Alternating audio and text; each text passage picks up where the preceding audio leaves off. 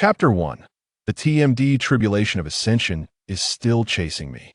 At the height of noon, voices echoed. TMD, the Tribulation of Ascension, is still pursuing me. On the Z-Way continent, within the illusory star cave, Chen Yi, with disheveled hair, rushed back into the dojo, immediately turning to rip open his azure robe, frantically extracting various materials to obstruct the entrance and shield his senses. Inside the cave, the intricate lightning avoidance formations faintly glimmered, and countless tiny arcs of electricity crackled in the air. Boom! Outside, dark clouds billowed ominously, and a colorful lightning dragon flickered in the sky, continuously spiraling and roaming, as if it had lost its target and was reluctant to descend. After a moment, hearing silence from outside, Chen Yi cautiously opened a small gap, not daring to use his spiritual sense, relying solely on his basic eyesight to observe. Once he confirmed that the tribulation lightning had dissipated, he finally let out a long sigh of relief. Phew! Why is this happening?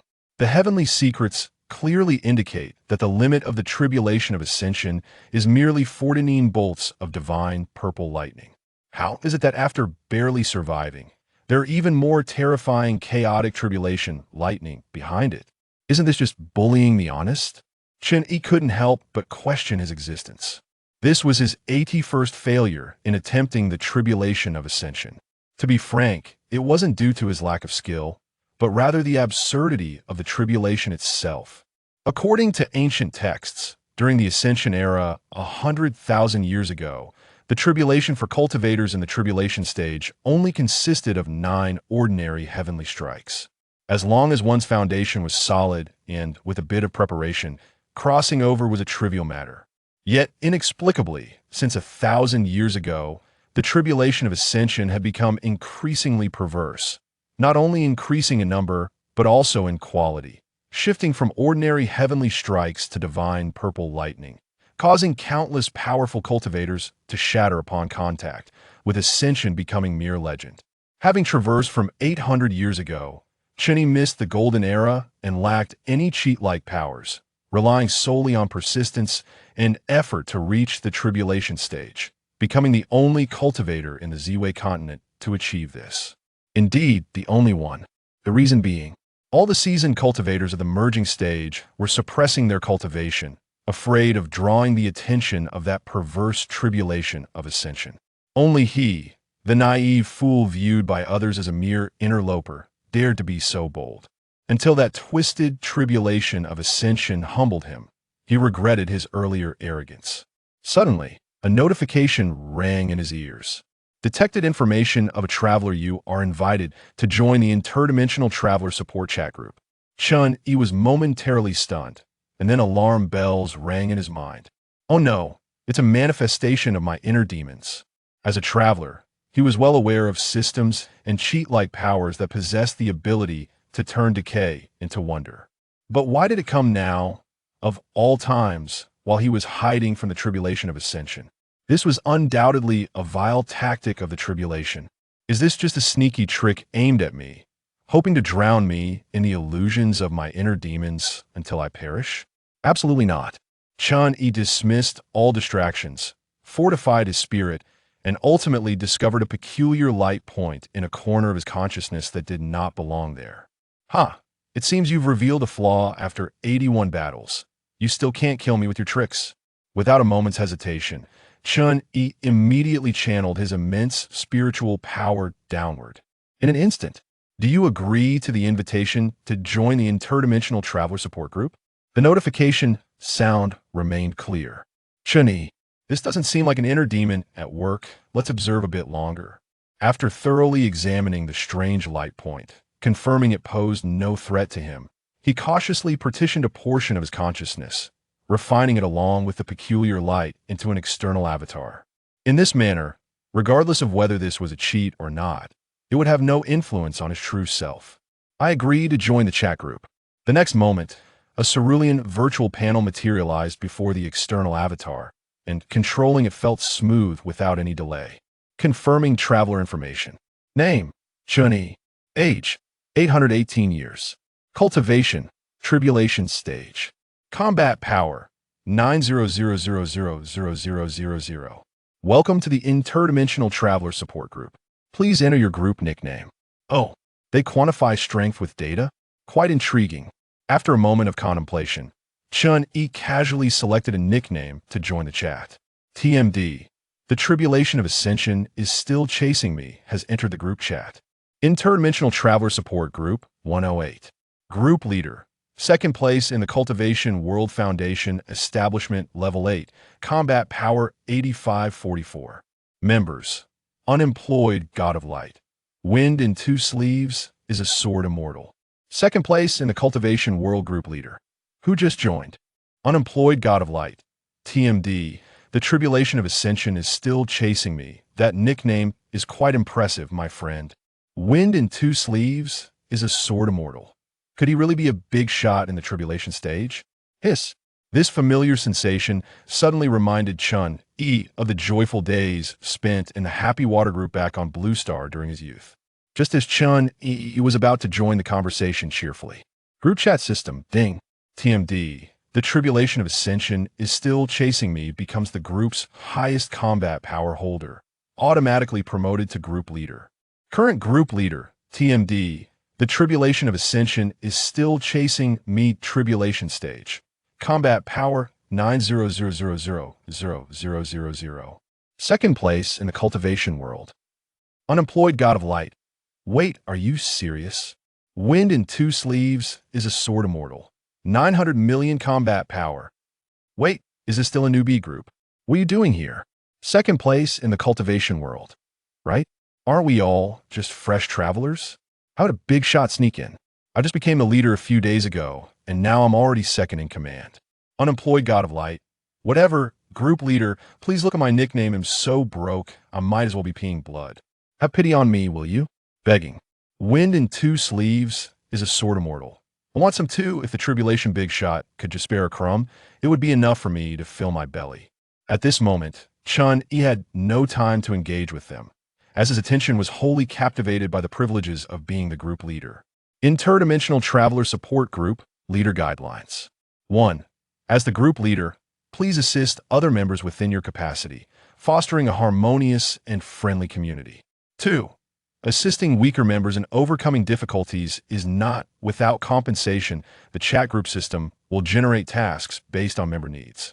Upon completing the tasks in corresponding worlds, members can receive rewards, which can be freely accepted or declined. 3. When the difficulty of a task exceeds the group's capacity, it will be posted in the public channel, allowing more capable chat group members to accept it. However, this will lower the group's level, preventing access to higher-level functions and rewards including, but not limited to, universal store, spatial teleportation, recycling, spiritual insight. 4. Completing tasks and increasing member combat power can accumulate experience to enhance group level. 5. The group leader possesses privileges, priority in task acceptance, an additional 50 share of member task rewards, muting, removing members, etc. This is somewhat reminiscent of a power cultivation and upgrade competition game. Let me see what this universal store is about. Chen Yi stroked his chin, his thoughts racing, and commanded his external avatar to open the store section. Celestial King's Dao Fruit. Exchange points 99999999. Click for details. Time Alteration Disc. Exchange points 888888. Click for details. Chaotic Profound Origin Technique. Exchange points 666666. Click for details. Pangus Essence Blood. Click for details. Hiss. These offerings were indeed quite tempting. Chen Yi's heart ignited with fervor. The reason he couldn't ascend to immortality was due to the lack of celestial essence to nurture his corporeal body into an immortal form. Now, if he could exchange for celestial essence from the universal store, he could ascend in the lower realm. What nonsense tribulation of ascension, it's nothing but a farce. Chapter 2. The chaos you have caused shall be settled by me. Interdimensional Traveler Support Group 108. The begging behavior continued unabated. Unemployed God of Light. Group leader, I'm so hungry I want. Surely you wouldn't want your dear member to starve, would you? Crying. Wind in two sleeves is a sword immortal. Please stop your whining. Second place in the cultivation world. Group leader. Don't stay silent. I don't want a red envelope. I just want to ask a question. I just refined a batch of foundation establishment pills, but they turn out a bit black. What's going on? I seek your guidance. Wind in two sleeves is a sword immortal. Does this question even need to be directed to the group leader? I can tell you that it's quite normal. The last batch I refined even produced green smoke. It just had a strange odor. And after 3 days of stomach issues, my cultivation actually improved. Unemployed god of light.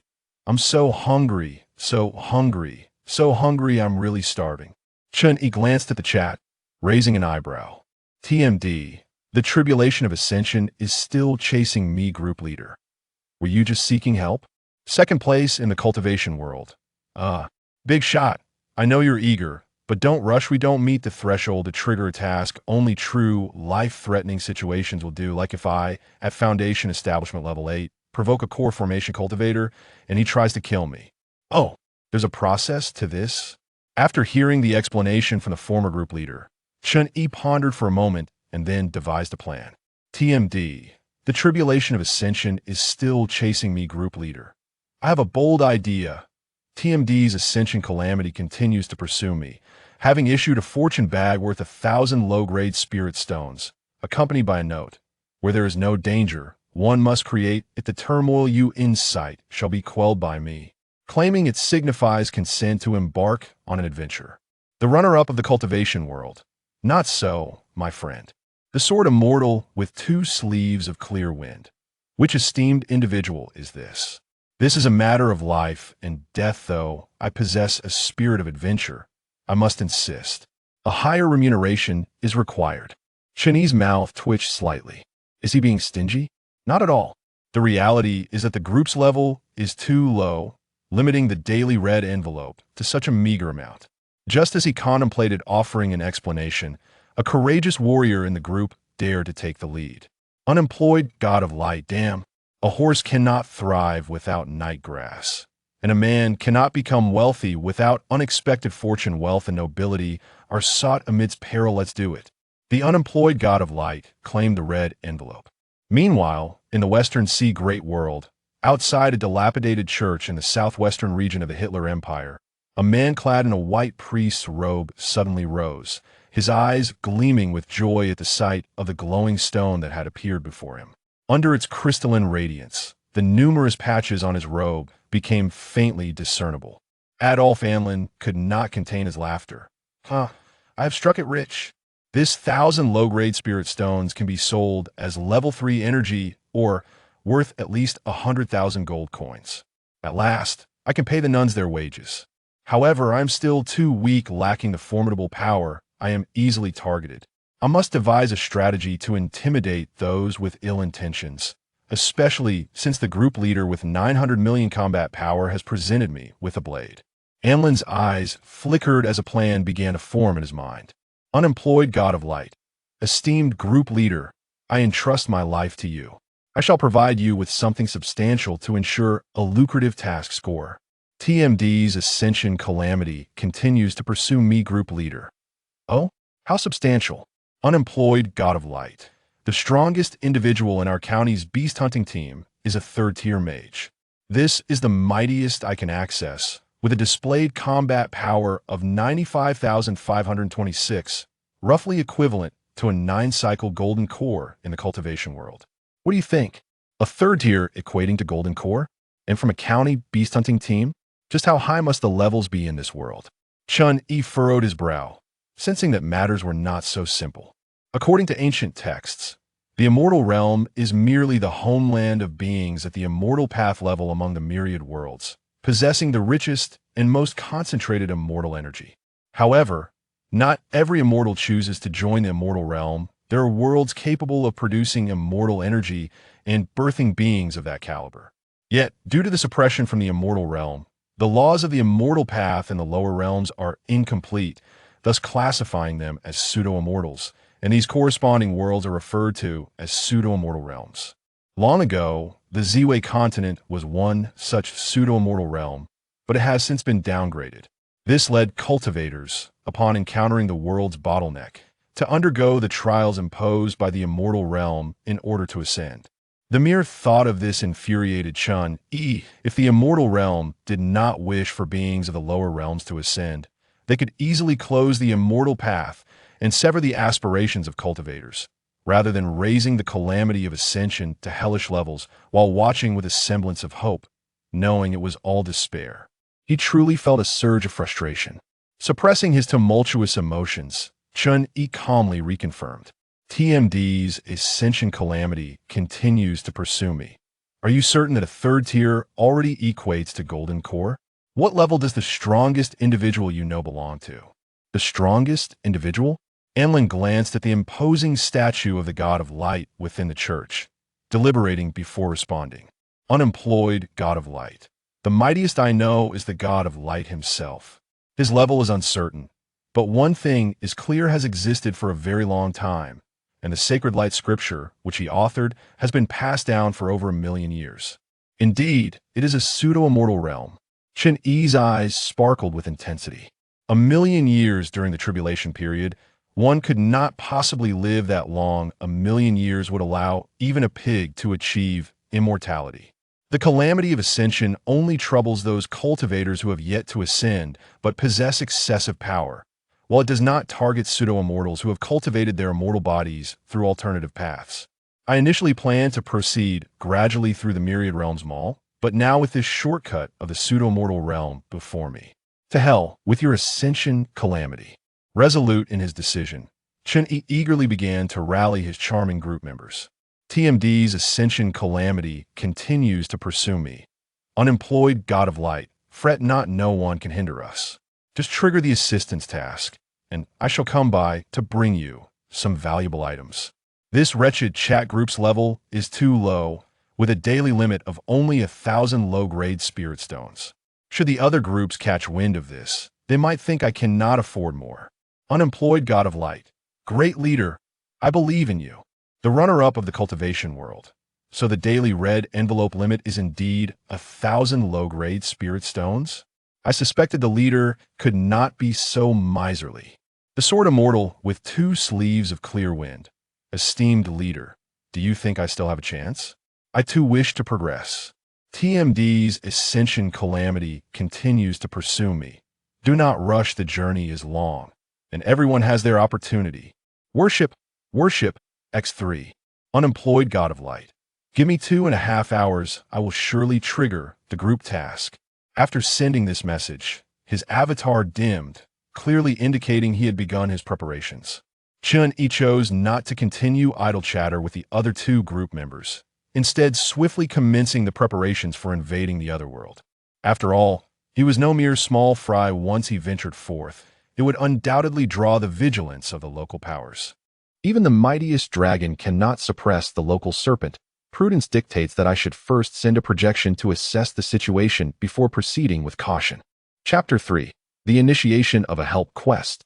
Invasion of an otherworld. In the vast expanse of the Western Sea world, in the city of Bolin within the Hittite Empire, Anlin donned a patched priest's robe, carrying a large sack over his shoulder. He strode into the Imperial Bank with an air of audacity, disregarding all around him as he made his way through the throng of people, heading directly for the currently unoccupied VIP service window. With a resounding thud, he slammed the sack onto the counter and declared in a booming voice, "Exchange 1,000 pounds of level 3 energy or for gold coins." Instantly, all eyes in the room were drawn to him.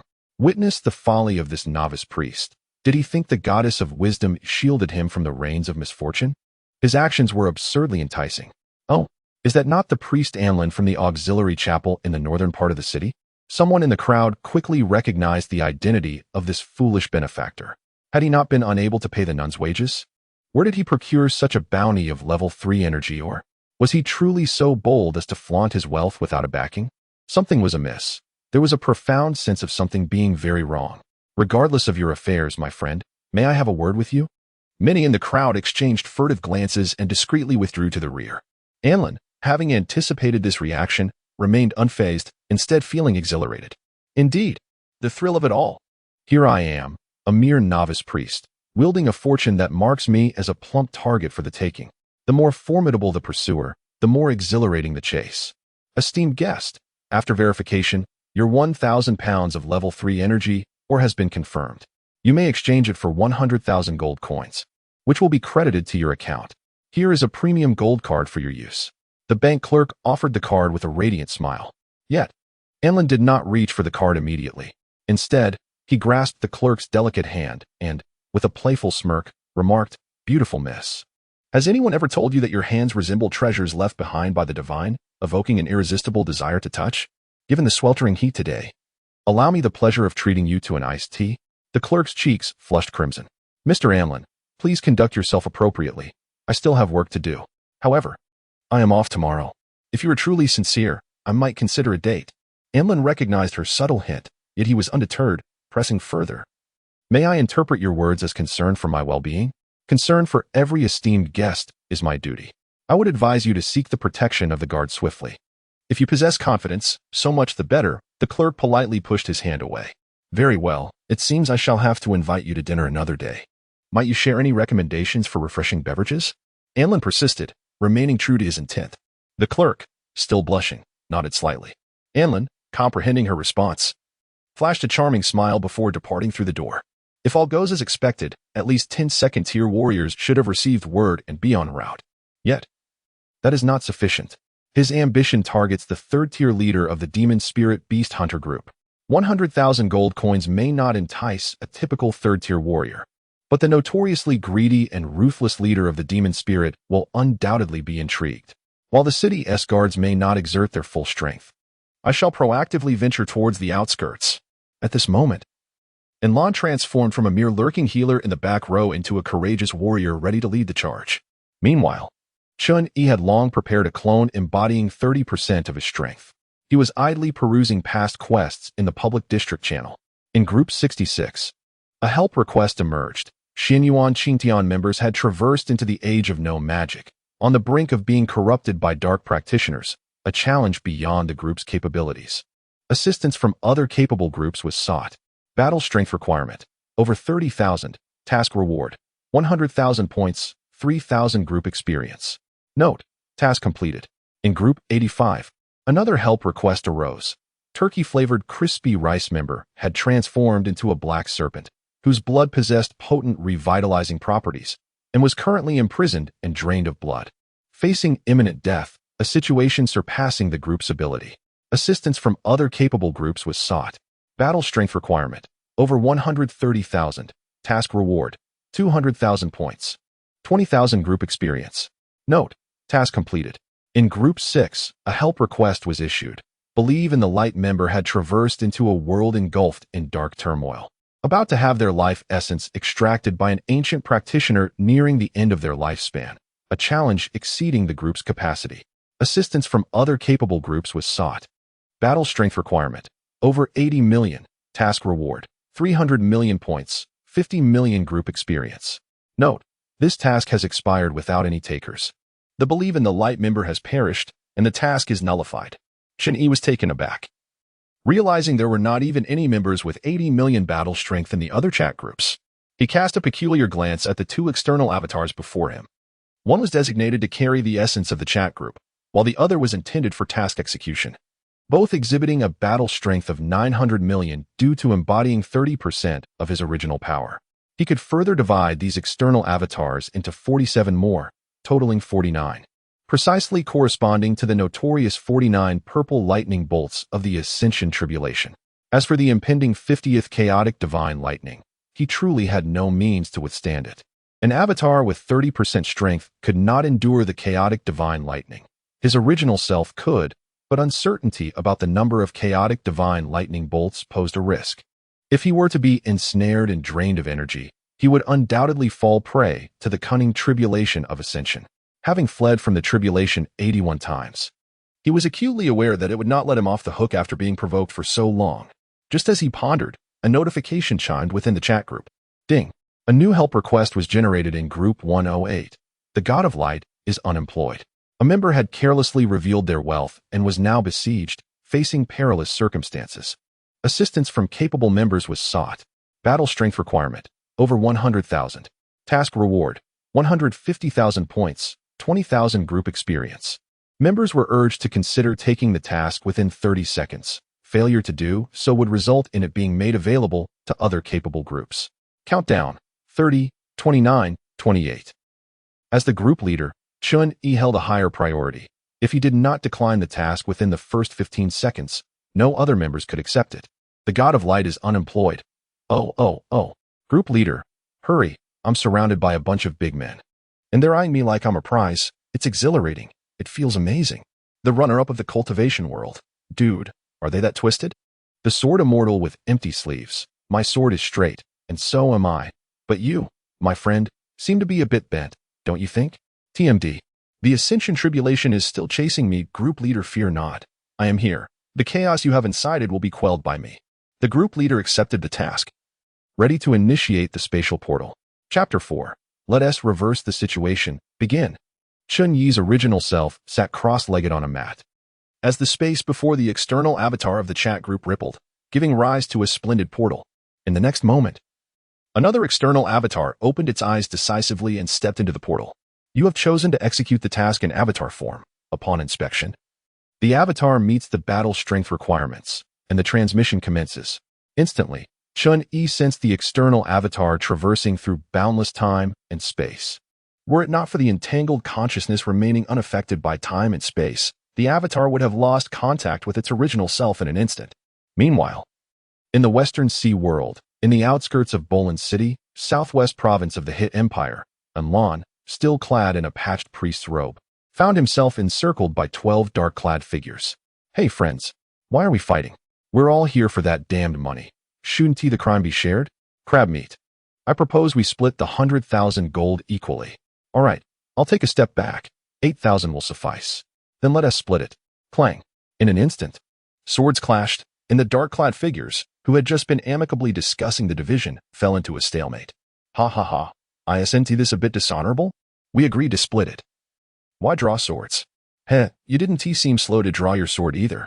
It seems everyone wants the 100,000. Let us see whose swordsmanship is superior. May the Lord bless me. And Lon stood in the center, entirely disregarded as a person. Had it not been necessary for him to physically appear to withdraw money from the Imperial Bank, he would have likely met a grim fate by now. However, Enlon remained unfazed, as this was all part of his plan. As long as he was not instantly killed, he was as steady as a rock. With the group leader on his way to rescue him, he felt a profound sense of security, even finding amusement in watching the dark-clad figures fighting desperately over him. Boom. Just as the 12 dark-clad figures were about to beat each other senseless, a terrifying pressure swept in from all directions. The dark-clad figures froze, looking up in disbelief. A swirling mass of black mist loomed like thunderclouds overhead, and from the heavens descended a towering figure wielding a staff and donned in a silver mask. Exuding an unapproachable aura, he gazed down at the crowd, his voice resonating like thunder. Despicable plunderers, this is not a chance for you to covet.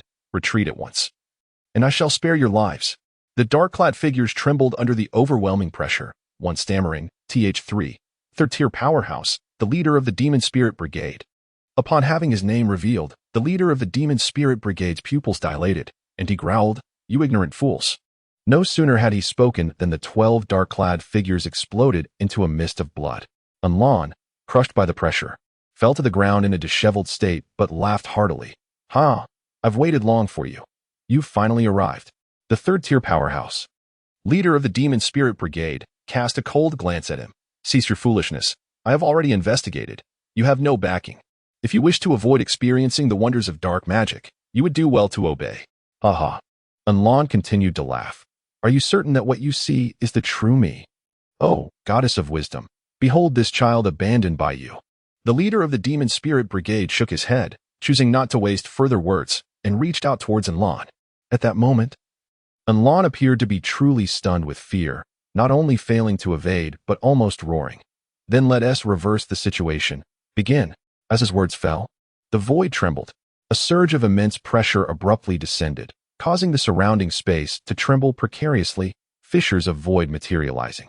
In the next moment, a man clad in a robe of deep azure, with sword-like brows and starry eyes, gracefully emerged.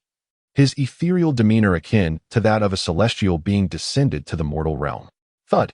The suspended leader of the demonic spirits plummeted to the ground, his eyes wide with disbelief. This power, is it the manifestation of a deity? How can this be?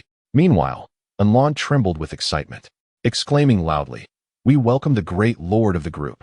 What nonsense is this? Chen Yi raised an eyebrow, then expanded his consciousness to gather the memories of several lingering souls nearby, quickly grasping the fundamental information and common language of this world. Oh, so the god of light is unemployed, and you are called Adolphe Enlon? Enlon paused momentarily, then realized with shock. Yes, great one. You are truly remarkable. Not only have you swiftly mastered the common tongue of this realm, but you also know my name. My admiration for you flows endlessly like the mighty Yangtze River, akin to the overflowing Yellow River. Enough. Chen Yi waved his hand, casting a glance at the distant leader of the demonic spirits, calmly inquiring, Enlon, you triggered the task. How should we handle that individual to complete it? He was eager to explore this world, wishing to resolve matters swiftly to avoid the chat group system continually suppressing his powers, preventing him from fully invading this place. Upon hearing this, the leader of the demonic spirits felt as if struck by lightning, realizing, You are here for me. Have you mistaken me for someone else? Your aura is that of a deity. Why would you target a mere third-tier mage like me? I am no filthy goblin. Did I somehow offend you? But how could I possibly offend you? The third-tier leader of the demonic spirits was utterly bewildered. You did not offend me? Enlon shot him a sidelong glance. If it weren't for the assistance of the great lord of the group, I would have likely perished at your hands long ago. I merely contemplated it. I did not act. Let us consider it a mistake on my part, shall we? After all, you have not suffered any harm. I can offer you 8,000 gold coins as compensation, and we shall consider this matter settled. The leader of the demonic spirits wore a look of entitlement. Huh, why did you not reason with those 12 dark-clad men you just killed? Now you seek to reason with me. Enlon spat. It seems I have truly been a priest for far too long. I have grown overly merciful. Cough, cough. Yes, the sentiment has returned. I can hardly be bothered to reason with you. You are unworthy of it. With that, he directly bowed to Chen Yi, speaking each word with gravity. Great lord of the group, please eliminate this minion. Impossible. The leader of the demonic spirits continued to argue. I already acknowledge my mistakes. What more do you want? Even if this escalates to the imperial court, I am merely guilty of attempted crimes. The punishment cannot be death. You cannot simply. Before he could finish, Chen Yi, having confirmed the task conditions, waved his hand casually. An invisible wave of energy swept through, and the leader of the demonic beasts, who had roamed the city for over 100 years, fell silent.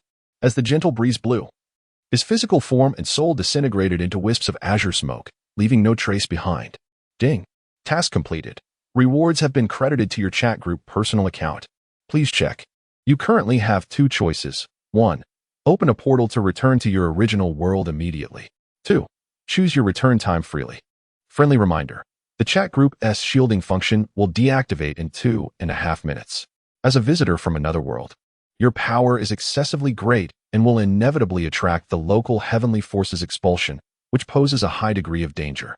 It is advisable to choose immediate return. Chapter 5. Oh no, have I become a capitalist? Returning is impossible. Chen Yi was not afraid of danger. After all, it was merely an external incarnation. He possessed 48 such incarnations. Losing one was inconsequential. Worst case scenario, he could spend 2.5 years nurturing another.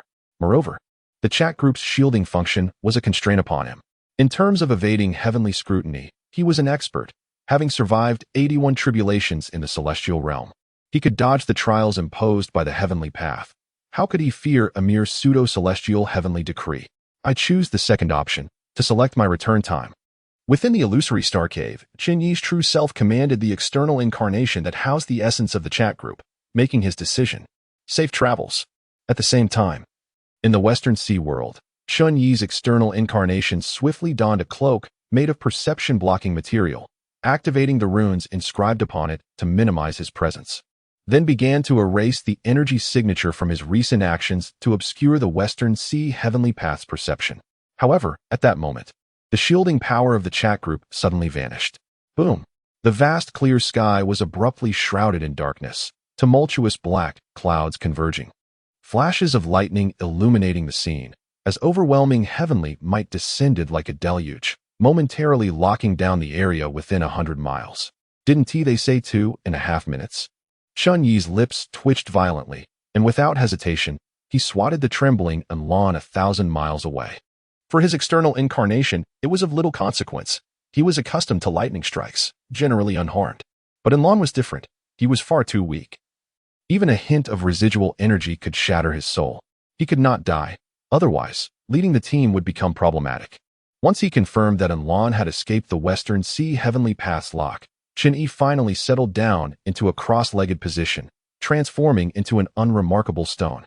As always, it was merely a lightning strike. He had grown accustomed to it. After all, it was not the abnormal violet divine lightning of the celestial tribulations. Could the ordinary heavenly lightning from the Western Sea Heavenly Path breach his defenses? Let it strike, when it can no longer harm me. I shall show you how to train. Rumble. Deafening thunder echoed across the heavens, as streaks of azure, heavenly lightning cascaded down. Some struck the site of the fallen leader of the demonic spirits. Others struck nearby towering trees, electrocuting numerous fish in the water, and even killing hapless deer wandering through the forest. Yet none struck the ordinary stone that Chen Yi had become. Western Sea Heavenly Path. I can clearly sense it. Why can't I capture it? I initially planned to endure it, yet you cannot even find me? Chen Yi chuckled with amusement. If this were the celestial tribulation, I would effortlessly locate him in under 2.5 seconds. Yet, the Western Sea's heavenly path has been slashing away for an eternity, failing to even graze a single hair of his. It is simply pathetic. Thunder rumbled ominously as the clouds thickened, and the furious Western Sea's heavenly path resolved to cleanse the earth with lightning. That day, the dense bolts of thunder fell like a torrential rain. Chen Yi's external incarnation remained impervious to the divine wrath, standing steadfast, while the true self indulged in group chats. Ding. The group leader claimed the task reward, 108 group experience 20,000. The group ascended to level 3, just 527 experience points shy of level 4. The group welfare check-in system was activated, allowing members to earn 100 points daily. The maximum limit for daily group red envelopes surged to items valued at 3,000 points. 1 point can be exchanged for 10 inferior spiritual stones. The successive system notifications ignited excitement among the members. Runner-up of the immortal realm.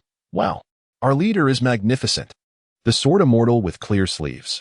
Earning 100 points daily is akin to receiving 1,000 spiritual stones as a safety net. That's 30,000 in a month. Incredible. TMD, the celestial tribulation is still pursuing me. How pathetic. Are you all satisfied with just the basic welfare? If the neighboring group sees this, they'll think I can't afford to give out red envelopes. The group leader sent out a red envelope containing 30,000 inferior spiritual stones. TMD, the celestial tribulation is still pursuing me. Come, everyone gets 10,000. Cultivate diligently. Enhancing your combat power will also earn group experience. Runner-up of the immortal realm seized 544 inferior spiritual stones. The sword immortal with clear sleeves claimed 138 inferior spiritual stones. The unemployed god of light obtained 318 inferior spiritual stones. Runner-up of the immortal realm. Thank you, leader, worshipping. The sword immortal with clear sleeves. If only I had met a leader like you in my past life. No empty promises, just direct investment. It's impossible not to strive. I must become a true sword immortal. The unemployed god of light. Thank heavens our leader is safe. Even after being sent so far away, I can still hear that thunderous roar. It's terrifying. Runner-up of the immortal realm. Is our leader undergoing tribulation? Everyone, please refrain from messaging. We must not disturb our leader. The sword immortal with clear sleeves. You must succeed. I cannot be without you, just as a sword immortal cannot be without a sword. Witnessing the members' concern warmed Chen Yi's heart. Though they may currently lack skill, they would not remain inept forever. Once their combat power improved, they could undertake tasks independently. And he, as their leader, would await the additional 50 points of achievement. The items within the chat group's myriad world marketplace were indeed appealing.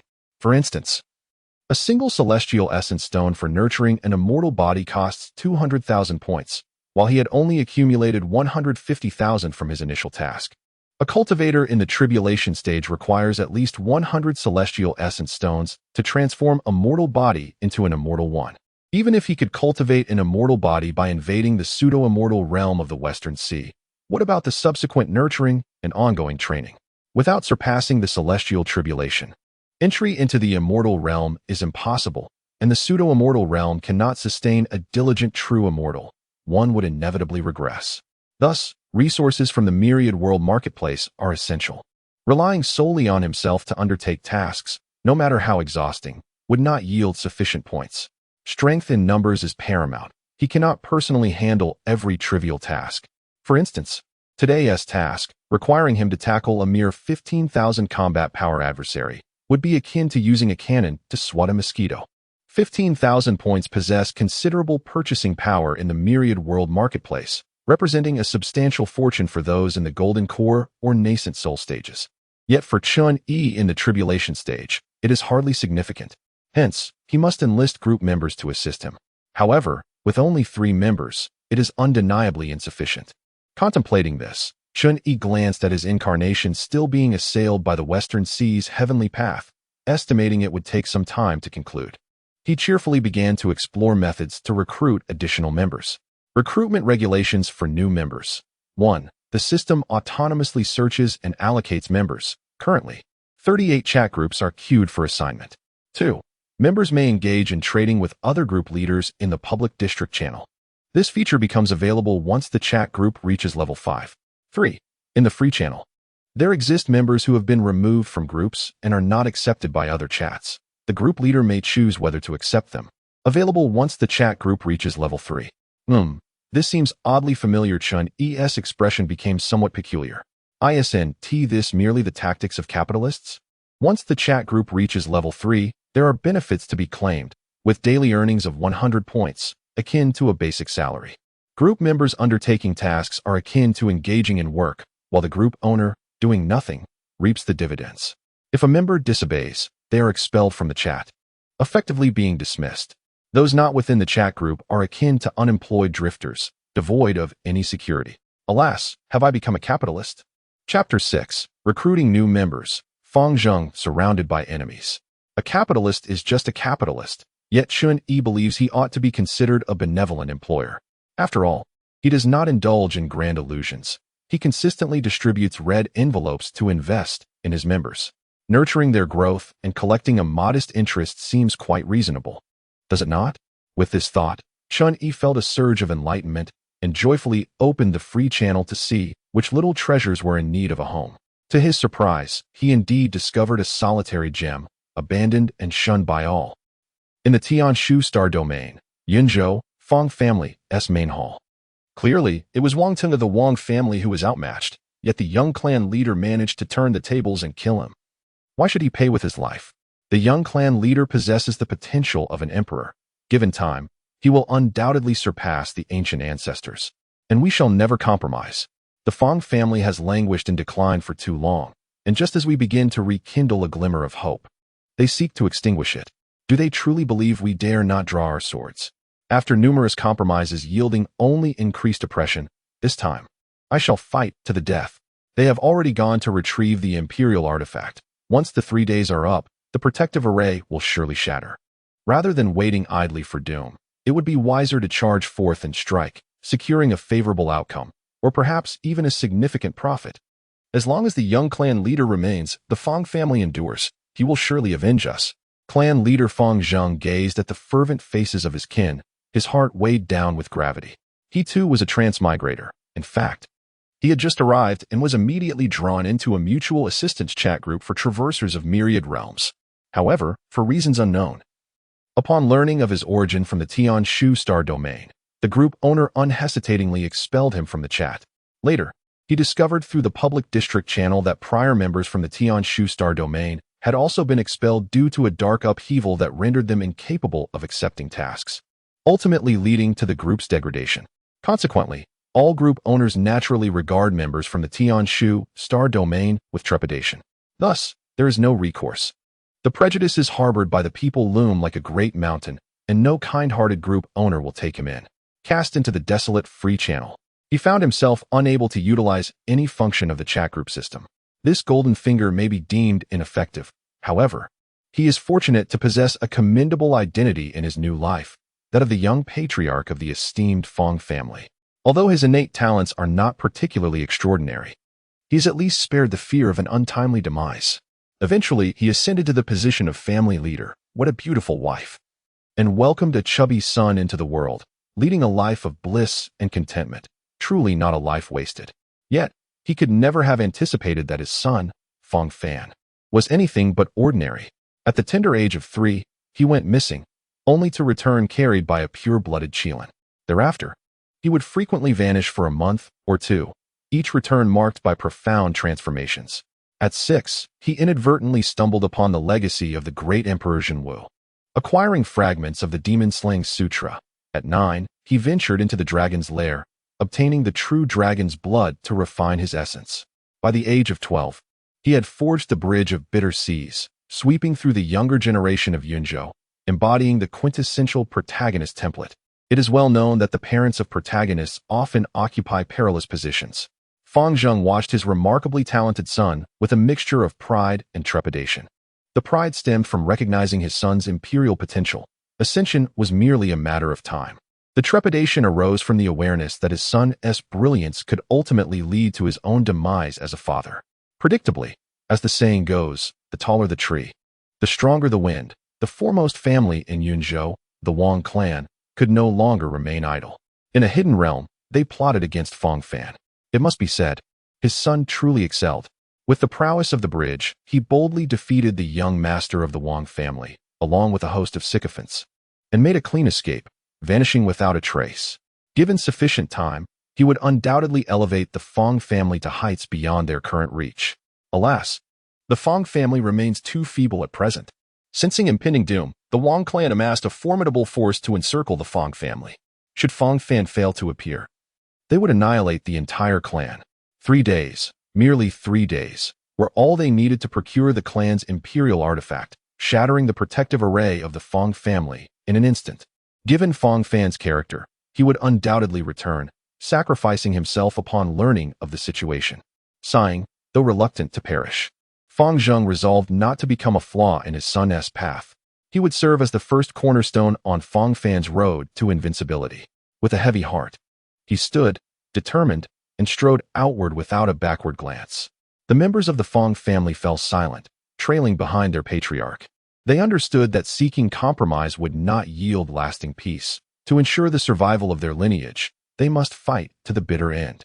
However, at that moment, the patriarch, leading the way, suddenly felt a surge of vitality. A cerulean virtual panel, visible only to him, reappeared after 2 decades. The TMD Ascension Tribulation is still pursuing me, it proclaimed, inviting him to join a group chat. Would he accept? Without the slightest hesitation, Fang Zheng agreed to the invitation. Now trapped in a dire situation, he was unwilling to relinquish any glimmer of hope. The patriarch? What is that? A bewildered elder queried from behind. Fang Zheng remained silent, his gaze transfixed on the virtual panel, mesmerized by the group leader's battle power of 9 billion. What an exaggeration. With a mere 30,000 combat power in the initial stage of the spirit-nourishing realm, and the strongest ancestor of the Fang family barely surpassing 1 million. While the imposing ancestor of the Wang family from the immortal platform realm boasts over 2 million combat power. Together, they do not even account for 1% of the group leader's strength. Moreover, the disparity in their realms is as vast as the chasm of heaven and earth. Even 10 individuals with 30,000 combat power in the initial stage of spirit nourishing would not stand a chance against the Wang family's ancestor with 200 million combat power. How terrifying must the group leader be, possessing an astounding 900 million combat power? Could it be that he is on par with the ancient emperors? Fang Zheng was instantly filled with excitement. If he could enlist the group leader's aid, the encirclement of the Fang family could be resolved in an instant. In the Multiverse Transcender Mutual Aid Group 108, the group leader invited I truly do not wish to sacrifice to the heavens to join the chat. The second place of the cultivation world. Group leader, are you not undergoing tribulation? How can you still be distracted with recruiting newcomers? Are you that confident? TMD. The Ascension Tribulation still pursuing me. Nothing special, just a matter of familiarity. The unemployed god of light. Group leader, you are impressive. However, this fellow does not seem to be a newcomer. His profile shows he has been registered for 374 days, with a mark indicating removal from Group 36. 2 sleeves of clear wind, the sword immortal. What is your situation, buddy? Fang Zheng's heart sank. He could not help but recall certain dark histories. After hesitating for a moment, he prepared to tell a lie. However, upon reflection, the group leader possessed 900 million combat power, far surpassing his previous arrogant group leader. If he dared to invite him, it must mean he was not afraid of the so-called dark turmoil. In fact, the invitation itself likely aimed to trigger that dark turmoil mission once again. With this thought, he resolved to speak the truth. I truly do not wish to sacrifice to the heavens. I was expelled from Group 36 because I hail from the Tian Shu star domain, spending an entire 20 years in the bleak Freedom Channel. 2 sleeves of clear wind, the sword immortal, Tian Shu star domain. That sounds somewhat familiar. I feel like I've encountered it before. The second place of the cultivation world. Is that the world where the dark turmoil occurred? The unemployed god of light. Oh, I recall now. The 6th group, which was demoted to the point of losing its number. I truly do not wish to sacrifice to the heavens exactly. That singular failed mission world within the public district channel. If your group also fears demotion, then I shall take my leave. Upon hearing this, Chen Yi raised an eyebrow. You still pretend to be high and mighty? You lack proper guidance, don't you? TMD, the ascension tribulation still pursuing me. If that is the case, then you may leave. Fang Zheng was instantly struck dumb. Why does the group leader not follow the usual protocols? With such immense power, shouldn't they confidently present themselves, alleviating my concerns? I merely offered a few courteous remarks, yet they immediately sought to expel me. Please, don't do that. OS. The new group member was originally named Fang Yuan, but this name carries ominous connotations and has been amended. Please understand if there are inconsistencies in the name. The author will rectify them. Chapter 7. What is your name? Invasion of the pseudo-immortal realm. I truly do not wish to sacrifice myself, great leader. Please do not expel me from the group. I have languished in obscurity for 20 long years, and finally sensing warmth, I dread the thought of returning to that desolation. Runner-up of the cultivation realm. Haha, what are you pretending to be fine for? Unemployed god of light. This is what we call being true to oneself. Sword immortal of the 2 sleeves. Humph. You, who do not cultivate, see the group leader as a frog at the bottom of a well gazing at the moon. If you were to cultivate, you would see the group leader as an ant gazing at the vast sky. I truly do not wish to sacrifice myself. I was wrong. I acknowledge my mistake. I am truly sorry. TMD, the ascension tribulation is still pursuing me. Apologies are meaningless. What need is there for rules then? Do you contest the punishment of inciting a dark upheaval? I truly do not wish to sacrifice myself. Huh? Me? Fang Zheng was momentarily stunned. Although he had anticipated that this group leader would certainly revive the task of the dark upheaval, isn't this a bit too much faith in me? I am merely a humble cultivator at the nurturing spirit stage. How could I dare provoke those supreme beings who self-destruct their emperor's Tao fruits in the forbidden zone? I fear I would be treated as a wild monster before even reaching the entrance of the forbidden zone. TMD. The ascension tribulation is still pursuing me. Is it really that difficult? Seeing the group leader inquiring again, he hastily replied, fearing the next words would be to drop the matter entirely. I truly do not wish to sacrifice myself. I am certainly willing to follow your directives. However, I am currently besieged by foes, my life hanging by a thread, and I am utterly powerless, great leader. Is action imminent? Chen Yi raised an eyebrow. He initially intended to wait until exploring the Western Sea realm before making plans, but an early arrival is acceptable. After all, he has numerous external avatars available and can handle matters effortlessly. TMD, the ascension tribulation is still pursuing me. What is the situation on your side? How much power do your opponents possess? Runner-up of the cultivation realm. Great leader, are you serious? Aren't you undergoing tribulation? Unemployed god of light. Even amidst the rolling thunder, you still care for your group members? Great leader, you are something else. Sword immortal of the 2 sleeves. The group leader is amazing. I truly do not wish to sacrifice myself. Great leader, are you undergoing tribulation? Please, take your time. I can hold out for another 3 days. As long as my son doesn't appear, I will be fine. I truly do not wish to sacrifice myself. By the way, let me add that my son is the protagonist of fate, possessing the potential of an emperor. At 3 years old, he bonded with a pure-blood Qilin, and at 6. For further details, please expand. TMD, the ascension tribulation is still pursuing me? Runner-up of the cultivation realm. Oh, I wondered why you chose such a nickname. Turns out it's a high-risk profession. Sword immortal of the 2 sleeves, this tale sounds oddly familiar. May I inquire if your surname is Wang? Unemployed god of light. My son Wang Teng possesses the potential of an emperor. Ha ha ha. I apologize. I can barely contain myself. I truly do not wish to sacrifice myself. There are indeed those named Wang Teng, but he is not my son. My name is Fang Zheng, and my son's name is Fang Fan. It is precisely because he slayed Wang Ting that the Wang family has encircled us. Sword immortal of the 2 sleeves. Wait. What is your name? Unemployed god of light. Do you perhaps have an elder brother? Runner-up of the cultivation realm. On high alert, I truly do not wish to sacrifice myself. I am the eldest and the head of the Fong family. I have no brothers, thank you. Fong Zhang felt a sense of helplessness, as if an unwarranted fate was being imposed upon him. It was the same when he first entered the 36th group, and it remains so now. Is it truly the case that so many have witnessed this? TMD. The ascension tribulation is still pursuing me. Since reality does not suffice, let us fabricate one. You can have it. With this message, Chen Yi could not help but smile slightly. It must be said, the fellow traversers understand this kind of humor. Others could hardly grasp such subtleties. After traversing for 8 centuries, there was no one in the world who could resonate with him, and the disparity in worldview and understanding left him feeling profoundly isolated. Only the few quirky individuals in this chat group allowed him to once again feel a sense of camaraderie. I truly do not wish to sacrifice myself. Great leader. Are you serious? Fong Zheng was drenched in sweat. Others may play with humor, but how can you still joke while undergoing tribulation? Where is the majesty of a powerhouse with 900 million combat strength? TMD, the ascension tribulation is still pursuing me, of course. Then there is nothing to be done.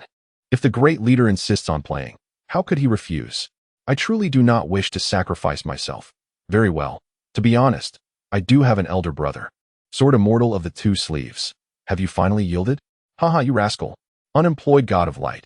Haha, I never expected the great leader to be a kindred spirit. I absolutely adore this. Runner-up of the cultivation realm. AUV, may fortune smile upon you. Lord Fongzhang. I truly do not wish to sacrifice myself. Certainly, while we jest. Fong shall never engage in treachery.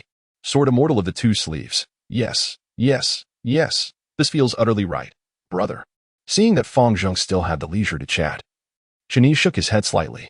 It appears he is not in a hurry, and he redirected his attention to the Western Sea realm. At this moment, after 2.5 hours of thunderous cleansing, a radius of 100 miles had turned to ruins. The heavenly Tao of the Western Sea had entirely lost the aura of Chen Yi's external avatars, even though the annoying presence of those outer heavenly demons lingered faintly. They had no choice but to retreat in disarray. There was no way, truly, that could not be found. If I cannot contend with the ascension tribulation, how could I be thwarted by a mere pseudo-immortal realm heavenly Tao? Chen Yi chuckled softly, brushing off the ash that had clung to his external avatar, his figure flickering before vanishing from sight. At the same time, in the divine domain of the Western Sea realm, within a magnificent palace of white jade, the lord of the divine domain, the god of light, reclined on a soft bed, with his left arm embracing a pure and enchanting 6-winged angel, and his right arm wrapped around a stunningly beautiful demoness, enjoying himself immensely. Suddenly, he shivered. The alluring demoness trembled, licking her slightly swollen red lips, and asked in confusion, Lord, are you not feeling well today? The god of light furrowed his brow, a flicker of darkness flashing in his eyes, and gravely stated, just now, an ominous ripple brushed past, but it vanished in an instant. A stranger has intruded. A stranger? The pure 6-winged angel flapped her wings and stood up, saying in a deep voice, I will investigate this immediately. Not necessary. It is likely just some mortal cultivator breaking through their shackles. The god of light grasped the angel, laughing dismissively. Their concealment skills are commendable, but they cannot stir up a tempest in my divine domain. Let them revel for a while. Once they are done, I shall take the time to capture and refine them. Now, dear angel, it is your turn for the baptism. At your command. The 6-winged angel's face turned solemn as she bent down, as if performing an extremely sacred act. Chapter 8. Do you, a mere pseudo-immortal realm heavenly Tao, think to obstruct me? Let the ascension tribulation come. Not bad. The so-called divine domain possesses a rich aura of heaven and earth, and the firmness of the laws is significantly higher than that of the Ziwei continent. Truly, it is worthy of being a pseudo-immortal realm. Chen Yi couldn't help but marvel as his ethereal form drifted like a specter above the divine realm. Eventually, he came to a halt before a magnificent palace crafted from white jade. His expression solemn as he pondered the implications of the essence of the celestial path being suppressed within. It seemed inevitable that a confrontation would ensue, if circumstances permitted. He would prefer to avoid conflict with the local sovereign. After all, this was their territory, and provoking them could lead to a cataclysmic upheaval of the heavenly order, leaving him with nothing to gain. However, one cannot expect to seize a meal from another's bowl without ensuring compliance. The opposing party would naturally defend their interests fiercely. Thus, it was crucial to strike a delicate balance, obscuring the perception of the heavenly order while persuading the master of the celestial palace. He hoped that the sovereign would possess enough reason to avert a situation where all parties would ultimately suffer. Resolved, Chen Yi stealthily entered the resplendent palace. Yet, as fate would have it, plans often falter in the face of change. Just as he reached the core area, he was greeted by a series of enchanting sounds. Oh, is someone in the throes of delight? Chen Yi's countenance grew peculiar as he observed the swaying bed at the center of the chamber, confirming that the palace's master was reaching a euphoric peak. With external perceptions minimized, he discreetly glided closer, causing not a ripple in the atmosphere. While the occupant reveled in pleasure, he sought to extract a few items without unnecessary disturbance. The journey was tranquil, and he soon located the essence of the celestial path, a square pool measuring 10 feet on each side, filled with ethereal liquid that shimmered with the essence of the divine. A rare treasure indeed. Chen Yi's gaze ignited with fervor. Meanwhile, the god of light was fervently bestowing a sacred baptism upon a pure six-winged angel. While a captivating succubus exerted herself to create an exhilarating sensation, the atmosphere within the gilded curtains was palpably heated. Suddenly, a chill coursed through him. His body tensing as beads of sweat formed on his brow. "My lord, has it come to an end?" "I sense your divine power," the six-winged angel murmured, her eyes shimmering with allure. The god of light remained silent, rising gravely to don his attire and hastily exiting the chamber. Just moments prior, he had been in high spirits, but he suddenly sensed that the soul imprint within the sacred pool had been disturbed. Simultaneously, a portent from the heavenly order indicated the presence of an extraterrestrial demon intruding upon the divine realm, urging him to seek it out. The gravity of the situation was evident. Such an incursion could not be trivial. The strange fluctuation he had sensed earlier must have been caused by this very demon, and his previous negligence in investigating it promptly had afforded the intruder an opportunity. Contemplating this, he arrived at the sacred pool. Here lies the fundamental essence of his ascension to divinity, a sanctum that must not be tainted by any hand. Yet at this moment, a young man clad in a deep blue robe floats above the sacred pool, his wide sleeves unfurling as he continuously absorbs the divine source of power. Ah, how infuriating! You vile celestial demon from beyond, cease your actions at once. The god of light, his eyes filled with fury, gazes upon the sacred pool that is on the verge of being drained, and in a fit of rage, he draws forth a long spear shrouded in dark energy, charging forth with unbridled wrath. Come forth. As Chen Yi scraped the last drop of celestial liquid, he became unrestrained and retaliated with a powerful punch. The collision of two immense forces unleashed a shockwave that obliterated everything within a 100-mile radius. The terrifying aura reverberated throughout the divine realm, causing countless female angels and succubi to ascend in fear, trembling as they gazed towards the sacred pool. Who is battling with our Lord? It is astounding that our Lord has revealed his true demonic form. A thought of the demonic is invincible across the world. Whoever dares to confront him shall surely perish at his hands. At the sacred pool, Chen Yi's external manifestation, an arm, had already shattered. Engaging a pseudo-immortal with a combat power of 12 billion, while wielding 9 billion, was indeed a daunting task. This indicated that the chat group system's assessment of combat power was remarkably accurate. His external manifestation was incapable of defeating an opponent with superior strength. Yet, he felt no fear. Instead, he produced 2 purple orbs, gripping them tightly in his palm. Indeed, it is often said that a strong dragon cannot suppress the local snake, and a fierce dragon does not cross the river. Chen Yi even took an interest in observing the god of light, remarking, "Your half-black, half-white appearance reminds me of an old acquaintance. May I inquire if you are named the Xin?" Unaware of the game Chen Yi was playing, the god of light noticed the shift in his aura as he revealed the 2 purple orbs. With a fierce demeanor, he brandished his unparalleled magic spear and commanded, "Enough of this nonsense, otherworldly demon. Return my belongings, or face death." How utterly tedious. Chen Yi shrugged, adopting a serious tone. "What do you mean by yours? Why don't you call out and see if it responds?" Buzz. The void trembled once more. The god of light, a figure of few words yet fierce in demeanor, swiftly brandished his spear. A sound akin to a droplet merging into the ocean resonated as Chen Yi's external incarnations raised 2 purple orbs, unleashing an eerie ripple that rendered the surrounding space momentarily frozen, as if a pause button had been pressed. The god of light, in his divine and demonic state, remained suspended mid-air, his demonic spear exuding black flames, yet unable to advance further. "Merge," Chen Yi intoned softly, and the 2 purple orbs erupted in resplendent brilliance. manifesting 2 additional external incarnations. In the next instant, the 3 incarnations of the singular star, Chen Yi, fused and ascended, while the 2-star incarnation emerged into existence. The strength of the 1-star incarnation amounted to merely 30% of the original, yet the 2-star incarnation surged to 40%. As the battle power data displayed by the chat group system skyrocketed to 30 billion, at Chen Yi's level of cultivation. With the pressures of transcending to immortality above and the insurmountable challenges of the world below, it was only natural to possess the ability to disperse one's power. This has resulted in a multiplicative increase in his strength, making the disparity between 30% and 40% of his power significantly pronounced. However, for the God of Light, this revelation is akin to a sudden blow to the head. What is happening? Why has this foreign demon suddenly become so formidable? My anger has dissipated like air escaping from a punctured balloon. Had you mentioned this ability earlier, I would not have dared to show my teeth. If you desire the power of the divine source, all you need do is ask, why must you create such a tense atmosphere? Thunderous roars. Just as the God of Light was engulfed in regret, a tremendous sound erupted from the heavens, and dark clouds surged forth. The Western Sea's celestial path re-emerged.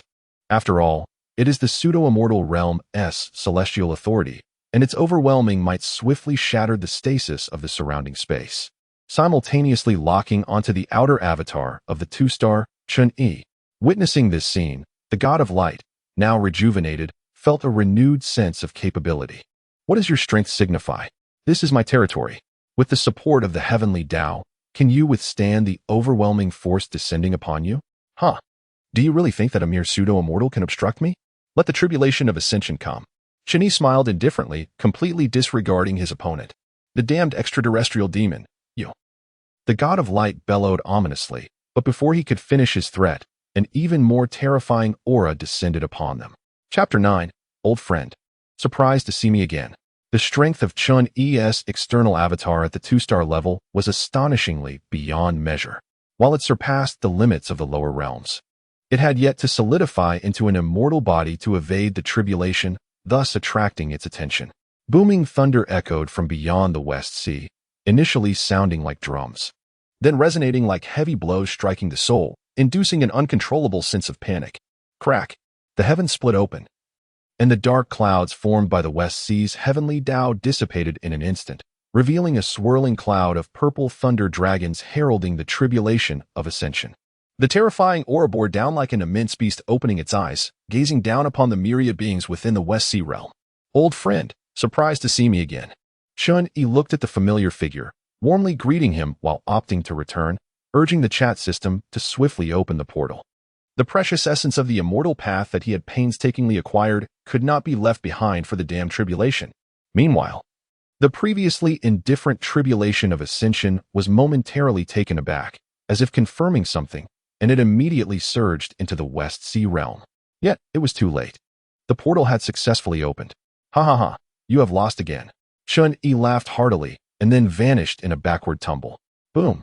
Sensing Chen Yi's presence fading away, the tribulation of ascension grew frantic, skipping the first 49 bolts of divine purple thunder and directly unleashing a chaotic divine thunder towards the portal.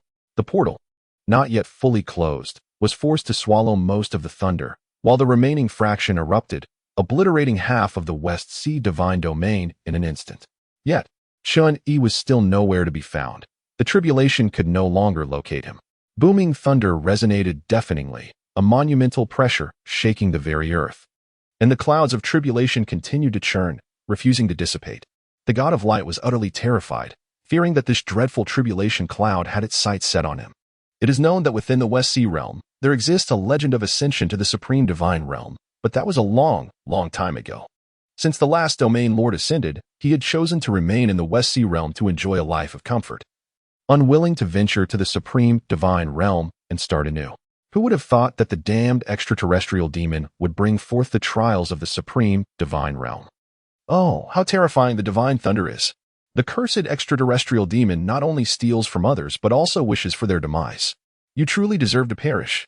On the other side, within the transmission channel, the tribulation of ascension still pursued me. The 2-star external avatar of Chen Yi was being relentlessly chased by the chaotic divine thunder. He had not anticipated that the tribulation would disregard the rules.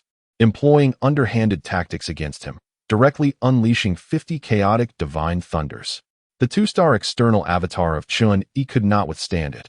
If struck, he would be instantaneously obliterated, and the hard-earned essence of the immortal path would be lost to the void's turbulence.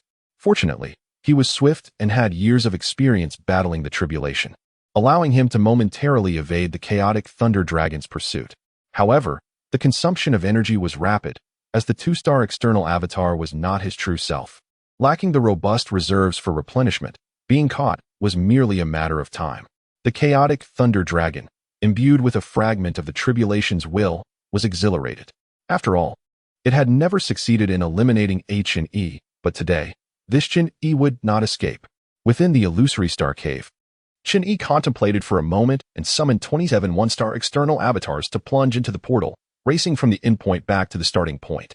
Originally, the transmission channel was quite short, taking no more than 2.5 seconds to traverse. Yet now, forced by the chaotic divine thunder, it expanded to an unprecedented length, even to infinity. If this chaotic divine thunder could not be dispelled, the two-star external avatar of Chen Yi would never escape the transmission channel. Soon, the 27 one-star external avatars arrived at the scene, gazing at the ferocious chaotic divine thunder, and immediately began to merge and transcend. Sizzle! The 27 one-star external avatars fused into 9 two-star avatars, then further merged into 3 three-star avatars, culminating in the emergence of the 4-star external avatar of Chen Yi. In an instant, a terrifying aura radiated forth, overwhelming the transmission channel, which could no longer contain it. Shattering in a moment, with everything within plummeting into the crevices of time and space. Boom! The chaotic divine thunder transformed into a colossal thunder dragon, sensed the emergence of a more powerful aura and immediately abandoned the 2-star external avatar, roaring towards the 4-star external avatar of Chen Yi. Come on! Chen Yi was eager to gauge the chaotic divine thunder's might. Previously, he had refrained from engaging out of uncertainty regarding how many chaotic divine thunders the tribulation could unleash, fearing that he would be left powerless. Now, however, it was merely a stray tribulation thunder. Why avoid its edge? With a decisive strike, with a strike that pierced through the thunder, a cacophony ensued. In that temporal rift, the towering chaos thunder dragon disintegrated inch by inch, fading into nothingness. Meanwhile, the 4-star external incarnation, which possessed 60% of the true body's power, remained unscathed, albeit somewhat drained, its form no longer as solid as before. Hiss, indeed something remarkable. Within the illusory star cave, Chen Yi, who perceived everything, took a sharp breath. Just a single strike from the not fully powered chaos divine thunder could deplete 30% of the 4-star avatar's strength. If faced with the true celestial tribulation clouds, it could likely withstand only 2.5 strikes. Even if other avatars were included, the total would not exceed 5 chaos divine thunders, with the remainder resting on the true body. According to the latest divinations, the ultimate limit of 81 celestial tribulation thunders was established. Therefore, after the 49 purple celestial thunders, there should be 32 chaos divine thunders. If that were indeed the case, Chen Yi would feel confident in taking the risk. But is reality truly so? The countless great cultivators who had collectively deduced earlier established that 49 purple celestial thunders marked the limit. Ultimately, after battling through 81 times, Chen Yi successfully endured the 49 purple celestial thunders. Yet what awaited him was not the opening of the celestial gates, but rather an even more formidable chaos divine thunder. Perhaps the celestial realm did not anticipate that someone from the impoverished lands below could surpass the 49 purple celestial thunders. Now they hastily revised their statements, revealing the latest insight of 81. Do you think I believe that? It feels like they are employing underhanded tactics against me. Chen Yi's gaze deepened, and after a prolonged silence, he finally sighed softly. Very well, since you do not welcome me, I shall not impose. After all, the chat group can also exchange for celestial essence stones. It was at that moment that all the disintegrated avatars returned. This is an unavoidable circumstance. The laws of the ZY continent are insufficiently refined to accommodate avatars of 2 stars or more. The array runes within the illusory star cave are entirely devoted to supporting Chen Yi's true form, leaving no capacity to sustain another avatar of 2 stars or above. Thus, regardless of whether it is 4 stars or 2 stars, All must disintegrate into a single star avatar with a limit of 900 million combat power upon return. This pool of celestial liquid is roughly equivalent to 365 celestial essence stones, sufficient to transform 3 single-star avatars into celestial bodies. What a worthwhile endeavor. Observing the essence of the celestial path obtained from the Western Sea realm, Chen Yi nodded in contentment. With a grand gesture, the 3 single-star avatars immediately morphed into violet orbs, descending into the liquid to commence their refinement and nurturing. The process of a mortal body transforming into a celestial body is quite protracted. However, this is merely the beginning. The subsequent nurturing and advanced cultivation constitute the substantial portion of the endeavor. Yet, the lower realm is barren, and celestial essence is scarce. Opportunities to fortuitously encounter pseudo-celestial realms are not an everyday occurrence. Thus, it is imperative to continue seeking resources. With this thought in mind, the fervent Chen Yi promptly opened the chat group interface. Chapter 10. White Moonlight. My friend, you have become a puppet of light. The chat group remained eerily silent, with no one engaging in conversation, likely engrossed in their own pursuits. Only Chen Yi, who had reached the world's end, seemed to have the leisure to break the silence. Without hesitation, he shattered the stillness. Members of the Multiverse Travelers Mutual Aid Group 108. Why is everyone so quiet? What are you all doing? Come out and join the fun. Does anyone need assistance? He continued. The god of light, currently unemployed, chimed in. Has the group leader successfully transcended? Did you become an immortal? I just felt an overwhelming aura. Was it emanating from you? That was the pressure of the ascension trial. I failed and have decided to leave, Chen Yi replied. I really don't want to die, someone remarked. Isn't it true that you can choose to face the trial or not?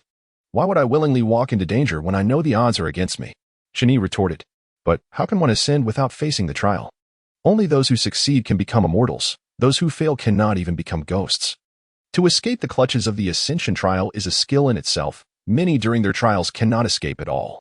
I see now. It's like the 36 stratagems. One must retreat to preserve oneself, ensuring there is still hope for the future. Group leader, may I learn this? Speak to me when you reach that level, Chen Yi replied. Another member, 2 sleeves of breezy wind, the sword immortal, interjected, I have a question for the group leader. May I? Speak. Chen Yi commanded. When I practice my sword control technique, I struggle with precise maneuvers like sudden stops, accelerations, and flips. My movements often feel clumsy, and I end up dodging before even reaching my opponent. How can I improve? The lack of fluidity in your movements likely stems from inadequate foundational training and a scattered mind. Practice more. The group leader shared a document titled Control Techniques for Sword Masters. Thank you for the teachings, group leader. 2 sleeves of breezy wind expressed his gratitude. I can't fully comprehend it, but it seems powerful. I adore you, group leader. The god of light added. The runner-up of the cultivation world asked, group leader. Are you available? I am preparing for a significant endeavor and may require your assistance. Oh, what do you need? Chen Yi responded. In a remote, mist-shrouded mountain, a plump man sat atop a large stone, clutching a wine jar and using a hollow bamboo straw to drink, his face flushed and eyes glazed as he muttered. You are getting married, and I am not the groom. In this lonely corner, he secretly wiped away his tears. My white moonlight is getting married. We once loved each other so deeply. 2,106 days, all those beautiful memories. What do they mean now? Group leader, what should I do? The white moonlight. It was merely a fleeting attraction, shrouded in a layer of divine glow due to your own insecurities. In the end, she became your unattainable ideal, while you, my friend, became a slave to that light. Is this true? Have you truly become enlightened? 2 sleeves of breezy wind exclaimed. Indeed, this resonates deeply. The god of light concurred. Should I attempt to win her back? The runner-up of the cultivation world pondered. The path is not so narrow. You should look forward, not stubbornly cling to the past, hoping she will return. Yes, what the esteemed figure says is true. Do not play the fool, while others are moving on. You remain stuck. But I cultivated for her. Without her, even immortality would bring me no joy. Are you truly so stubborn? Isn't it possible that cultivation is about discovering a better self, and perhaps encountering a better companion? She is my celestial maiden. I love her. Foolish spring. What are you planning to do? Thank you all. You have finally helped me clarify my thoughts. I must go? Thank us for nothing. Have you truly absorbed any of this? This person seems to be in a daze. Group leader, please, speak up. How strong is the enemy? Chen Yi inquired. Showing little concern for the unfolding drama, his primary interest lying in accumulating points. Meanwhile, the avatar of the runner-up of the cultivation world dimmed, indicating he had embarked on a reckless pursuit of love. Observing this, Chen Yi shifted his focus to Fang Zheng. What is the situation on your end? Are they truly just surrounding you without taking action? In the harsh world of cultivation, such harmony seemed improbable, especially when one held overwhelming power.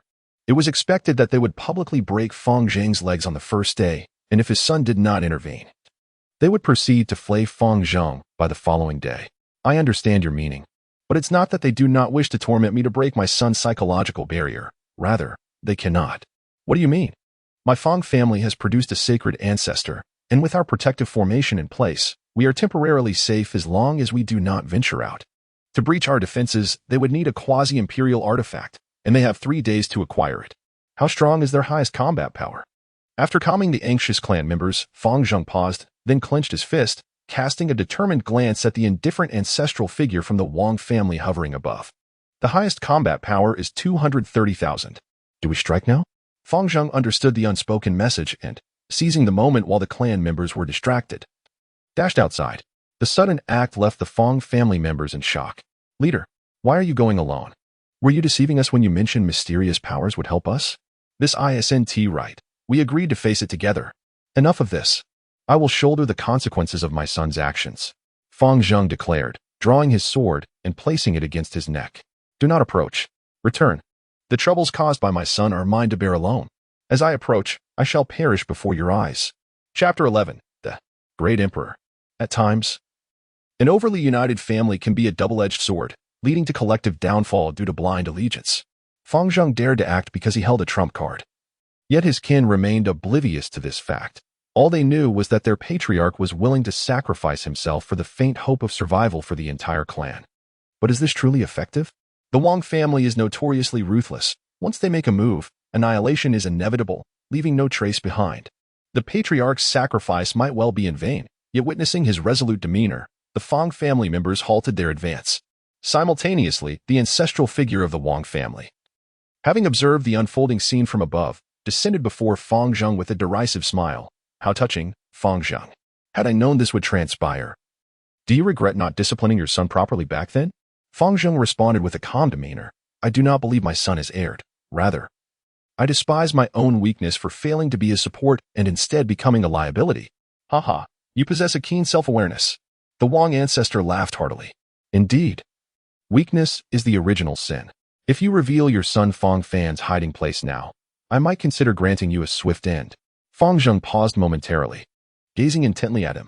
So, even if I agree to cooperate, it cannot guarantee the survival of the entire Fang family? Haha, do not jest. The Wang ancestor replied coldly.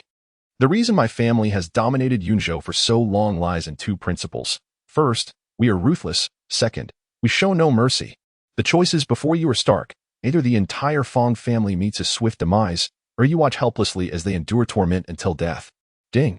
Threat detected from a powerful adversary. Resolution cannot be achieved through personal strength. A plea for assistance has been generated. Remember, I truly do not wish to sacrifice myself faces peril due to his son's exceptional talent, attracting the ire of the powerful. His situation is dire, and personal strength is insufficient. We implore capable members for aid. Task combat power requirement, over 5 million.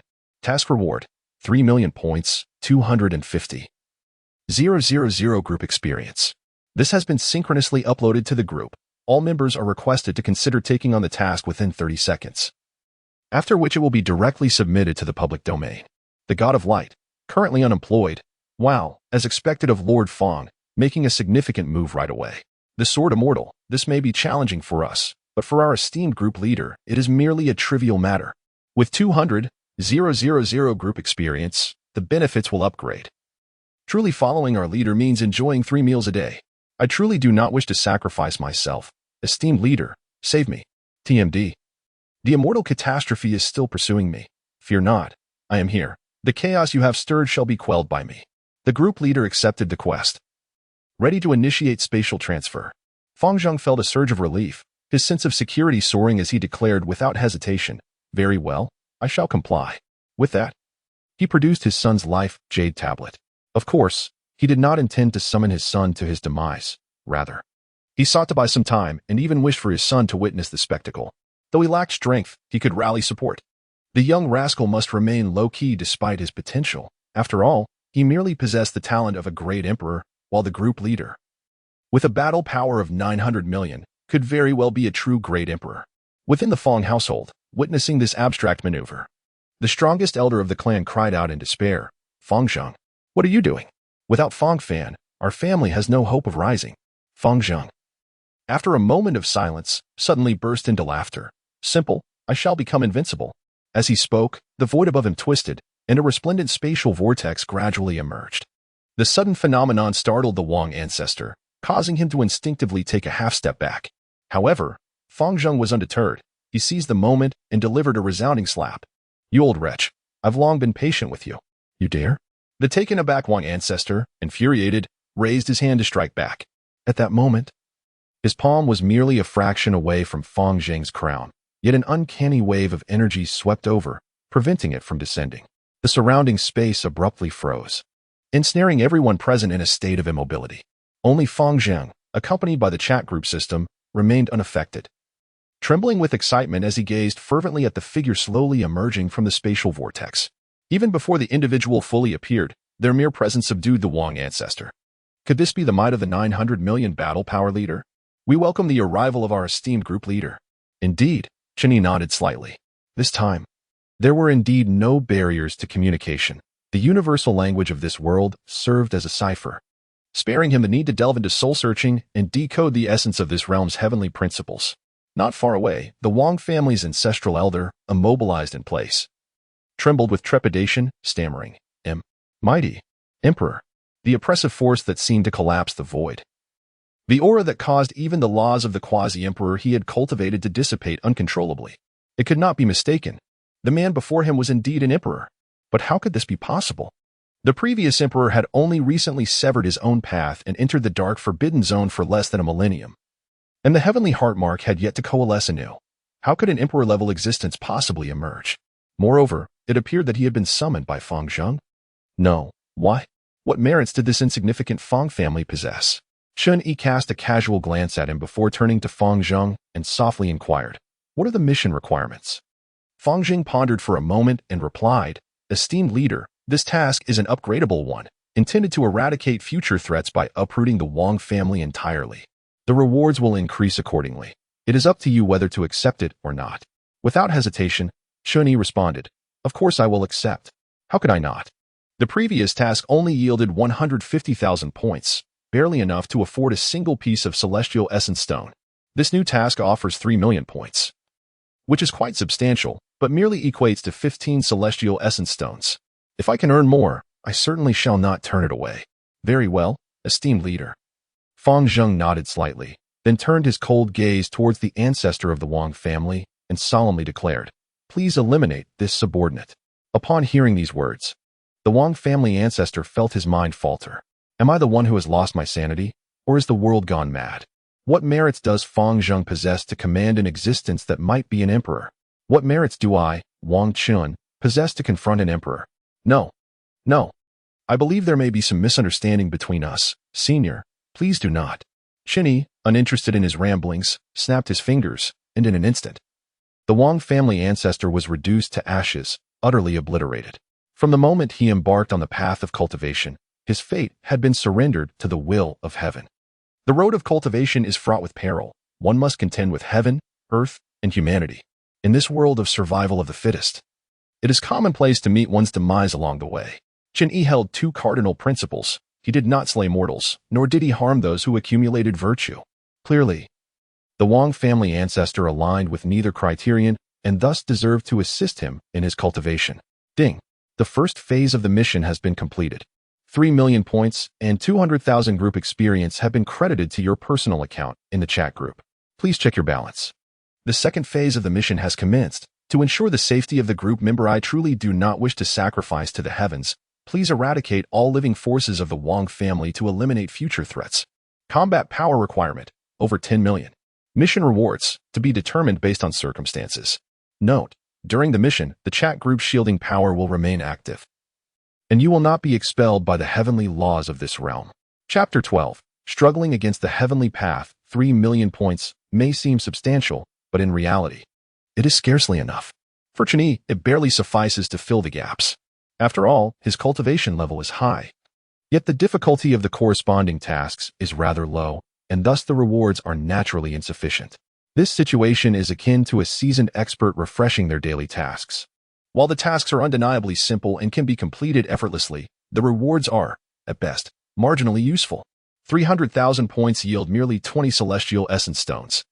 Insufficient even for the transformation of a single one-star avatar into a celestial body. Thus, one must still engage in those arduous yet lucrative tasks. The greater the turbulence, the more valuable the fish. Regrettably, I joined the group too late to encounter that dark turmoil task. That particular task offered 300 million points, equivalent to a staggering 1,500 celestial essence stones, enough to transform 15 one-star avatars into celestial bodies. Moreover, the required combat power was a mere 80 million, which is a trivial task for Chen Yi, whose one-star avatar boasts a combat power of 900 million. What a missed opportunity. Fortunately, there remains a chance.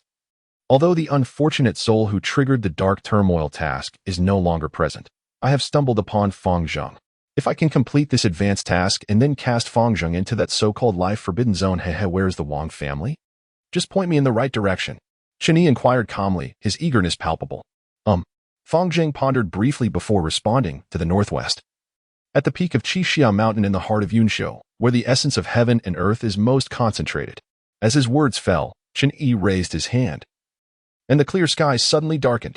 A colossal hand emerged from the heavens, slowly descending, stirring the winds and clouds, as powerful gusts swept across Yuzhou. This terrifying phenomenon sent the populace into a frenzy, and the overwhelming aura struck fear into the hearts of cultivators. What is happening? Such a terrifying hand. Which ancient being from the Forbidden Zone has awakened? Didn't the last dark turmoil just conclude less than a millennium ago? And now it returns? Half of the population perished last time, and I barely survived. This time, I fear I shall not be so fortunate. It's over, Mother. I'm doomed.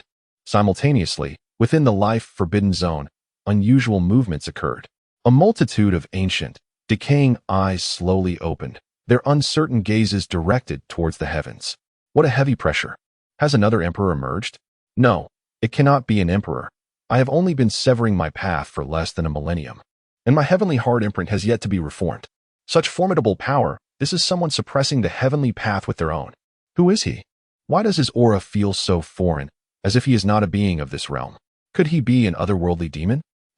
If he were an otherworldly demon, the heavenly path would have already awakened to suppress him. How could he act so freely? For reasons unknown, an unsettling feeling arose within. The emergence of this unfamiliar emperor seemed anything but fortuitous. What foolish worries. How many proud individuals have ultimately succumbed to the depletion of their lifespan and resorted to self-destruction? This has always been the case. One person alone cannot shake the foundations of the Forbidden Zone.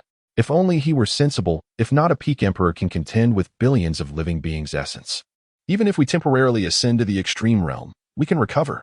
Yet, the cost of ascending to the extreme realm is still too great. If we cannot recover, it will spell trouble. I hope this mysterious emperor possesses some understanding. Meanwhile, within the Wang family stronghold, a chorus of wails erupted. It's over. Everything is over. The clan's quasi-imperial artifact shattered, and our protective formation collapsed in an instant. We are doomed. Why? Why has such a calamity befallen the Wang family? Our lineage has endured for tens of thousands of years in Yunzhou, always maintaining amicable relations, never easily making enemies, and yet we face such annihilation? It must be because we failed to eradicate all remnants. I recall the previous clan leader mentioning that when extinguishing a fallen imperial clan, a swaddled infant was not found. Despite extensive searches, even as his lifespan waned, he lamented, regrettably, we did not heed his words. It must be that he has returned. The last bloodline of the Nine-Sun Emperor has returned. This is heaven's decree to annihilate the Wang family. Boom. The colossal hand continued its descent, and the veiled heavenly path of this realm finally realized that something was amiss, echoing with a series of thunderous roars. For this power had surpassed the limits of this realm's laws, reaching a level unattainable by the beings of this world. Thus this is the manifestation of the extraterrestrial demonic hand. The heavenly Tao, realizing the gravity of the situation, immediately descended to intervene. Dark clouds billowed ominously, and the overwhelming might of the heavens clashed fiercely against the colossal hand. halting its oppressive descent with unwavering resolve to protect its subjects from the malevolence of the outer demons. A warning echoed, due to your excessive arrogance. Exceeding the threshold of our chat group's shielding power, the Heavenly Tao has detected your presence. Will you return at once? Finally grasping the situation. Yet still believing they were inadequate to obstruct him, Chen Yi shook his head dismissively. Ignoring the group's admonitions, he exerted even more force downward with his raised hand. Engaging in a fierce contest against the power of the Heavenly Tao, the collision of these immense forces sent tremors throughout the very fabric of the universe. This was indeed a calamity, the presence of extraterrestrial demons. Within the Forbidden Zone, dozens of ancient figures rose in unison, their expressions grave as they gazed into the distance. Their sights traversing mountains and seas, landing upon the realm of Yunzhou. Simultaneously, the Heavenly Tao, evenly matched against Chen Yi, began to resort to underhanded tactics. The tumultuous clouds gathered ominously over Yunzhou, and bronze-hued lightning flickered menacingly, poised to strike at its source. Standing beside Chen Yi, Fang Zheng could not contain his trembling. Feeling as though an invisible hand had gripped his throat, a constricting sensation akin to that of a serpent coiling around him, causing him to gasp for breath desperately. It was terrifying, truly terrifying. Just getting closer to the leader felt like a threat of incineration, and any nearer felt as though he might explode. He longed to flee, yet found himself immobilized, bound by an unseen force that rendered him speechless. The lightning loomed above him, sending a chill through his being, as if it would strike him down at any moment. Fortunately, the chat group remained operational. In his extreme sense of insecurity, he hastily tagged the group leader. I truly do not wish to be sacrificed to the heavens. The TMD tribulation is still pursuing me. Great leader, please withdraw your divine powers. I am on the verge of exploding, trembling in fear. Chapter 13. Father Dog, you have deceived me thoroughly. Fang Zheng's sudden outburst quickly captured the attention of the group members. The God of Light, currently unemployed, chimed in. Hey, getting closer might lead to an explosion? Let me guess. Is the great leader preparing for another tribulation? With empty sleeves, the sword immortal remarked. As expected of the great leader, wherever he goes, tribulations follow. I truly do not wish to be sacrificed to the heavens. Fang Zheng continued. Great leader, do you see this?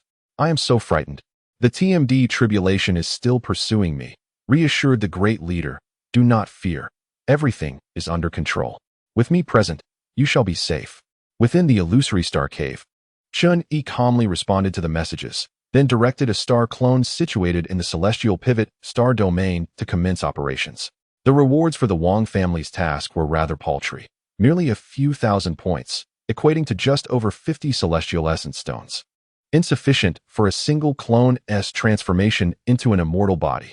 In the West Sea realm, he could at least seek compensation from other sources. But in the celestial pivot star domain, the situation was dire. The hierarchy of this world was not particularly elevated. Upon his arrival, he swiftly discerned the general level of the celestial pivot star domain upon encountering its rules. The fundamental laws could only sustain beings equivalent to the integration realm. Their so-called emperors were merely the fusion of the heavenly Tao's essence, advancing further to suppress myriad paths, transcending basic laws to attain the title of emperor. Akin to the tribulation phase. It must be noted that while this tribulation phase may be invincible in the world, its excessive reliance on the heavenly Tao renders it utterly incomparable to those who achieve tribulation through their own merit once they depart this realm. Of course, these considerations paled in comparison to the pressing matter of his inability to acquire the essence of the immortal path in this world. Chen Yi found himself devoid of any allure beyond the tasks at hand. Having arrived, it would be absurd to return with only a meager amount of task points. Thus, Chen Yi conceived a bold plan. He intended to provoke Fang Zheng into confronting the so-called self-destructive emperor within the Forbidden Zone. Considering that the ancient beings had recently instigated a dark upheaval and were presently in a period of concealment, he aimed to compel them into action. What could be more severe than the invasion of extraterrestrial demons? Regardless of the chaos within the celestial pivot star domain, it was still a matter of their own. Now, outsiders had breached their domain, threatening to upheave their sanctuary. If they could maintain their composure and remain passive, the heavenly Tao would undoubtedly not spare them. Boom. The heavenly Tao of the celestial pivot star domain was indeed furious, its roar deafening. The star clone of Chen Yi calmly engaged it in a contest of strength, continuing to press down with his palm. The immense hand coalescing in the heavens met the overwhelming might of the Tao, slowly descending. The terrifying aura causing members of the Wang family to spit blood in shock. Simultaneously, the dark clouds converging above the Fong family began to unleash bolts of lightning. A total of 81 thick streaks twisting through the void, surging towards Chen Yi, demonstrating the heavenly Tao's resolute intent to eradicate the extraterrestrial demons. However, what transpired next? This is of little consequence. If the heavenly Tao of the pseudo-immortal realm, like that of the Western Sea, were to be taken into account, Chen Yi might harbor some reservations.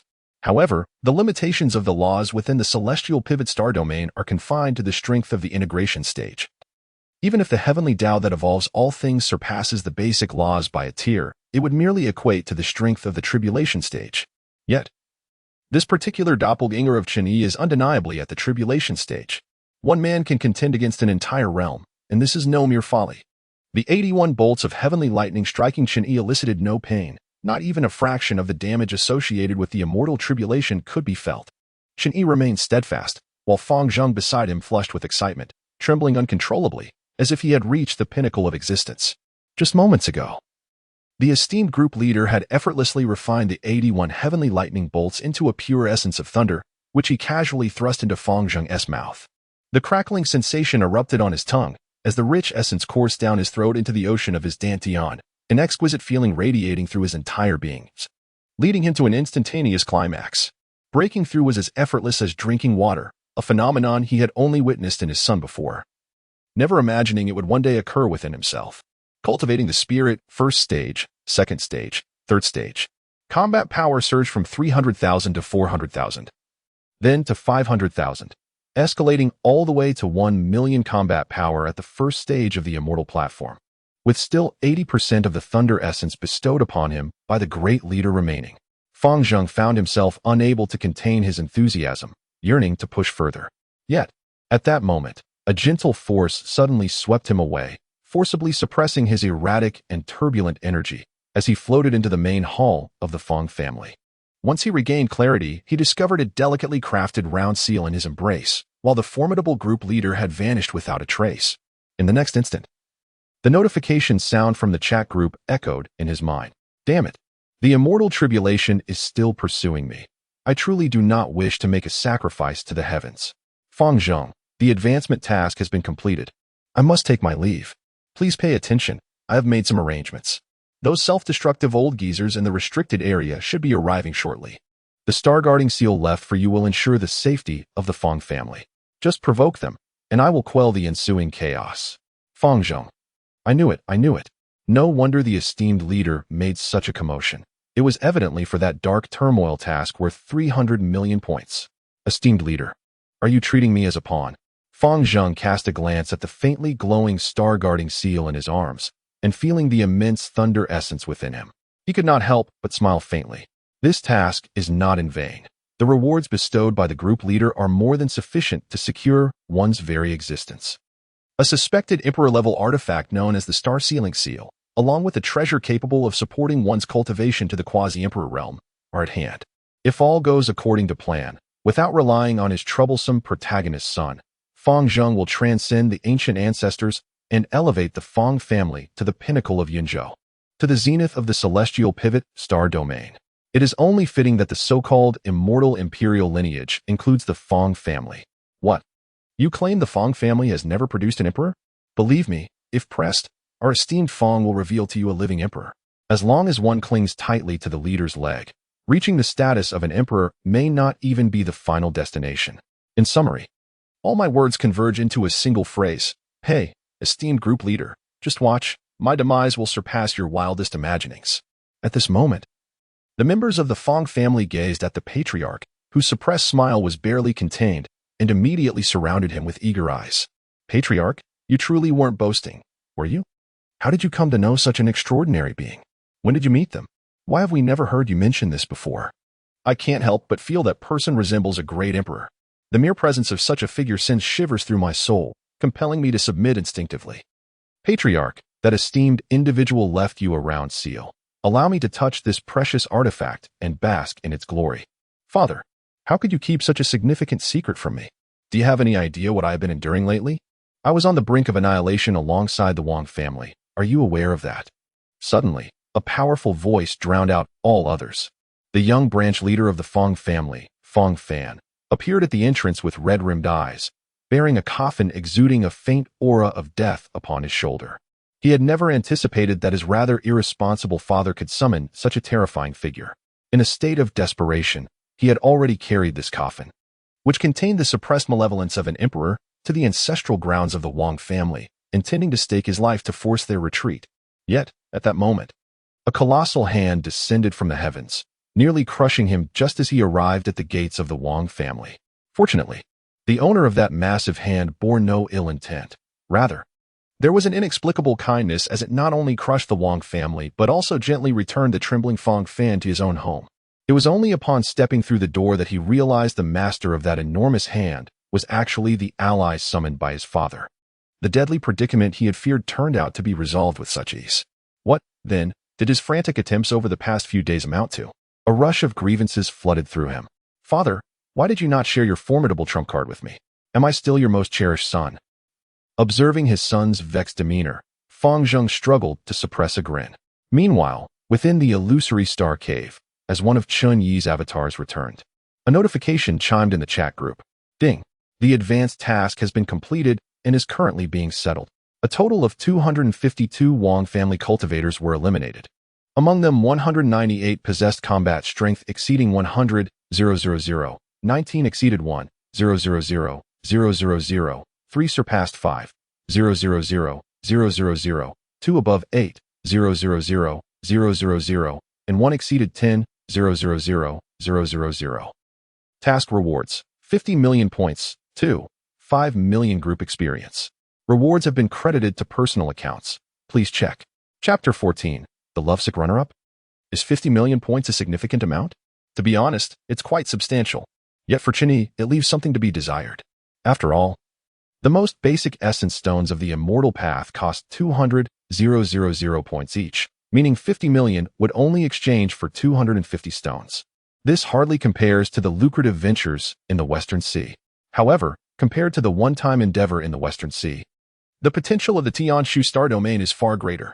The reason is simple. Here, the avatar can unleash its full power without fear of attracting the calamity of ascension.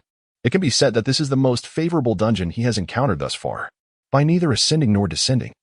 As long as he provokes the ancient beings lurking in the forbidden zones, a single run would yield hundreds of millions of points. And multiple runs could result in billions, much more enticing than the Western Sea's one-off deal. Ding! The group leader has received the task reward, 108 group experience 200, 000. Ding! The group leader has received the advanced task reward, 108 group experience 2, 500, 000. The group has leveled up to 22. It is still 480, 000 experience points away from level 23.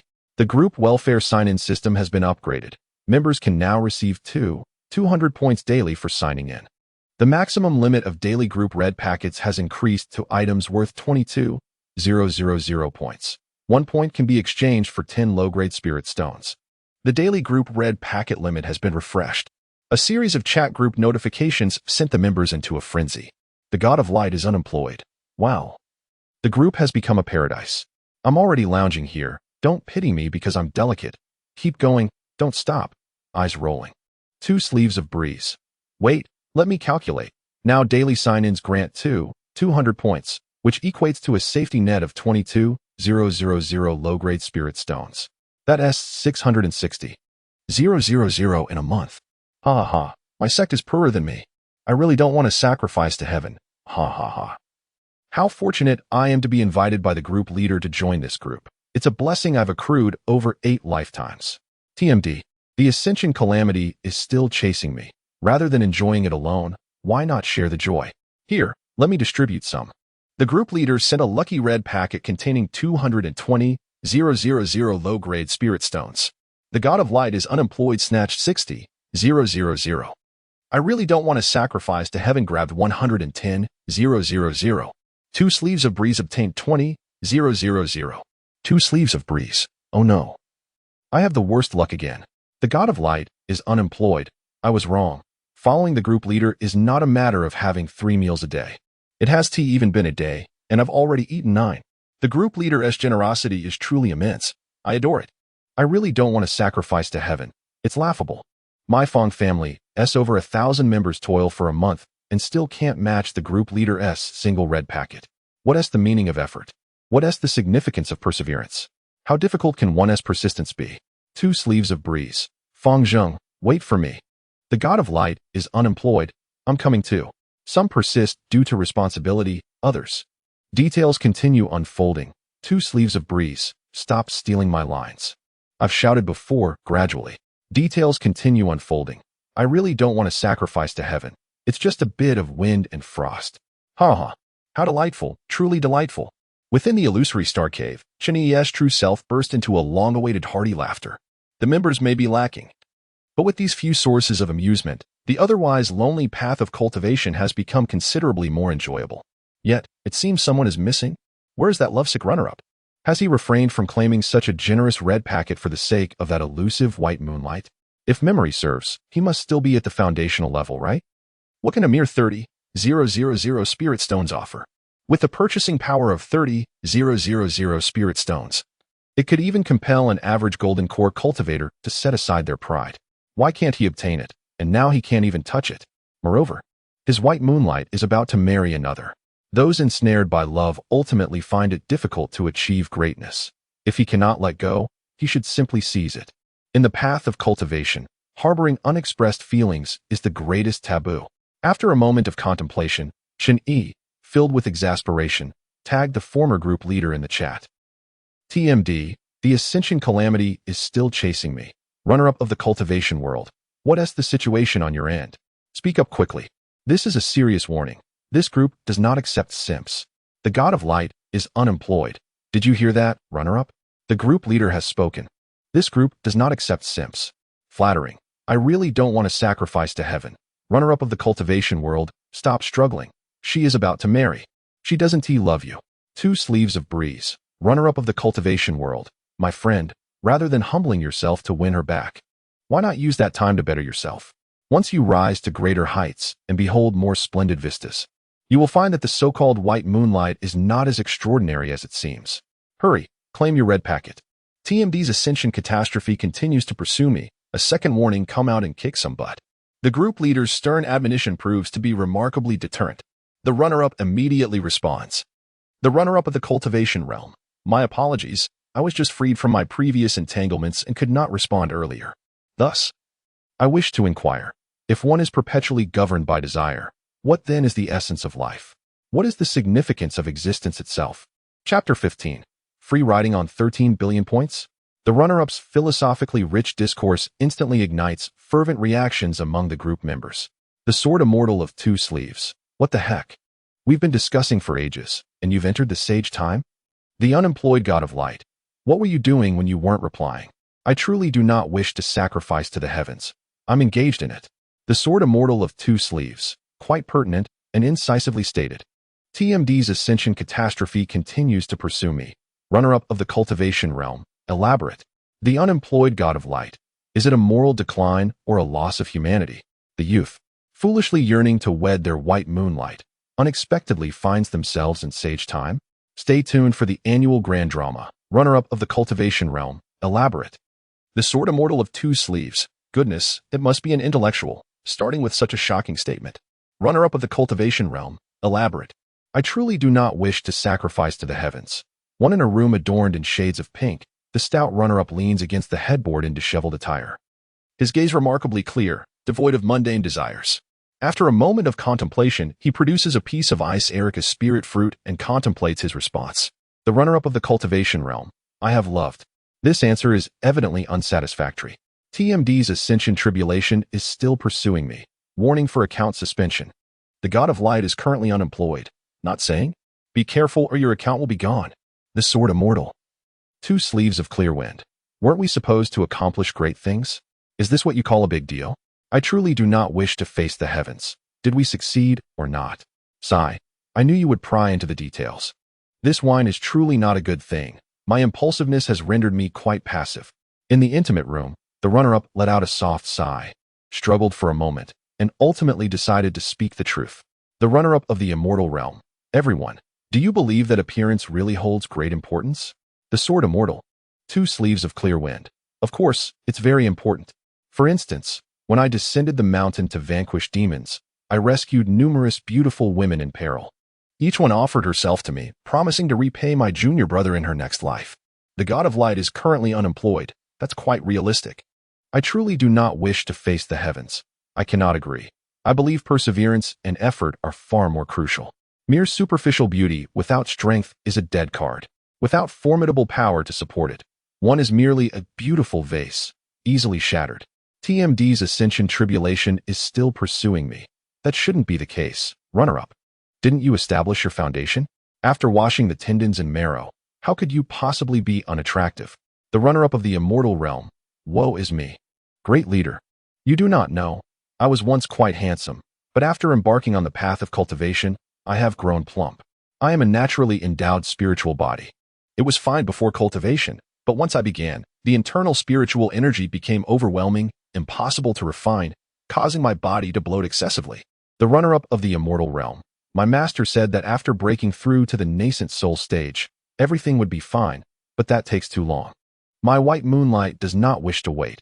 She claims she loved me for my looks, but now that I am no longer handsome, she no longer loves me, turning instead to that pretty boy. She is so cold and heartless, each word like a sharp blade, slicing my fragile heart into a bleeding mess. The God of Light is currently unemployed. So, you have not won back your white moonlight? Who then led you into this moment of sagacity? The sword immortal. 2 sleeves of clear wind. Oh, could it be? The runner-up of the immortal realm. Indeed, today is a day of leisure. Let us enjoy the music. I truly do not wish to face the heavens. Haha. Is it that one cannot have what one desires? Runner-up, you are quite the player. TMD's ascension tribulation is still pursuing me. What a foolish thing, truly lacking ambition. The group leader shared the yin swallowing heaven technique. TMD's ascension tribulation is still pursuing me. This method can greatly consume spiritual energy to enhance cultivation, perfectly suitable for those with excessive spiritual energy. Like the naturally endowed spiritual body, others may practice it as well. The daily sign-in points are sufficient to support the consumption. Scolding aside, Chen Yi, as the group leader, still has the responsibility to help group members alleviate their troubles. After all, each member is a valuable asset to him. When weak, they can trigger tasks to earn points. And when strong, they can actively undertake tasks for points, making their value immeasurable. The runner-up of the immortal realm. Thank you, leader, for the technique. In the future, if you direct me east, I shall never stray west. If you ask me to chase chickens, I shall never trample dogs. The God of Light is currently unemployed. Leader is amazing. Do you know how many points this technique is worth in the universal marketplace? The God of Light is currently unemployed. I have checked. The control technique shared by the leader earlier is priced at 500 million points in the universal marketplace, while the yin swallowing heaven technique is even more outrageous, a staggering 800 million points. The sword immortal. 2 sleeves of clear wind.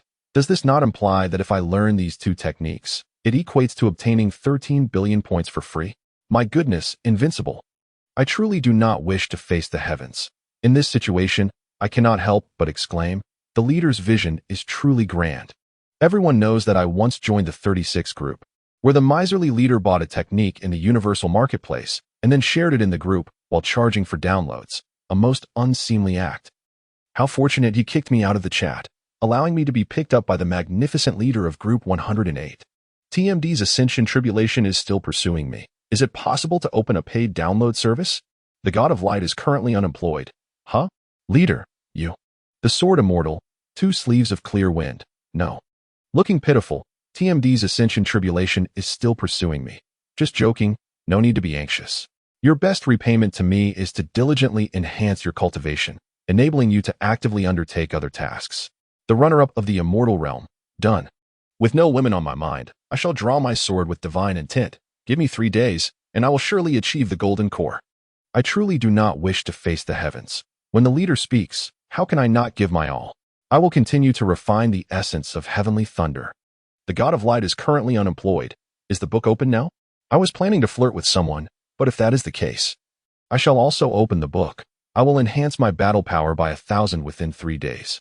Or else I shall punish myself by abstaining from women for a day. The sword immortal, 2 sleeves of clear wind. How dare you ruin the atmosphere? Haraha. Chen Yi chuckled, finding joy in these amusing group members. After chatting for a while, he finally closed the group chat with satisfaction. Currently, the situation with Fang Zheng is still developing. The heavenly Tao and those supreme beings in the forbidden zones will not come to check the water meter so soon, and it is likely they will continue to probe for a while. However, Chen Yi is not anxious. After all, good things take time, and the longer the brewing, the greater the storm, and the greater the storm, the more precious the fish when the time comes. A single sweep may yield enough resources for 49 one-star avatars to transform into an immortal body. As for now, it is best to thoroughly digest the resources obtained from the West Sea tribulation. The 3 one-star avatars that initially began nurturing the immortal body have already started to undergo some marvelous changes, requiring the main body to calm down and truly experience this transformation. Chapter 16. The difference between immortals and mortals. Fang Zheng is checked on the water meter. What is the greatest distinction between mortals and immortals? This is a question worthy of profound contemplation. After years of exploration, Chen Yi has finally arrived at an accurate answer today. The essence of a mortal body lies in its existence within the realms of heaven and earth, governed by the principles of the Great Tao. It relies on the infusion of natural spiritual essence from the external environment to sustain its state. However, this very dependence engenders a resistance within the body, resulting in the gradual diminishment of the natural spiritual essence's efficacy, ultimately leading to the decline of vitality and eventual demise. Even someone as formidable as Chen Yi, whose second-tier clone can subdue pseudo-immortals and whose third-tier clone might even challenge true immortals, still requires the replenishment of the natural spiritual essence. Yet, being in the prime of youth, his reliance is not as pronounced. The distinction of a true immortal lies in achieving an internal cycle within their own being, drawing upon an inexhaustible source of spiritual essence generated from within, thus liberating them from external dependence and allowing for longevity and clarity of vision. Therefore, the fundamental difference between immortals and mortals is their interaction with the heavens and the earth. To transcend the reliance on the spiritual essence of the cosmos, it is paramount to cultivate a body capable of internal circulation. However, to nurture such an immortal body, one must possess sufficient essence of the immortal Tao. This brings forth a dilemma. The current tribulations of ascension are exceedingly harsh, and access to the immortal realm is obstructed. Where would Chen Yi find enough essence of the immortal Tao to sustain himself? The pseudo-immortal realm presents a tenuous avenue, yet regrettably, the supply of immortal Tao essence there is limited, sufficient only to support a single immortal body, rendering further cultivation impossible. Moreover, the pseudo-immortal realm is not easily encountered. Within the 108 groups, only in Land's domain in the Western Sea qualifies as the pseudo-immortal realm, while others do not reach such a level. If one were to rely solely on this path, it would inevitably lead to ruin. In this light, the multiverse marketplace within the chat group assumes paramount significance. The ability to consistently acquire immortal essence stones indicates that he need not fret over sustenance. However, the origins of the chat group remain shrouded in mystery, and the items procured may carry unknown powers that, if overused, could lead to the loss of self, ultimately becoming a pawn of some greater entity. As the ancient adage states, all gifts within destiny are pre-labeled with a price. For those who revel in taking without giving, a painful cost is sure to follow. Thus, Chen Yi does not intend to utilize the immortal essence stones from the multiverse marketplace for his own self. He plans to cultivate all his clones into immortal bodies before confronting the tribulations of ascension. Since the formal trials of the immortal realm are insurmountable, he shall breach them. 81 times, a full 81 times, only to find deception at the end. By the heavens, I will conquer these tribulations one day. Chen Yi's gaze is resolute, infused with a desire for vengeance against the immortal realm. Time flows, and 3 days have passed. During this period, Fang Zheng's life has been exceedingly prosperous. By day, he diligently practices the great swallowing technique, refining the essence of heavenly thunder left within him by the esteemed group leader. Making remarkable progress in his cultivation, one can discern his rapid advancement merely from the numbers displayed on the battle power panel of the chat group. 3 days ago, he was merely a novice with a battle power of 300,000. Now, he has ascended to an impressive 1,300,000. Of course, 70,000 of that power was directly attributed to the essence of heavenly thunder forcefully bestowed upon him by the group leader. Nonetheless, it is undeniable that the subsequent increase of 300,000 battle power is a testament to Fang Zheng's perseverance and diligence. After completing his daytime practice of the great swallowing technique, He dedicates his evenings to honing his primordial spirit through the controlled divine technique, an approach that is both steady and swift. The following morning, after finishing his spirit training, he signs in the chat group, claiming 2,200 points, which he promptly exchanges for 20,000 spirit stones to enrich the clan's treasury. He then patiently awaits the esteemed group leader to distribute a luck-based red envelope containing 22,000 spirit stones. With a stroke of good fortune, he might seize 10,000. And even in less favorable circumstances, he is assured a minimum of 30 to 40,000. Such wealth is simply inexhaustible. Previously, the members of the Fong family toiled for an entire month, with each clan member receiving a mere 20 source stones as their stipend, often falling short of the full amount, leading to a rather frugal existence. Now, however, they receive 20 stones daily, with higher cultivation yielding even greater rewards. And these are spirit stones of superior quality compared to source stones. Although still a small family residing in the outskirts of Yunzhou, their benefits now rival or even exceed those of first-rate families, with only the most prestigious immortal emperor clans remaining out of reach. But how many members do those immortal emperor clans have? Just a handful. Meanwhile, the Fong family comprises thousands. While the per capita distribution may not match, the total amount dispensed is strikingly similar. This indicates that the Fong family possesses the potential of an immortal emperor clan, having never experienced such a luxurious lifestyle. The members of the Fong family hold their patriarch in utmost reverence, hailing him with cries of long live. Even Fong Fan, the talented scion of the Fong family endowed with the potential of an emperor, regards his seemingly unremarkable father with newfound respect. Not only has he secured ample resources for cultivation, but he has also somehow befriended a mysterious emperor and acquired 2 exceptionally high-quality emperor-level techniques. Is this truly the same father they once dismissed as inept? Old dang, the great swallowing technique is splendid, and the controlled divine technique is quite comfortable. But I've used up 1,000 spirit stones. Could you possibly provide me with more resources? Fong Fan is not inclined to delve into the mysteries surrounding his father, especially with the recent turmoil outside making it unsafe to venture out. Thus, he casually requests additional supplies. Fong Zheng responds, "Did you truly exhaust 1,000 spirit stones in a single night? Most practitioners at the Purple Mansion level cannot achieve such a feat." The little golden devourer is indeed capable. In the past, a resource-consuming offspring like this would have been unsustainable for the Fong family, and he would have had to venture out on his own. Yet now, truly, as his protagonist's son, he possesses the potential of a great emperor. Here, within this storage ring lies 100,000. Unleash your creativity, for I, your father, possess an abundance of spirit stones. With a casual gesture, the patriarch of the Fong family bestowed upon his former clan a sum equivalent to a month's income, scarcely batting an eyelash. After all, he is the luckiest of men today, reveling in the fortune of the red envelopes. There is more than enough to spare. Being invited into the group by the esteemed leader is undoubtedly the most fortuitous event of his life. Not only does it alleviate the peril faced by the Fong family, but it also illuminates an infinitely bright future for them. All words coalesce into a singular expression, to repay the noble intentions of the golden platform. I shall support the Jade Dragon to the death for you. The gratitude owed to the esteemed leader is boundless. After expressing his sincere thanks, Fong Zheng began to prepare for his cultivation today. The group had already become lively, with everyone diligently practicing, particularly that runner-up, who, with his exceptional talent, incessantly boasted about reclaiming his title. Undeniably, his pursuit was swift, but to surpass Fong?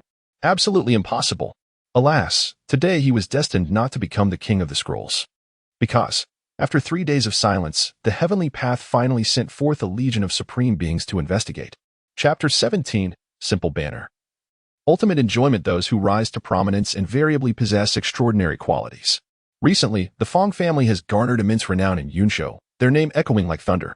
Indeed, it was as thunderous as it sounds. The terrifying heavenly thunder that purged the land just 3 days prior remains vivid in memory. It is said that a supreme emperor emerged from the Fong family, obliterating the once dominant Wang family in Yunzhou with a mere gesture, drawing the attention of the heavenly path, whose overwhelming might swept through, creating a scene reminiscent of the apocalypse, leaving the inhabitants of Yunzhou trembling in fear. Yet, for reasons unknown, that climactic confrontation abruptly ceased, leaving behind only an air of uncertainty. After 3 days of calm, the inexplicably interrupted battle finally welcomed a sequel.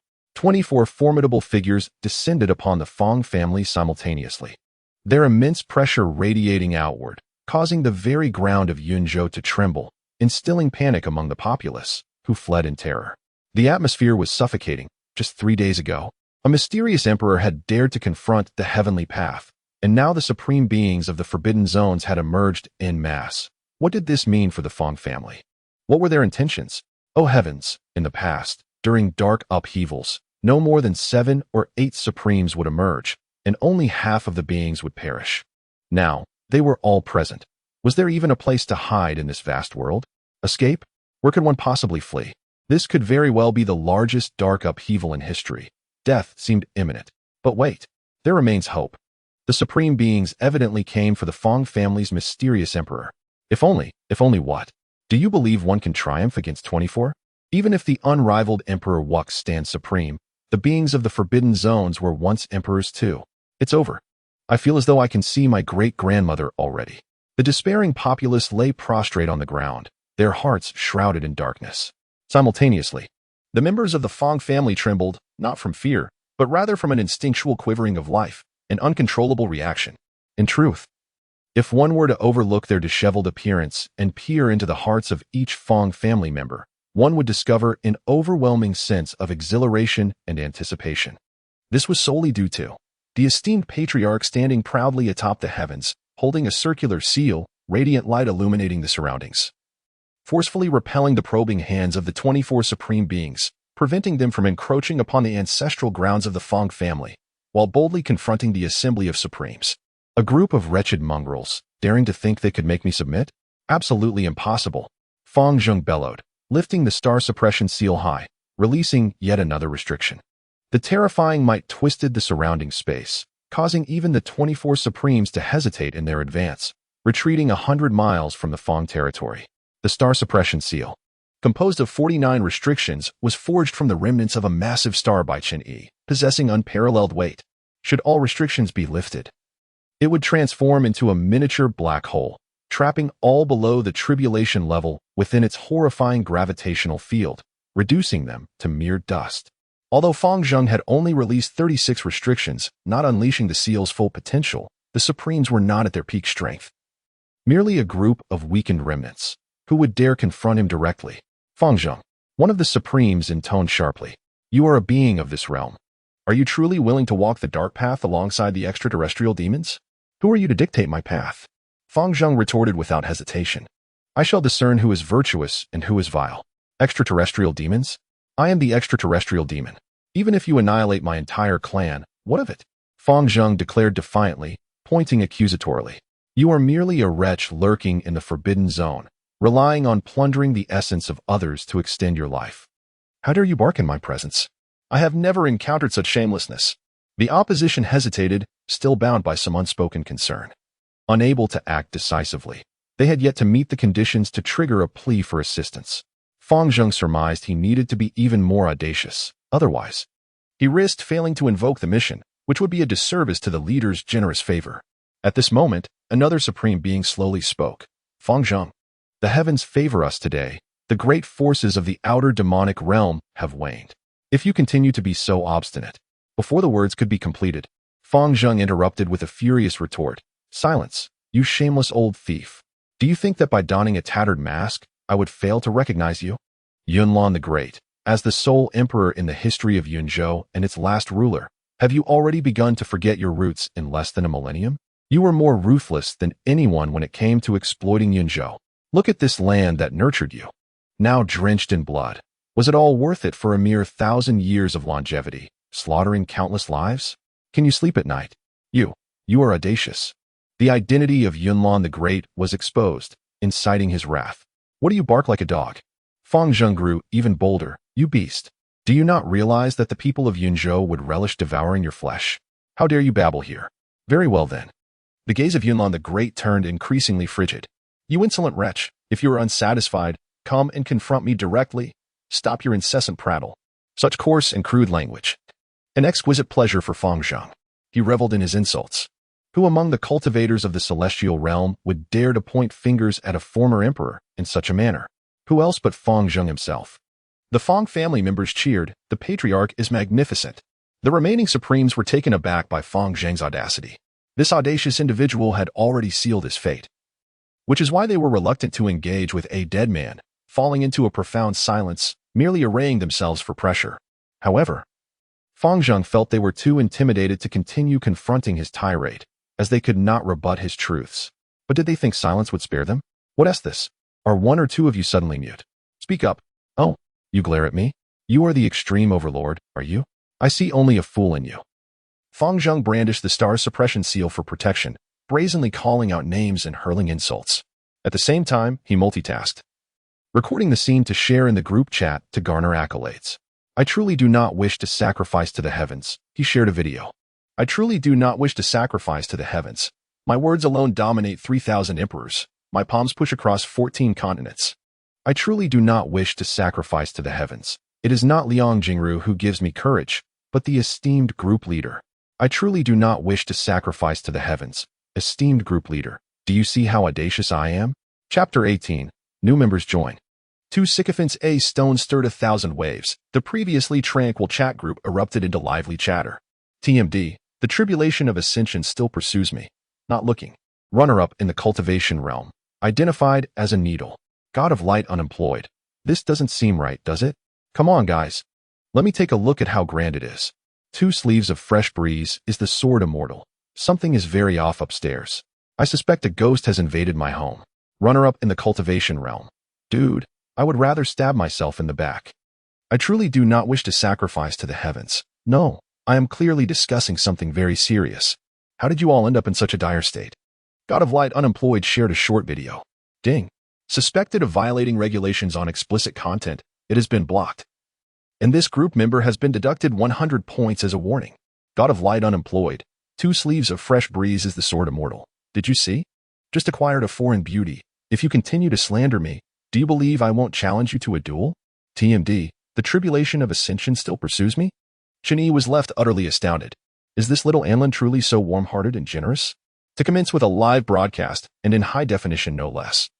Can such intimate matters be so casually shared?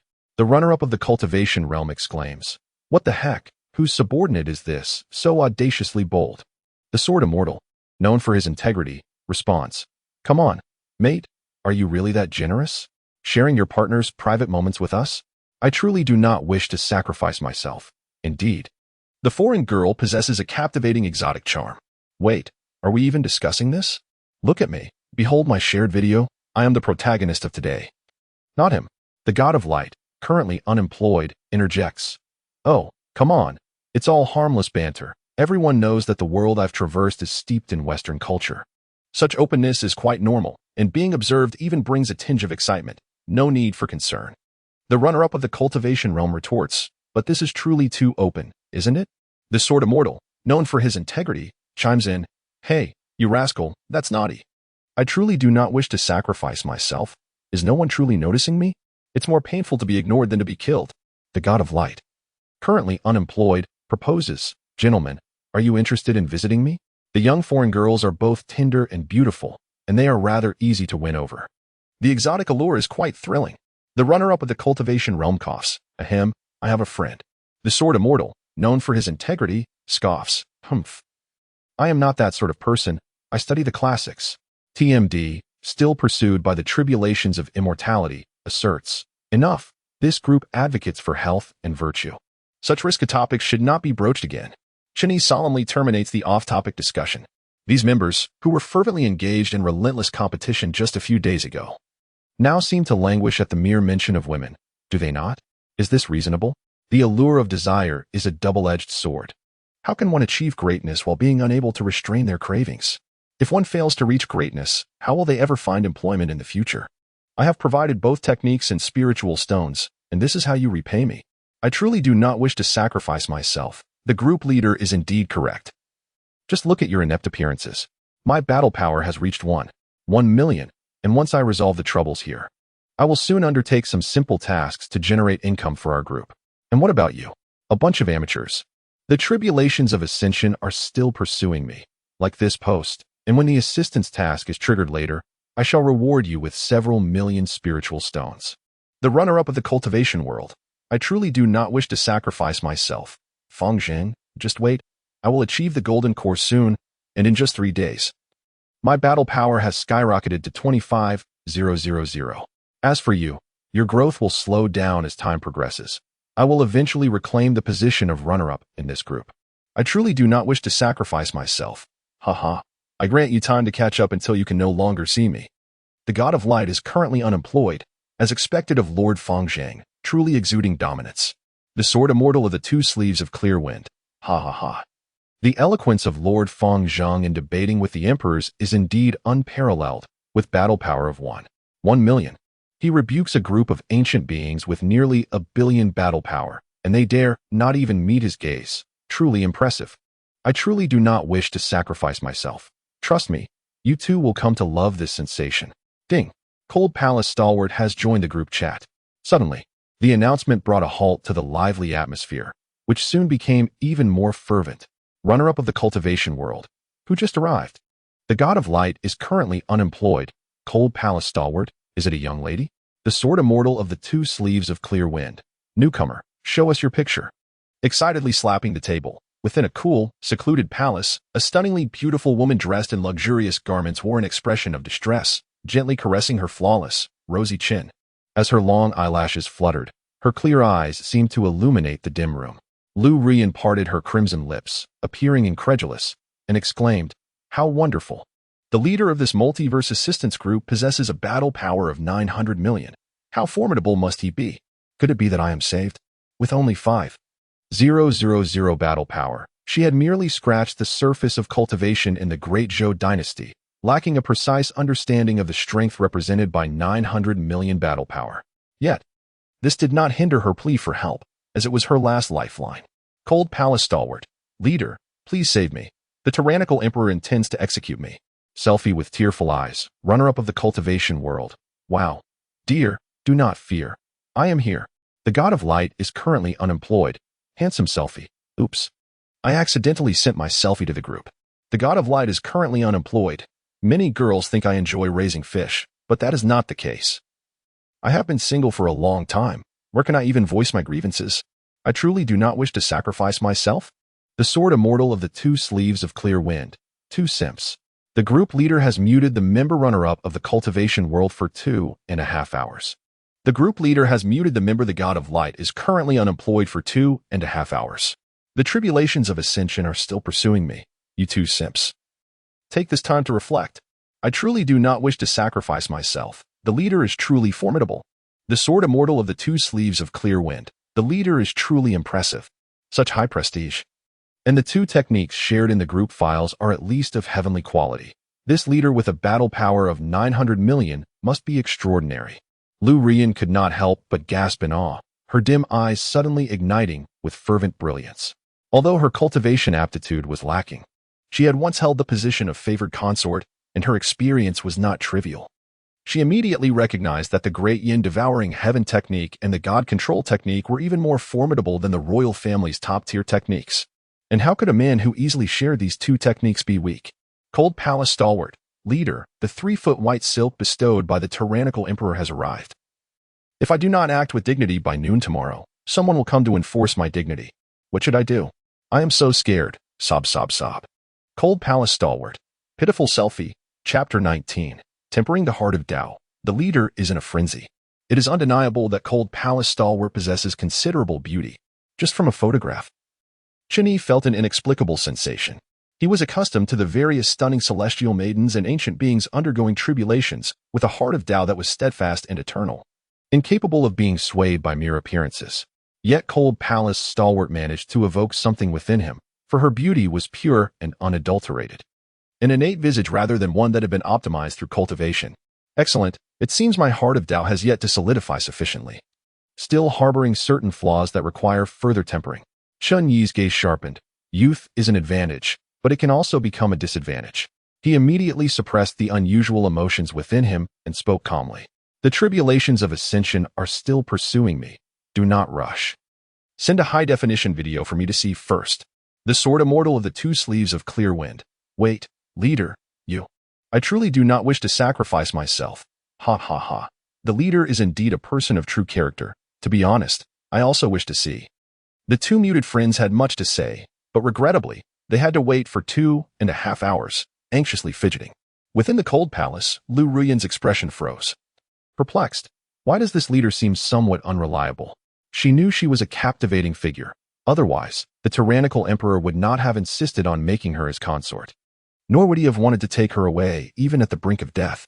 Yet, she believed this damn charm of hers should only be effective on mid-tier cultivators. Right? Top-tier powers would only spare her a few glances, and it was mostly admiration without any worldly desire. How could the leader with 900 million battle power be similar to mid-tier cultivators of the Great Zhou dynasty? Am I doomed? Sob, sob, sob. The script is indeed quite challenging, and I find myself losing interest. The Cold Palace resident has shared a series of playful short videos depicting scenes of whimsical enchantment. Chen Yi, with a calm demeanor, observes the exaggerated poses of the palace-clad beauty in the video, remaining unfazed. Is that all? He scoffs. To test one's resolve during tribulation with such frivolity is absurd. Of course, Chen Yi is not easily stirred. He merely perceives some flaws in his Tao heart, and hence utilizes this as a means of tempering it, maintaining his composure.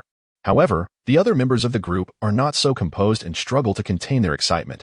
Lord Feng Zheng, serious and focused, mutters, "Humph, such meager beauty cannot sway me. Let me watch again, and again." Zhou Zheng, known as the Sword Immortal of Two Sleeves, releases his sword, clasping his hands together, trembling with emotion. Form is emptiness, emptiness is form. Where there is emptiness, there is desire.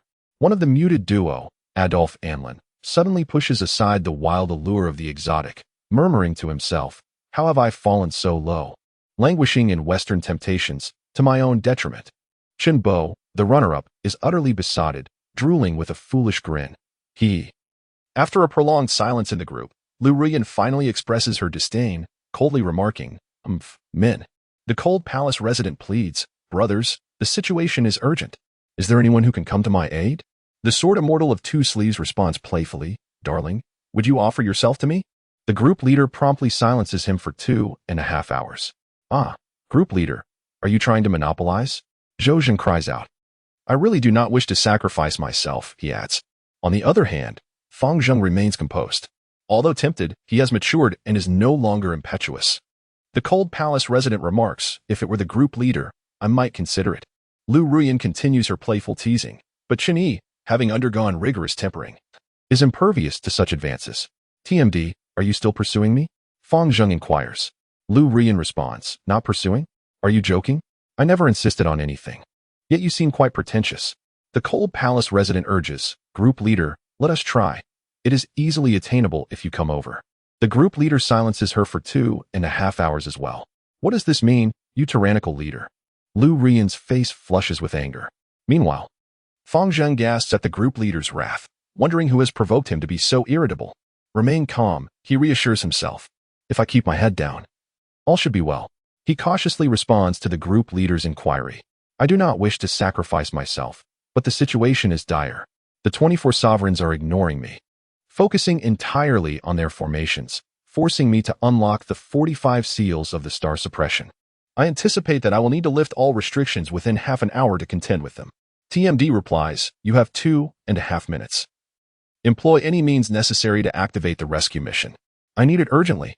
"No problem. Leave it to me, I assure you." Feng Zheng's avatar then dims. Meanwhile, within the illusory star cave, Chen Yi's expression grows unusually grave. He is indeed feeling quite irritable, for just moments ago, 3 of his star avatars successfully transformed into celestial bodies, establishing an inner realm that generates and nourishes his essence, allowing him to cease relying on the world's spiritual energy to halt the consumption of his lifespan, achieving an alternative form of longevity. One might wonder why this is not a cause for celebration. Shouldn't Chen Yi be elated? Initially, he was indeed thrilled and even engaged in light-hearted banter with his friends, encouraging the Cold Palace resident to playfully hone her Tao heart. Yet, as he delved deeper into this transformation, he unearthed a significant pitfall. It is well known that normal cultivators refrain from creating numerous avatars or allowing their essences to intertwine, as this can lead to a detrimental dispersion of their core power.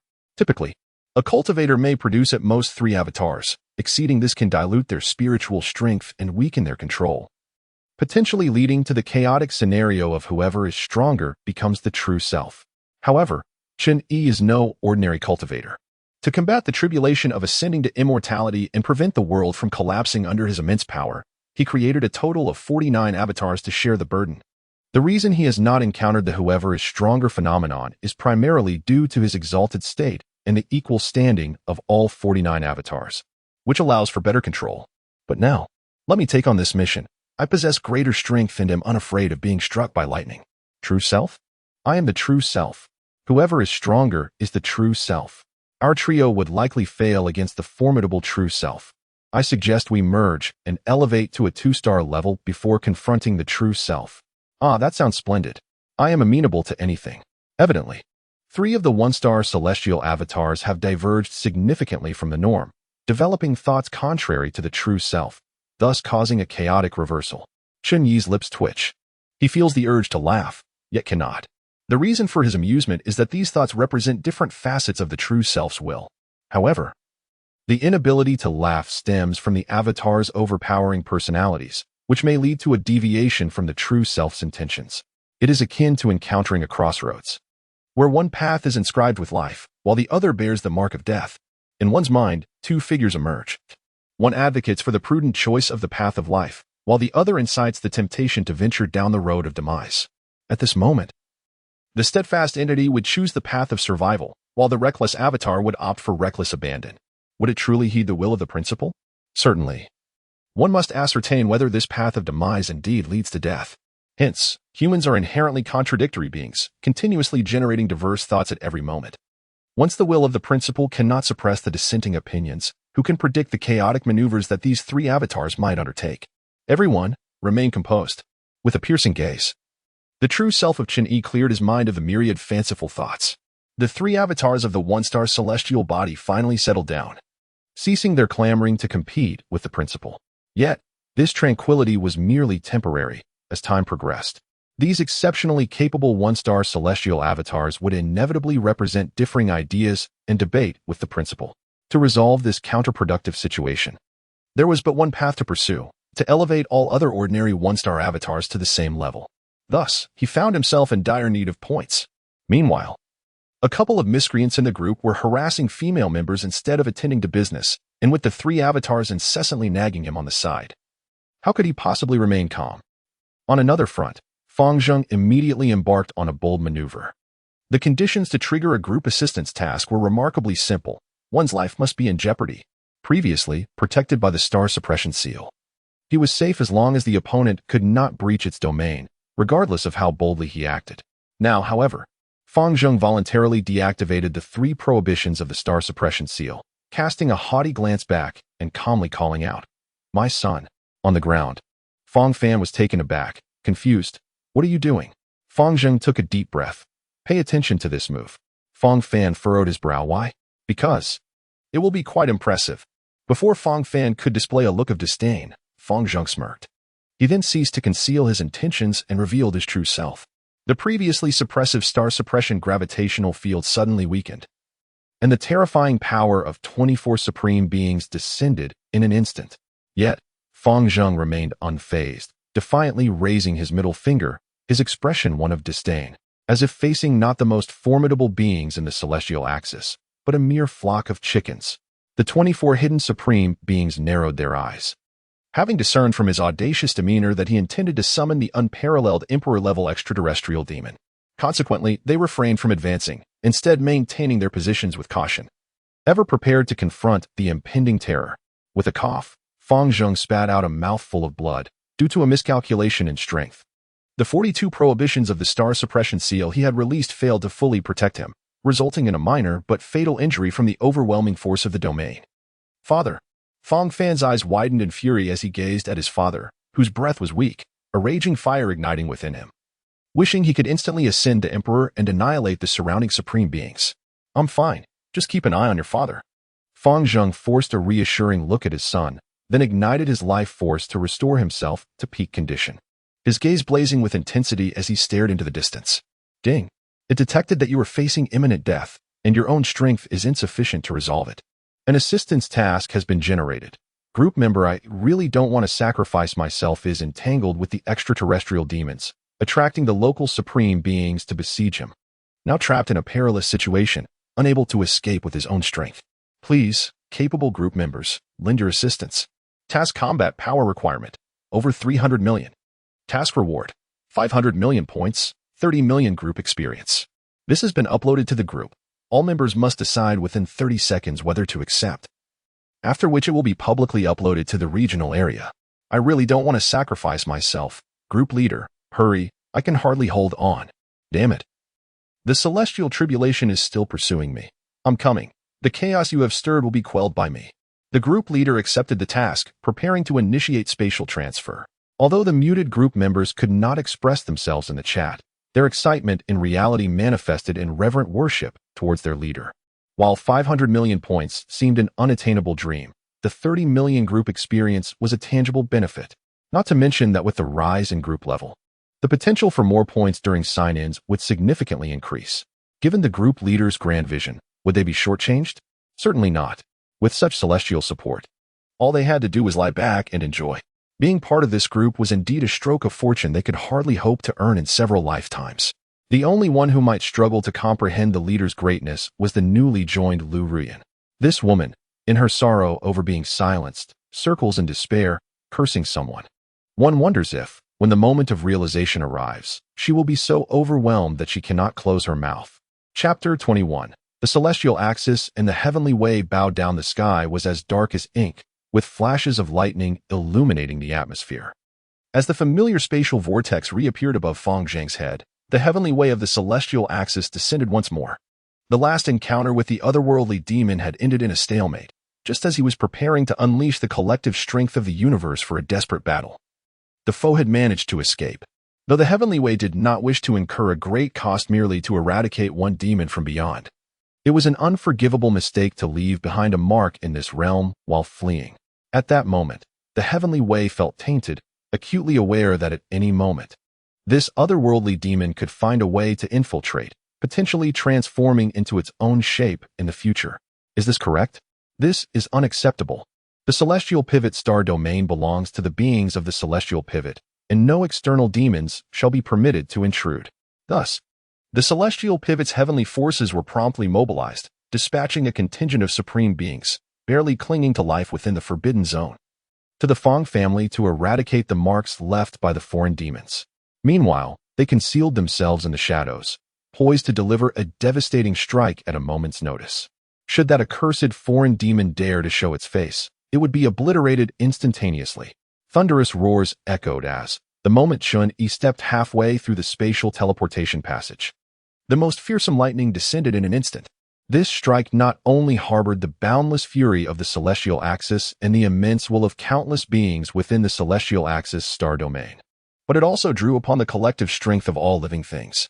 Even the unparalleled emperor, at the zenith of his power, would be either dead or severely injured if he were to withstand such a blow. However, it is unfortunate that Chen Yi's star clone was not a mere pseudo-transcendence emperor, relying on the so-called heavenly heart mark to achieve parity with the celestial path. Instead, he was a visitor from another world, an otherworldly demon who had transcended the celestial path by suppressing it with his own principles, reaching the pinnacle of the transcendence phase with a resounding boom.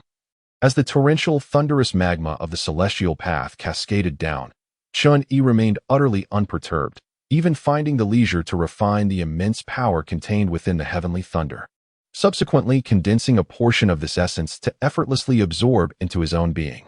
The young man sustained severe injuries in his quest to trigger a rescue mission, resulting in a chaotic flow of energy within him. Yet, he clung to life with unwavering determination. If left unattended, he would soon extinguish his own vitality. As the leader of the group, Chen Yi could not possibly allow his cherished member to perish before his eyes. A surge of formidable life force, encapsulated in the essence of heavenly thunder, surged into his abdomen, affirming that his fate was in his own hands, not dictated by the heavens. Blood gushed forth from Feng Zhang's entire being, yet his vitality flourished with increasing vigor. In the blink of an eye, the stagnant, viscous blood that had accumulated over the years was expelled, replaced by revitalizing essence infused with the aura of tribulation and fragments of the local heavenly will. At this moment, Feng Zhang, to a certain extent, had reached a level where he could stand on equal footing with the heavenly Tao. His cultivation aptitude had transcended the limitations of heaven and earth, achieving an astonishing degree. In comparison to his son Fong Fan, who was said to possess the potential of a great emperor, it cannot be said that he was utterly crushed. Rather, one can only remark that a father is still a father. Hiss, hiss, hiss. Witnessing this scene, gasps of astonishment echoed from afar. The 24 supreme beings stared with wide eyes, akin to copper bells. The overwhelming strike of the heavenly Tao, which even the imperishable emperor could not withstand, was effortlessly grasped and refined by him in an instant. Is this not sinister? I refuse to partake. What are they truly opposing? If they were at their zenith, perhaps the 24 could stand a chance. Yet now, one or two have already succumbed to exhaustion, even if they manage to briefly regain their peak through extreme refinement.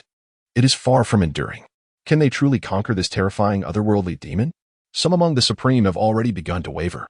They have sought refuge in the forbidden zone out of fear for their lives, harvesting the essence of countless beings to prolong their existence. Now, faced with an unfathomable foe, would they not flee rather than offer themselves as mere sacrifices? What? The heavenly path warns that if they do not fight with all their might now, they may very well be slain by this otherworldly demon later. Apologies, I cannot hear you. Even if he truly intends to come, can I not escape? After all, if a friend perishes, it does not spell my demise. The one who runs the slowest shall be the first to fall. The two ancient beings seemed to share an unspoken understanding, unable to discern who was swifter. In an instant, half of the Supremes silently retreated to the rear, while the other half, still deliberating whether to engage, quickly found their answer and scattered in haste. All the Supreme were in tacit agreement, betting that this otherworldly demon would not pursue them, and simultaneously wagering that, despite its formidable strength, it could not extinguish them all under the heavenly path's delay. Thunder rumbled. The betrayed heavenly path was filled with fury, as several bolts of lightning intended for Chen Yi redirected towards the Supreme, yet they evaded with ease. Chen Yi's expression was decidedly peculiar. These individuals exhibit an undeniable timidity, lacking even the courage to confront him, opting instead for retreat.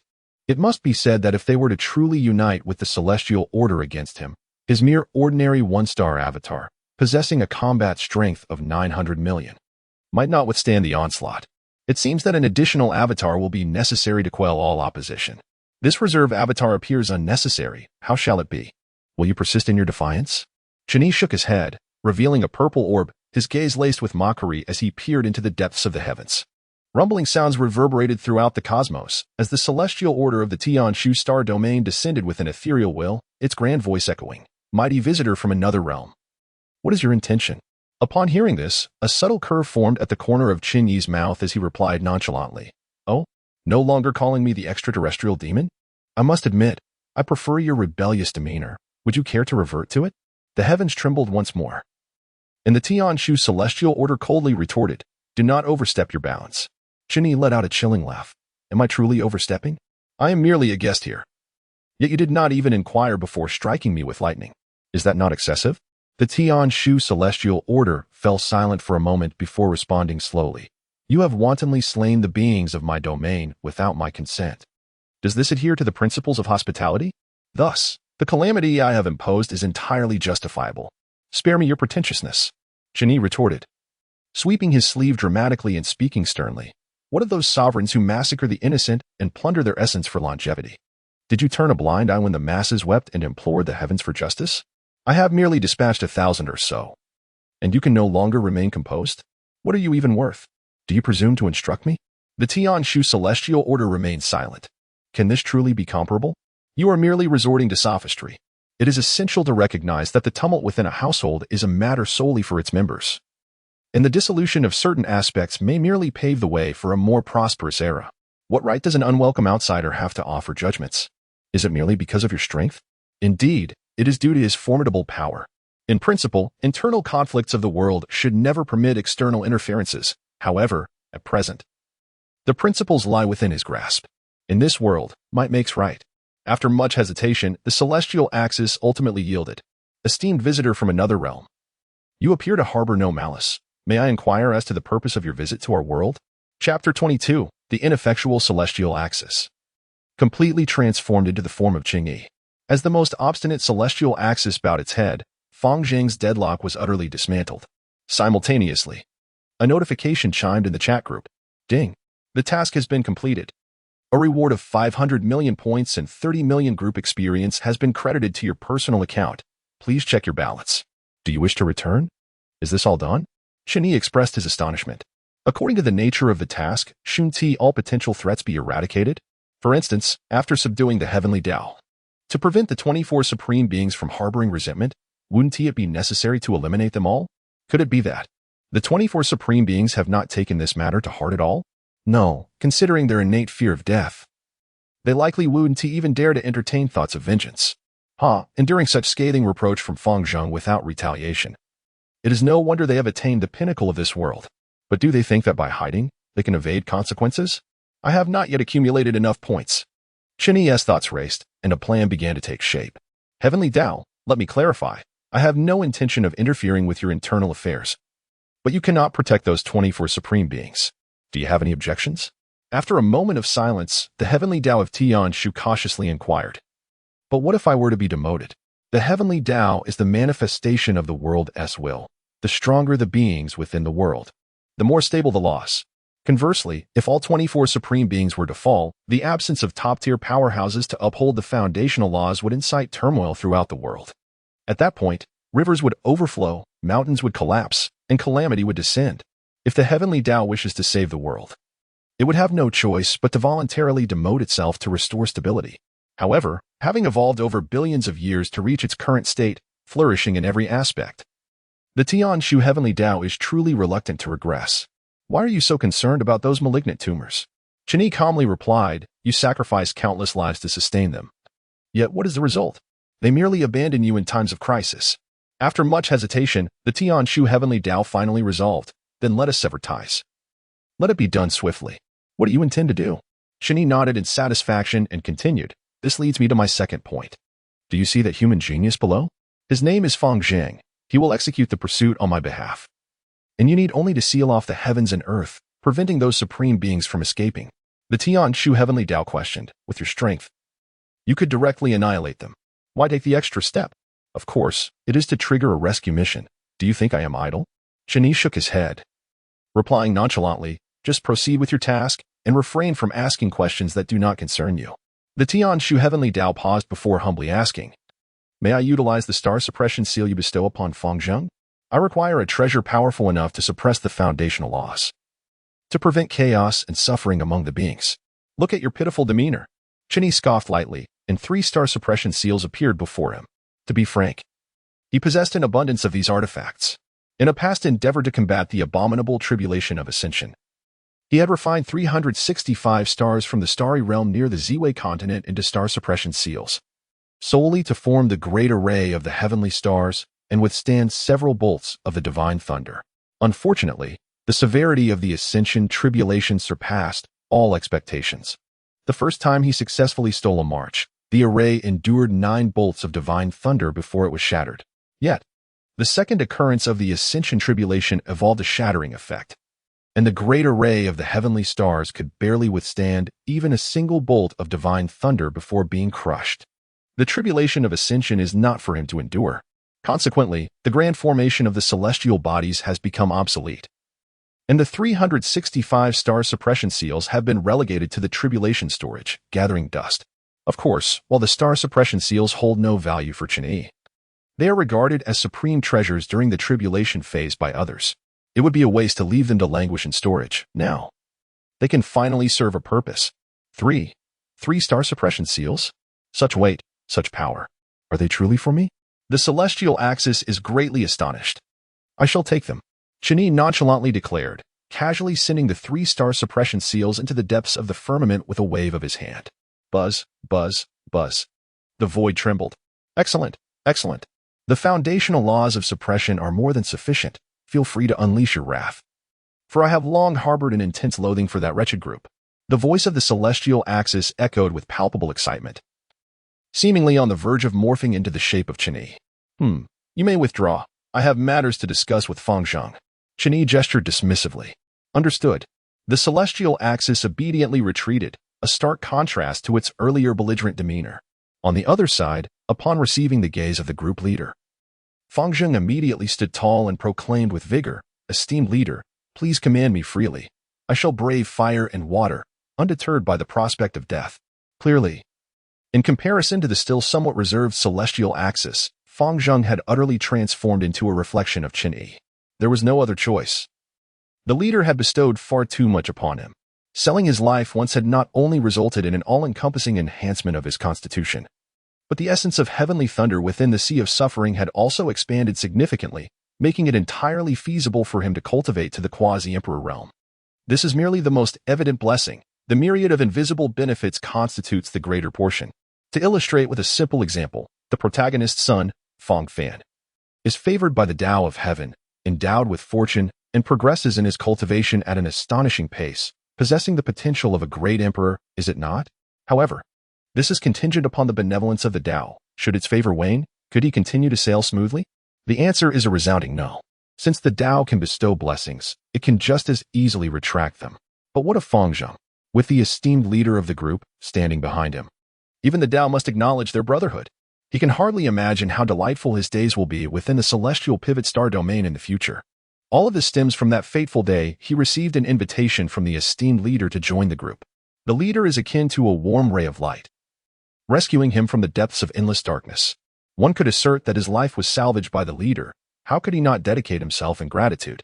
Moreover, the leader has bestowed upon him so much, a debt that can never truly be repaid. Enough, enough. Chen Yi waved his hand. Speaking calmly, I shall refrain from further platitudes. You know what you must do. As he spoke, he suddenly pointed his sword, marking Fang Zheng's brow, leaving an imprint within his sea of consciousness, shielding him from detection by the chat group while also ensuring the immortality of Fang Zheng's primordial spirit.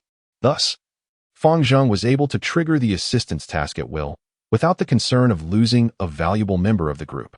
After accomplishing this, Chen Yi felt no more apprehensions and directly recalled the one-star avatar. Fang Zheng remained in a daze for a long while, until Fang Fan, with a fiery gaze, nudged him, jolting him back to reality. Has the group leader left? He inquired. It's been about 150 breaths of time. Father, why do you suddenly smell so fragrant? It feels as if your body has transformed into an elixir of immortality. Get away, get away. Fang Zheng disdainfully pushed his son aside, then turned his neck and cast a disapproving glance towards the forbidden zone. Still thinking of hiding? I'm coming for you. Chapter 23, a hierarchical public district. Activation of new functional modules within the illusionary star cave, upon the return of the one-star avatar sent to execute the task. The true Chen Yi calmly opened his personal account in the chat group to tally the gains from this venture. First and foremost, he had accumulated 500 million points. A considerable sum indeed, although it was still insufficient to exchange for the top-tier items in the Myriad Realms marketplace. It was more than enough to redeem basic immortal origin stones. At a price of 200,000 points per stone, he could acquire 2,500 stones. Coupled with the 5,300,000 points amassed from previous tasks, he could ultimately exchange for 2,765 stones. This was sufficient to allow 27 one-star avatars to undergo transformation into immortal bodies. However, considering the disparity among the avatars, Chen Yi opted not to immediately redeem the immortal origin stones for cultivation and transformation. After all, managing 3 chatty one-star immortal body avatars was already quite cumbersome. Adding another 27 would be downright unmanageable. It would be wiser to wait until he had accumulated enough points to elevate all avatars to the same level before proceeding. With that decision made, the most significant benefit from this expedition was the 30 million group experience points. The higher the chat group level, the more functionalities would be unlocked, resulting in greater influence within the public district. For instance, the group communication channel had been activated at level 5, yet as a level 22 group leader, he found that not a single other group leader acknowledged his greetings. The hierarchy within the public district was exceptionally strict. On that day, at level 22, he stood like a mere pawn in the public district. Upon noticing the level 28 leader of Group 98 online, he courteously extended a greeting, eager to engage in friendly dialogue. However, 3 days passed without any response. What was he trying to prove? Just because he had established his group a bit earlier and completed more tasks? After 30 years of group membership, he had only reached level 28. What was there to boast about? Yesterday you ignored me. Today you shall find me out of reach. Claiming rewards, Chen Yi immediately commanded his one-star avatar, which held the chat group, to commence operations. Ding. 500 million points have been credited. Your current point balance is 553,150,000. Ding. 30 million group experience points have been added to the level system of Group 108. In the next moment, the previously silent chat group erupted with a series of system notifications. Ding! The group leader has claimed the task reward. Group 108 experience 30 million. Group 108 has risen to level 32, with a deficit of just over 700,000 experience points to reach level 33. The group welfare sign-in system has been upgraded. Members can now earn 200 points for daily sign-ins. The group red envelope system has been upgraded. Daily red envelopes can distribute points, with a maximum limit of 320,000 points. The functional module items available in the Myriad Realms marketplace has been activated. Members can list idle items for sale on the secondary page of the marketplace. The functional module team up to exterminate evil instances has been activated. Members can form teams to venture into special secret realms to vanquish malevolent entities. The better the performance, the more generous the rewards in points and group experience. Note, the minimum combat power requirement is 30 million, and a minimum of 3 members is required for team formation. Oh, Chen Yi raised an eyebrow, instantly intrigued. He had long anticipated the section of items available in the Universal Mall, for the marketplace is replete with numerous non-system items, such as the Holy Maiden's underclothing and the meticulously crafted Mr. Dragon Root that were listed by anonymous group members. These flashy items offer no after-sales service, and the chance of discovering a treasure relies entirely on luck. To be frank, he harbors little faith in such a second-hand marketplace, as nearly every item is accompanied by the lamentations of those who were once hopeful yet met with disappointment. With credibility utterly tarnished, even if he were to present some genuinely valuable items, it is unlikely that anyone would be willing to purchase them. Moreover, does he truly possess items that the others in the chat group could afford? To illustrate, the great swallowing technique that he generously shared within the group is sold for 800 million points in the Universal Mall. He certainly cannot afford to diminish his own worth by offering it at a discounted price. Instead of investing time in managing such affairs, he would be better served by undertaking several high-value missions or clearing more dungeons. Speaking of dungeons, one cannot overlook the second section that becomes available after reaching level 30 in the chat group, the Team Exorcism Dungeon, with a minimum combat power requirement of 30 million. This implies that the rewards in terms of points and group experience will surpass those of ordinary tasks. The playability has significantly increased. It is worth noting that after reaching level 30, each subsequent level requires a staggering 10 million experience points. With such a wealth of experience within the group, relying solely on the members to recklessly trigger assistance tasks will yield no profit. After all, the top-tier formidable beings from other realms are not fools. They are well aware that a seemingly insignificant insect, jumping about, can summon powerful otherworldly demons, yet they would not blindly rush to their doom. Furthermore, as the strength of the group members escalates, the probability of triggering assistance tasks diminishes. Thus, it is imperative to seize the opportunity during the early stages of weakness to engage in various activities for rapid development and advancement. Once the group becomes powerful, this path will naturally become unfeasible. Therefore, the Demon Exorcism Dungeon section, which becomes accessible upon the group's advancement to level 30, assumes paramount importance. Logically, this should serve as the principal source for accumulating points and group experience to transcend the frail early stage and reach the mid-stage. However, a question arises: has the 108 group truly progressed to the mid-stage? Excluding Chen Yi, the exceptionally capable group leader, the highest combat power among the members is merely 3 million, held by Feng Zheng. Moreover, this sly individual conceals his true strength within the group, claiming to possess only 1 million combat power. It remains unclear from whom he has learned the art of feigning weakness, revealing a fraction while hiding another, and then training further. Of course, these details are trivial. What truly matters is that the 108 group cannot even gather the requisite 3 members to form a team for the dungeon. Isn't it rather awkward? The group leader possesses extraordinary abilities, yet the members are akin to primitive beings. How long will it take for them to develop to a battle power of 30 million? Taking Feng Zheng, who already exhibits abnormal cultivation aptitude, as an example. Transitioning from a mere 1 million battle power to 30 million is roughly equivalent to progressing from the initial stages of the transformation stage to the early stages of the integration stage, which would require at least a decade. This barely suffices to muster a single teammate, and as for the others, who knows how long it will take for them to advance? Alas, it truly feels burdensome.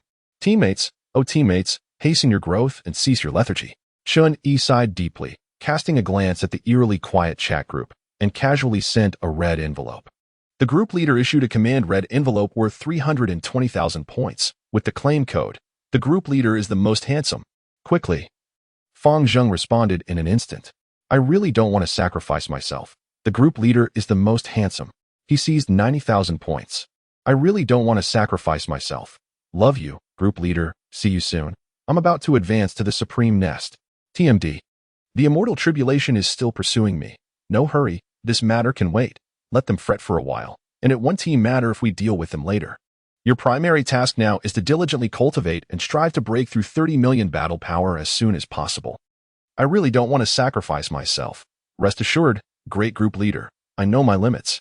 Engaging in closed-door cultivation is far less effective than wielding the star suppression seal and confronting the supreme. Progress through battle, fighting to the peak. This aligns perfectly with my path.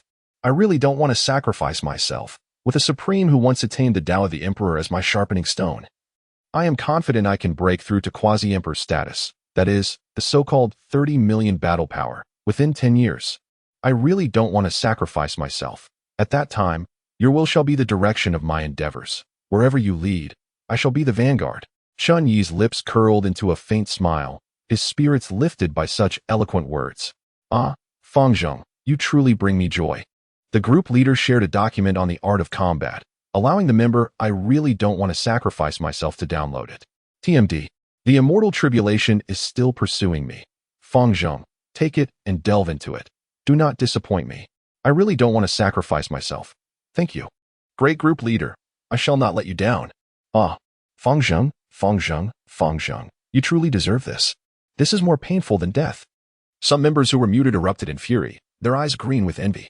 It was at this moment that Chen Yi dealt them another blow. TMD. The immortal tribulation is still pursuing me. Why is everyone else silent? Do you not enjoy conversing? Chapter 24. Why do you read my messages, but not reply? 10,000 critical hits. 10,000 critical hits. The group leader's words shattered the fragile spirits of the members in an instant. In the Western Sea realm, Adolf Amlin ruthlessly expelled the bank clerk from the door, then slapped himself twice, weeping profusely. Great group leader, I was wrong. I truly understand my mistake. Please, lift my mute status. I shall never dare to tease the female members again, regardless of whether the great group leader could hear or see. Amlin sincerely bowed and beseeched forgiveness. At the same time, in the Azure continent, within the material hall of the Sacred Void sect, the duty officer Zhou Zheng suddenly dashed into an empty side hall, tears streaming down his face. Great group leader, I was merely joking. I am truly not a sycophant. I, Zhou Zheng, would rather starve to death outside or jump from here than be a woman's lapdog. You must believe me. On the floating instrument continent, in the residence of the second-ranked disciple of the Feiju sect, runner-up Chen Bo was also in tears. I shall never be a sycophant again. What use is a woman in cultivation? Fang Zheng has gained the group leader's favor. When will I reclaim my runner-up position? Unlike the seasoned veterans, the newly joined member Lu Rian, who had yet to experience the greatness of the group leader, lamented in frustration. Cursed group leader.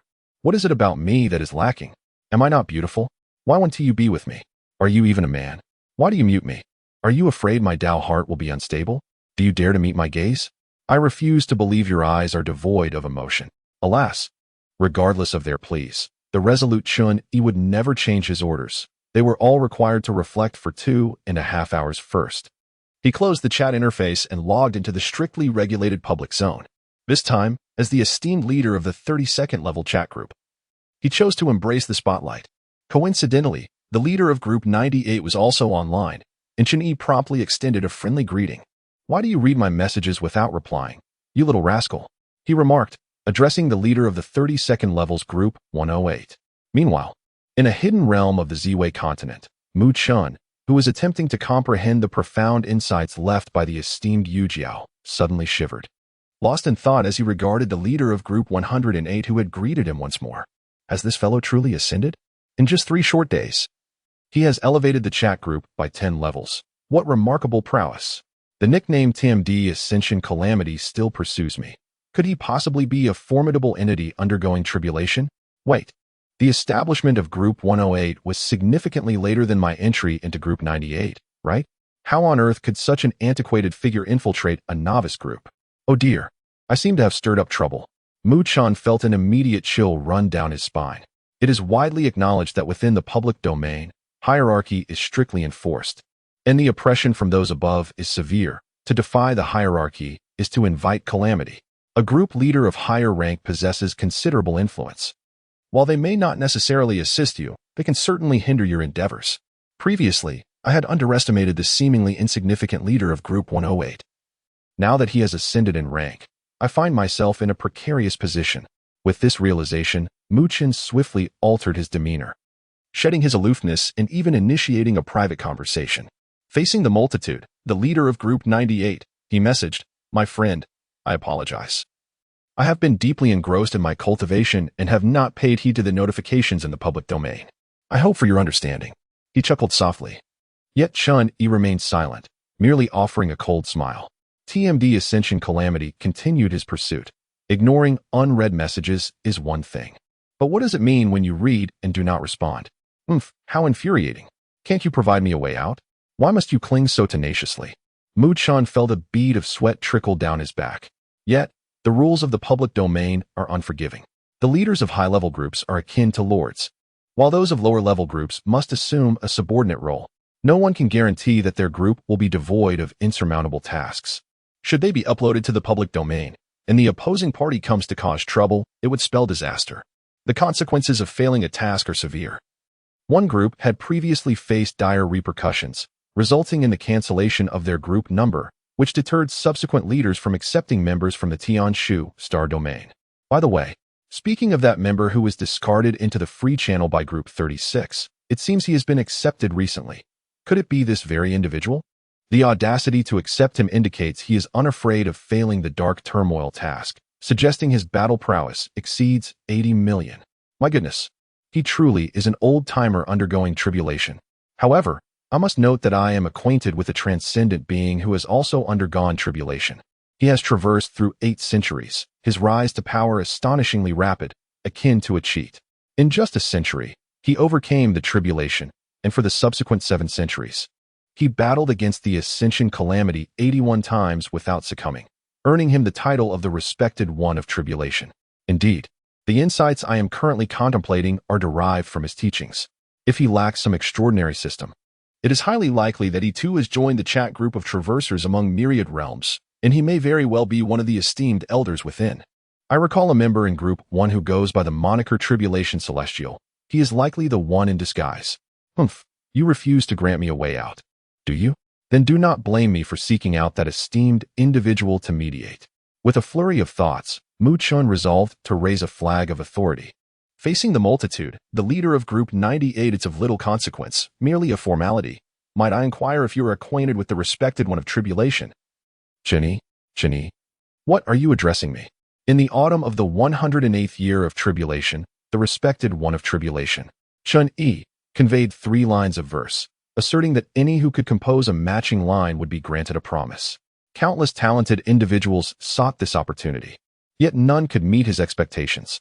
The 3 lines are, the odd changes, the even remains. The king covers the earth like a tiger. Which company excels in excavation technology? Chapter 25. Have I unwittingly involved the esteemed one? Oh dear, he is about to uncover my true identity. At the moment my true name was revealed, Chen Yi's mind momentarily faltered. Am I to be asked whether I recognize the respected one of tribulation, Chen Yi? Can I not know myself? Is this directed at me? To unveil one's true name through mere online conversation seems like hitting a brick wall. It must be noted that within the chat group, everyone dons a pseudonym. Even the group leader lacks the authority to access the personal privacy of members, let alone other leaders in the public domain. So, how did the leader of Group 98 manage to establish their account? Could it be that some omnipotent being, capable of perceiving the intricate web of cause and effect throughout the universe, is involved? Or perhaps a master of fate, whose prowess in divination has reached its zenith? Goodness, is this truly a novice chat group? I thought being drawn into a novice chat group during my tribulation phase made me unique, only to discover the presence of a skilled individual? In this light, their failure to respond is not mere pretension, but rather an indication of genuine power. Leaving me to ponder my own naivety? No, that cannot be right. A composed Chen Yi felt an unsettling dissonance. If the leader of Group 98 were indeed an exalted being, their group rank should not be so lowly, nor should they exhibit such humility when faced with my inquiries. A powerful entity possesses an aura that demands respect. They must be putting on a fade. For instance, this person could have traversed to the Z-Way continent and, upon seeing the 3 phrases I left behind, deduced that I too am a traveler. They might have boldly speculated that I joined this chat group, and with my distinctive nickname, inferred that I was the one engaging with them, thereby attempting to intimidate me into retreating? That seems a plausible reality. Their initial humility, tinged with a hint of subservience, followed by a sudden shift in demeanor, serves as evidence of this. But what if, in truth, the leader of Group 98 is one who relishes in deception? A trickster with a penchant for playing the fool? To err on the side of caution, Chen Yi resolved to temper his approach and test the waters. TMD. The immortal tribulation is still pursuing me. Group 108 leader, what do you mean, respected one of tribulation? Spare me your irrelevant chatter and tell me why you read my message without replying. What are you pretending? So arrogant? Do you truly believe yourself invincible? Mu Chen's gaze darkened as he prepared to perform. Facing the multitude, Group 98 leader, what do you desire? I can inform you that the group nickname of the respected one of tribulation, Chen Yi, is heavenly respected one of tribulation, if you are unfamiliar. Simply navigate to the secondary page of the 10,000 Realms Mall and search for reputable merchants from Group 1. I have a good rapport with him. Chen Yi. Confirmed, this one is indeed wise. Initially, they seemed quite cunning, but now it appears they are utterly clueless. TMD. The immortal tribulation is still pursuing me. Group 108 leader, so you have a good relationship with the respected one of tribulation? Are you certain? Noticing the other party's attitude softening, Mu Chen's anxious heart began to settle. Facing the multitude, believe it or not. But I can apologize for my earlier rudeness and not replying. I hope you can pardon me. Apologies vary with circumstance. Without invoking the banner of heavenly respected one of tribulation, the other party's aggressive demeanor made it unclear what price would need to be paid for their forgiveness. However, once the banner was raised, even if they remained dissatisfied, they would have to retract their hostility. Yet, Mu Chen was unaware of how ludicrous this self-assured trick would appear before the true entity. It amused Chen Yi. TMD. The immortal tribulation is still pursuing me. Group 108 leader, how come I was not aware of this? Oh right, I am Chen Yi. You must have also traversed to the Z-Way continent, correct? Did you come to find me, or did I seek you out? Mu Chen? Wait. My mind is a bit muddled at the moment. You are Chen Yi, the respected one of tribulation. Chen Yi. You must be joking. That old fellow has been traversing for 800 years. How could he possibly be in a newly formed novice group like Group 108? You must be jesting, right? Mu Chen felt tears welling up. He yearned to deceive himself, but alas, it was an impossible feat. After all, the other party had mentioned the Z-Way continent, and further absurdity would be impolite. Yet, he truly did not wish to meet Chen Yi.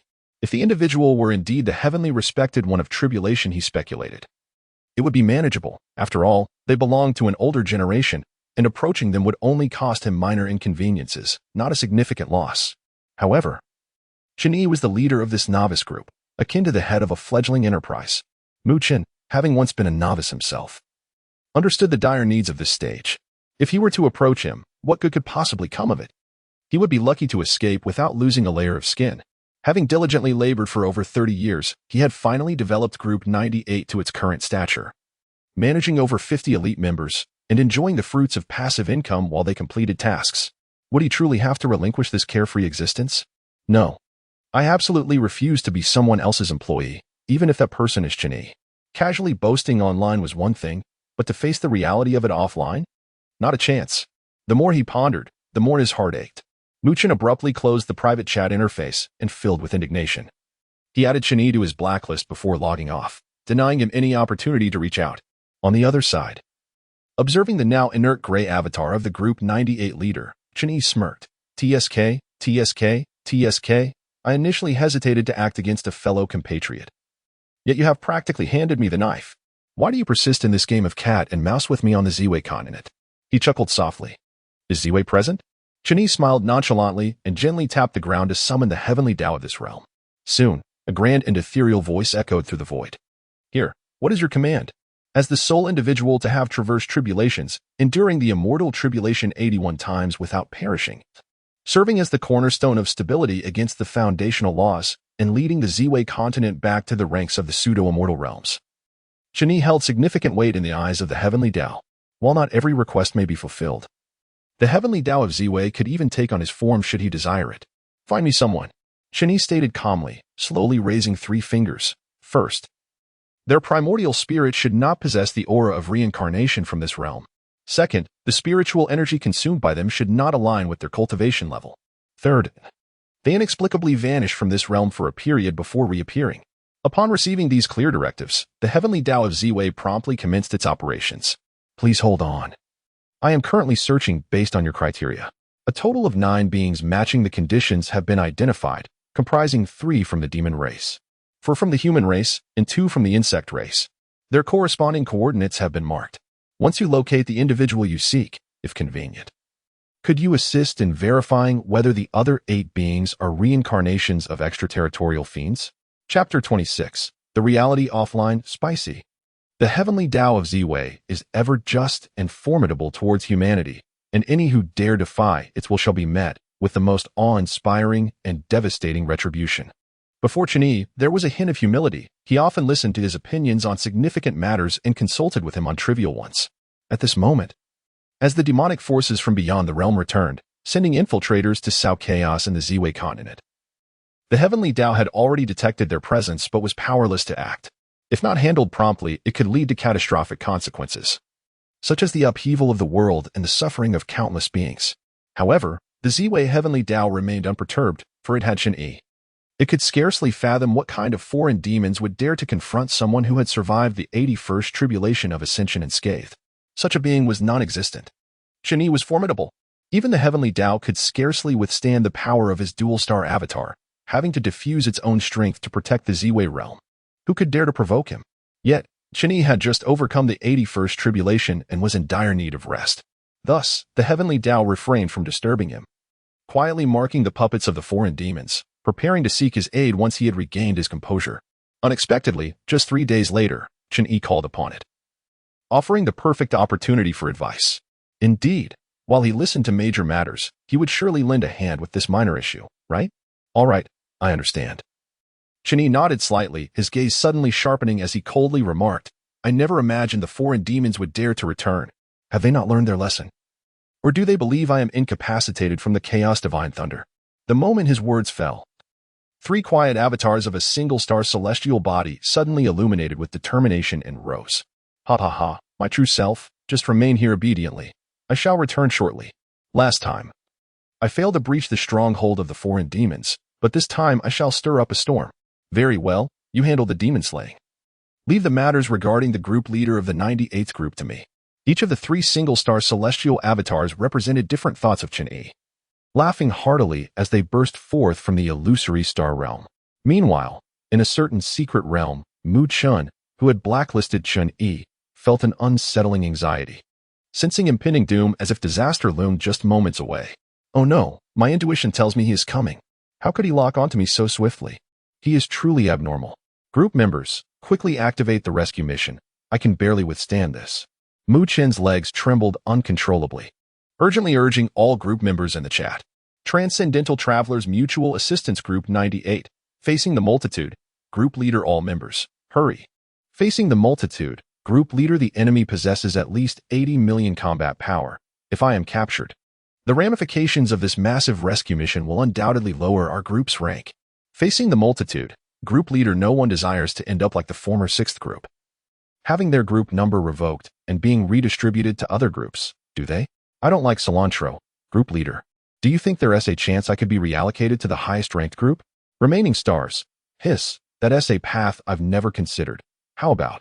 Group leader. You make a sacrifice? Member 169811212. Everyone, stop joking. What if we lose our group number and are dispersed into some newbie group? Can't be helped. That's reasonable. Ancient Sword Victory Angel. Group leader. Don't panic. I'm currently tracking the demons and have already caught their scent. I'll trigger the rescue mission within half an hour. You must come to my aid. Villain self-redemption. Group leader. I'm going to stir trouble with the protagonist. Remember to rescue me. Facing the multitude. Group leader brothers. Hurry. I sense he is. Before he could finish typing, the group leader's avatar suddenly darkened.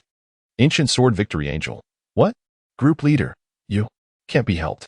No, please don't. Remaining stars. Oh no. The entire group of 98 members fell into a moment of silence. Meanwhile, their group leader trembled in fear, gazing at the suddenly appearing Yujie Venerable. Terror bubbling from the depths of his eyes. The sins committed online were destined to be repaid offline. Ego, please don't come any closer. Hello. Chen Yi greeted with a warm smile. Do not fear. I shall not harm you. Rise and speak. As he spoke, he gently lifted the kneeling group leader of the 98th group, soothing his chaotic spirit with a tender touch. Should I call you facing the multitude, or Mu Chen? Gulp. Mu Chen swallowed hard, acquiescing. You may simply call me Xiaomu. Chen Yi nodded slightly, smiling in inquiry. So, Xiaomu, having traversed for over 30 years, why have you not sought me out? Do not tell me you have never heard the 3 lines of the upper verse. Mu Chen hesitated, meeting the profound and unyielding gaze of Chen Yi, ultimately deciding to confess, Venerable, to be honest, I believed I possessed some sort of golden finger and had no need to create enemies everywhere, thus I naturally did not wish to trouble you. His implication was clear. He could thrive without assistance and only sought him out of boredom, wary of any ulterior motives. Chen Yi understood his intent. Smiling without probing further, and warmly remarked, Xiaomu. It is indeed a rare fortune for us to encounter each other in the Ziwei continent after both traversing to this foreign land. There is no need for such estrangement. A lamentable barrier ought not to exist between us. Upon hearing this, Mu Chen felt a tremor in his heart, sensing that something was about to slip away from him. Indeed, the next moment, Chen Yi's warm hand patted his shoulder, a look of admiration gracing his face. Truly, you are a prodigy. Having joined the chat group just after your arrival, at merely 30 years old, you have reached the pinnacle of transformation. Such speed and cultivation even surpasses my youth. Excellent. I acknowledge you as my brother. Henceforth, call me brother instead of venerable. It feels too distant. Come, call it out for me to hear. Brother Ego. Ah, that is more like it. How could you blacklist your brother E? Is it because you fear I would steal your group members? Am I that kind of person? And no. It was merely a moment of folly. I misjudged your character, by the way. How many members does your group have? Oh no. Mu Chen painfully closed his eyes, feeling a chill creeping up his neck, as if an invisible blade had been drawn against him. Chapter 27. The Disheartened Mu Chen. The Avatar directly assaulting the foreign demon stronghold. What is the most lacking element in a newly established chat group? Precisely, it is talent and projects. Each member represents a brand new world project, the value of which is immeasurable. For instance, Fang Zheng, despite the relatively low tier of his Tian Shu star domain, can yield a vast amount of points through the chat group system, redeemable for high-level cultivation resources. Just by pioneering Fang Zheng alone, Chen Yi earned over 550 million points, sufficient to exchange for more than 700 celestial essence stones, a profit surpassing any direct invasion of the Western Sea realm. Moreover, this merely represents the preliminary earnings of the project. Once the challenges of the Tian Shu star domain are fully overcome, the combat prowess of Fang Zheng will undoubtedly be elevated. At that point, he can engage in productive endeavors, allowing Chen Yi, the group leader, to simply await dividends. Not only does he bring his own project to the table, but he can also contribute labor to generate income. Such invaluable group members are indeed a treasure. And the more, the merrier. Thus, in pursuit of expansion and strength, and to create further brilliance, when Chen Yi discerned that the leader of Group 98, Mu Chen, was in the same realm as himself, he suddenly began to sharpen his metaphorical knife, intending to extract some concessions from the young Mu. Naturally, Mu Chen, having traversed the path of a fledgling group himself, was acutely aware of Chen Yi's intentions. But what could he do with this knowledge? Could he truly resist? Perhaps by complying, he could retain his identity as the leader of Group 98, but should he stubbornly oppose? Brother E is notoriously ruthless. Oh, not bad at all. Young Mu, you possess 38 members? Are you certain that is all? Chen Yi remarked with a hint of a smile. Mu Chen was momentarily rendered speechless. He had truly been blinded by naivety to think he could deceive someone of such caliber in the presence of a cultivator at the tribulation phase. To say he was merely at the peak of the transformation stage was an understatement, even if he were to break through to the integration stage. Facing this formidable individual who had endured 81 tribulations and emerged unscathed, there would be no secrets left to unveil. It was a dire realization. This person was simply too extraordinary.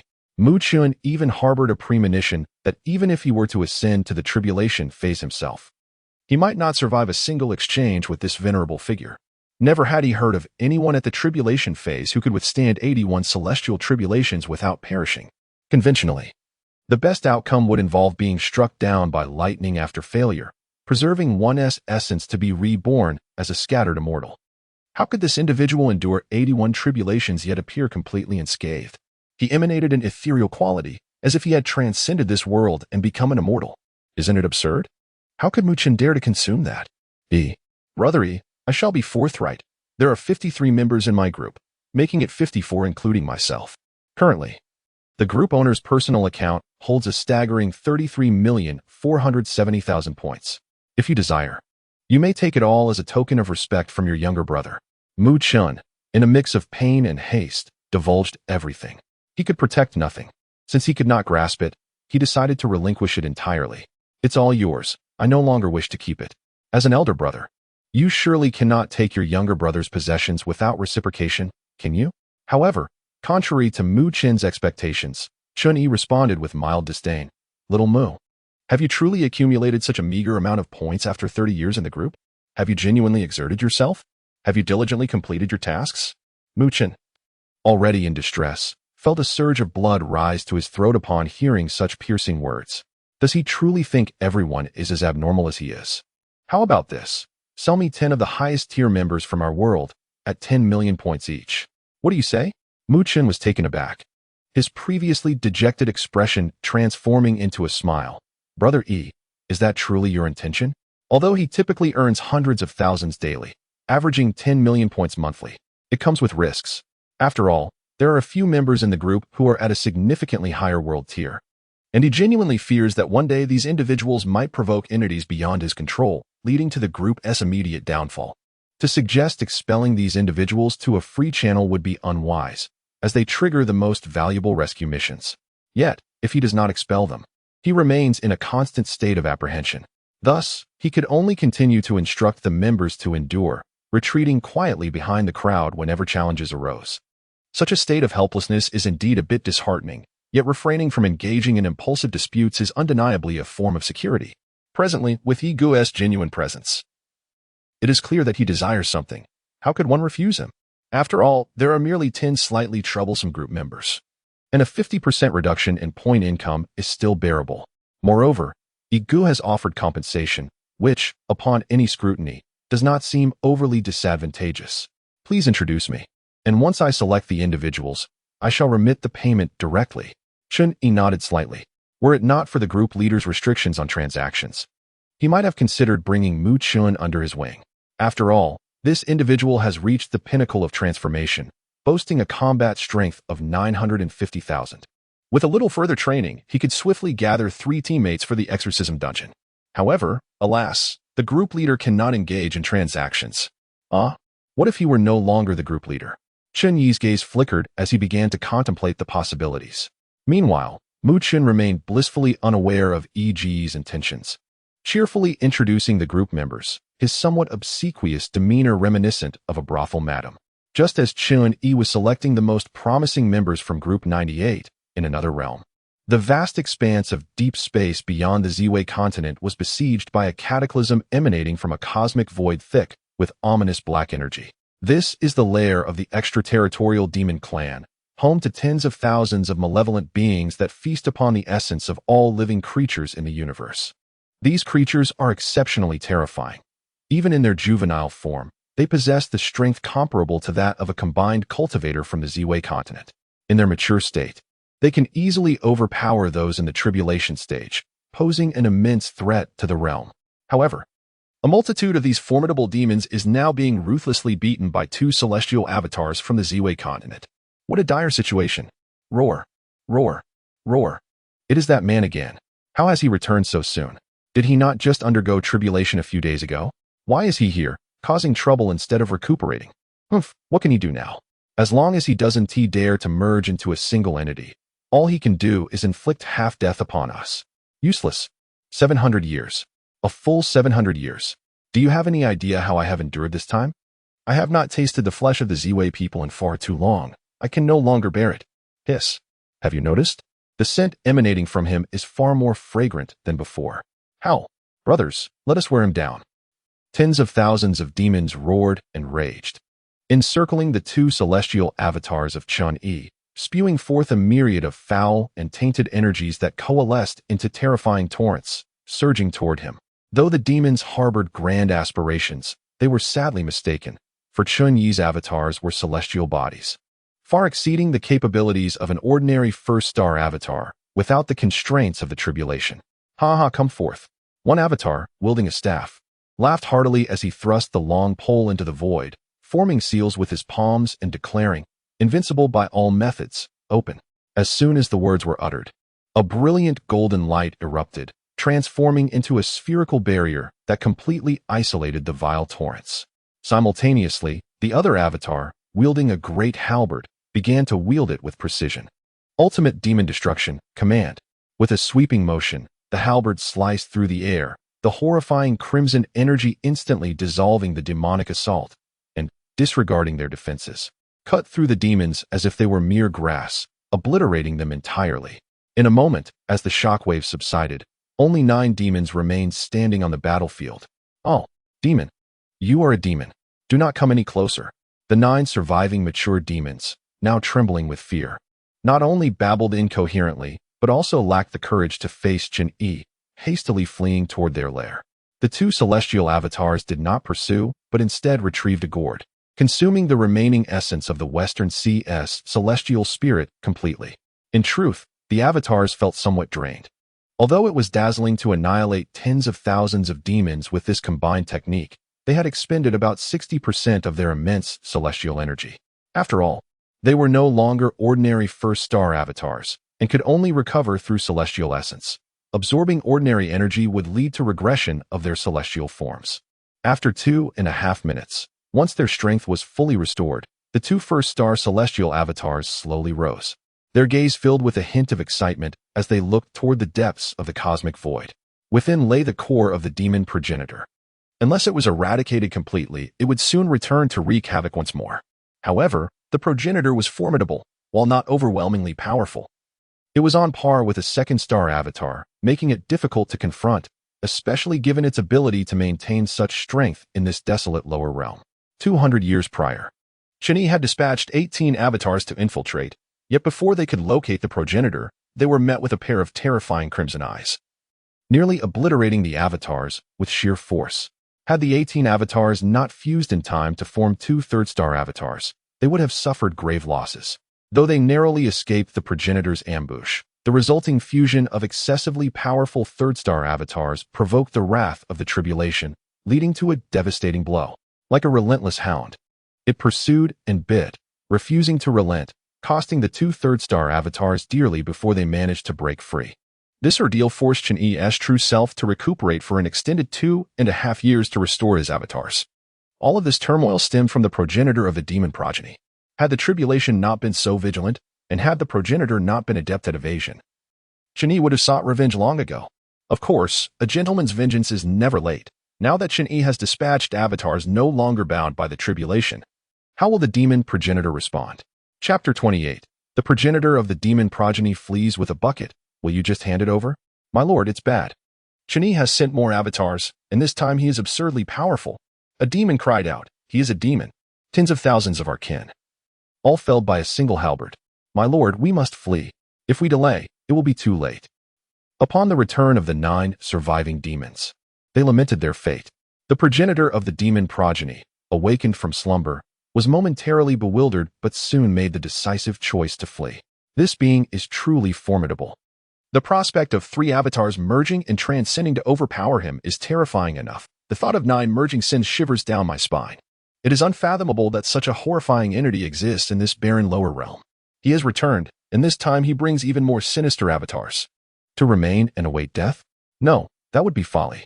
In mere 2.5 seconds, the progenitor of the demon progeny, dragging the 9 remaining demons, plunged into the deepest recesses of the cosmic void. Countless rifts in the fabric of space and time abound here, each leading to an enigmatic realm. The abyssal matriarch skillfully emitted billions of auras into various fissures before erasing its own presence and carelessly slipping into one of the rifts. In such a scenario, amidst the intertwining of truth and illusion, an infinite array of possibilities emerged, rendering the perverse entity utterly incapable of detection. The matriarch brimmed with confidence. For this intricate process had been executed numerous times, each occasion resulting in the adversary's futile efforts. After all, that entity would invariably wander here whenever it faced the tribulation of ascension, truly believing that I remained oblivious to its intentions, wishing to whisk me away amidst the trials? Such thoughts are mere fantasies. Indeed, events unfolded precisely as the matriarch had anticipated. When two celestial avatars breached the numerous barriers to arrive here, they found it impossible to discern which rift had been entered. But what significance did that hold? Without the infusion of natural essence, how long could one truly hide within? A month? Perhaps 2? At most, 2.5. Meanwhile, the celestial avatars possessed their own internal cycles, unlike ordinary avatars which required interaction with the external world. Essentially, within this cosmos, which devoured spiritual essence, they remained unaffected. In previous skirmishes, swift movements sufficed. Now, in a war of attrition, defeat was inevitable. No matter how long you attempt to evade, I shall await your emergence. Chen Yi had never been one to harbor grudges. Yet the abyssal matriarch had managed to occupy his thoughts for 200 years, a remarkable feat in the hands of another. Such a foe would have long been eradicated. Thus, after leaving two celestial avatars concealed deep within the cosmic void, Chen Yi's focus shifted towards the avatar engaged in a transaction with Mu Chen. For now, let it be these 10. Kindly inform them to prepare for relocation. For now, how many more do you desire? Mu Chen's heart ached.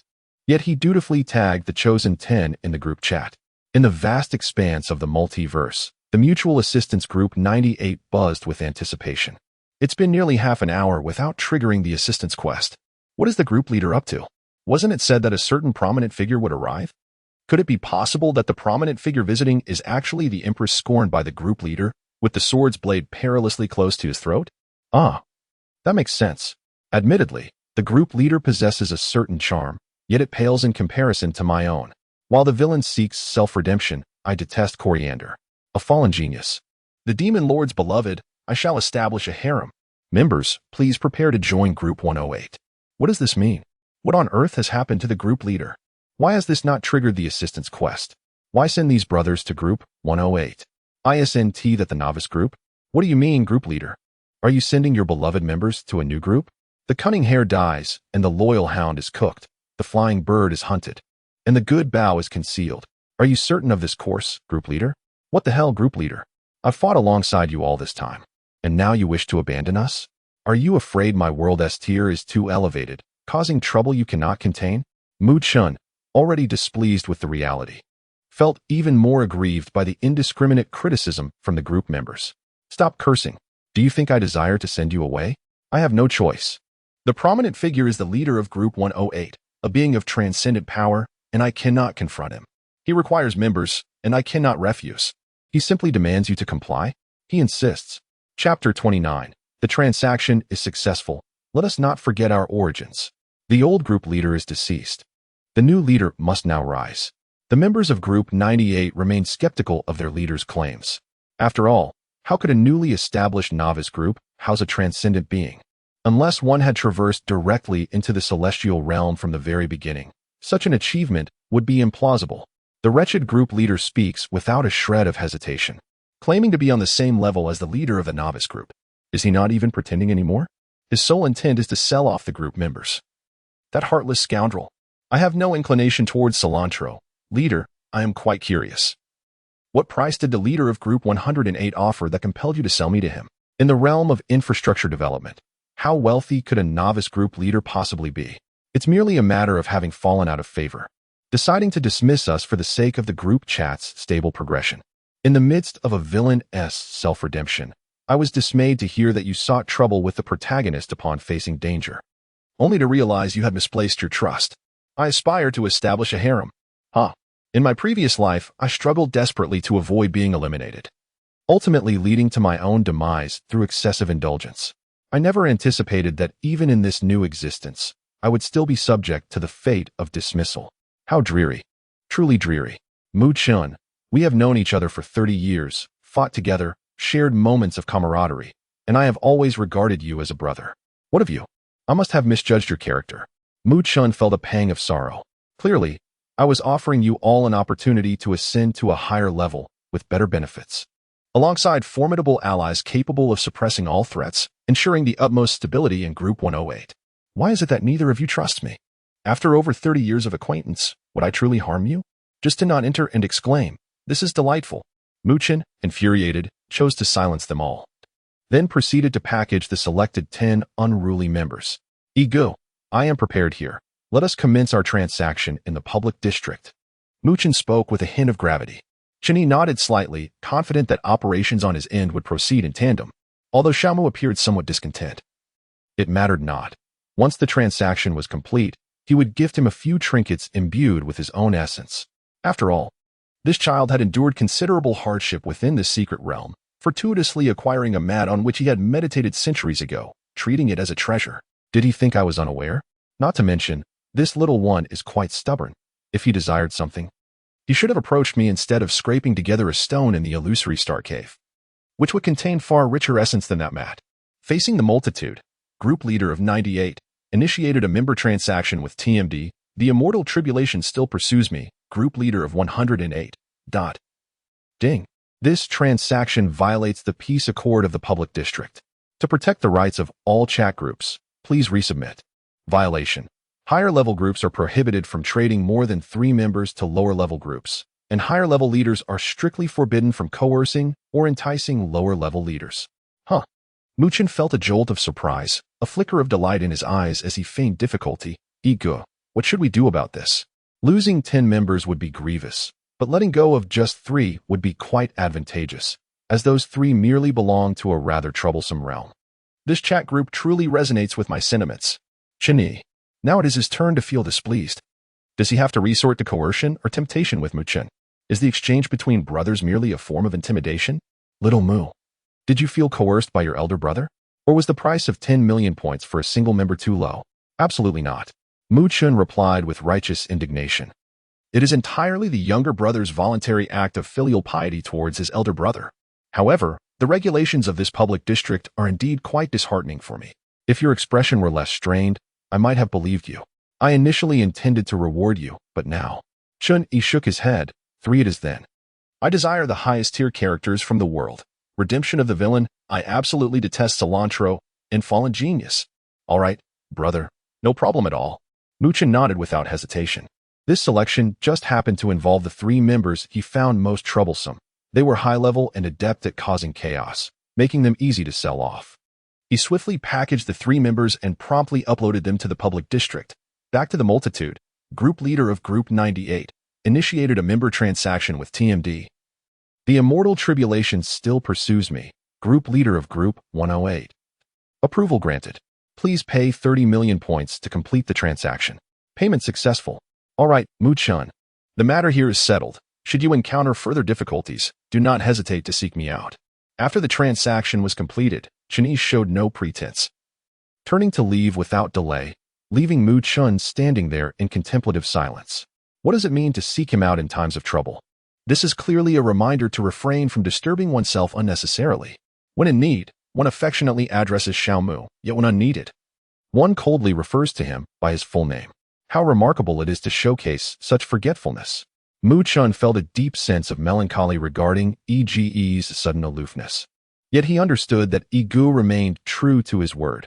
Leaving behind that statement signified that he possessed an opportunity to appeal to Egu.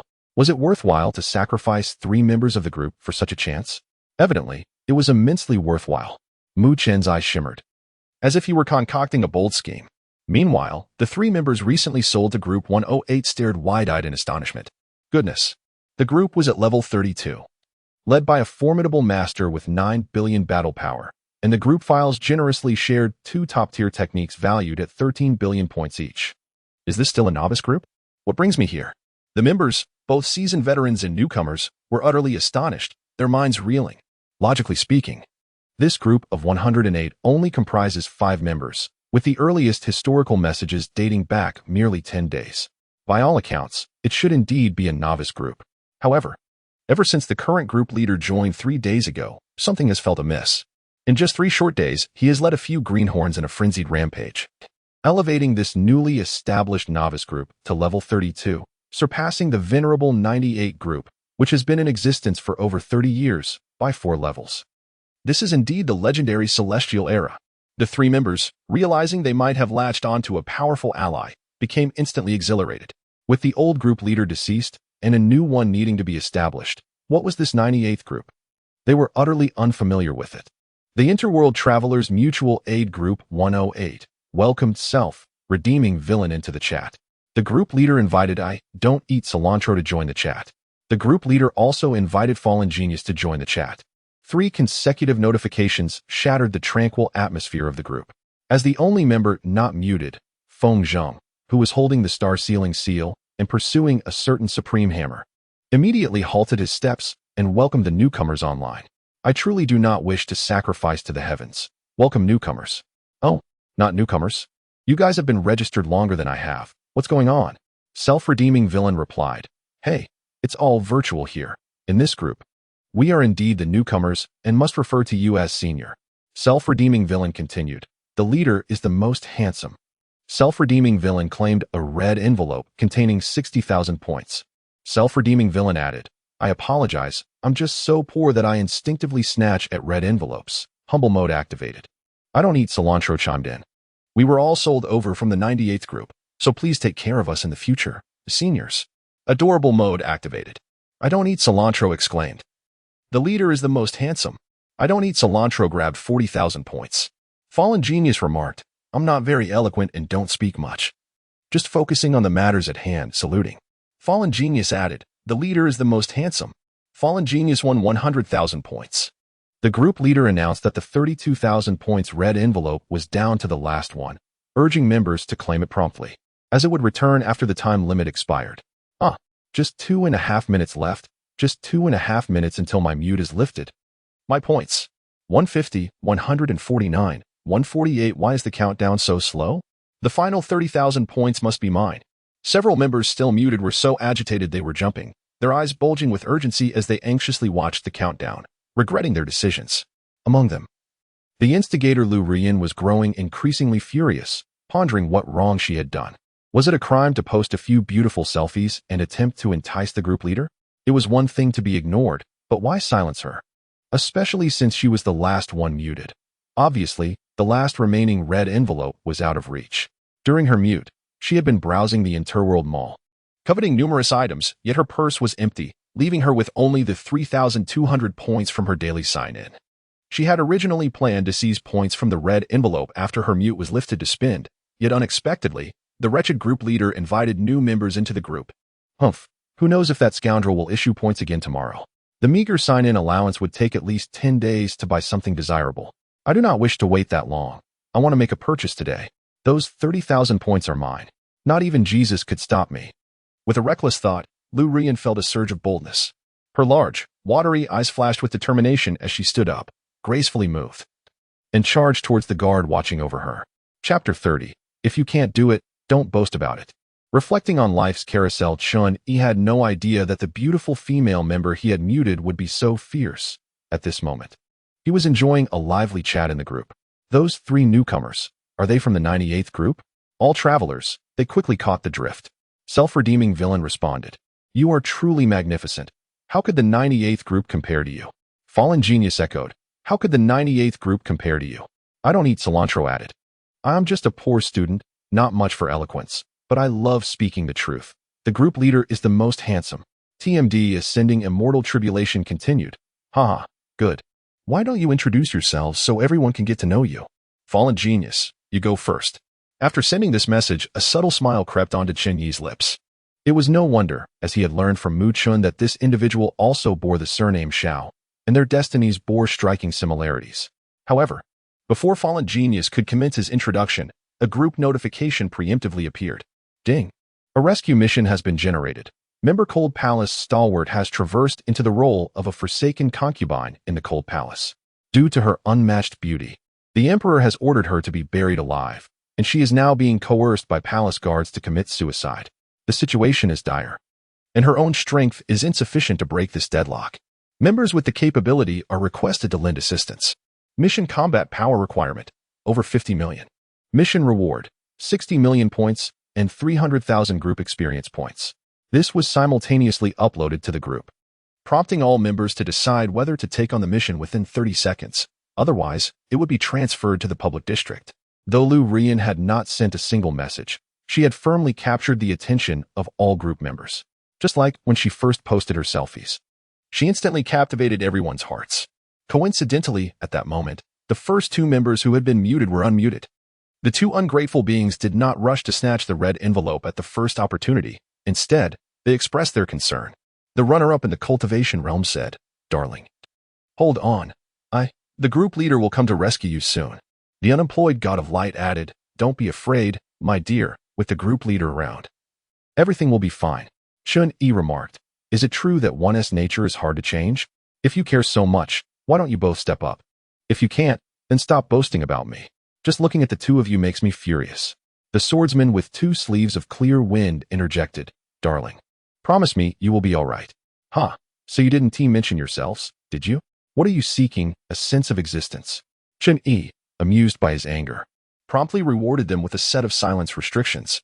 The group leader muted members runner-up in the cultivation realm, unemployed god of light, and swordsman with 2 sleeves of clear wind for 24 hours. TMD, the tribulation of becoming an immortal is still pursuing me.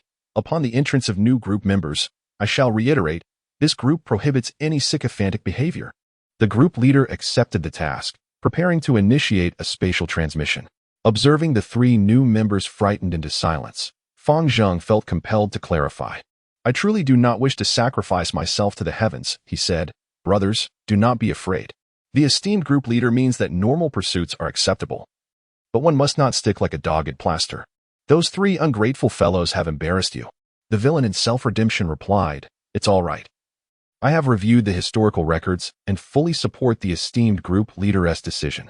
I do not consume cilantro." Added, "Brothers, if you truly have needs, feel free to come to me.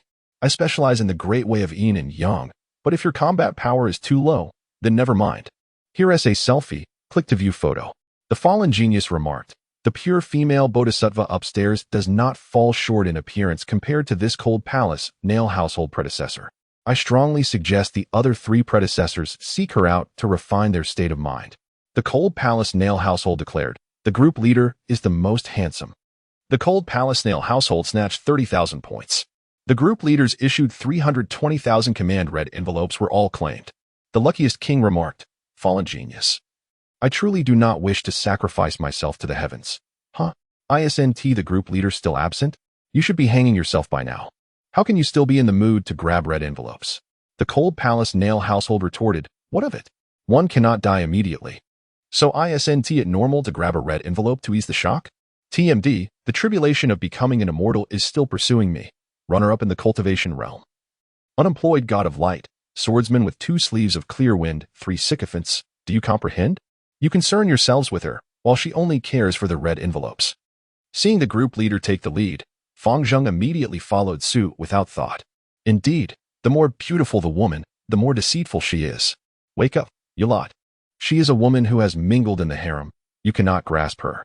Cease your foolish infatuation, be a Sigma male, and do not fall into the traps laid by women." The cold palace nail household exclaimed, "Oh dear, what are you doing? How can you speak of her like that? She is merely following the wishes of our esteemed group leader to teach them a lesson.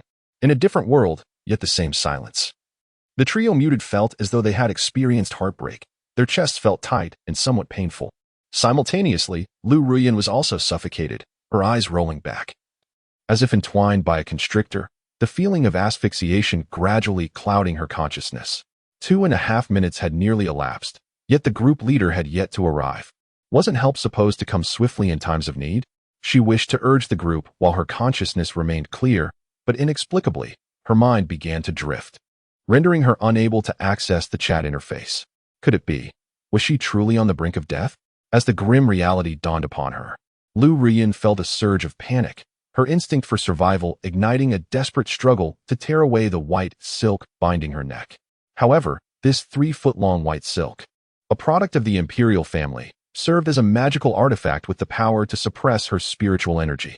With her meager combat strength of merely 5,000, she found herself powerless against it, the binding only tightening further, causing her delicate tongue to protrude in distress. Her consciousness continued to wane. And just as she was about to plunge into an abyss of darkness, her life experiences began to replay in her mind. Truly, One does witness a life real when teetering on the edge of death. How bitterly unfair. To barely have traversed into this new existence only to face demise once again. Group leader, I shall haunt you in the afterlife. I despise you. With her final fleeting awareness, Lu Ruyan felt as though she had plummeted into an endless, dark chasm, spiraling downward, until she had resigned herself to death. When Chen Yi finally emerged from the void. Chapter 31. Do you even know the difference between kings? Chen Yi had actually arrived long ago. It had taken less than 2.5 seconds. Swift indeed. The reason for his delayed appearance was Lu Ruyan's failure to report. Taking matters into her own hands without orders. Had she been coerced, it would have been understandable. After all, one cannot blame a person for actions taken under duress. Yet, with the final moment not due until noon the following day, no one had pressured her. She had chosen to rush headlong into danger. What was she thinking? Did she regard me, the group leader, as a mere summoning beast at her beck and call? If she did not learn her lesson now, how would she avoid calamity in the future? Only by flirting with death could one truly grasp the essence of life. Chen Yi regarded Lu Ruyan, her long pink tongue lolling yet still retaining a certain charm, and with a mere wave of his hand, he summoned her dissipating spirit back into her still warm body. The entire episode transpired in an instant, and it was only then that the two eunuchs tasked with overseeing Lu Ruyan's demise noticed Chen Yi's sudden appearance. Who dares intrude upon the inner palace? Death awaits. The two eunuchs, their voices delicate yet sharp, charged forth with formidable force, wielding gleaming blades. Chen Yi examined the pair with keen interest before unleashing his consciousness, rendering them frozen in mid-motion, as if a pause button had been pressed. How intriguing. The laws of this world, with the imperial dynasty's luck as the foundation of their cultivation. The emperor's edict served as a unique rule recognized by the heavens. Thus, even attaining a combat strength of 90,000, akin to the late stage of the Golden Core realm, where one could regenerate lost limbs, did not permit the growth of male appendages. No, that was incorrect. This rule expressly forbade any weapons from existing within the imperial harem, save for the emperor himself. To even consider castration for me, what audacity. Chen Yi's gaze sharpened, his formidable will crushing the surrounding forces of the peculiar laws. The chat group's shielding merely obscured heavenly perception, but could not shield him from the rules inherent to the palace. Had any member with a combat strength below 1 billion been tasked with this mission, they would have surely faced the tragedy of losing their manhood. While Chen Yi's ordinary clone suffered no harm, he felt gravely offended. At that moment, after shattering the special rule, it revived from the vast imperial luck, manifesting as sharp blades eager to excise whatever should not dwell in the harem. His resolve hardened, and Chen Yi's expression darkened. Initially wishing to complete his task discreetly, he found no need to confront the heavenly will of this world directly. After all, the hierarchy here was formidable, should matters escalate. The dreaded tribulation of ascension would undoubtedly rear its head. Yet, the opposition not only proved ungrateful but audaciously sought to challenge him, failing to distinguish friend from foe. Begone! Chen Yi uttered the decree with authority, conjuring a massive halberd that shattered the blades of castration formed by the imperial laws. The momentum did not cease, striking the very essence of the dragon vein beneath. The earth trembled, and the dormant imperial luck surged forth, a resplendent golden dragon head emerging from the opulent palace. Its terrifying pressure cascading downward, its fierce gaze locking onto Chen Yi within the harem. By decree of the great Zhou Emperor, no man may enter the harem. Violators shall be castrated. The resounding proclamation echoed like thunder as myriad blades shot forth from the dragon's maw toward Chen Yi. Yet, he remained unfazed. Your words hold no weight. My rules are the true law. With that declaration, his aura finally unveiled, revealing his peak in tribulation. In an instant, the form of the golden dragon trembled, losing its solidity. At this moment, the heavens reverberated with a thunderous roar as dark clouds rapidly amassed. Simultaneously, the notification sound from the chat group echoed. Warning. Due to your excessive arrogance, you have exceeded the limits of the chat group's shielding power. The heavenly laws of this realm have detected your presence. Please ensure the safety of the corresponding members. Failure to do so will result in task failure. Unperturbed by the warning, Chen Yi dismissed the notification and, with a wave of his hand, enveloped the unconscious Lu Ruyan in a protective shield. He then retrieved 2 purple orbs and crushed them, summoning 2 spare 1-star avatars. This was not an endeavor to merge and elevate them into two-star avatars, as that would inevitably attract the dreaded calamity of ascension. Instead, these one-star avatars were summoned to withstand the pressure emanating from the heavenly laws of this realm. With this strategy in place, the one-star avatar assigned to carry out the task no longer hesitated. It materialized a towering Dharma body, seizing the neck of the auspicious golden dragon of the Great Zhou and forcefully extracting it from the sea of national fortune. Stop. Only when the golden dragon of national fortune faced calamity did the imperial family of the Great Zhou finally react. As several imposing figures surged skyward from the depths of the palace. The second-generation king of the north is here. Treasonous subjects, cease your arrogance. The 13 descendants of the great ancestor remain. Anyone who disrupts the Great Zhou shall be executed. By decree of the emperor. Those who bring me their heads shall be granted the title of king of a single character. General Lingling stepped forward to challenge, joined by valiant warriors within the imperial city, all charging fiercely towards the towering Dharma body. However, their numbers could not bridge the gap. They were merely a swarm of ants with combat power fluctuating in the millions, futilely attempting to challenge Chen Yi's overwhelming 900 million strength. Had the emperor of the Great Zhou still been in his prime, he might have been able to exchange blows with Chen Yi due to his vast national fortune. Yet, the bearer of destiny cannot endure forever. Now, he was frail and bedridden, his own golden dragon of national fortune waning, allowing Chen Yi to effortlessly seize the throat of his fate. Begone. A singular, blunt command. In an instant, all those claiming to be the king of the north or descendants of the great ancestor were sent flying, their fates unknown. In the wake of this, a wrathful Chen Yi turned back, delivering 2 resounding slaps to the head of the golden dragon of national fortune, shattering its protective aura before mercilessly plunging his hand into its body. He forcibly extracted a sinew, forged from the will of the imperial family, inscribed with the decree that no man may enter the harem. In that fleeting moment, the legitimacy of the Great Zhou's emperor was obliterated. Bereft of the support of imperial fortune, the severely injured cultivators of the Great Zhou, who had just been sent flying, found themselves stripped of most of their power, barely able to let out a lament before perishing on the spot. Those who had rallied under the emperor's command, such as General Lingling, also faced backlash, their injuries compounding, their vitality dwindling to the brink of death. At this moment, the Great Zhou was on the verge of becoming a relic of the past. Had Chen Yi not been present to suppress everything, the vast fortune might have already dispersed in search of a new sovereign. With a resounding rumble, witnessing the chaos wrought by this visitor from another world, the heavenly laws of this realm erupted in fury. The previously clear skies were swiftly enveloped by an impenetrable layer of dark clouds, yet the light did not extinguish. Instead, it transformed into a blinding lightning that was impossible to gaze upon directly. The heavenly laws of this realm had gone mad, determined to eradicate this detestable visitor at any cost. Chapter 32. The Bewildered Lu Ruyan. Family, what should I be mindful of as I embark on my first reign as empress? Feeling the relentless fury of the heavenly laws, Chen Yi realized he might have overstepped. If he were to confront the situation head-on, 3 one-star avatars could combine to form a 2-star avatar capable of suppression. But such an act would undoubtedly invite the calamity of ascension. Moreover, with his current task incomplete, he could not activate the teleportation portal in time to escape. Should he be caught by the accursed calamity, it would surely spell disaster for his 3 one-star avatars, potentially leading to their outright destruction. The price is rather steep, and Chen Yi is reluctant to bear it. Thus, he must first find a way to soothe the frenzied heavenly Tao of this realm.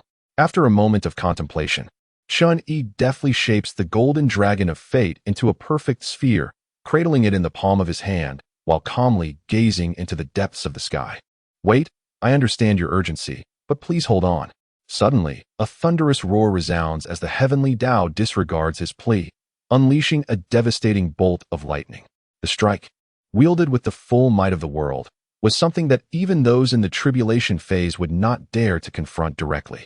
Yet, Chen Yi, having undergone the trials of ascension multiple times and fully attuned to the attributes of heavenly thunder, stood steadfast, flanked by 3 avatars, braving the onslaught of this magnificent celestial lightning. After all, the little Tao of heaven was quite irate. If it were not allowed to unleash its fury, it would remain restless. In a fleeting moment, as the first bolt of heavenly thunder dissipated and the Tao of heaven calmed slightly. Chen Yi spoke with a composed demeanor. Once you have vented your temper, will you cease? Surely, you do not wish for chaos to reign across the realm.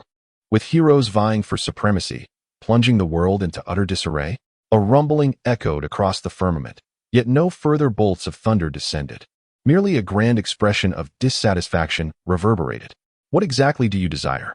Chen Yi's lips curled into a slight smile. The foundation of this dynasty remains intact. If I were to intervene and stabilize the national fortunes and support a new emperor to solidify the throne, it would merely be a brief turmoil, swiftly quelled. The Tao of heaven fell silent for a moment, hesitantly inquiring, then, what is the price? Chen Yi replied with a serene smile, simply ask me. Impossible. The Tao of heaven retorted, for the Tao is supreme and will never bow to anyone, especially not to a visitor from another world. Then there is nothing more to be done. It is uncertain to whom this pearl of national fortune will ultimately belong. How pitiful for the common folk. As a single general's victory may cost a multitude of lives. Chen Yi shook his head, no longer suppressing the tumultuous fortunes within the pearl, allowing them to gradually emerge. Wait, do not release it. The Tao of heaven could not restrain itself and called a halt to Chen Yi. Chen Yi cast a sidelong glance at the heavens, remaining unfazed. Stop. The Tao of heaven, now anxious, rumbled, you may be a guest of this realm, and all reasonable requests can be fulfilled.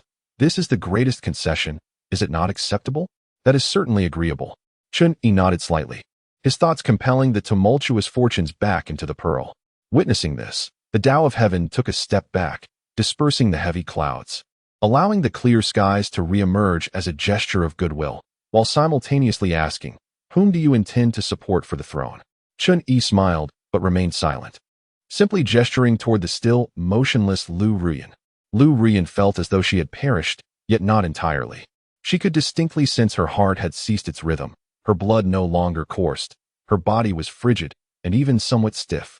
However, her mind remained alert, allowing her thoughts to wander aimlessly, akin to being caught in a nightmarish paralysis, capable of reflection, yet unable to act. Time passed in this liminal state, the duration unknown. Suddenly, a wave of incredibly warm energy surged into her heart, and overwhelming vitality erupted forth. Thump, thump, thump. Her lifeless heart began to beat once more. The congealed blood resumed its flow, and her cold body gradually warmed, soon becoming almost feverish. With a sudden gasp, Lu Ruyan awoke, sitting up on the ground, retching violently as torrents of stagnant blood erupted from her throat. How does it feel? Not pleasant, is it? Will you dare to act on your own accord next time? A mocking voice interrupted her thoughts.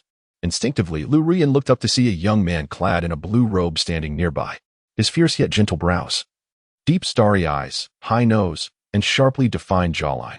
Ah, he is so handsome. Wait, what did he just say? Could he be the Dog Lord? Realization struck Lu Ruyan, and she felt a pang in her heart. She understood now. It was not that the teleportation was slow, but rather a punishment from the Dog Lord for her disobedience. Oh dear, how can someone so handsome be so dog-like? Suddenly, she found herself indifferent to his looks. Hey, stop daydreaming and put this on. Chen Yi commanded lightly, transforming the pearl of national fortune into a phoenix crown, which he placed upon Lu Ruyan's head with a swift motion. Before she could comprehend, a sharp pain shot through her crown, followed by an overwhelming influx of information that stirred rapidly within her mind. The great Zhou has fallen, the great wind shall rise. The year is the first of the cycle, auspicious tidings for the realm. With the phoenix crown of national fortune, wield the power of the emperor. The year of the great wind begins, and the founding empress Lu Ruyan, dazed, completely bewildered. Wait, I just took a nap. How did I become the founding empress? In her confusion, Lu Ruyan scratched her head, wanting to inquire about the situation from the Dog Lord. Yet, he merely smiled enigmatically, waving his sleeve. In an instant, the stars shifted. In the blink of an eye, Lu Ruyan found herself clad in a dragon robe, seated upon the dragon throne. Below her, a resplendent hall filled with officials trembling on their knees, all in unison exclaiming, "Long live our emperor, long live, long live." Lu Ruyan was truly stunned. Yet as she gazed upon the sea of bowed figures, an inexplicable feeling surged from her heart, blooming fervently. Instinctively, she raised her hand. Esteemed officials. Realizing mid-sentence that she had misspoken, Her cheeks flushed with embarrassment. She quickly corrected herself. Ah, no, esteemed officials, rise. However, the officials paid her no heed, remaining prostrate, not daring to move. Lu Rian assumed her voice had been too soft for them to hear, so she blushed and proclaimed loudly, I command you to rise. The sound resonated loudly, echoing clearly within the Golden Hall. Yet, the officials remained as if deaf, kneeling on the ground in complete silence. Lu Ruoyan was perplexed. Had she opened the matter incorrectly? Family. What should I be mindful of as I embark on my journey as a female emperor for the first time? I await your guidance urgently. Chapter 33. How dull. This role of empress. The officials of the Great Zhou, or rather, now the Great Feng dynasty, find their current status, power, and cultivation reliant upon the fortunes of the dynasty. In such circumstances, the sovereign with absolute authority can easily reduce anyone to a commoner with a mere word. Why then do they dare to disregard the words of the current empress, Lu Rian? It is undoubtedly because her imperial status is but a fade. A true monarch bears the weight of the empire, embodying the will of the nation, and thus can decree laws that bind all beings. A single edict transforms into an unassailable rule. And what of Lu Rian? She is nothing more than a decorative vase adorned with the crown of destiny. What is an empress? Before that esteemed figure, she is but a mere plaything. It is solely due to her beauty that she has captured the attention of that individual, allowing her to ascend to the throne. The officials are not fools. They can discern who truly wields power, as long as that esteemed figure remains silent. Who among them would dare heed the empress's command? Thus, the court finds itself enshrouded in an awkward silence. The empress sits above, blushing and flustered, while the civil and military officials kneel below, their heads bowed and tongues tied. Meanwhile, Chen Yi observes quietly from the shadows, refraining from intervening. In truth, this is precisely the scenario he wishes to orchestrate. Well then, let us drop the pretense. Upon discovering the unique principle in this world, that the more fortune one possesses, the swifter their cultivation, the group member Lu Rian is destined to become the Empress of Smoke. As for the so-called blade of castration, it is merely a pretext. He possesses numerous methods to ensure the Great Zhou's destiny complies willingly. The choice of the most direct and brutal path is primarily to provoke the heavenly will of this realm into conversation. After all, the heavenly decree has imposed a ban on immortality. As the primary bearer of the empire's fortune, a true monarch must shoulder the will of the nation, thus cannot cultivate, but can only exercise authority within their dominion, enforcing laws and regulating all beings. This is the essence of a sovereign. Though it sounds impressive, once outside the realm of governance, they become as powerless as any common mortal. As for Lu Rian, a member under his command, she is meant to labor tirelessly for him. How could she let her cultivation languish simply because she has become an empress? The facade of combat prowess in this chat group is not recognized. Only verified strength can undertake tasks. To this end, he exerted considerable effort to persuade the heavenly will of this realm, crafting the crown of destiny, thereby transferring the sovereign's authority from the individual, allowing Lu Rian to evade the ban on immortality while simultaneously enjoying immense fortune to enhance her cultivation as empress. It can be said that to assemble the three needed to unlock the exorcism dungeon, Chen Yi truly labored with great care. At this moment, following 150 seconds of deadlock, Lu Rian's anxiety as the newly crowned empress began to ease, and her chaotic thoughts finally settled into clarity. She may appear somewhat daft, but she is far from foolish. Otherwise, she would not have survived the treacherous palace intrigues. Soon, she unraveled the threads of the situation and sent a message into the chat group. Cold Palace Resident, TMD, the immortal tribulation is still pursuing me. Group leader, I know you're there. What should I do when they won't listen to me? It's my first time. Please help me. I don't eat cilantro, sister. What kind of wolfish words are these? Villain's self-redemption. Hiss, such a strong feminine vibe. I really don't want to sacrifice to heaven. Cold Palace Resident. What nonsense are you spouting? Do you dare tarnish the group leader's image? Fallen genius. Lord Fanzheng. So imposing. Cold Palace Resident. Group leader. Say something. You are the one who made me don the dragon robe, and now you're turning your back on me? This isn't right. It's my first time as Empress. I really don't want to sacrifice to heaven. Truly, the group leader is remarkable. It hasn't been long, and you've already elevated her from discarded consort to Empress. Such immense favor. At the very least, one person can battle an entire nation, or even an entire realm. I must say, my admiration for the group leader flows like an endless river. akin to the Yellow River's uncontrollable floods. Fallen genius. Fangzheng, hold on, let me take over. I don't eat cilantro. Oh, an empress? Will you have a harem? Sister, would you like to learn the harmonious way of yin and yang with me? It's delightful. Cold Palace resident. Thanks for the invite, but no thanks. My first time is reserved for the group leader, Winks. I don't eat cilantro, huh? Sister, you haven't been touched by the emperor? Cold Palace resident, that old thing is long past his prime. I can't believe it myself, after 3 years in the palace. I'm still a maiden. The group leader initiated a group-wide mute. Chen Yi could no longer bear to watch. It was becoming increasingly absurd. Did they truly think of the chat group as their personal playground? At the same time, on the other side, Lu Ruyan's lips curved into a smirk. She was more afraid of a silent group leader than of any reprimand. If he chose to ignore this mess, then so would she. With this thought, Lu Ruyan felt a wave of clarity wash over her, and she lazily leaned back into her dragon throne, elegantly crossing her legs. Observing her seemingly carefree demeanor, Chen Yi nodded in satisfaction. This is precisely correct. One should merely serve as a mascot, responsible for signing documents. After all, a vast dynasty would continue to function seamlessly whether she were present or not, as everything is already arranged. When the Empress commands you to rise, you shall do so.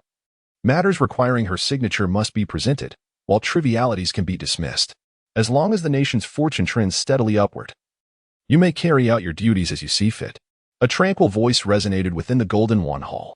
Although the speaker was not visible, all the civil and military officials were aware of their identity, promptly rising to offer respectful bows, proclaiming, "Thank you for your grace, celestial sovereign."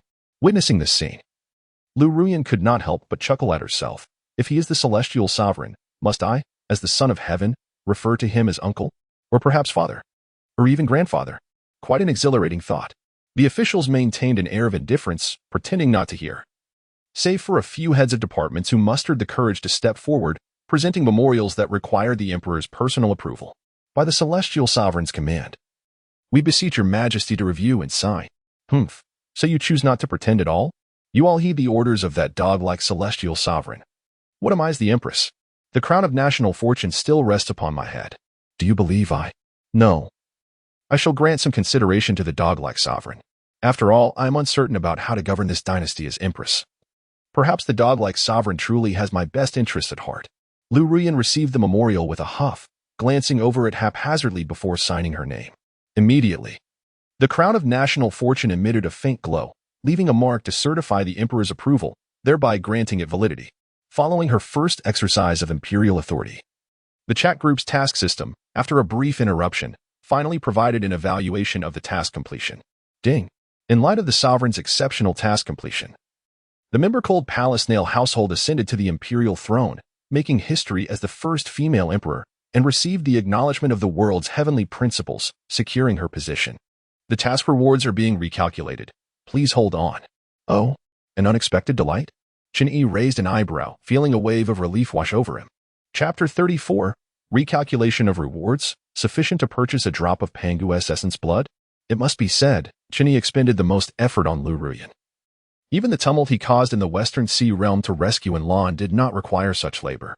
He had to extract the national fortune golden dragon to summon Daizhou to its doom, persuade the heavenly principles of this realm with reason, and retrieve all the fleeing officials of Daizhou to reassure the populace.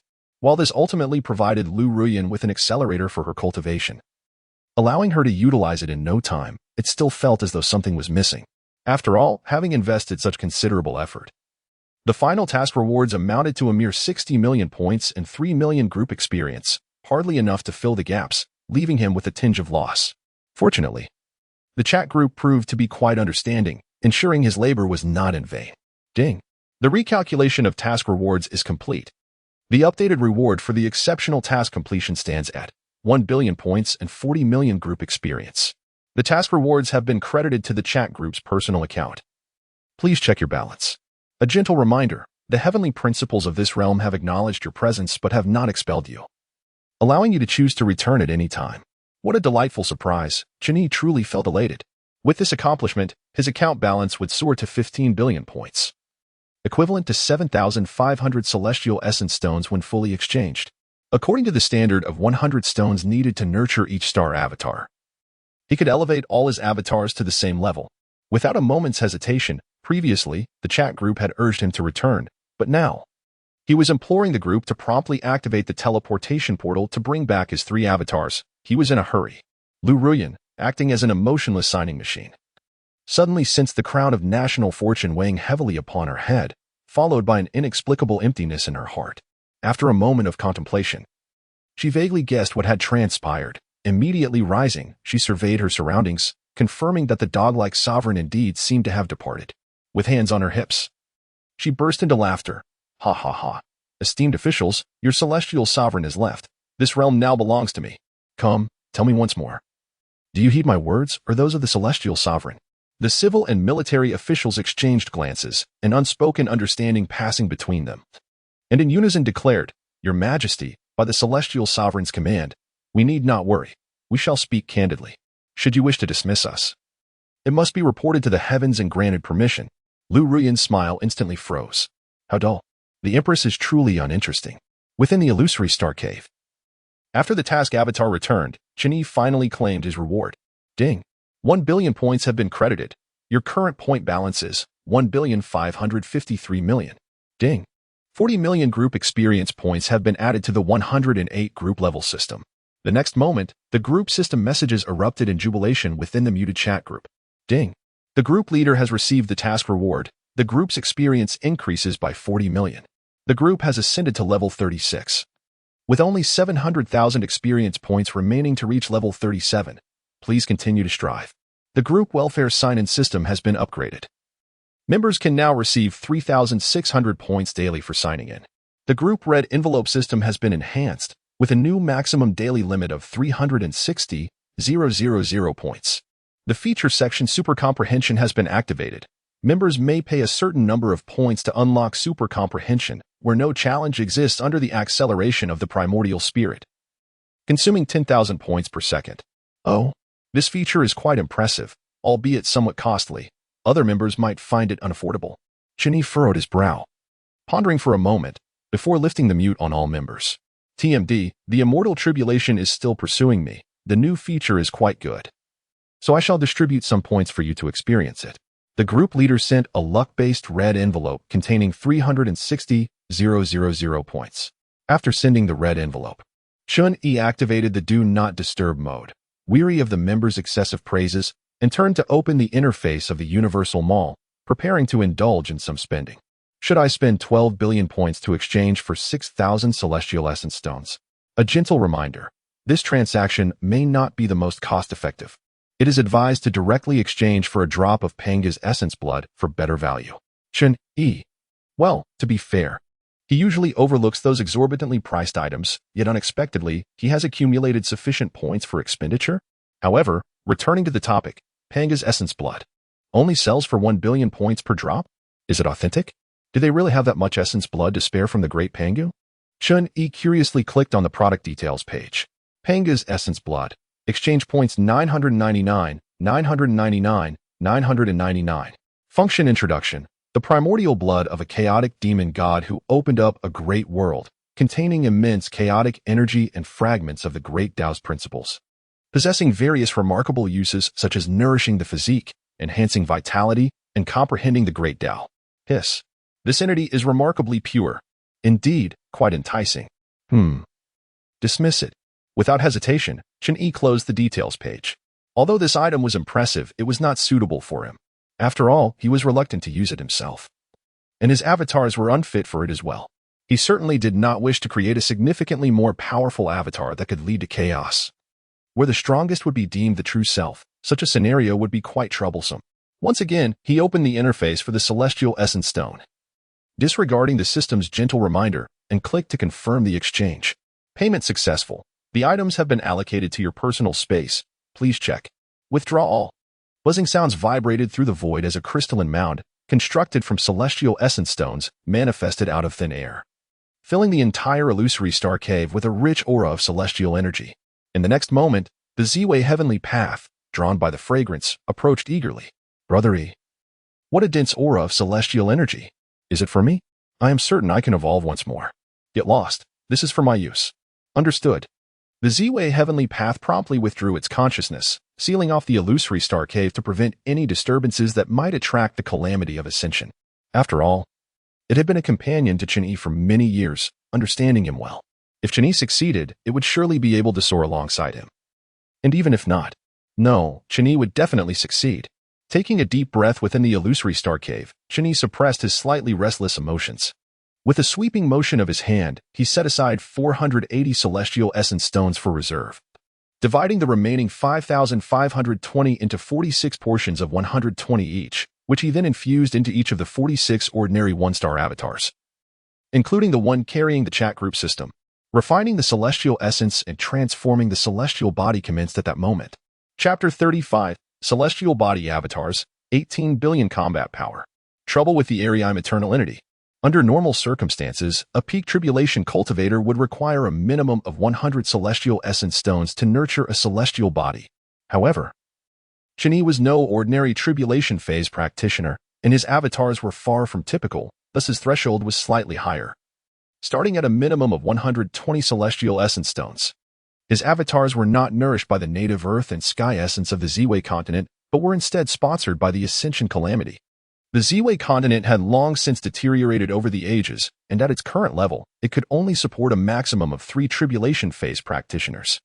How could it sustain Chen Yi's 49 one-star avatars? It was only the ascension calamity, a reliable old ally, that could continuously provide terrifying thunderous power, which Chen Yi adeptly transformed into the purest source energy. Alas, while the level of thunder unleashed by the ascension calamity was exceedingly high, it was composed entirely of destructive forces, only capable of being transmuted into a life-giving creative force, failing to meet the conditions necessary for nurturing a celestial body. Thus, he sought ordinary celestial essence to nurture his celestial body, and his requirements far exceeded those of a typical tribulation phase practitioner. Were it not for the emergence of the chat group, he would have been at a loss to find so many celestial essence stones for cultivation, as the lower realms were exceedingly barren. Now, with ample resources at hand, Chen Yi promptly embarked on an immersive refinement of his avatars. Time flew by, and in the blink of an eye, half a month had passed. With ample celestial essence stones, the 46 one-star avatars achieved substantial growth in their celestial bodies. The initial advantages of the 3 avatars that had undergone transformation dissipated entirely. When all avatars reached the same level, they naturally coalesced into one entity, allowing the true self to control them with a mere thought, eliminating any instances of avatars having their own desires. Simultaneously, the energies of the universe began to circulate within the 49 avatars, nourishing the true self. In an instant, Chen Yi felt the marks of time's erosion on his corporeal form completely erased, and a formidable barrier of life essence formed, isolating the power of time from encroaching upon him. As long as the celestial bodies of the avatars did not degrade, he would not age, achieving a unique state of immortality. Ding. Detecting an increase in your power, combat data updated to 1-800-000-000, 18 billion. The notification from the chat group chimed, accurately detecting the combat power of the attached avatars. At this moment, the Z-Way heavenly path, having sensed the changes, immediately sent its regards. Brother, you are incredible. I feel like I am capable again. Shall we try together? I am 90% sure I can evolve the secondary celestial laws. Chen Yi paid it no mind, continuing to immerse himself in the understanding of the changes occurring within his avatars. After a moment, he pondered.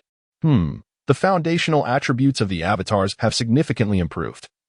If I were to merge them into a 4-star celestial body avatar, I might be able to elevate from the original 60% of the true self's power to around 80%, which still seems insufficient. It appears I must devise a method to break through the limit of 49 and attempt to create a 5-star celestial body avatar. With a deep gaze, Chen Yi's will transcended endless time and space, arriving instantaneously at 2 1-star celestial body avatars guarding the cosmic void. Half a month had passed since the Ariime Eternal Entity had hidden within the space-time rift. During that time, it had shown itself once, but out of caution. It left behind 2 mature demon bodies as a rear guard before retreating once more. However, its hiding place had been exposed. How much longer could it conceal itself? It was akin to a turtle in a jar. Had the situation behind the space-time rift not been complex, and had the 2 1-star celestial body avatars not come back empty-handed after taking turns exploring, it would have likely been ruthlessly eliminated by now. Alas, it could evade for a moment, but not for eternity. Now, Chen Yi sought a method to break through the limit of 49 in the Ariam eternal entity, capable of spawning countless demon avatars, held significant reference value, even if it preferred to exhaust itself in the space-time rift. Chen Yi was determined to send forth all 49 celestial body avatars to dig until they uncovered its whereabouts. Ultimately, he desired to see it alive rather than dead. The living held more value than the dead. Unless absolutely necessary, Chen Yi did not wish to force it into a corner, leading it to desperate measures. For if it truly transformed into nothingness, there would be nothing left to salvage. Contemplating this, Chen Yi pondered for a moment before addressing the space-time rift where the entity was hiding. I know you can hear me. You're running out of time, aren't you? Let us make a deal. Tell me everything you wish to know, and I shall ensure your true spirit remains intact, allowing you to be reborn in the Ziwei continent. Upon hearing this, the Ariam eternal entity fell silent. It was indeed at the brink of collapse, having just consumed the last mature demon body for sustenance, gaining merely another 2.5 hours of life essence. If it continued to hide, it would soon perish without Chen Yi's intervention. Should it engage in a trade with him? Setting aside other considerations, this peculiar being had a decent reputation. Could it trust him? The Ariam eternal entity hesitated for a long time, and ultimately, its exceedingly weak body provided the answer. You must swear by your Dao heart. A hoarse voice emerged from the space-time rift, indistinguishable in origin, impossible to pinpoint. Chen Yi remained unfazed, smiling calmly. Very well, I swear that if you clarify my doubts, I shall ensure your true spirit remains intact and allow you to be reborn in the Ziwei continent. Furthermore, I will cease all efforts to eliminate you. Should I falter in this, my Dao heart shall be tarnished. The Ariam eternal entity fell silent for a moment before responding. What of the Ziwei heavenly path? Your assurance not to kill me does not guarantee that it will not. Your heart is insincere. I cannot trust you unless you add conditions to restrain the Ziwei heavenly path. Chen Yi's expression darkened. Do not overstep your bounds. Now it is you who seeks my favor. The attitude of the Ariam Mater is resolute, believing that this aberration has sworn an oath, and its demands must be significant. Holding the advantage. Alas, Chen Yi sighed softly. What a pity, it cannot be retained. His greatest concession is to allow its true spirit to reincarnate and extricate itself. As for how the Ariam Mater confronts the Ziwei heavenly Dao, that depends on its own capabilities. It cannot be said to be doomed, after all. There is still a glimmer of hope. Yet, how unfortunate that the other party insists on seeking its own demise. Does it truly believe it is worthy of negotiating with him? Although a living entity holds greater value, a corpse is not beyond analysis. It merely requires a bit more time for contemplation. Resolute in his decision, the true self of Chen Yi within the illusory star cave immediately waved his hand, dispatching 46 of his one-star celestial body avatars, leaving only the one that bore the chat group. Buzz, buzz, buzz. The 46 meteors streaked across the heavens, soaring into the depths of outer space. Such a magnificent sight instantly exhilarated the Ziwei heavenly Dao. The direction in which Yi-Guo's avatars advanced led to the lair of the outer demonic clan. For 80 million years, the outer demonic clan has harassed the Ziwei continent for a full 80 million years. The ethereal essence of heaven and earth they plundered is beyond count. And the Ziwei heavenly Dao distinctly remembers that they devoured 95,861,478,652 living beings. Those were the offspring it painstakingly nurtured. The Ziwei heavenly Dao had been furious and resisted, yet ultimately could only endure, utterly powerless against that group of abominable beasts. But now, it has raised a ridiculously powerful ego. Their doom is at hand. Finally, 80 million years of grievances, 80 million years of blood and tears are at last released. In the next moment, rain fell from the clear sky, and a rainbow arched through the clouds. It was both weeping and laughing. Chapter 36. Everywhere is Chen Yi, all around is Chen Yi.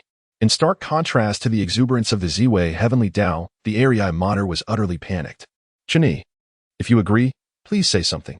Fine, I will take a step back. You need not restrain the Ziwei heavenly Dao, nor will I reincarnate in the Ziwei continent. Just let me go, and I shall voluntarily depart from this world. Will you agree or not? Why are you silent? Must I meet my demise? Have I wronged you in any way? Chen Yi. The Ariam Mater was frantically transmitting its thoughts when it suddenly noticed several figures traversing the void, rapidly approaching its location. Damn it, that aberration is indeed intent on killing me for not responding. Was it not just a slightly excessive request? I never said I wouldn't negotiate. Must it resort to violence at the slightest disagreement? The Ariam Mater turned to flee, seemingly resolved never to look back. Yet it could not escape. Everywhere was Chen Yi, all around was Chen Yi. It was ensnared. Chen Yi finally caught a glimpse of the Ariam Mater's true form. Before you lies a creature towering approximately 200 meters. Its upper body resembling a grotesque mass akin to excrement, while its lower half is adorned with 8 elongated tentacles. The head protrudes from beneath its shell. Reminiscent of a glans, yet possesses a pair of humanoid eyes, large pupils encasing smaller ones. Reminiscent of the very eyes that nearly obliterated Chen Yi's 18 ordinary one-star avatars.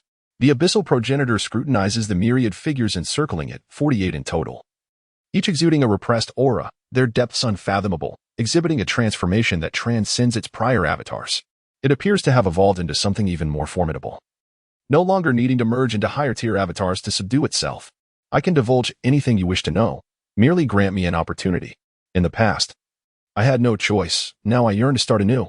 The abyssal progenitor, recognizing the gravity of its situation, falters, its newfound strength impossible to gauge. Chen Yi gently shakes his head, replying, "It is too late.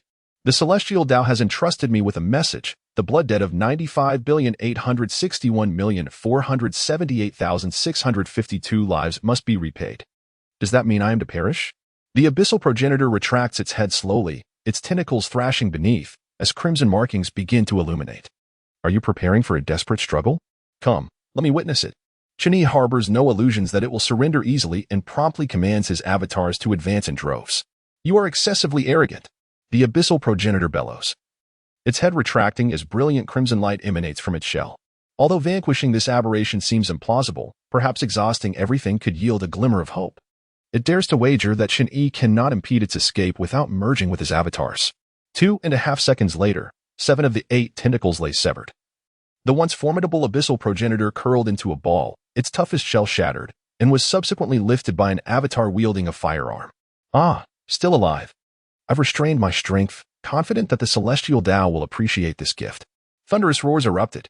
Indeed. The celestial Tao of Ziwei was exceedingly pleased with this offering, exulting like a child of several billion years.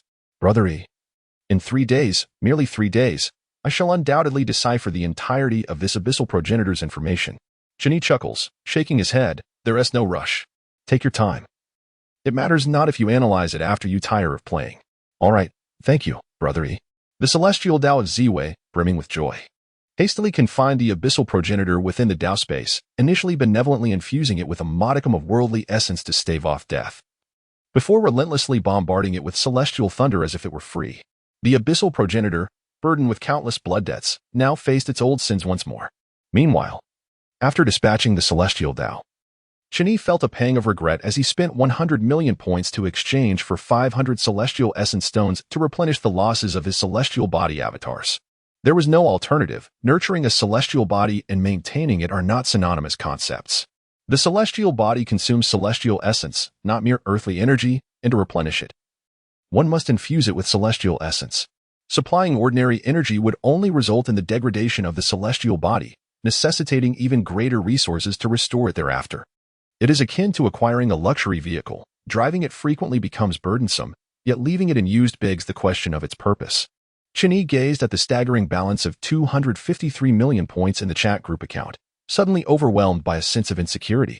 The 49 celestial avatars require a minimum of 2 celestial essence stones for sustenance each month, at the rate of 200,000 points per stone. This amounts to nearly 20 million points in expenditure. While 250 million may appear substantial, it merely suffices for a year's consumption. This is merely predicated on maintenance without cultivation or conflict. Should an unforeseen circumstance arise, such a meager foundation could lead to immediate bankruptcy. And to think of breaking the 4-9 limit to forge additional avatars for synthesizing into 5-star entities? Or even daring to confront the tribulations of ascension. Such lofty aspirations are laughable. Without a reserve of at least 1,000 or 800 billion points, one possesses no capacity to withstand risk. Feeling an acute lack of security, Chen Yi promptly deactivated the Do Not Disturb mode and accessed the long-sealed chat interface. In the Multiverse Transcenders Mutual Aid Group. Group 108, I truly do not wish to offer sacrifices. Fongjing 18 billion battle power, a doubling increase. Apart from the group leader, who else could possibly achieve such a feat? Runner-up of the cultivation realm, Chen Bo. It has been half a month since I last saw the group leader's messages. I miss him. The sword immortal with empty sleeves, Zhou Zheng the leader has been in seclusion for half a month, enhancing his battle power by 9 billion, while I, in my own seclusion, have only managed a mere 9,000. I am utterly useless. God of Light. Currently unemployed, Adolf Anlin, do not attempt to compare yourself with the Supreme. Silence follows each comparison. The stubborn resident of the Cold Palace, Lu Ri, and dear friends. I have signed another 18 national policies today. I feel so exhausted that I scarcely have time to cultivate. I have only increased my battle power by 30,000 today. I feel utterly inadequate, crying. The fallen genius, Xiao Chunin, is this a display of vanity? Do not think that just because you are the Emperor Ruyan, you can act with impunity. I do not eat cilantro, Li Yuan sisters, is this right? I engaged in dual cultivation 7 times today, and was so exhausted that my legs cramped. Yet I only increased my battle power by 8,000. Self-redemption of the villain, Zhao Gao. Everyone here is a powerhouse. I alone am a failure, having only increased my battle power by 3,000 in half a month. I am incomplete. I am truly worthless. You all are magnificent. Damn, the tribulations of ascension are still pursuing me. Group leader, enough of the chatter. Surprise examination. During my absence these past half-month, the member with the least progress will face punishment. The sudden announcement from the group leader rendered the chat silent. No member had anticipated that the leader, who had been offline for half a month, would return with such a surprise inspection. During his seclusion, everyone had missed him. They longed for his generous red envelopes and the supreme techniques he shared. In his absence, they felt adrift, aimlessly passing the time in a lackadaisical manner. They feared his absence yet dreaded his unpredictable return. Why must he initiate an inspection immediately upon logging in? During that day, not a single member dared to speak loudly. Of course, except for the best member and the one who organizes groups, Fang Zheng. I truly do not wish to offer sacrifices, Fang Zheng, ha ha. How difficult is it for one to persist? Amidst a poor cultivation atmosphere and the indulgent revelry of my fellow group members, I have persevered. All that remains in my heart is tenacity. Damn, the tribulations of ascension are still pursuing me, group leader well said. Runner-up of the cultivation realm, Chen Yi. Fang Zheng, you. The fallen genius, Xiao Chunin, just a little nudge, and he comes right up. Self-redemption of the villain, Zhao Gao. The useless ones dare not speak. The sword immortal with empty sleeves, Zhou Zheng. I suspect there is a traitor among us, though I shall remain silent about who it may be. I do not eat cilantro, Li Yuan and brother Fang Zheng. Shall we make an appointment? The stubborn resident of the Cold Palace, Lu Ruyan. Whatever punishment there is, I shall bear it alone. Group leader, you may punish me however you wish. Damn. The tribulations of ascension are still pursuing me. Group leader, we shall commence the evaluation now. All members are to truthfully report their battle power growth data, progress in cultivation, and provide a brief account of their current situation. Damn. The tribulations of ascension are still pursuing me. Group leader, I truly do not wish to offer sacrifices, Fang Zheng. You shall go first. Being called upon by the group leader, Fang Zheng felt elated, yet he was somewhat troubled by the need to report his battle power growth data. After all, he had concealed a portion of his progress within the group, fearing that revealing his rapid growth might dampen the spirits of his fellow members. For instance, the runner-up claimed to increase his battle power by 1,000 daily, if Fang Zheng were to disclose that he was actually augmenting by tens of thousands each day.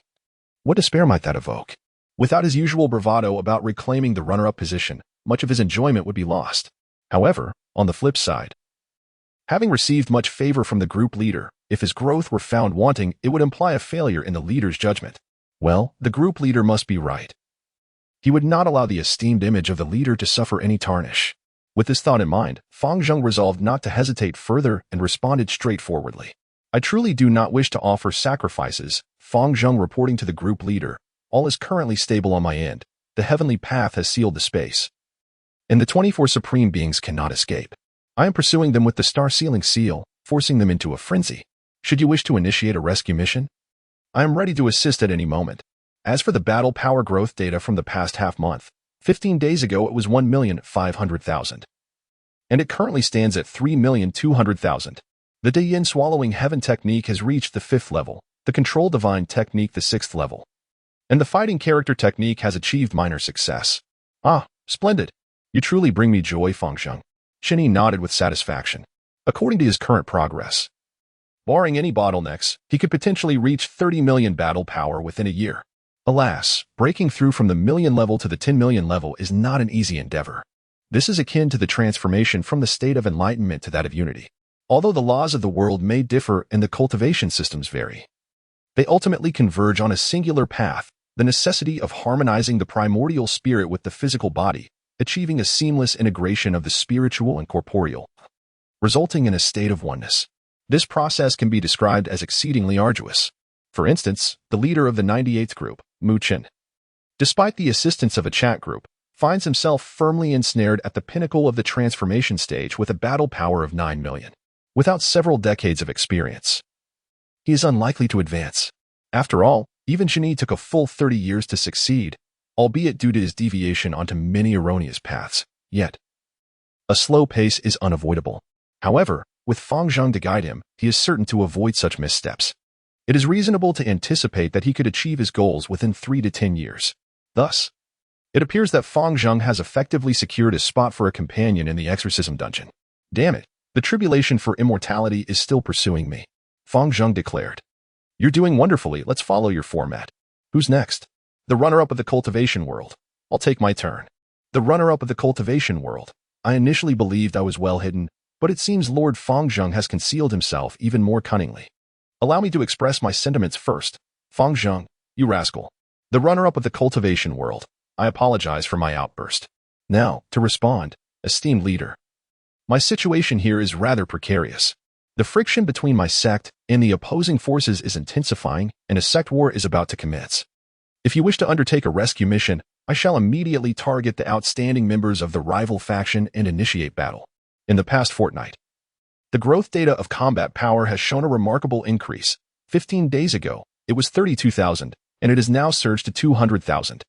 Although the initial figure appears modest, the percentage increase is an impressive 625, suggesting that I am slightly more formidable than Fang Zheng. I still possess the opportunity to catch up. This progress primarily relies on the highly compatible Yin Tun Tian Ju, which I have cultivated to the 4th layer. In contrast, my mastery of the control deity technique is somewhat lacking, having only reached the 3rd layer. As for the Dozi Ju, I do not yet possess it, but I aspire to acquire it. It is indeed quite remarkable. However, I am not yet worthy of the Dozi Ju. Chen Yi gently shook his head. The Dozi Ju differs from other techniques. It is a supreme offensive secret art, growing stronger when facing formidable opponents. Its upper limits remain unclear, but it can continuously amplify one's combat intent during battle, potentially achieving a tenfold increase in power. Its sole drawback is that improper use below the divine transformation stage may damage one's foundation. Because of this threshold, it is exclusively granted to those who meet the combat power criteria, not simply due to personal favoritism. TMD, the immortal tribulation, continues to pursue me. Group leader, to acquire the Dozi Ju, one must reach a combat power of 1 million immediately. The group leader modified the conditions for downloading the Dozi Ju file. TMD, the immortal tribulation, is still pursuing me. The runner-up has also qualified.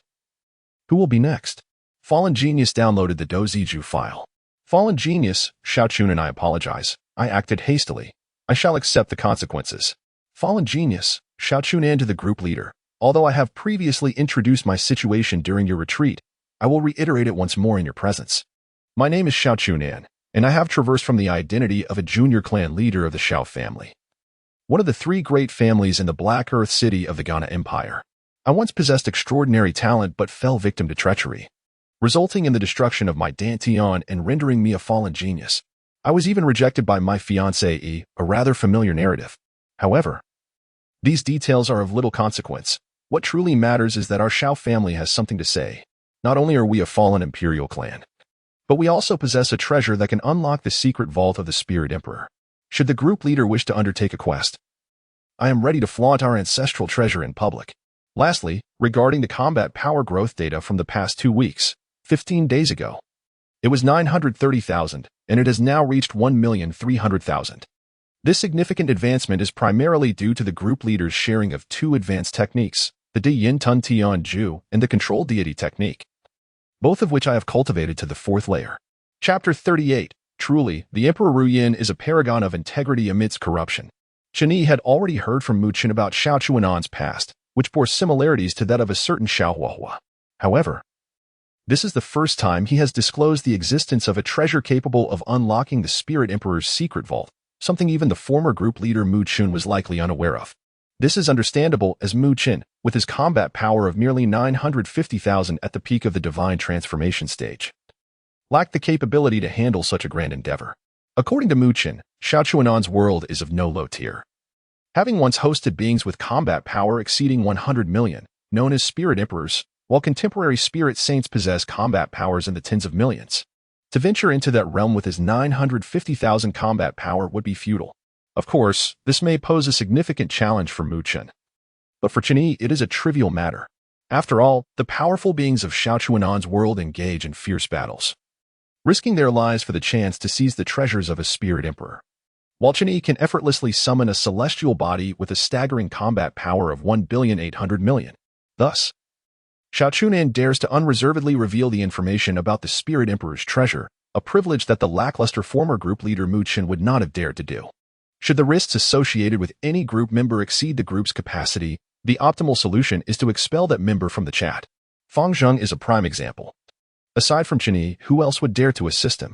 The same principle applies to Xiao Chuanan's confidence in speaking out. He trusts that his group leader can protect him. TMD, the immortal tribulation, is still pursuing me. Chunan is also commendable. You qualify. As for the matter of the Spirit Emperor's treasure, it awaits arrangement.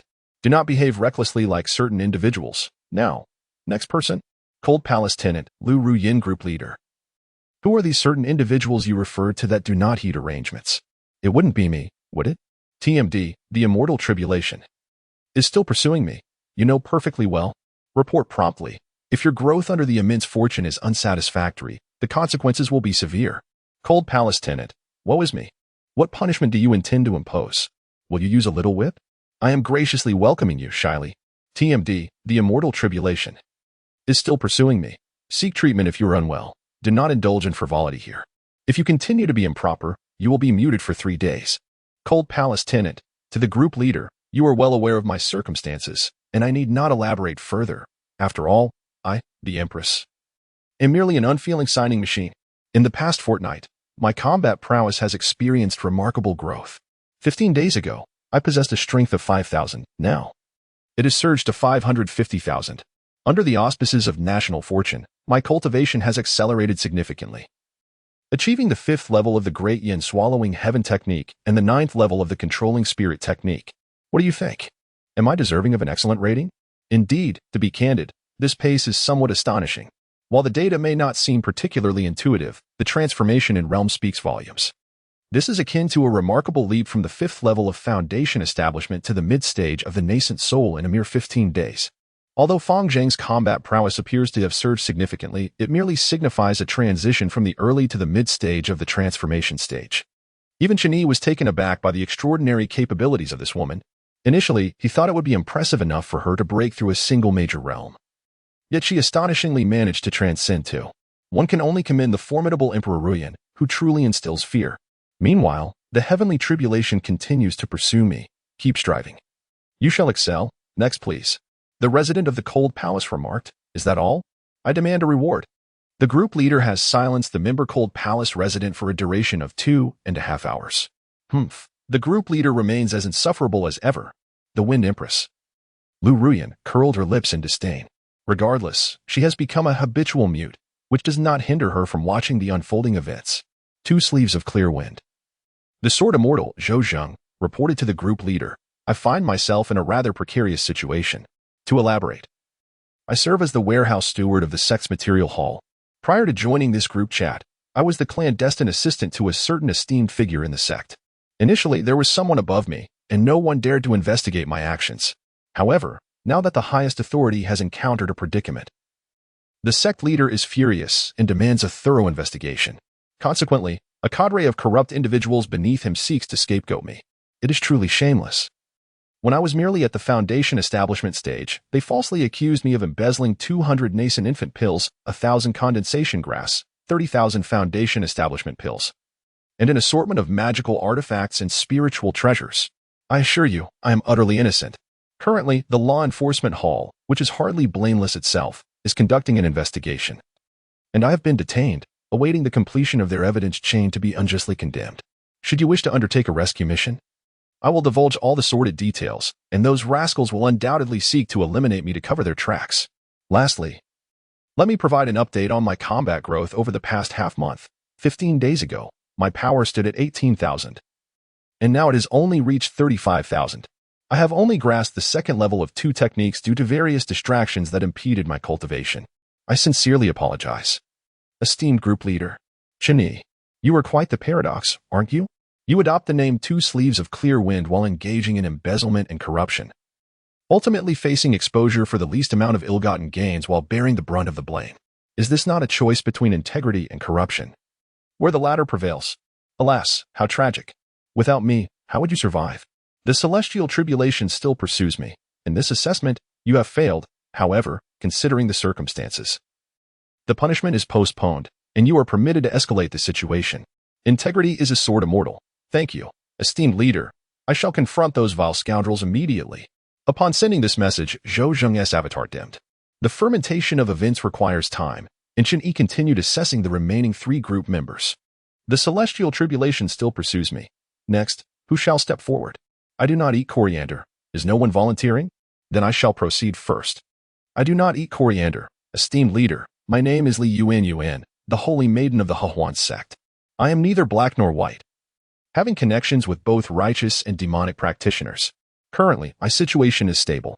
If you wish to undertake a mission, I can seduce the only son of the righteous sect's leader, or even castrate the beloved grandson of a demonic powerhouse. Each task demands combat prowess exceeding 10,000.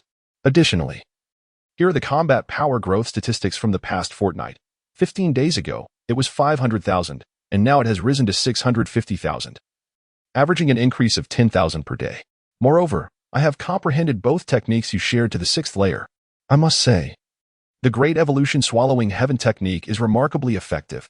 Every instance of dual cultivation drains the partner completely, perfectly aligning with the principles of yin and yang. Coupled with the enhancement of the spirit control technique, my enchanting arts have reached perfection, allowing me to hypnotize others into believing it is their inadequacy, rather than my excessive absorption. Chen Yi? Wait, is it possible to utilize it in such a manner? These 2 esteemed techniques of mine seem to have been grotesquely modified into something rather unorthodox. Is this reasonable? Chapter 39. Li Yuan wept inconsolably. Pursued by the main character destined to be the antagonist's pawn. The union of yin and yang is a profound principle, contingent upon the choices made by the cultivators.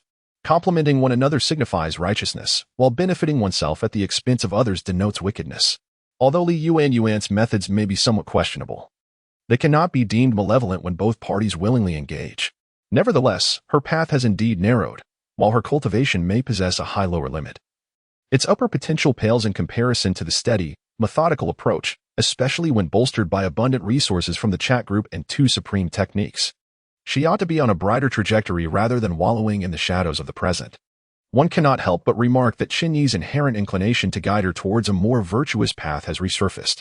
After a moment of contemplation, he let out a soft sigh. Alas, let her be. This is the path she has chosen, and before reaching the destination, there is no turning back. The calamity of ascension still pursues me. Li Yuan, you have qualified, but the great yin devouring heaven technique is excessively forceful and domineering. It is ill-suited for the path of yin and yang. Utilize this instead. The group leader shared the file transforming the flower and moving the tree classics, designating the member I won't eat cilantro to download it. In a room suffused with an intoxicating atmosphere, Li Yuan, with skin as smooth as cream and unparalleled allure, suddenly sat up. Her enchanting eyes shimmered with a complex array of emotions. She had initially presumed that employing 2 overtly righteous techniques in a clandestine manner would displease the group leader and had braced herself for reprimand. To her surprise, he made no mention of it, demonstrating neither disdain nor indifference, but rather a genuine concern, offering her a technique more suited to her cultivation. Oh, esteemed group leader, you? Ever since her transmigration, Li Yuan had felt trapped, forced to endure humiliation with a smile. Tears streamed down her face. Were it not for desperation, she would never willingly descend into depravity. She found herself unable to turn back. She had lingered in the shadows for far too long, accustomed to the cold and dampness, and the long-lost sunlight would now scorch her. There was no return. The beautiful past was irretrievable. Oh, esteemed group leader. Did you choose to share the technique in support of me because you understand my plight, rather than offering redemption akin to a rescue from degradation? Woe is me. Li Yuan could not help but weep uncontrollably, as if to release the grievances pent up within her heart. Meanwhile, noticing her prolonged hesitation to download the technique, Chen Yi shook his head and diverted the group's attention away from her, tagging the last 2 members. The calamity of ascension still pursues me. In the self-redemption of the antagonist, only the 2 of you remain. Who will step forth first? In the self-redemption of the antagonist, Zhao Senior, why don't you go first? In the self-redemption of the antagonist, Senior? In the self-redemption of the antagonist. In the self-redemption of the antagonist, respected group leader, I am Zhao Gao, a junior member of a prominent family. The nefarious young lord, with a notorious reputation, has stolen his childhood sweetheart and even sent me to eliminate the unfortunate Lin Hao. However, my investigation revealed that this Lin Hao is no ordinary young man. No matter how I ambushed him, he always miraculously escaped, even seizing opportunities along the way to significantly enhance his cultivation, ultimately turning the tables and defeating the henchmen I brought along. In a moment of crisis, I triggered a rescue mission. Yet even the former group leader Mu Chen was unable to contend with him. If all goes as expected, this Lin Hao is destined to be the main character of this realm, while I am merely the antagonist's expendable pawn. This discovery fills me with trepidation. I yearn for my clan to dispatch a formidable expert to eradicate the threat, yet the foolish young clan leader, bereft of reason, perceives me as worthless, incapable even of vanquishing a mere insect. He even commanded me to leave, refusing to let me return until I had captured Lin Hao. I could hardly contain my frustration towards his utter stupidity. Helplessly, I realize that my family is unreliable, and the protagonist has harbored resentment towards me, wishing to eliminate me at once. Although my cultivation level surpasses his, I find myself utterly incapable of defeating him, pursued relentlessly and often triggering distress calls. That wretched former leader, Mu Chen, may have reveled in accumulating points, but I am on the verge of exhaustion. Fortunately, in my darkest hour, you appeared like a beacon of light, rescuing me from despair. What a farce the so-called destined protagonist is, for in the presence of your 18 billion combat power, he is nothing more than a mere triviality. Should you command it, I shall confront the protagonist without hesitation. To elaborate, the reward for repelling the protagonist is 200,000 points, and I can trigger this assistance task twice a day. The bounty for his demise, however, is a staggering 1 billion points. It is up to you to decide whether to pursue sustainable growth or seize a significant opportunity. I shall abide by your directives. Lastly, here are the combat power growth statistics from the past 2 weeks. 15 days ago, my power stood at 800,000. Now, it has reached 820,000. And I have only grasped the second layer of 2 techniques, as my aptitude leaves much to be desired.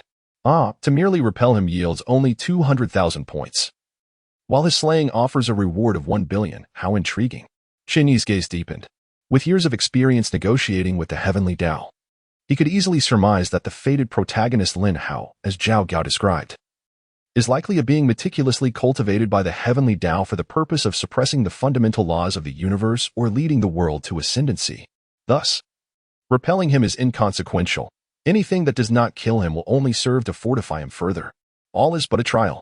As the adage goes, when heaven is about to bestow great responsibilities upon a person, it must first temper their will, toil their muscles, starve their body, and deprive them of their comforts, thus honing their resolve and enhancing their capabilities.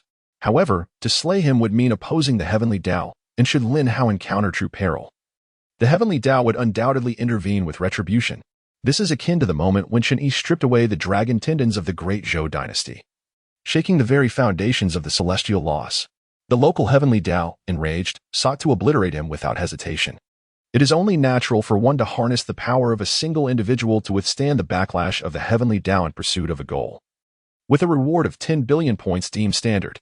However, in contrast to this one-time bounty, Chen Yi favored the prospect of sustainable gains amounting to 2 million points. With 2 opportunities each day, yielding 2 million points per occasion, within 250 days he could amass 10 billion points, after which it would be pure profit. Even a fool would know the wiser choice. Though it may be somewhat troublesome, it spares Chen Yi from having to lift a finger. After all, Fang Zheng, with a combat strength exceeding 3 million, is no longer a mere novice. Moreover, the combat power panel in the chat group only measures the inherent strength of its members, excluding the enhancements from magical artifacts. With the star suppression seal granted to him, he would not shy away even from adversaries with combat prowess in the millions. To have such a capable member laboring for him would render his initial investment futile, allowing Fang Zheng to undertake the tasks while he, as the group leader, awaits a 50% share of the earnings is indeed a delightful prospect. Contemplating this, Chen Yi promptly responded, TMD, the celestial tribulation is still pursuing me, Zhao Hao. Although you have failed this assessment, considering the complex circumstances, the punishment is waived.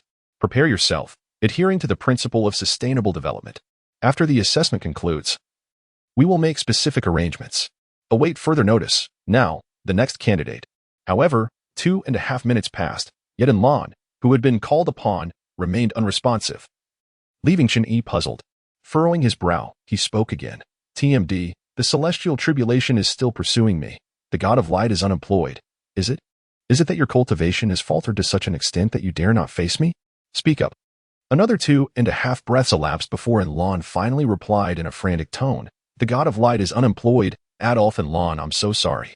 I just finished something. I am guilty. I reflect. Chapter 40. Making arrangements, selecting backup allies. Upon observing Lan's extraordinary declaration, Chen Yi's expression darkened. Without a moment's thought, he knew that Lan had surely been indulging in some exotic escapade.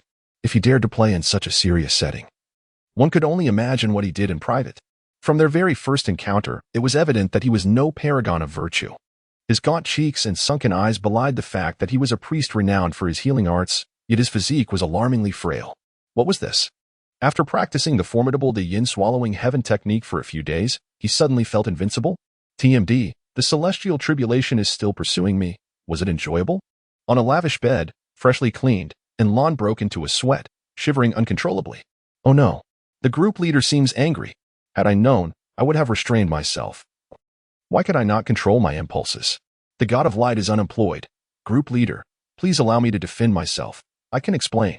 TMD. The celestial tribulation is still pursuing me.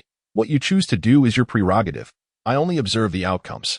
Should the assessment fail to meet standards, the punishment will involve a 1-year account suspension.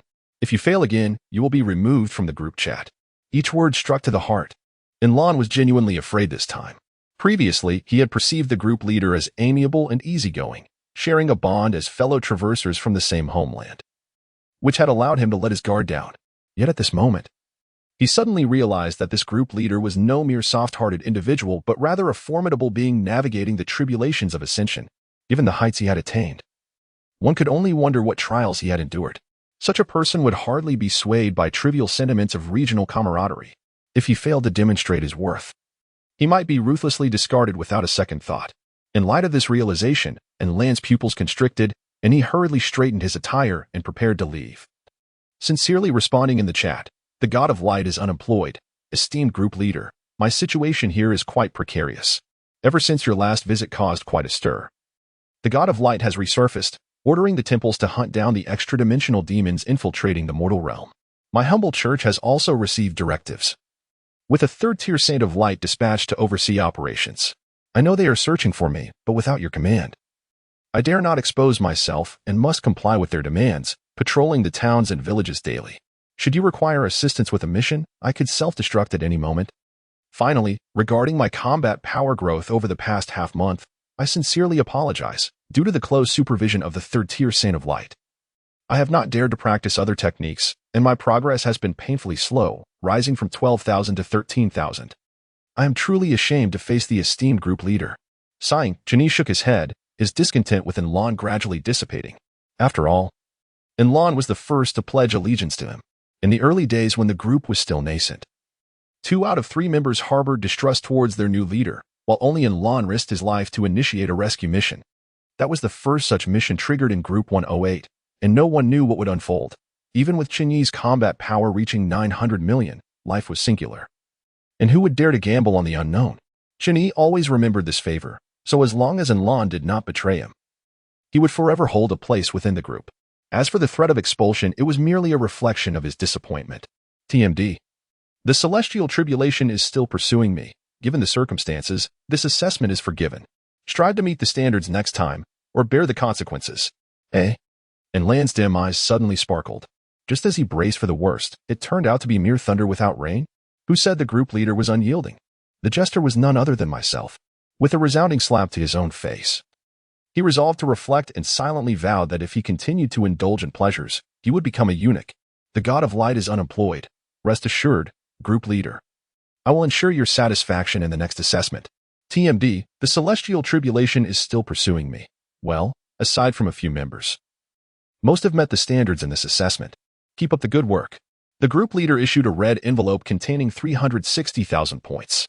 I truly do not wish to sacrifice to the heavens. One member claimed 5,000 points. I truly do not wish to sacrifice to the heavens. Another claimed 70,000 points. I truly do not wish to sacrifice to the heavens. Thank you, group leader. Thank you, group leader. 6 Meanwhile, The silenced Lu Ruyin could only watch helplessly, cursing the dog-like group leader incessantly. TMD, the celestial tribulation is still pursuing me. Everyone, cease your chatter.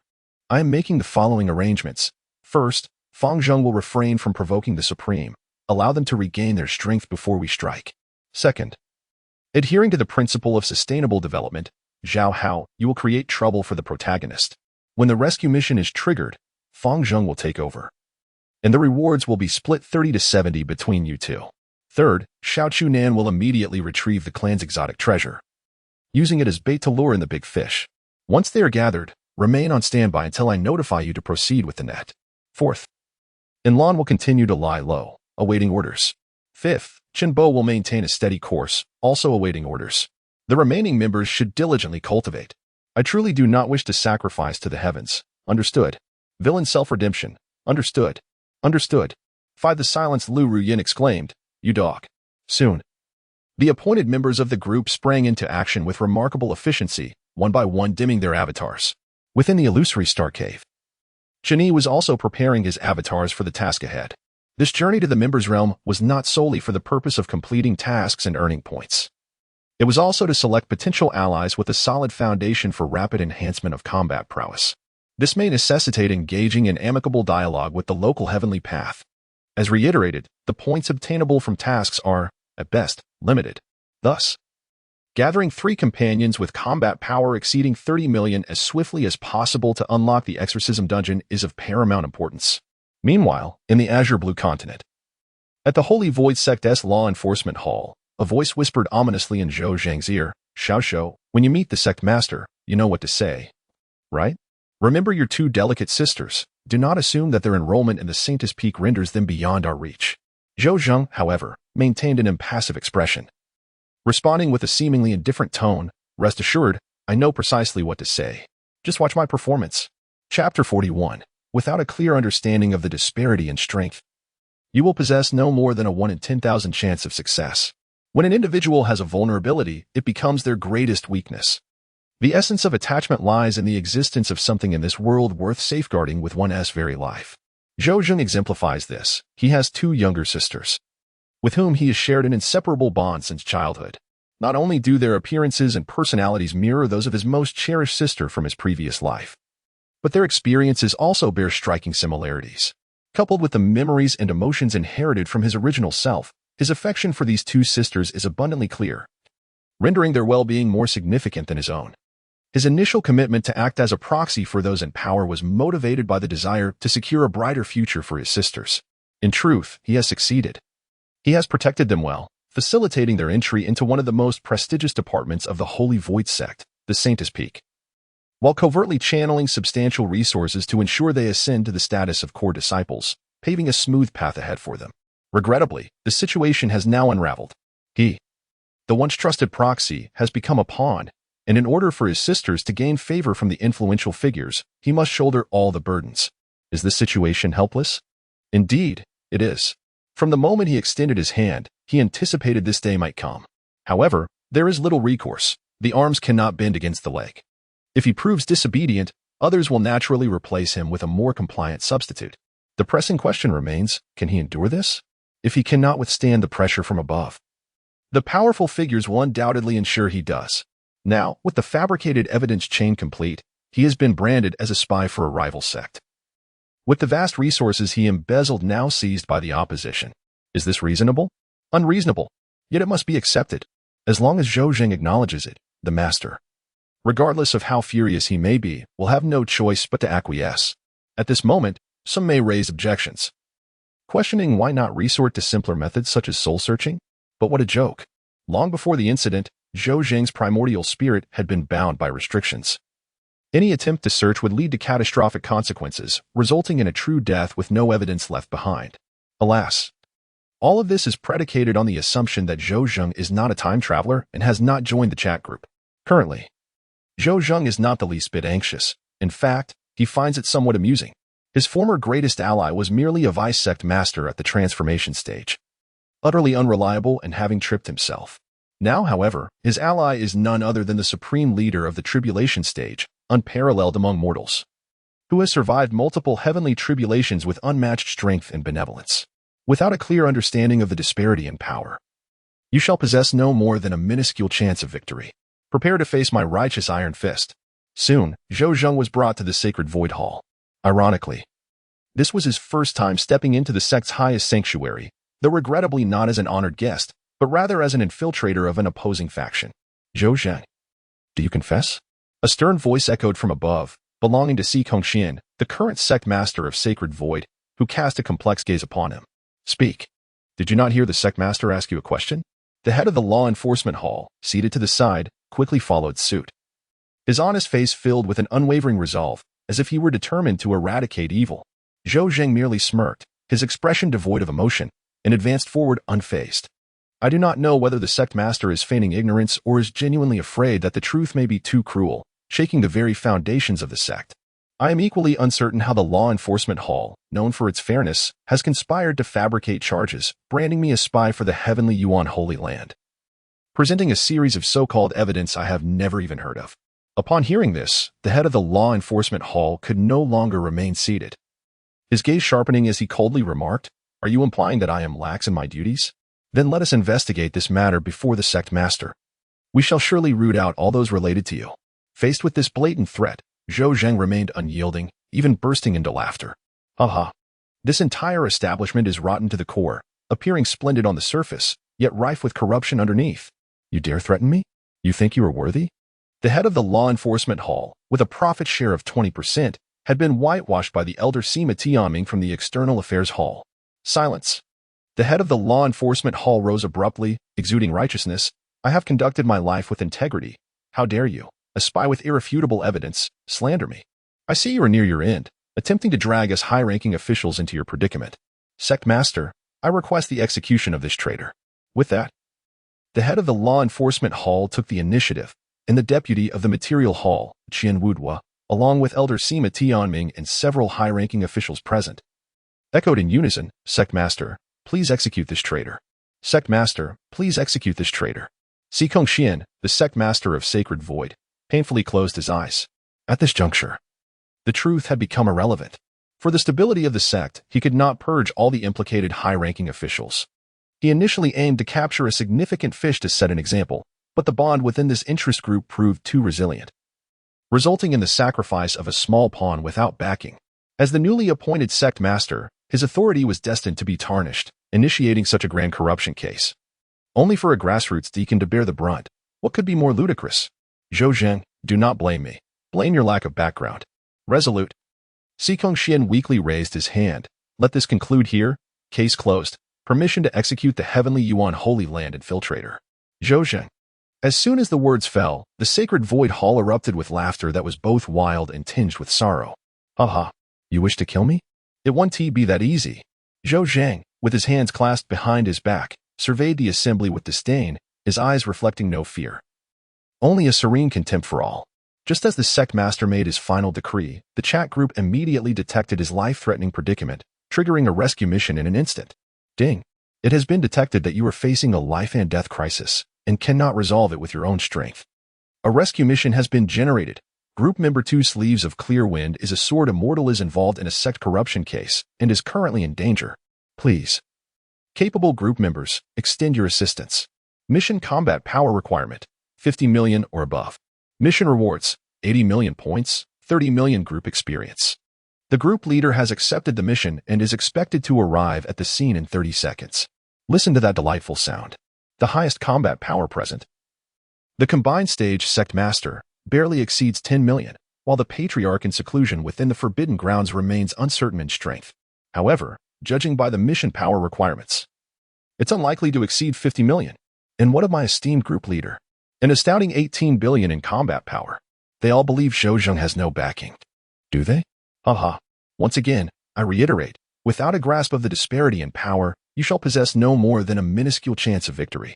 When paths fail, let fists carve the way. From this day forth, I will not permit anyone to speak to me loudly again. Chapter 42. The heart that was once suspended now lies still. The sacred void hall was suddenly engulfed in a silence akin to death. The high-ranking officials present were all at least at the late stage of the nascent soul. How dared Zhou Zheng, a mere golden core third transformation, speak so boldly? To suggest it would be easy to kill him? Frankly speaking, Any one of them could extinguish his life as effortlessly as crushing an insect. The head of the law enforcement hall could not help but scoff. Ha! You have truly lost your mind.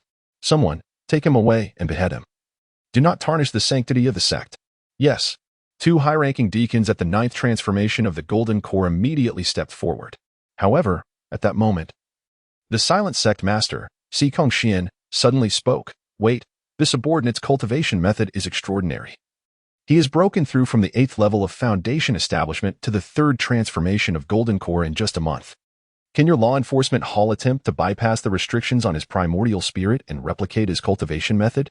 The head of the law enforcement hall instantly understood. Sect master. I have the same intention. Leave it to the law enforcement hall. While he was speaking, a dazzling spatial vortex suddenly manifested above Zhou Zhang's head. And a wisp of ethereal aura emanated, grasping the hearts of everyone in the hall as if an invisible hand had seized them. This aura. How could this be possible? Si Kongxian instinctively leaned back, profoundly shocked. Ha ha ha. There is nothing impossible. My backing has arrived. Do you truly believe you can kill me? Zhou Zhang, who had endured for a full 30 seconds, could not help but burst into laughter. In the next moment, a young man clad in a cerulean Taoist robe emerged slowly from the spatial vortex.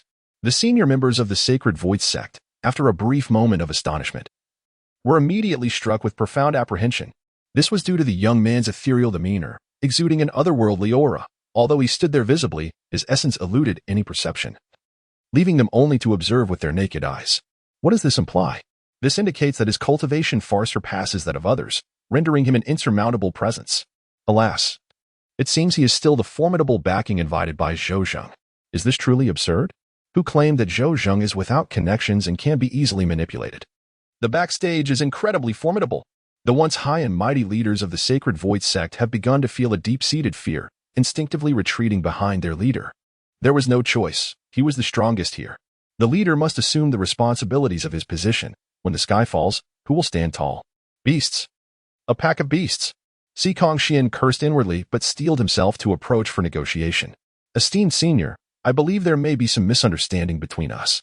Chen Yi glanced at him, his expression indifferent. Misunderstanding? What misunderstanding?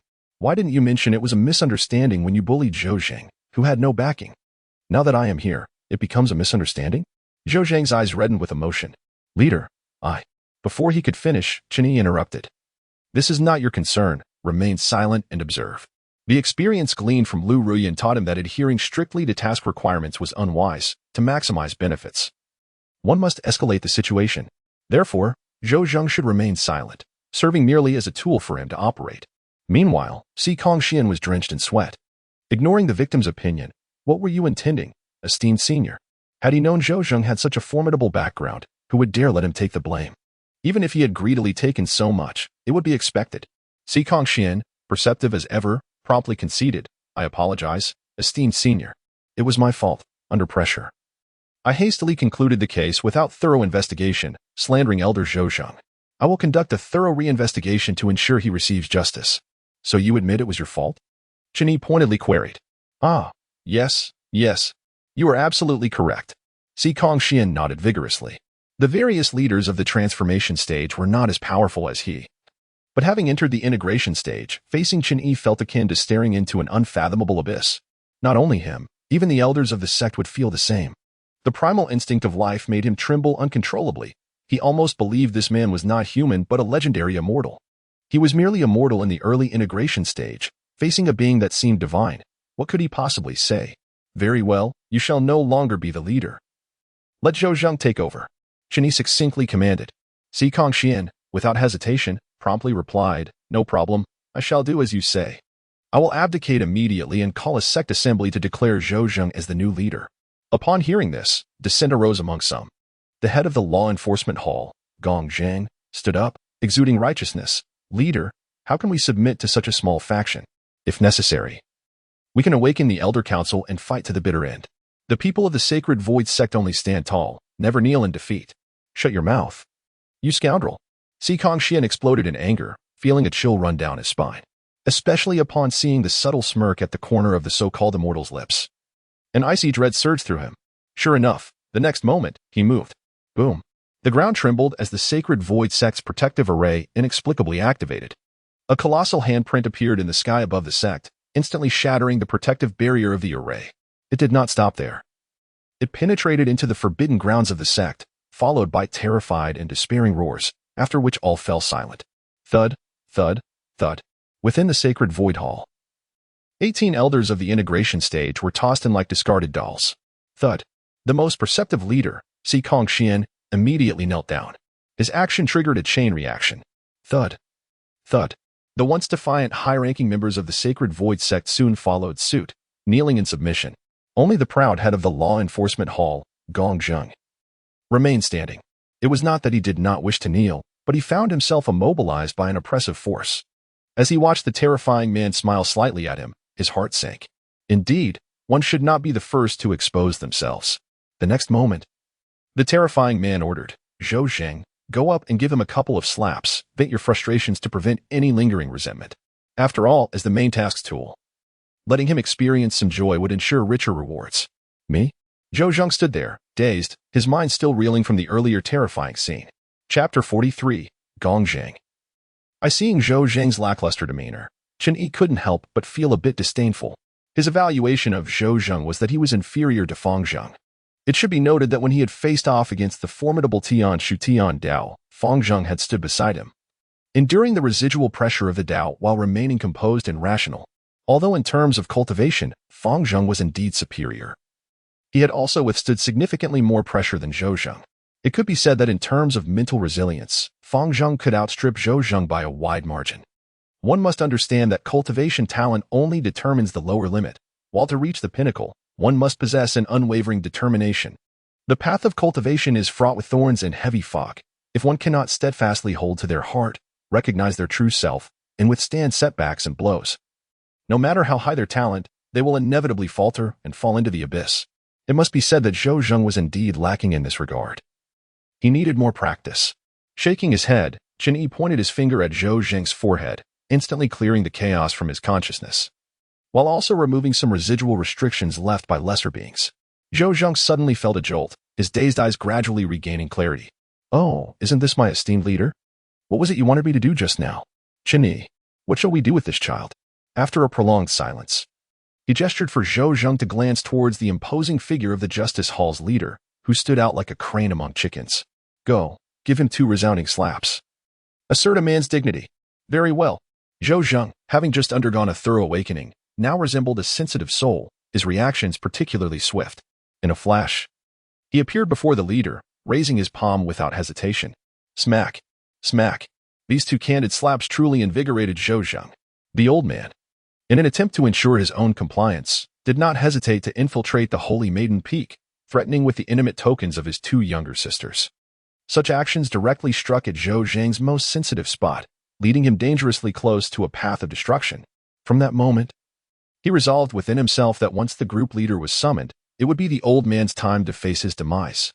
Zhou Zheng sought to request the group leader's assistance, yet as he began to voice his intentions, he suddenly realized that his volume button appeared to be disabled. He was mouthing words, but no sound emerged.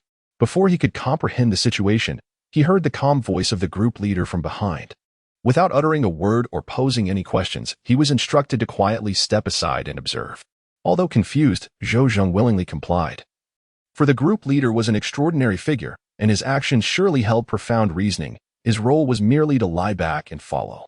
However, what transpired next far exceeded Zhou Zheng's expectations, delivering a significant shock to his fragile psyche. The group leader waved his sleeve, awakening all the slumbering elders of the Holy Void sect, and with a flick of his hand, a terrifying force erupted, swiftly extracting the primordial spirits of all present. Save for Zhou Zheng himself. "Why? I have cooperated so much. Why must I be killed?" Si Kongxian lamented, his spirit trembling as he roared in protest. "Could someone please explain what is happening? When did our Holy Void sect offend this formidable elder?" The other elders were utterly bewildered. They had been quietly cultivating within the spiritual vein, only to be inexplicably dragged out and subjected to this torment. Who wouldn't be in a state of shock? Soon, the higher-ups of the Holy Void sect provided their response. "Justice?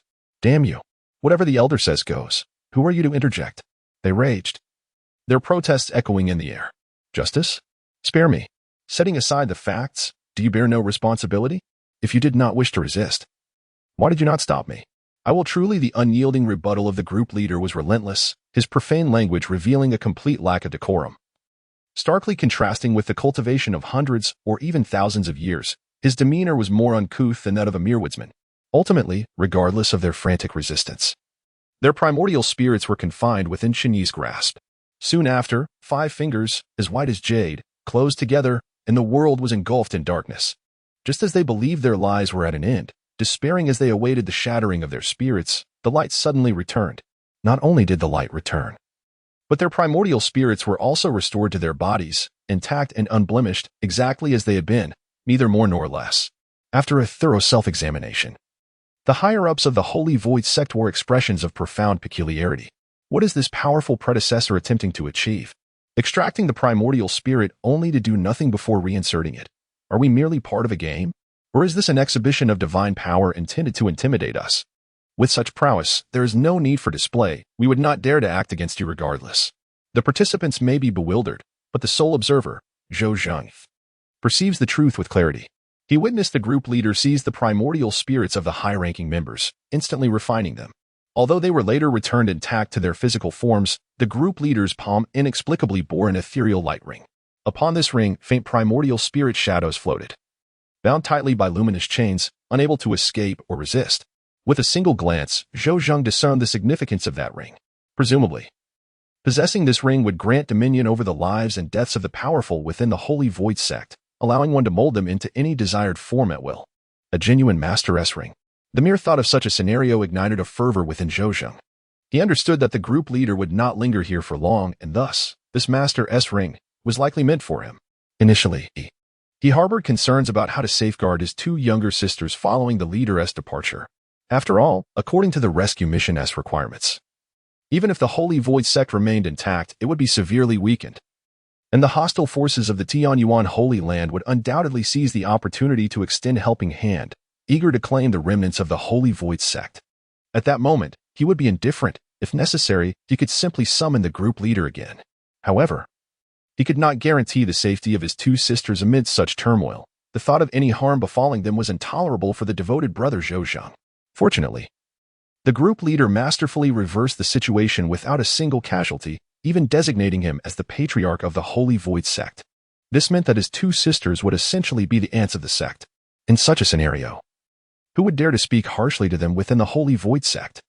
The prospect of providing his sisters with a better living environment filled Zhou Zheng with overwhelming excitement.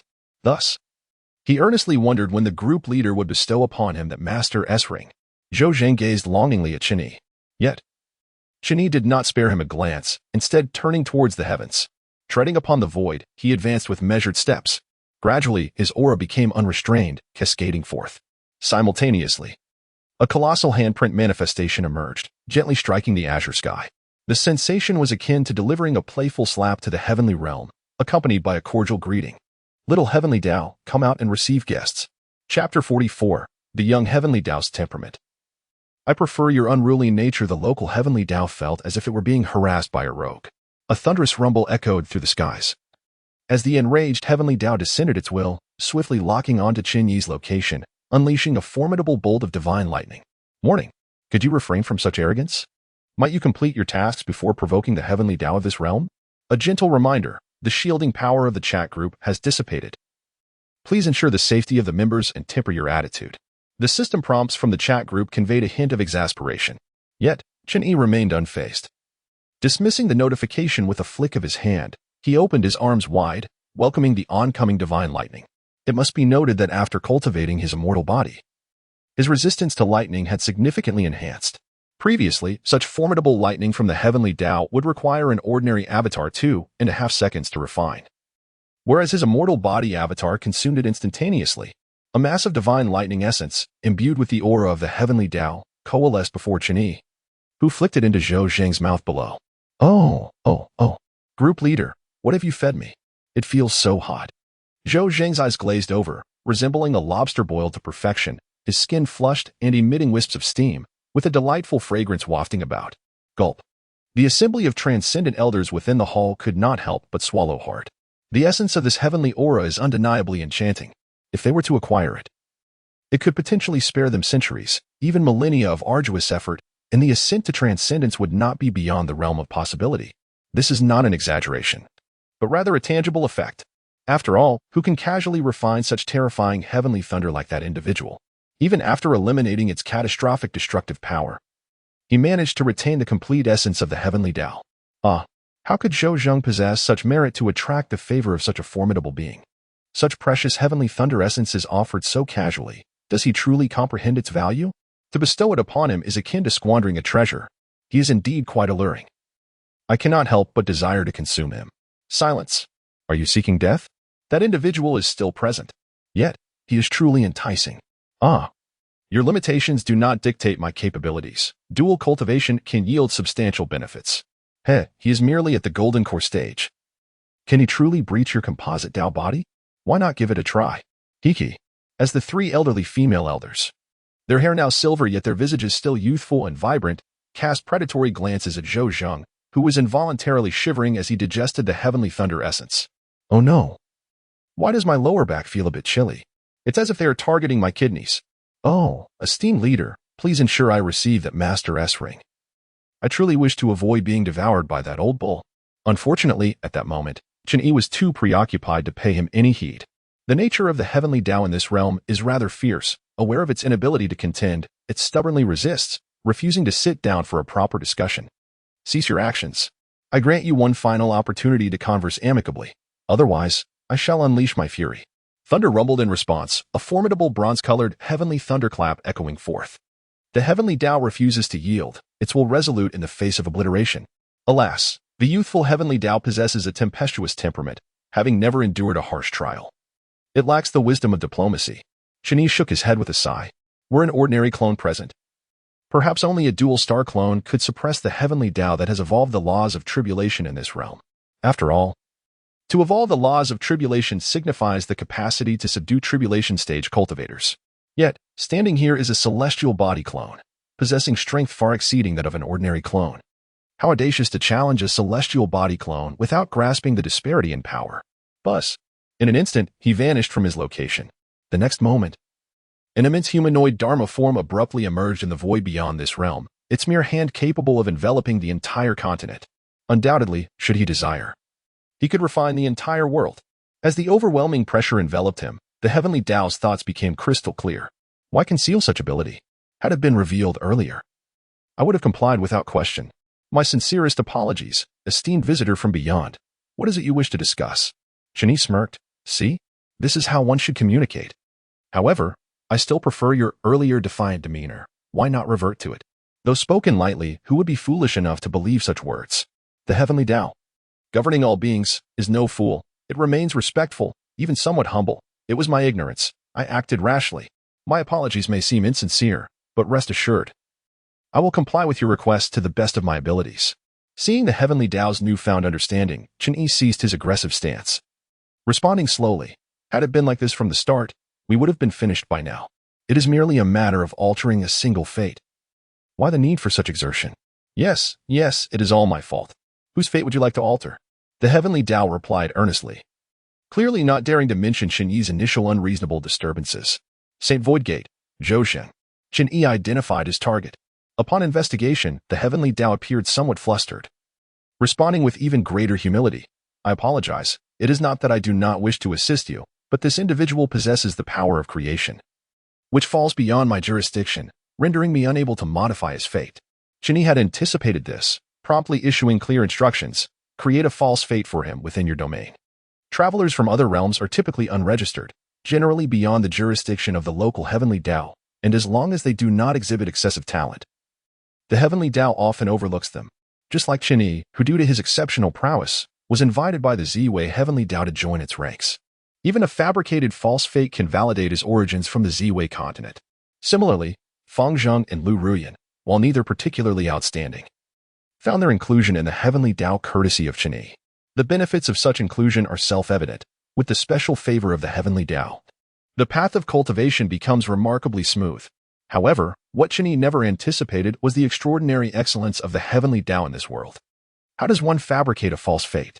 Chen Yi, wait a moment, are you truly that straightforward? Has there never been any discrepancies?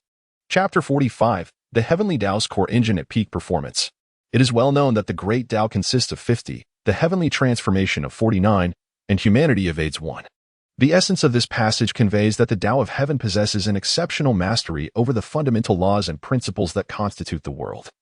Encompassing the myriad elements of existence, the interplay of yin and yang, the 5 elements, the cyclical nature of the seasons, and the reincarnation of all beings. However, it has not achieved absolute supremacy, as it still lacks complete control over certain variables, which hinders the world from operating in accordance with the predetermined processes of the Tao. In simpler terms, one could liken the Tao to an exemplary system development software, while the entirety of the world and its components serve as the corresponding foundational hardware. For the Tao to enhance its performance, it must continually optimize itself and cultivate the world, enabling the supporting hardware to unleash greater potential and computational power. Throughout this endeavor, the inherent uncontrollability of variables inevitably leads to various errors, defects, and malfunctions, which may cause the Tao software to function abnormally or even crash entirely. Thus, in order to avert such a collapse, the Tao promptly addresses any identified issues by deploying patches, essentially fabricating data to rectify discrepancies. However, these corrections cannot be arbitrarily applied. They necessitate a robust foundational framework, ensuring that the world continues to operate normally despite emerging problems, thereby allowing the Tao the capacity to reconcile the accounts. At this juncture, the significance of a formidable cultivator becomes evident. The more exceptional the cultivator, the more akin they are to a remarkable component. Take Chen Yi, for instance. In relation to the Ziwei heavenly Tao, with Chen Yi's presence, the laws of the world remain as steadfast as Mount Tai. The Ziwei heavenly Tao is endowed with boundless trial-and-error resources, allowing for a degree of chaos without grave repercussions, and any accumulated debts can be gradually resolved. Conversely, should Chen Yi cease to exist, the Ziwei heavenly Tao would be unable to sustain itself. One might even say that if Chen Yi were to vanish in the blink of an eye, the Ziwei heavenly Tao would collapse in the next, and the apocalypse would follow in the third. However, my extensive discourse is not intended to extol Chen Yi's prowess, but rather to elucidate that any heavenly Tao with an enterprising spirit generally possesses the ability to fabricate truths from falsehoods. Yet, the heavenly Tao of the Flying Star continent appears devoid of such ingenuity. Does it lack ambition, merely adhering to a routine of honest development? This seems implausible. Without a spirit of enterprise, it is unlikely that the world's essence could be so superficial, evolving the tribulation phase laws in a mere span of less than 100 million years. Could it be due to the scarcity of bad debts? That is even less conceivable, as the evolutionary trajectory aligns with that of the Ziwei continent, both being realms of cultivation, where bad debts abound. Furthermore, there exists the anomaly of Shou, a transcendent with a dubious background. If there were few bad debts, he would surely partake in them. It cannot possibly be due to a sufficiently robust foundation, allowing for the neglect of bad debts. That seems improbable as well. While the harmonization phase may be somewhat prevalent in the Phasian continent, there are none in the tribulation phase. How stable can it truly be? After eliminating all impossibilities, only one answer remains. In the realm of the Flying Star continent, the principles of the heavenly Tao hold some intriguing notions. Allow me to inquire, when uncontrollable variables emerge, leading to widespread chaos in the causal fates of a region, significantly disrupting the foundational laws of the universe, how do you, as the heavenly Tao, manage such upheavals? Well, it is merely a matter of restoring order, tracing back to the roots, and reshaping causality in accordance with the variables to rectify any deficiencies. I must admit, you are rather impressive. Chen Yi gasped in astonishment and asked again, are you able to consistently identify the source of these disturbances? Indeed. Is it not a rather straightforward endeavor?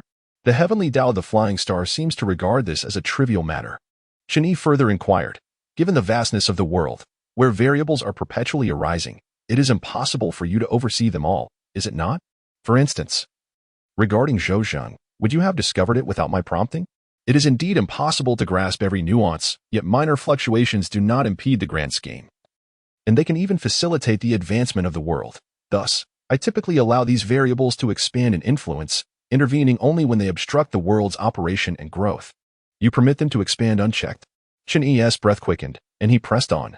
Are you not concerned that everything may spiral out of control, ultimately leading to the complete collapse of the world? The heavenly Tao of the Flying Star hesitated, somewhat perplexed. I do not quite comprehend your concern. As long as I make appropriate adjustments in response to the variables, how could the world possibly collapse? Is there truly no instance where you find yourself unable to manage a situation? There are indeed times, such as now, your strength surpasses my capabilities. And I can only seek to avoid your brilliance in pursuit of harmony. Chen Yi felt a shiver run down his spine. But why do you take everything so matter-of-factly? Are you truly a normal heavenly Tao? Other heavenly Taos are mere offshoots, yet you are an anomaly? Mastering variables, utilizing them, even manipulating them. Is this not all just your plaything? Initially, I thought the Ziwei heavenly Tao that had fallen from the pseudo-immortal realm was formidable enough. Yet I had not anticipated the presence of even greater powers. Merely adhering to a diligent and methodical approach to achieve the level of evolutionary tribulation signifies that the operational mechanism of the Flying Star Heavenly Tao is superior, more efficient, and more fluid than that of the Ziwei Heavenly Tao, particularly considering that after its demotion, the Ziwei Heavenly Tao frequently resorts to superficial patches. Its core essence has become convoluted and cumbersome, rendering it inferior in all aspects except for its historical gravitas when compared to the Flying Star Heavenly Tao. To put it plainly, the Ziwei Heavenly Tao resembles a chaotic amalgamation of poorly written code, only marginally functional due to its compatibility with the foundational hardware. In contrast, the Flying Star Heavenly Tao is akin to a top-tier engine of exceptional optimization, regrettably underutilized, its full potential yet to be realized. However, should the strengths of both be combined, the Ziwei Heavenly Tao could swiftly regain its status within the pseudo-immortal realm, and given additional time, it could even evolve into a complete foundational immortal law. At that point, would it still need to timidly knock on the gates of the immortal realm, only to be pursued and bitten by the hounds of the so-called immortal tribulation? To hell with the immortal tribulation. Contemplating this, Chen Yi felt his long-dormant Tao heart stir with tumultuous waves, a long-lost thrill akin to discovering a treasured artifact surging within him. Simultaneously, within the illusory star cave, Chen Yi promptly called upon the Ziwei Heavenly Tao. Ziwei, come forth. I have matters to discuss with you. Swiftly, the Ziwei Heavenly Tao responded. I am here. What does Brother Yi wish to inquire? Chen Yi composedly stated. Are you capable of conducting a comprehensive analysis after the emergence of variables, rather than applying superficial patches, tracing back to the source of the variables, and reshaping causality to rectify the deficiencies, thereby restoring everything to a reasonable state? The Ziwei Heavenly Tao hesitated for a moment, then grew animated. That is impossible. It simply cannot be done. The workload involved would overwhelm me entirely, and even with your suppression of the foundational laws of the world, which might allow me to recover swiftly, I would still collapse upon contact. It is utterly unattainable. Chen Yi remained non-committal, his expression serene as he replied, yet there exists a heavenly Tao that has accomplished this, one whose foundational stability is far inferior to yours, and who cannot even manage superficial patches. The Ziwei Heavenly Tao paused for an extended period before suddenly igniting with enthusiasm. Brother Yi, are you suggesting that you have discovered a nascent heavenly Tao with an exceptionally superior foundational mechanism? Where might it be found? If I can acquire its foundational mechanism, I shall undoubtedly rectify years of stagnation and regain my status within the pseudo-immortal realm. Brother Yi, you will assist me, will you not? I desire it. Observing his heavenly Taoist's desperate demeanor, Chen Yi could not help but shake his head in mild disdain. Wait, I shall bring it to you. Chapter 46. The experienced heavenly Tao imparts wisdom to the novice heavenly Tao. In the Flying Star Continent, Chen Yi's starry celestial body remained silent for a moment before finally speaking. Grant me a portion of your core essence. This is a declarative statement. The celestial path of the flying star fell into a sudden silence. What is this core essence? It is the source code. If it were to be relinquished and fully comprehended by him, he could manipulate and alter this celestial path at will, reshaping the entire flying star continent to his desire. Principally, the celestial path of the flying star cannot be given away. However, at this moment, the principles lie in his hands. Refusal would merely lead to an immediate and devastating outcome. Regardless of the desire to withhold it, if he insists, it must be surrendered. With a clear understanding, the celestial path of the flying star decisively split off a portion of its core essence. Thunderous rumblings. In an instant, the flying star continent trembled violently, reflecting the peril of the celestial path's loss of core essence. Nevertheless, the performance of the celestial path of the flying star is indeed formidable, as the entire continent merely swayed slightly before returning to normalcy. Witnessing this scene, Chen Yi cherished the core essence of the celestial path of the flying star even more, and then, with a swift motion, retrieved the 7-star sealing seals he carried. Rest assured, I shall not take without giving. These are for you. Given the other party's decisiveness, he could not afford to be stingy. Such a promising celestial path is well worth the investment. After all, should his own Ziwei celestial path falter, the flying star celestial path could serve as a remedy. Oh, Are these treasures transformed from the stars truly for me? The celestial path of the flying star was pleasantly surprised. Initially assuming it would be a gratuitous gift, it was unexpected to receive something in return. This treasure, forged from 7 colossal stars, is more than sufficient to suppress the slightly turbulent foundational laws of the world. It even allows the esteemed guest to harness additional power for the extrapolation of advanced laws. One cannot help but admire the benevolence of this otherworldly visitor. Chen Yi waved his hand. Since I have mentioned it, I shall impart it to you, along with a method to accelerate the evolution of the world's laws. Will you learn it? The celestial path of the flying star paused, cautiously inquiring. Is it the method of forging false destinies that you just mentioned? Chen Yi nodded slightly. Forging destinies is merely one approach. The profundity of this method lies in its ability to render falsehoods into truths. It aims to fully leverage the subjective initiative of the celestial path, hastening the process of law extrapolation while minimizing error costs. I shall learn it. The celestial path of the flying star declared resolutely, without a trace of hesitation. Though it had solidified its foundation through variables, it was still constrained by them. The extrapolation of laws had stagnated, even exhibiting signs of regression. The method proposed by this esteemed visitor was precisely what was needed to resolve its current predicament. How could it possibly refrain from learning? Chen Yi nodded slightly. Very well, listen closely. This art of transforming falsehoods into truths possesses various unique applications across different celestial paths. What I shall impart to you is the profound experience derived from the purple tenuity celestial path, honed over billions of years, buzzing and humming. The firmament of the flying star continent trembled slightly as the celestial path experienced a moment of clarity, feeling as though it had opened the door to a new world. 2.5 hours elapsed. This lesson on corrupting the innocent should have concluded with the seasoned celestial master imparting the essence of the heavenly way to the novice. After a swift rehearsal of the flying star heavenly Tao, it reverently expressed, "Thank you, Master, for your teachings. You are indeed a master of this realm." The grand celestial sound reverberated across the entirety of the flying star continent, causing countless beings to gaze upward in bewilderment, where a vague yet imposing figure appeared before their eyes. They could not discern his visage or hear his voice, yet they recognized him as the celestial master of their realm. Strangely, an overwhelming desire to pay homage surged within me. A celestial master, the teacher of the heavenly way, surely deserves homage. Is he the master of the heavens? Indeed, he must be honored. Celestial master! Celestial master! Countless beings chanted. Their murmurs initially scattered, but soon harmonizing into a resonant wave that swept across the universe, shaking the earth and stirring the seas. Chen Yi had not anticipated that the flying star heavenly Tao would suddenly manifest in such a manner. Feeling somewhat embarrassed, he reflected on his travels through various worlds, where some hailed him as the celestial sovereign, others as the celestial emperor, and some even denounced him as a celestial demon. Being referred to as a celestial master felt rather pleasant. Celestial master, I now possess this knowledge. What destiny shall we arrange for Zhouzheng?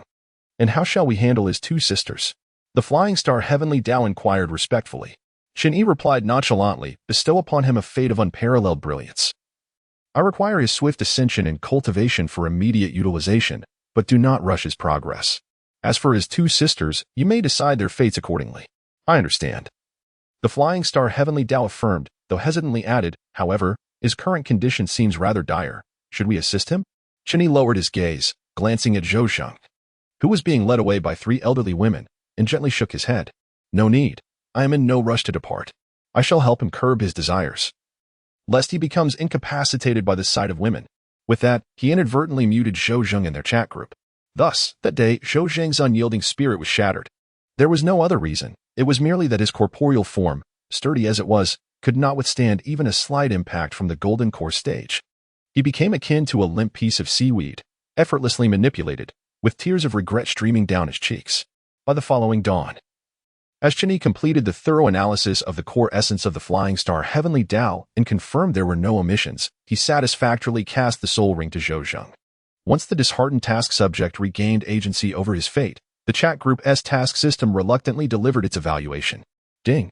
Given that the group leader has exceeded the task requirements, and the process was significantly more challenging than originally stipulated, we are recalculating the rewards. Please hold on. Warm reminder, the assistance task has been completed, and the heavenly way of this realm has also acknowledged you. Shall we return immediately? Yes, yes, yes. Open the portal quickly. The task rewards could wait, but the urgency of his own heavenly way was palpable. If this delay continued, Chen Yi feared it might collapse under the pressure of urgency. After nearly 100 billion years of existence, this ancient entity was still as impatient as a youth. Truly disappointing. Chapter 47. The winds of today are quite boisterous. The heavenly way is omnipresent, taking on myriad forms. It may be an inconspicuous stone by the roadside, a drop of unremarkable freshwater in the ocean, or a hoe swinging in the countryside. Yet, more likely, it manifests as an adorable little cat, nimbly circling Chen Yi, incessantly licking its tongue and meowing. It must be said, the cuteness of the heavenly way is undeniably hard to resist. Adorable is a common descriptor. Yet the heavenly way embodies adorableness itself. Even Chen Yi, with his resolute heart forged through trials, found himself enchanted. Has he truly resorted to such despicable tactics? Chen Yi mused, "Hockey heavenly Tao, you rascal." When the task-executing celestial body returned, Chen Yi promptly offered the already refined core essence of the flying star heavenly Tao directly into the mouth of the Ziwei heavenly Tao. Meow. The heavenly cat let out a contented sigh, its soft paws patting its belly before it sprawled out on the ground, drifting into slumber. The core's intricate and burdensome nature necessitated a shutdown for system upgrades, preventing it from simultaneously governing the universe and optimizing itself. This raised a pertinent question. Would the world's mainframe collapse alongside the disengagement of the Heavenly Way's primary program? Logically, such a result should be inevitable. Yet, the Ziwei heavenly Tao remained unfazed, sleeping soundly. Meanwhile, Chen Yi remained silent, dispatching his celestial body incarnations. Though he lacked the heavenly way's ease in commanding the laws of the universe, he still possessed considerable strength. One celestial body pushed the sun, while another pursued the moon. One celestial body stabilized the seas, while another pressed down upon the chaos of the realms. The remaining incarnations joined Chen Yi at the center, suppressing the turbulent foundational laws, ensuring the world could function normally even in the absence of the heavenly way's guidance. It must be acknowledged that maintaining the operation of a world is far more complex than merely refining one. Yet, with the mess left by his own heavenly way, he had no choice but to shoulder the burden himself. Simultaneously, as the aura of the heavenly way faded, the emergence of the Yujie Venerable overshadowed the entire realm, instilling a sense of trepidation among the cultivators of the Ziwei continent. Within an ancient grand hall, dozens of esteemed cultivators convened, each with cultivation no lower than the late stage of integration. Those merely at the initial or mid-integration stages were not permitted to attend this gathering. Indeed, these individuals represented a group of venerable figures who had suppressed their cultivation for millennia. Some were grandmasters of major sects, others were monarchs of foreign races, and a few were ancient beings who had survived since the Ascension era. All were once renowned prodigies of their time. Though the Ziwei continent had diminished, its remnants still housed exceptional talents. Today's winds are indeed quite boisterous.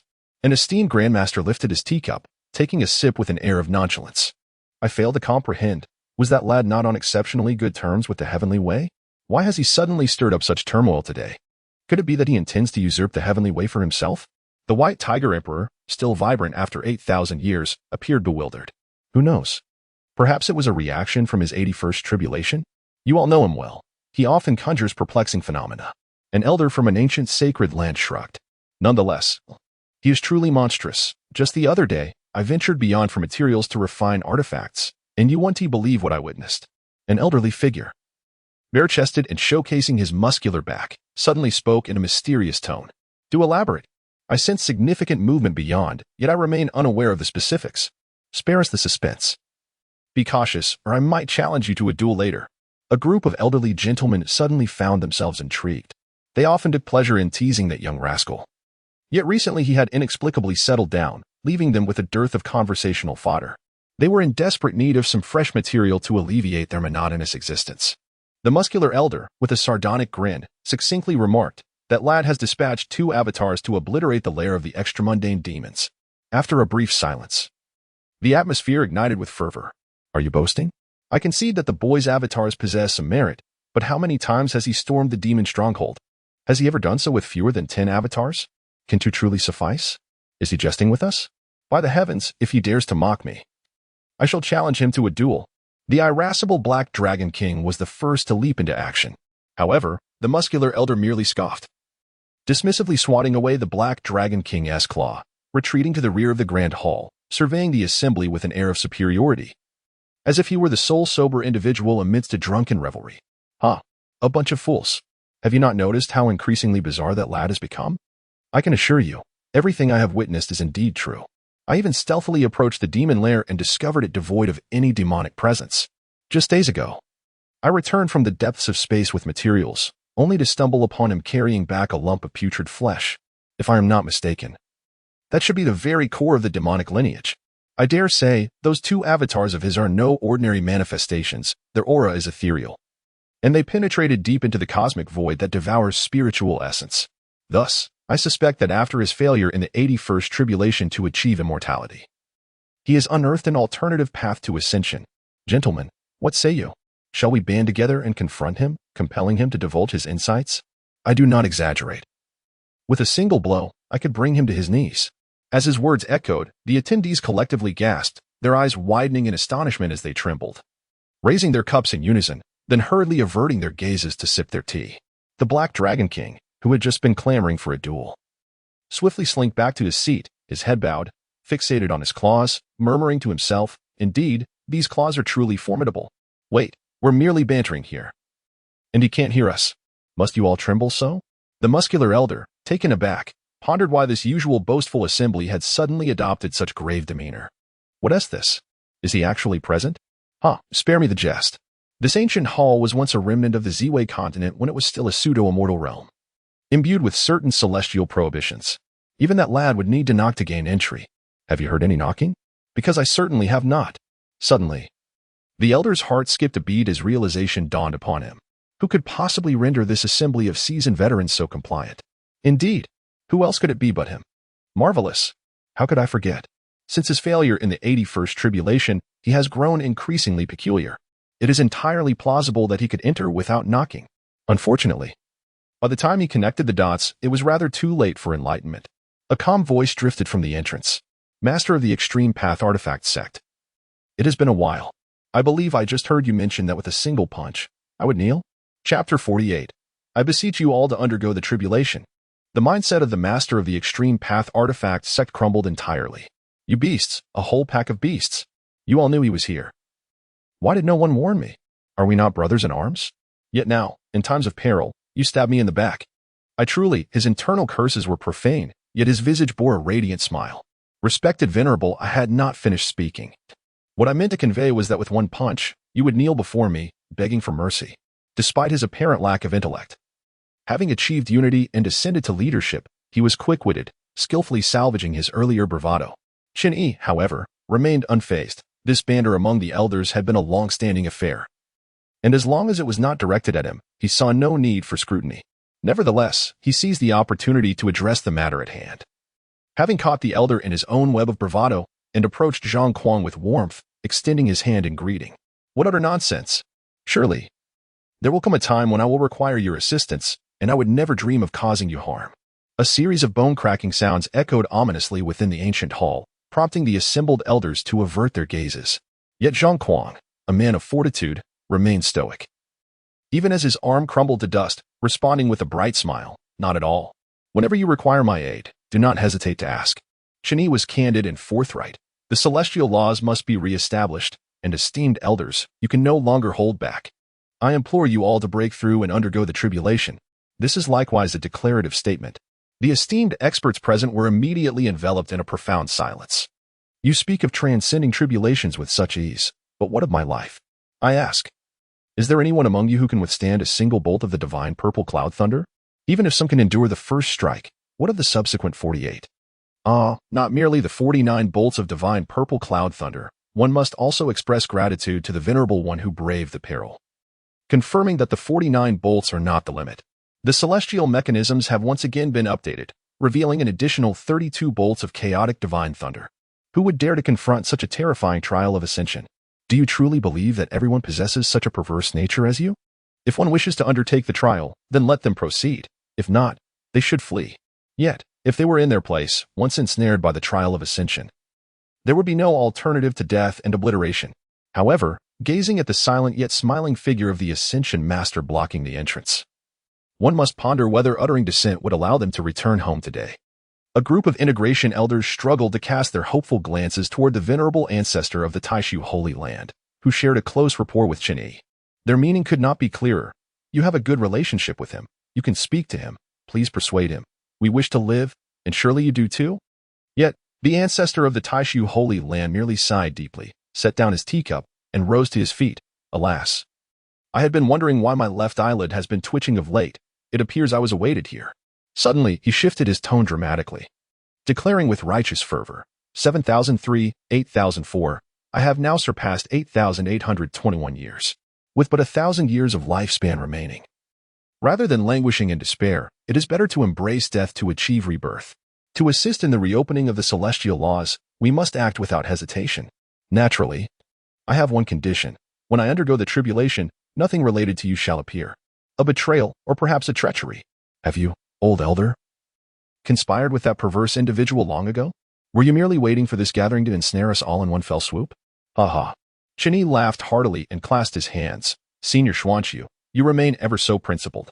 When the celestial laws are reinstated, I shall undoubtedly assist you in forging your celestial body. The hearts of the integration elders sank completely. Having negotiated such conditions, how could they claim they were not conspiring? How surprising that the ethereal Xuanqiu would commit such shameless and sinister deeds. Bah, we are ashamed to be associated with you. Regarding the resentful gazes directed at him, Xuanqiu appeared unfazed, instead pointing at Chen Yi with a smile. Then I shall hold you to your words. Should I survive, I will pursue you for that celestial body. Chen Yi remained silent, merely showcasing. Suddenly, a magnificent aura of celestial essence filled the entire hall, and a small mountain constructed of celestial essence stones materialized, radiating a resplendent glow that momentarily blinded the integration peak elders. What is this? How fragrant, how desirable. Could this possibly be celestial essence stone? Oh, what a marvelous sensation. Hearts racing, trembling hands, an uncontrollable body moved forward. Bang!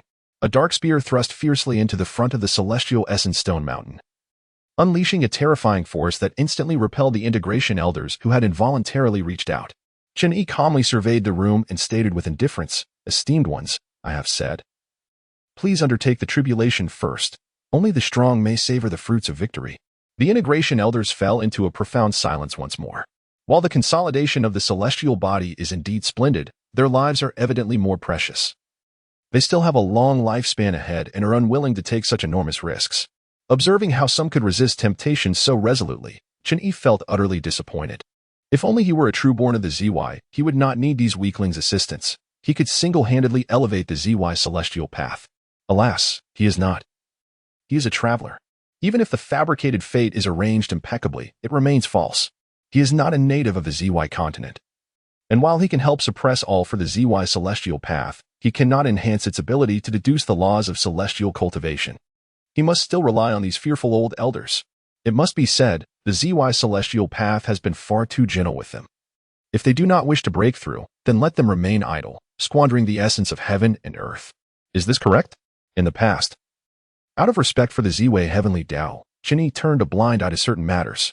But now that the ZY heavenly Tao lies dormant, the opportunity has been extended. Since they do not seek dignity, I shall assist them in achieving it. I am curious to see who can protect you now. Chapter 49.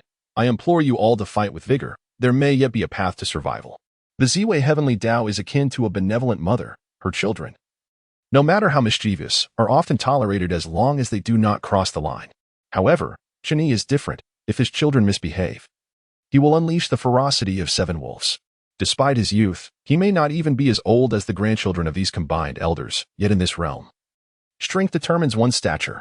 Since they are unable to comprehend the gravity of the situation, let us resort to force. If they appear reluctant, I shall not press further. I beseech you all to strive valiantly, for there may yet be a chance at survival. No sooner had the words left his lips than he swung his great halberd. In an instant, a terrifying force distorted the void, causing the assembled elders to stagger precariously. Wait. The eyes of the elders suddenly cleared. Whether to perish by lightning or to be ruthlessly struck down is a simple choice. After all, to face the harrowing trial of ascension, while fraught with peril, still offers a glimmer of hope for rebirth as a scattered immortal. Yet, confronting this monstrosity ensures a fate of absolute annihilation. The head of the extreme Tao artifact sect, Zheng Kuang, was the first to speak. I believe that Senior Xuanqiu is correct. Rather than languishing in silence, it is better to ignite our remaining days for a moment of brilliance. To aid the heavenly Tao, we have an obligation. Ah, truly. The leader of a great sect can change their stance swiftly, eloquently weaving words of grandeur. The other elders, not daring to delay, immediately voiced their support. Indeed, while one may face death, it is preferable to do so with fervor than to fade away unnoticed. To be the fool who challenges the trial of ascension Reckless courage is closer to bravery than cowardice. Only by aiding the heavenly Tao in reopening the path of immortality do we have a chance at survival. Otherwise, a century hence, we shall become mere bones. Anything that does not break us will only make us stronger. In total, 27 peak elders, each resolute and righteous, unequivocally expressed their willingness to assist in reopening the path to the heavenly Tao. This is excellent. Chen Yi nodded in satisfaction, slowly retracting his great halberd. This group of despicable individuals is indeed contemptible. They refuse to listen even when spoken to gently, only yielding when pressed with force. Do they truly believe that burying their heads in the sand will elicit a plea from their celestial mother? How naive. She will not awaken any time soon. TSK, TSK. TSK, what a futile endeavor this is. The first to pledge allegiance, Zhuangzi, shook his head, remaining nonchalantly seated, even finding the leisure to sip his tea. Unlike those who fail to grasp the gravity of the situation, he had his reasons for engaging in conversation with Chen Yi. For instance, when Chen Yi greeted him just moments ago, he did not hesitate to acquiesce. Although he often teased the young man, he would not falter in serious matters. He resembled a relentless primordial beast. Anything that dared to obstruct his path would be ruthlessly crushed, whether it is the tribulation of ascension or his own might. It matters not. Should they fail to heed him while he remains benevolent, they might miss the chance to curry favor and, perhaps, survive the tribulation, thus establishing a connection with the esteemed master of tribulations. Yet, one by one, they foolishly block the way, hand in hand, as if they expect him to indulge them like the celestial way does. Thus, their strained relationship with Chen Yi is not without reason. In light of this, Zhuangzi set down his teacup and spoke naturally, Brother Yi, since we all agree to contribute to the reopening of the celestial laws for the sake of the celestial way, please retreat to the illusory star cave to avoid drawing attention. After all, the tribulation recognizes individuals, and your presence would greatly increase our pressure. Rest assured, I will exercise my discretion. You all should proceed to break through near the outer realm's abyssal layer. There, the cosmic void can effectively conceal our energies, and your collective breakthrough will significantly divert the tribulation's attention. As for how many will ultimately survive, that is left to fate. Chen Yi nodded slightly, calmly presenting his plan. The tribulation phase, in strict terms, is not merely a realm but a transitional state achieved by beings of the lower realms after surpassing the limits of their mortal forms, approaching a semblance of immortality. In this state, their power exceeds what the ordinary world can withstand, prompting the celestial realm to impose the tribulation test. Those who pass ascend to immortality, while those who fail perish. There is no evasion. The aura of beings in this quasi-immortal state is particularly intense and conspicuous, akin to a fireball in the darkness, glaring and hot within the celestial way's perception. The reason Chen Yi could evade detection primarily stemmed from his first encounter with the tribulation, where he felt the gaze of the celestial way as amidst the terror of life and death. Understanding that this gaze was a unique locking mechanism pervading the myriad realms, Chen Yi promptly devised a method to absorb it. Without the feedback of this gaze, the celestial way would lose its target, allowing him to flee whenever he sensed danger during his challenges. However, this method cannot be imparted to others, for not everyone possesses the ability to perceive such special gazes. Moreover, after failing to vanquish him for the 81st time, the celestial way grew increasingly sinister. Even a slight lapse in Chen Yi's vigilance could lead to trouble, let alone those unable to see these gazes. Thus, all depended upon them. What Chen Yi could do was to nudge them forward and guide them to a place with fewer gazes. This motley crew of misfits stands little chance of overcoming the tribulation to attain immortality. However, with a stroke of good fortune, they might just survive. As for his seemingly kind-hearted warning, Zhuangzi, the old man, remained utterly indifferent, secretly reveling in a peculiar sense of satisfaction. He did not object to my calling him that. Does this not imply that as long as the old Taoist can miraculously survive this time, he shall draw closer to him? Perhaps even be granted the privilege to visit his ethereal realm? Who knows, he might even dare to make some modest requests. Contemplating this, the Taoist Chuanchu felt his lingering dread of the tribulation of ascension dissipate entirely. With a grand flourish of his sleeves, he proclaimed, "Thank you, young Master Yi. For your guidance, I shall take my leave." As soon as the words left his lips, he transformed into a streak of light, racing towards the outer realms. In truth, he had long been capable of transcending his limits. It was merely a lack of courage to confront the grotesque tribulation of ascension that had led him to suppress his cultivation for several millennia. Now that young Master Yi had bestowed him with courage, why should he hesitate? After all, they were all striving for breakthrough together. The tribulation of ascension would not necessarily claim everyone as life. After the Taoist Chuanchu took the lead, Chen Yi turned his gaze towards the still hesitant assembled cultivators. What about you? Must I extend an invitation? The 27 peak cultivators shivered in unison. No, you need not move. I shall make my own way. They realized that if they hesitated any longer, there would be no games left to play. Let us proceed. They had contemplated hiding until the storm passed. But if they chose that path, they would face Chen Yi's ruthless retribution. Could the tender heavenly decree truly shield them? Alas, it seems we must go. After all, they were all breaking through together. The tribulation of ascension might not annihilate everyone. With a flurry, 27 streaks of light swept across the sky, vanishing into the vast, boundless expanse of deep space. Chen Yi stood in silence for a long while, finally letting out a soft sigh. Ziwei. If you cannot bear to take action, I shall wield the blade for you. Do not blame me, having chosen the path of optimization. One must see it through to the end. Chapter 50. Do not send me messages again. I fear the group leader may misunderstand. On that day, the thunderous roars echoed through the depths of space, shaking the distant Ziwei continent millions of miles away. Although the populace felt a tinge of panic, they remained composed, continuing with their daily affairs. Only a few elderly men found the leisure to sit and chat.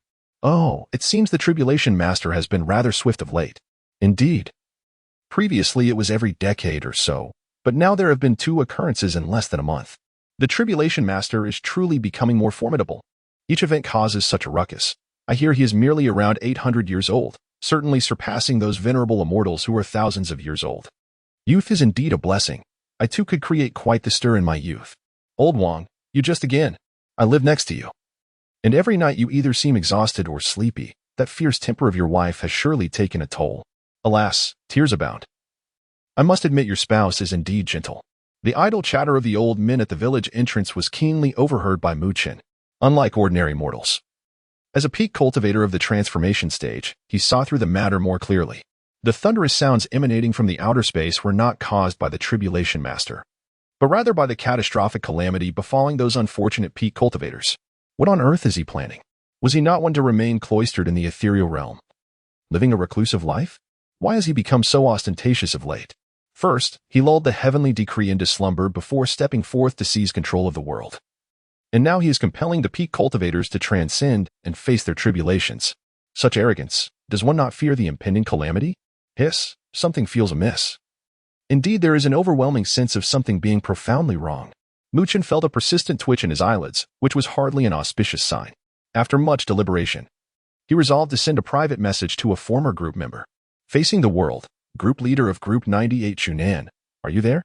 The recipient swiftly marked the message as read, yet remained silent for an extended period without responding. A sudden twitch gripped the corner of Mu Chen's mouth.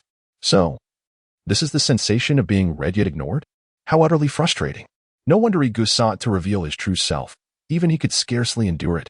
Alas, he was the one in need, and despite his displeasure, he had no choice but to continue sending messages with a humble tone. Facing the world, group leader of Group 98 Chunan, I am aware you are present. My decision to send you away was made out of necessity. Yet did it not yield a favorable outcome?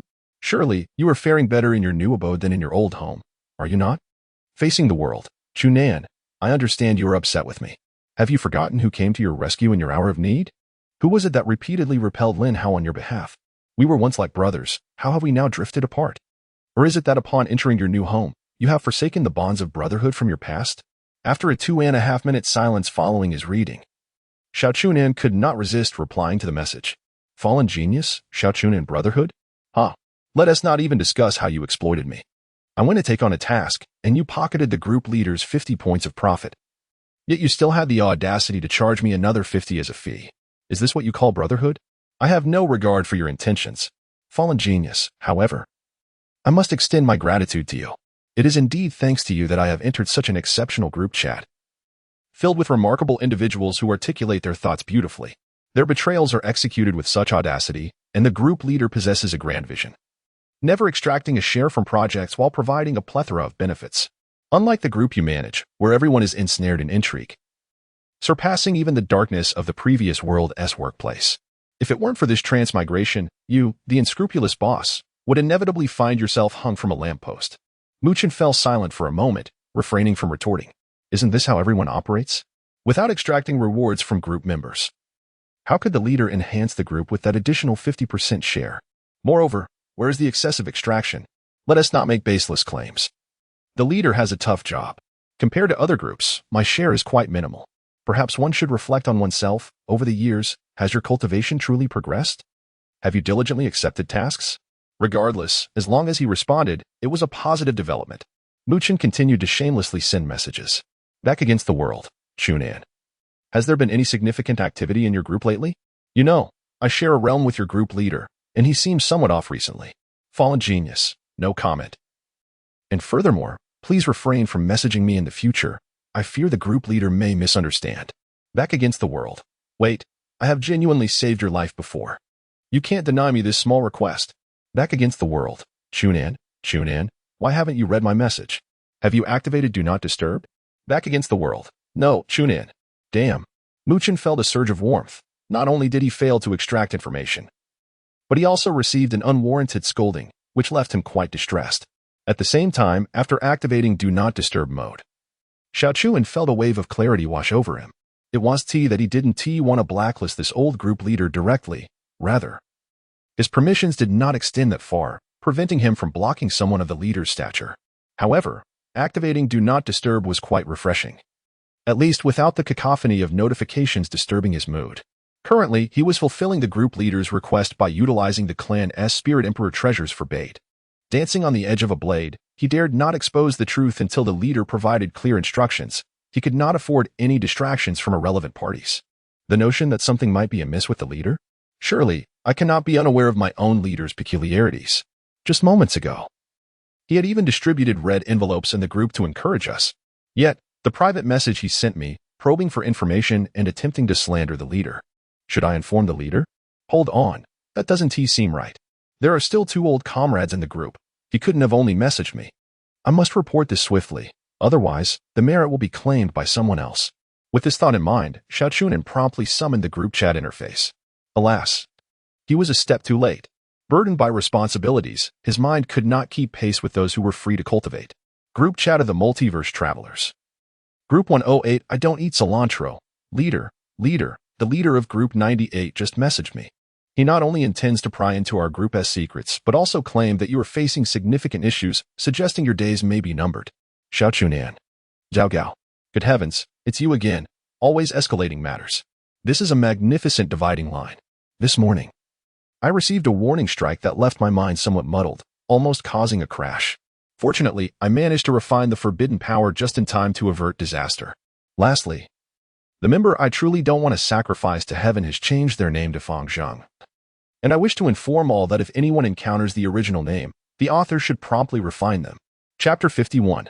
Fang Zheng wins MVP. Having been outpaced, Xiao Chunan and Zhao Gao bore witness and shared in the spoils.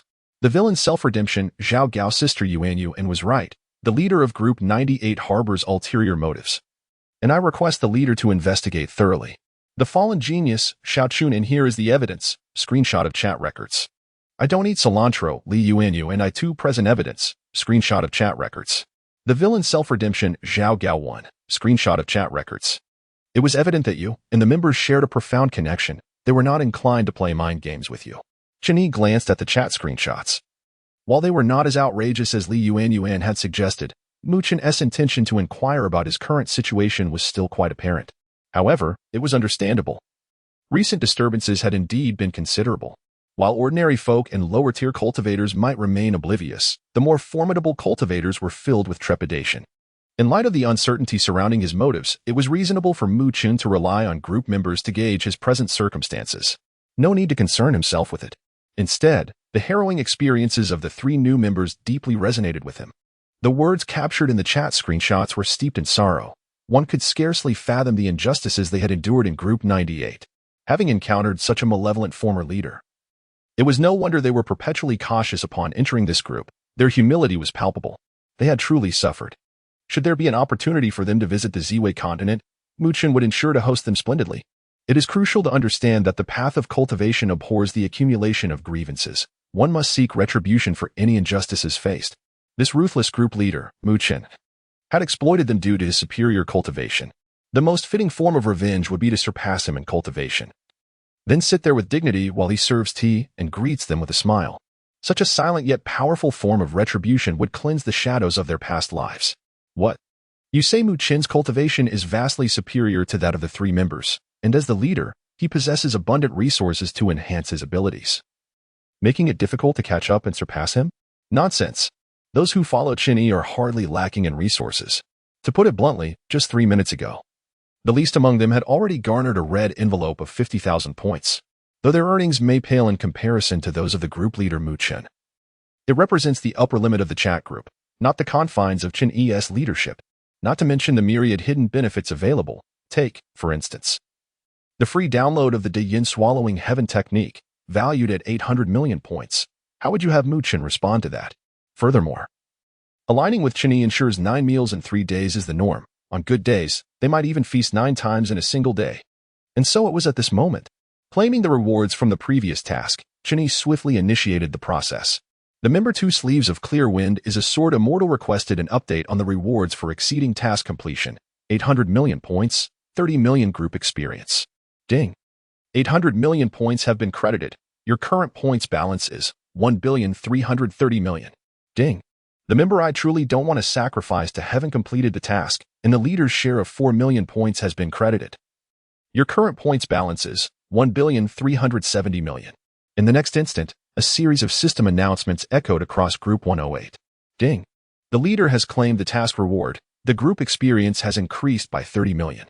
Ding. The member I truly don't want to sacrifice to heaven has claimed the task reward. The group experience has increased by 500,000. The group has ascended to level 39, with only a little over 2 million experience points needed for the next level. The group welfare and sign-in system rewards have been upgraded. Members can now earn 3,900 points daily for signing in. The group red envelope system has been upgraded, with the daily maximum limit increased to 390,000 points, and today's restrictions have been refreshed. Fang Zhang is quite capable, isn't he? Wasn't it said that the task typically yields only 2 million points? The leader's additional 50 points might tally to 4 million, indicating he has indeed achieved 8 million this time? Intriguing. Chen Yi raised an eyebrow, a hint of confusion mingling with greater admiration for this group member. How challenging is it for one to persist? Fang Zhang can certainly answer that question. He is a transcendent with no identity, lacking the fate of this realm, thus often facing oppression from greater forces, enduring a tumultuous journey. The golden finger that should have aided him through the beginner's phase was also sealed, leaving him to rely solely on himself to navigate the treacherous waters. Despite such a calamitous beginning, he managed to cultivate to a combat power of 300,000 within a mere 20 years, akin to a being of the nascent soul stage. Had it not been for his abysmal luck, accidentally attracting the attention of the protagonist's son, leading to a total collapse, he might have thrived without even needing to join the group. Rather than labeling his son Fang Fan as the protagonist, it would be more fitting to consider Fang Zhang as the true protagonist.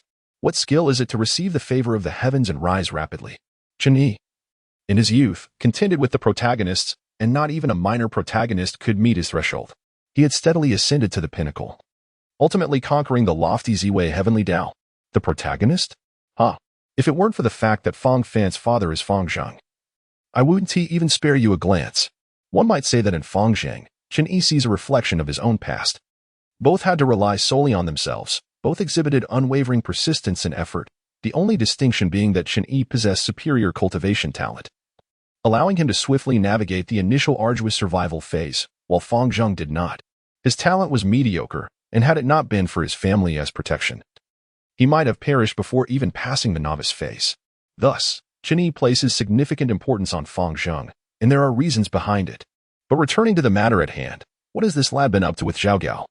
A standard 2 million points task has transformed into 8 million. There must be an explanation for that. Damn it. The immortal tribulation is still pursuing me. I truly don't want to sacrifice to heaven. Fang Zhang, what is going on over there? Is everything all right? As the most devoted follower of the group leader, Fang Zhang promptly replied upon arriving home, still panting from exertion. I truly do not wish to make offerings to the heavens, he expressed. Thank you for your concern, leader. I am well. All thanks to the star-suppressing seal you bestowed upon me. Otherwise, Zhao Hao and I would have found ourselves in peril.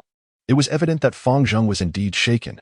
Otherwise, he would have followed his usual custom of showering the leader with praises. Zhao Hao quickly stepped in to clarify. Leader, this unexpected turn of events caught us entirely off guard. Just a moment ago, Brother Fang was engaged with Lin Hao, and I was cheering him on from behind, even in the midst of chatting. Then, out of nowhere, a frenzy being of the sacred realm appeared, boasting a staggering combat power of 20 million. Mistaking Lin Hao for his long-lost son, and charged towards Brother Fong. I was genuinely petrified by that overwhelming aura. My heart nearly ceased to function. Yet, Brother Fong, ever the stalwart, remained unflustered under such immense pressure. He deftly tossed Lin Hao aside and drew forth the star-suppressing seal granted by the leader, delivering a resounding blow to that old man of the sacred realm. Truly, it was magnificent. That old wretch was left bloodied and howling, scrambling away without a care for his son. Thus unfolded the sequence of events, the heightened difficulty of the task leading to increased rewards. Allow me to sincerely state once more. Brother Fong, I seem to have developed feelings for you. What should I do? Chapter 52. Chen Yi, filled with a sense of pride, learned that Fong Zheng had once again secured the MVP title. After reading Zhao Hao's account, Chen Yi furrowed his brow and opened the task feedback panel. How can a member of our group, having faced a foe with 20 million combat power, receive a mere 800,000 points as a reward? Is there insufficient merit to distribute? The system replied, busy. Please try again later. Chen Yi remained silent for a moment before quietly closing the task panel and reopening the chat interface. At this time, Fong Zheng felt a twinge of discomfort. I truly do not wish to make offerings to the heavens, he lamented. Zhao Hao, please refrain. My orientation is perfectly normal, and I already have a son. You do well not to become another Zhao Gao. The god of light, now unemployed, chimed in. Oh? Our esteemed Fong Zheng seems flustered. The runner-up of the immortal realm inquired, what's amiss? Is there a ghost in your home? The sword immortal, with a carefree demeanor, mused, life is but a dream. The world is but an illusion. After weathering the storms, I have come to see through all things. My heart is tranquil as a still lake, with only my sword hovering in silence. The cold Palestine is and asked, Zhou Zhang, what has been troubling you lately? Why do you keep posting such peculiar phrases? Have you seen through life? I feel he has been in a sage-like moment, though I lack evidence, remarked the one who detests cilantro. The fallen genius reported, leader. I've caught a big fish here, a formidable spirit saint with 66 million combat power. Shall we net it? Not in a rush. Continue to bait it while awaiting orders, responded TMD, still pursued by the trial of ascension. At present, Chen Yi needed to monitor the optimization of the Z-Way Heavenly Dao to avoid any missteps. The affairs of the chat group could be set aside for now. Should the need arise, he would dispatch a clone to manage them. All right, I will remain on standby, the fallen genius affirmed. The cold palace denizen added, leader. Look at me. I am nearing 1 million combat power. Is there any task I could undertake? I am growing weary from merely signing and cultivating. I wish to engage in some projects. Lu Ruyan had come to terms with the situation, since the group leader was impervious to her advances. He was akin to a stubborn stone and a latrine, both foul and unyielding.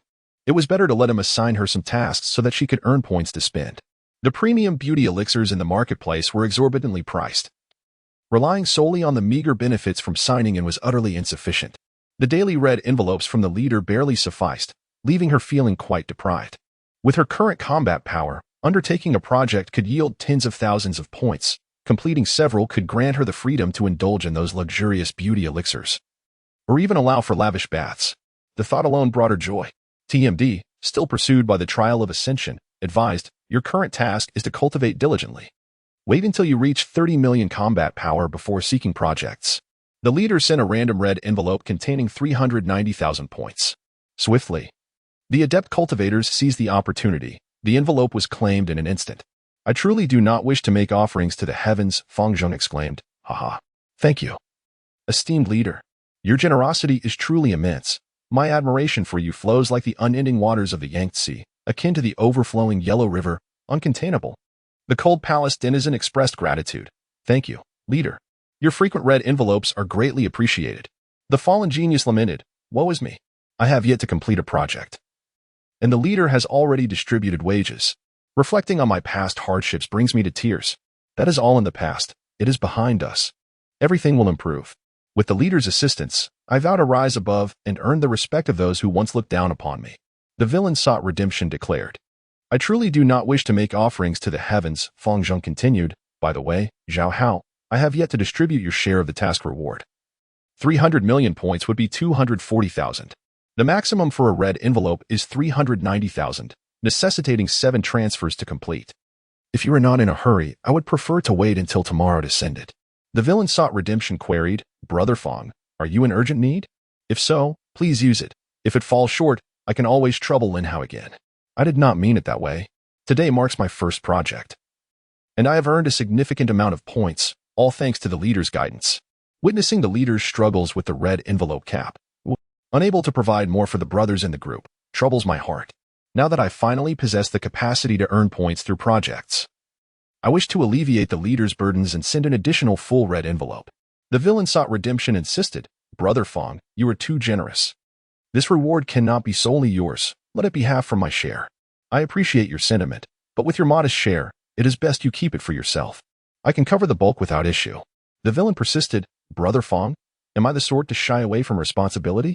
This must count as my half, otherwise I shall be displeased. I need not say more. When your share arrives, you may tally it as you see fit. Allow me this one time. The group member I truly do not wish to make offerings to the heavens in a red envelope containing 390,000 points with the password. The leader is the most handsome. TMD. Still pursued by the trial of ascension, echoed, the leader is the most handsome.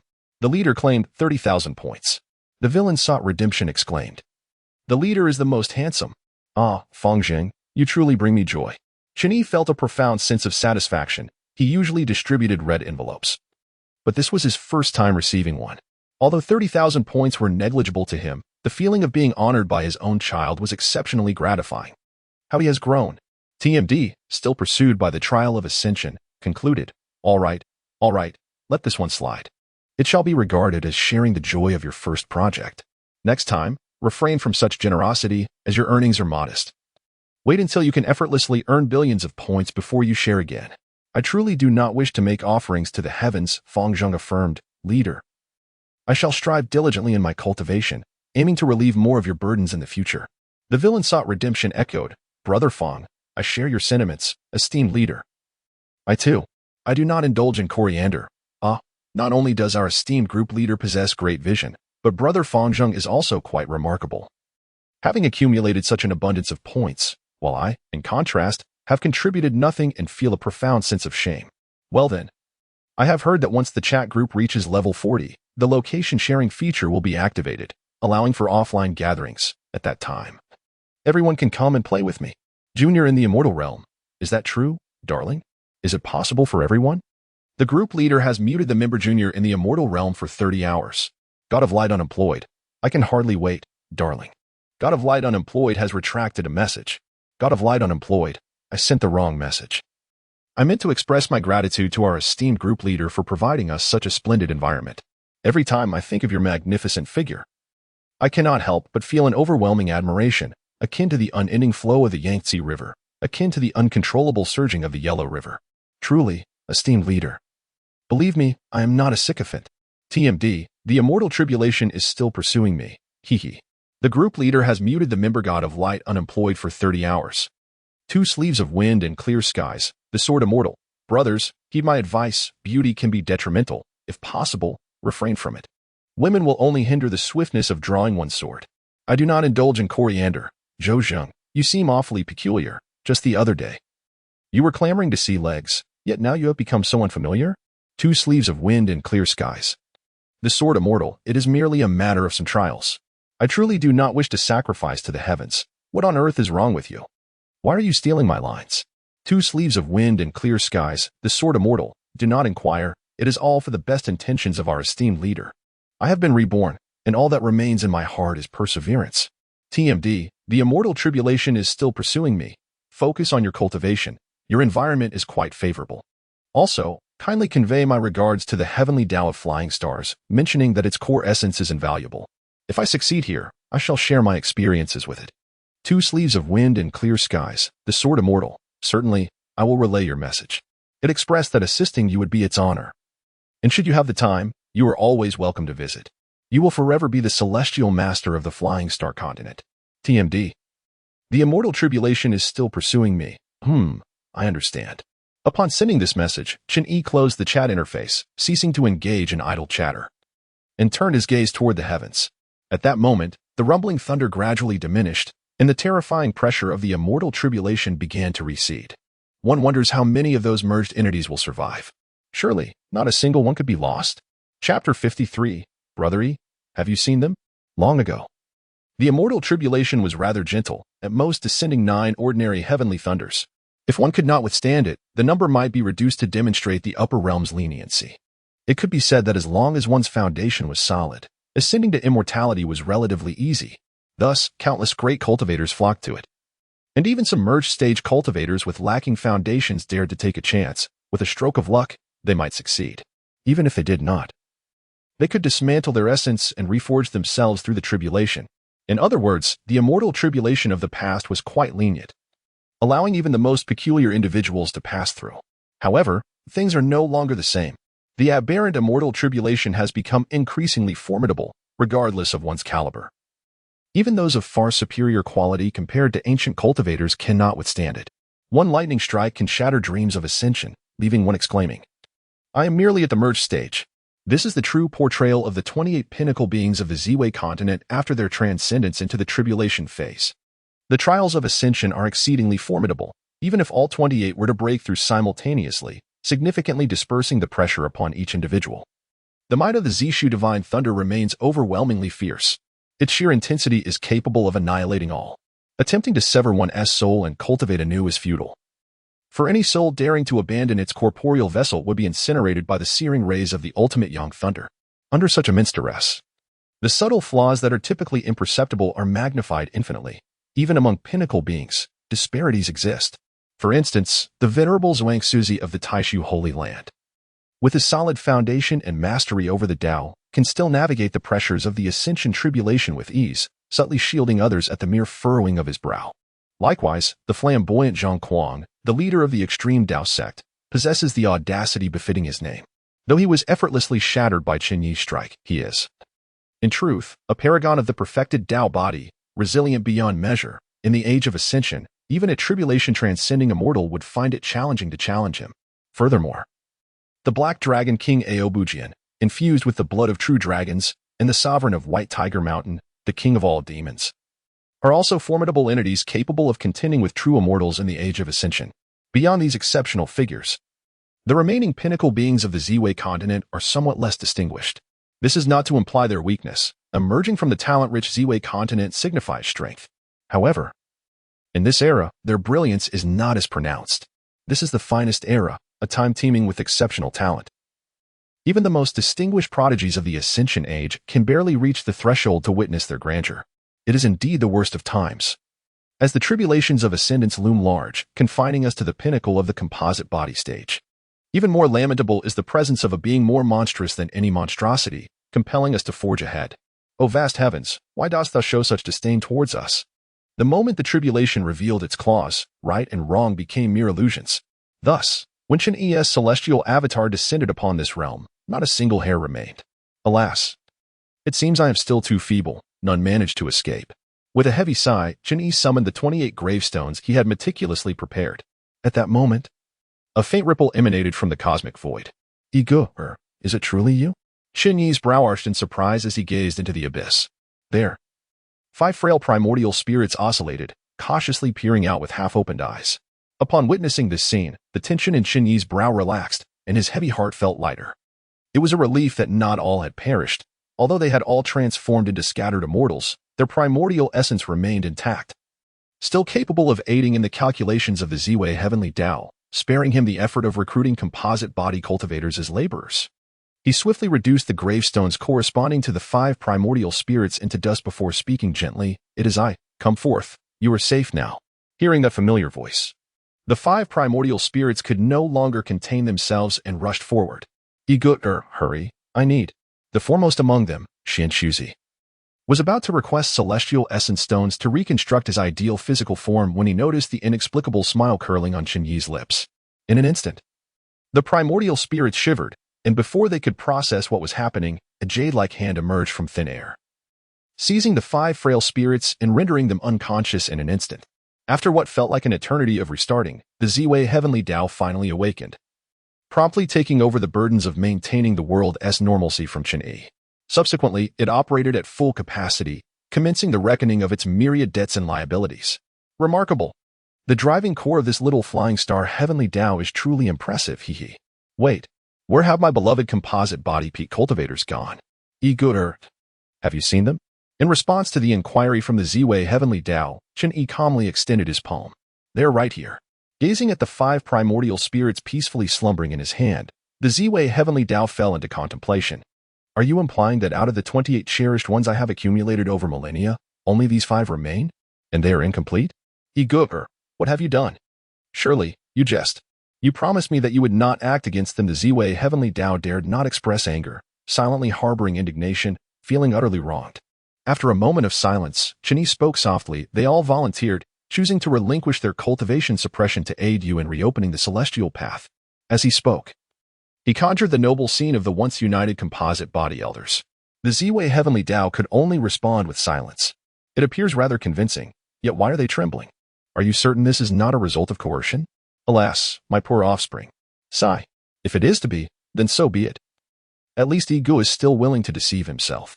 Although cultivating another batch of such exceptional progeny may prove challenging with a bit more time, it can certainly be accomplished. Moreover, Igu has procured an extraordinary core from the celestial path of the flying star. Significantly enhancing his abilities, paying a price for such progress is but natural. Furthermore, his insistence on their breakthrough during the tribulation is ultimately for his own benefit. Knowing that he can hardly bear to part with them, he seizes the opportunity while he is in the midst of a reboot. Indeed, the ZY celestial path soon managed to console itself and regained its cheerfulness. Igu, I now feel remarkably smooth. The accumulated burdens of years can no longer hinder me. Shall I attempt once more? I am now 98% confident in successfully re-evoking the secondary celestial law. 98%? That is indeed quite high. Yet, falling short of a perfect 100, what difference does it make from failure? The previous mishaps have already severely depleted the vitality of the ZY celestial path. And this time it cannot afford any recklessness. After a moment of contemplation, Chen Yi shook his head. That is unwise. First, you must refine the souls of these 5 individuals into celestial beings under the jurisdiction of the celestial path. This will at least enhance the probability by an additional 0.1%. The remainder I shall consider further. The ZY celestial path hesitated briefly before cautiously inquiring. Igu, is this truly advisable? Once they are refined into celestial beings, they will be eternally bound to me, forever severed from the upper realm. Should we not inquire about their own wishes? Chapter 54. You are truly remarkable, almost inhuman. The ZY celestial path possesses many admirable qualities, yet it is perhaps overly compassionate. After expending considerable time and effort cultivating so many talented individuals only to send them to the upper realm willingly, it finds satisfaction solely in the well-being of its own descendants. Initially, Chen Yi did not comprehend this approach, but as time passed and their interactions deepened, he gradually acclimated to it. It was precisely due to the ZY celestial path's selflessness and gentleness that he lowered his guard. Willing to engage in equal communication and even daring to risk the tribulation of ascension in cooperation to attempt the reopening of the celestial path. If it were any other formidable heavenly Tao, Chen Yi would undoubtedly not be so lenient. A dominant heavenly Tao would compel him to respond with even greater force, perhaps even to swiftly subdue it. Thus, confronted with such a gentle and benevolent heavenly Tao, Chen Yi finds it truly difficult to adopt a more assertive stance. A slight shift towards a stricter demeanor would cause it to retreat into stress, sulking in silence. Yet, should he refrain from being stern? It tends to indulge in its self-righteous tendencies. What should be done? It seems unreasonable to force someone to undertake tasks they are reluctant to perform, especially after having just witnessed the distressing loss of a significant number of their painstakingly nurtured offspring. Would he not be saddened for quite some time? One must appeal to both sentiment and reason.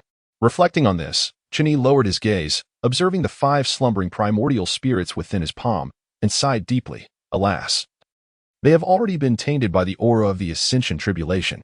Even if they were to undergo recultivation, they cannot escape the reckoning of the ascension tribulation. You understand the potency of the tribulation. Do you believe they can evade it after their recultivation? It seems unlikely, does it not? Then why not refine them into celestial beings of the heavenly Tao? In doing so, the ascension tribulation would not target them under your jurisdiction. But their dream has always been to ascend to the immortal realm. Dream? One must be alive to discuss dreams. The deceased are devoid of such privilege. You surely do not wish for the souls of those you have painstakingly nurtured to dissipate, do you? Perhaps we should wait until they awaken to inquire. They might. To ask is to disagree. Be compliant and refine them. All right, do not be angry. I shall refine them. Watching as the heavenly Tao of Ziwei obediently completed the refinement of the 5 primordial spirits, Chen Yi finally nodded in satisfaction. In truth, after undergoing the purification of the ascension tribulation, these 5 primordial spirits had not been tainted at all, nor would they be pursued and struck down. As long as they refrained from further enhancing their primordial spirit powers to provoke the ascension tribulation, they would remain free-spirited celestial beings, liberated from the suffering of mortal decay, able to traverse both heaven and earth at will. This is the advantage gained after enduring the trials of ascension. Therefore, as long as they remain conscious, they would never consent to becoming a celestial being bound by the laws of heaven and earth. Naturally, Chen Yi would not allow them to awaken, for his understanding of the heavenly trials surpassed that of the Ziwei heavenly Tao, making his words the ultimate authority. Before long, the 5 surviving celestial beings finally regained consciousness. Initially, they were filled with joy, having evaded the trials of ascension. As long as they kept to themselves, they could achieve a form of immortality, free to act as they pleased, beyond the reach of the heavenly laws. However, upon realizing the immensely heavy shackles binding them to the universe, their smiles faded. Ah, Chen Yi, you truly are remarkable. Not only have you withheld the celestial essence stones you promised us, but you have also bound us to the heavenly laws, turning us into mere servants of this realm. Facing their resentful gazes, Chen Yi maintained an indifferent demeanor and inquired, "Are you dissatisfied with your new identities?" "Not at all.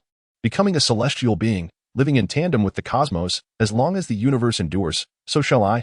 As long as the universe thrives, I am invincible. To contribute to this land that nurtured me fills me with joy. How could I possibly dislike it?" Xian Shuzi was the first to express his agreement.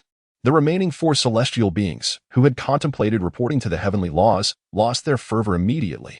Zhang Kuang, the head of the extreme Dao sect, burst into hearty laughter. Indeed, this is simply splendid. The Black Dragon King Ao Bujian, along with the 2 ancient beings from the Ascension era, Bai Yujing and Feng Tianyu, also expressed their approval. There was no point in lamenting what was already set in stone.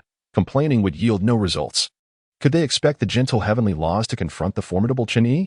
It would be wise to refrain from such hopes, for the heavenly laws were nearly molded in his image. "Well, it is rare for you to possess such good intentions," Chen Yi said with a slight nod, raising his hand to conjure 500 celestial essence stones. "Use these to reshape your bodies, so that you may better serve the heavenly laws." Now, these 5 had transformed from mischievous children to obedient ones. Rewards were indeed warranted. The stronger they grew, the greater the benefits for the Ziwei heavenly Tao. And Chen Yi was not stingy with a mere handful of celestial essence stones. After all, to have a horse run, one must feed it well. He was no greedy capitalist. Yet, as the 5 celestial beings gazed at the once coveted celestial essence stones, their desires suddenly diminished. For what they had lost far outweighed what they had gained. "Chen Yi, you are utterly heartless." Time flew by, and 3 days passed in the blink of an eye. During this time, empowered by the extraordinary driving core of the Flying Star Heavenly Tao, along with Chen Yi's vigorous assistance, the Ziwei Heavenly Tao completely purged its long-standing burdens. Thus, on that morning, the Ziwei Heavenly Tao confidently inquired, "Brother Yi, I feel fantastic now. The success rate of re-evolving the celestial laws has reached 99%. Shall we give it a try?" However, Chen Yi shook his head. "Is 99% truly a guarantee? Wait for me to acquire a sample of the pseudo-celestial realm's heavenly essence first." "Oh, then I shall take my time to consolidate." The Ziwei Heavenly Tao did not press further and obediently withdrew. Once the heavenly law's attention shifted away from the illusory star cave, Chen Yi's demeanor darkened. The chat group was unusually silent, the atmosphere particularly heavy, for Lan's last message had greatly enraged the group leader. The unemployed light god. Group leader. It seems the light god has long been aware of my presence. The reason they have only now captured me appears to stem from their understanding of the basic logic of the assistance task. They are preparing to use me to set a trap against you. Please be cautious. Utmost caution is required. After sending this message, Lan's avatar turned gray. The next moment, the task system seemed to sense an offense. Even though Lan was not in immediate danger, it generated an assistance task, offering rewards far more generous than before. Status not good. A bit of writer's block. Update delayed. Chapter 55. Battle Power Requirements. The group leader is a force to be reckoned with, and Lan's discovery and capture were entirely within Chen Yi's expectations. After all, the commotion he had caused was too significant. As long as the West Sea Heavenly Tao conducted a thorough investigation, and Lan, the out-of-place traveler, would eventually be uncovered. Yet, he never anticipated the West Sea Heavenly Tao would be so audacious, daring to conspire against him after enduring a chaotic divine thunder during the trials of ascension. Who granted them such courage? Moreover, was this not a fortuitous coincidence? He too required a sample of the pseudo-celestial realm's heavenly essence for reference. Initially, he He had hoped that the other party would delay their discovery long enough for Inlan to expose himself, allowing him to intervene. But now, they had chosen to act rashly, and he could hardly be blamed for his ruthlessness. How many heads do you have, daring to lay hands on my people? Clearly, the group task system shared this sentiment. Ding. Detected that group member the unemployed light god is trapped in an illusion and is being coerced by the heavenly laws of this realm and the supreme light and dark gods. Attempting to exploit the basic logic of the task system against the executing group members, causing extremely detrimental effects and severely damaging the rights and dignity of the chat group. Freedom task generated. Rescue group member the unemployed light god. Thoroughly eliminate the lawbreakers harming our group's interests. Battle power requirement. Over 3 billion. Task rewards, dependent on task completion. No upper limit set. This task has been synchronously uploaded to the group. All members must choose whether to accept within 30 seconds. Failure to respond will result in automatic upload to the public area. Wait, with such high battle power requirements, are there any experts of that caliber in other groups? Chen Yi pondered. He had initially prepared to deal with that light god in the West Sea Heavenly Tao, but suddenly found himself hindered by battle power restrictions. Acceptance was feasible, given that the West Sea Heavenly Tao was at the pseudo-celestial realm level, capable of evolving the celestial laws, according to the hierarchy of heavenly laws. They possessed at least true celestial strength. If his battle power was insufficient, it would be tantamount to delivering himself into danger. However, he found it puzzling. After all, 3 billion? What level was that? Before one refines their doppelganger into an immortal body, only a 2-star ordinary doppelganger can meet the standard. However, this would inevitably provoke the tribulation of ascension. What does this signify? This implies that a battle power of 3 billion is undoubtedly the genuine manifestation of a true immortal. If such a formidable expert were to be concealed within the public domain, how could the Dark Turmoil mission triggered by Group 6 go unaddressed? Was it a matter of underestimating the mere 300 million points, or was it simply non-existent? For a fleeting moment, Chen Yi contemplated placing this exceptional free mission in the public domain to ascertain whether there were indeed hidden talents beneath the surface. However, such thoughts were fleeting. If it were to be accepted, what would become of his Group 108?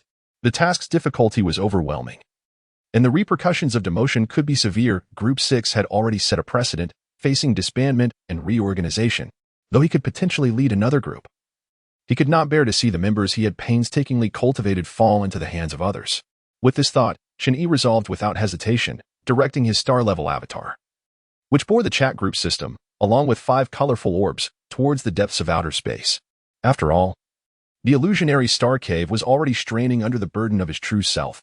Adding another terrifying star-level avatar could lead to catastrophic failure. He had no desire to invoke the tribulations of ascension, which would spell disaster for the Ziwei continent. In a mere 2.5 seconds, the star-level avatar carrying the chat group arrived near the cosmic void. Without a moment's hesitation, he shattered 2 of the colorful orbs, summoning forth 2 additional star-level avatars. Fusion. In an instant, the void quivered. The fundamental laws of the universe struggled to bear this weight, beginning to collapse and annihilate outward from the point of the 2-star avatar. To be candid, the 2-star avatar was still excessively powerful, although its internal spiritual resonance cycle would prevent the calamity of ascension. The fragile laws of the lower realm could not sustain such power, risking the collapse of the entire world. Ding. Detection indicates an enhancement in your power. Battle power data updates to 600 000 6.6 billion.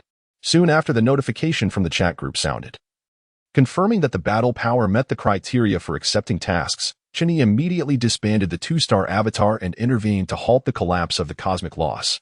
Subsequently, the task transmission portal opened. Aside from the avatar bearing the chat group and repairing the surrounding laws, the final avatar directly entered with the 2 unused colorful orbs.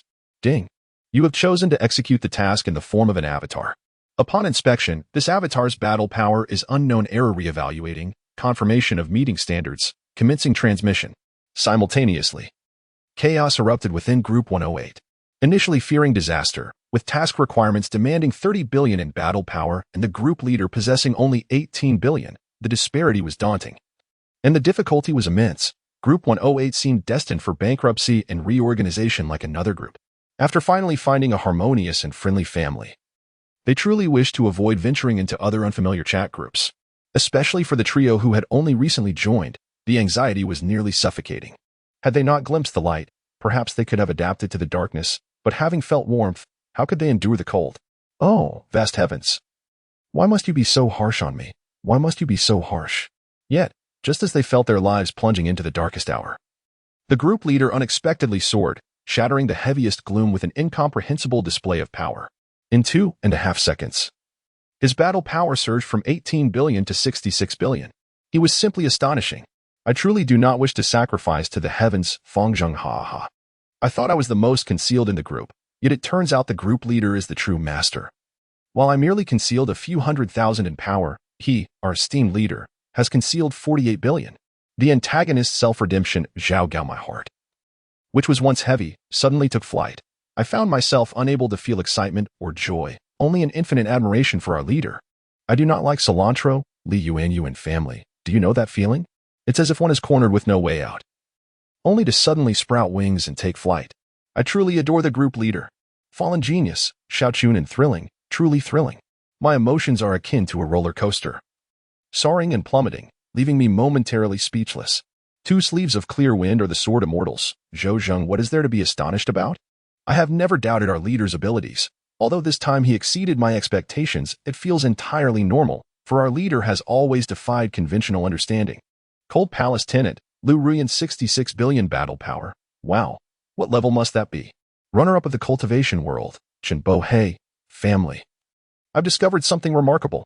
You must understand that our leader's battle power was directly tested and announced by the chat group. Yet he can conceal as much as he desires and increase it at will. Look, our leader's battle power has now reverted to 18 billion. This is it not said that the chat group cannot accurately gauge the true prowess of the esteemed group leader? Perhaps the chat group is merely a plaything for the group leader. The celestial tribulation still pursues me. Chinbo, be silent. Do not discuss what should not be discussed. Currently, the chat group is sustained by a projection, separated from the true self of Chen Yi by a protective barrier, existing in a state of mutual ignorance. Overall, it remains manageable. Hence Chen Yi is reluctant to disrupt this delicate equilibrium, naturally forbidding group members from discussing his fluctuating combat strength to avoid discontent within the chat group. After all, judging by the incident involving Inland's coercion, the chat group system possesses its own temperament, as long as they pretend not to notice Chen Yi's inconsistent prowess. All is well. However, should they persist in discussing this topic incessantly, the chat group would no longer turn a blind eye, and if provoked, it would act decisively. After receiving a warning, Chen Bo's gaze quickly regained clarity. The runner-up in the cultivation world retracted a message. The esteemed group leader is formidable. The esteemed group leader is invincible. I shall sing his praises without restraint. The diligent Fang Zheng promptly began to lead the conversation. I truly do not wish to make sacrifices. Yes, the esteemed group leader has reached unparalleled heights. We must not lag behind. Gaozi, Lin Hao should be well prepared, right? I shall confront him. In the midst of self-redemption, the antagonist thought, what does it matter? As long as there is breath in my body, I shall seek trouble. The fallen genius lamented, I envy those of you who can engage in projects, unlike me, who can only stir up trouble. I do not care for cilantro. Added another, I envy those of you with endeavors, while I can only lie flat and cultivate. Seeing the rhythm in the group return to normal, and with no further reactions from the chat group, Chen Yi finally felt at ease enough to close the chat interface and redirect his attention to the Western Sea's Grand World. Although the Jiwei Heavenly Dao has a 99% certainty of regaining its status within the pseudo-immortal realm, if one can score 99, why not directly request an answer sheet to aim for perfection?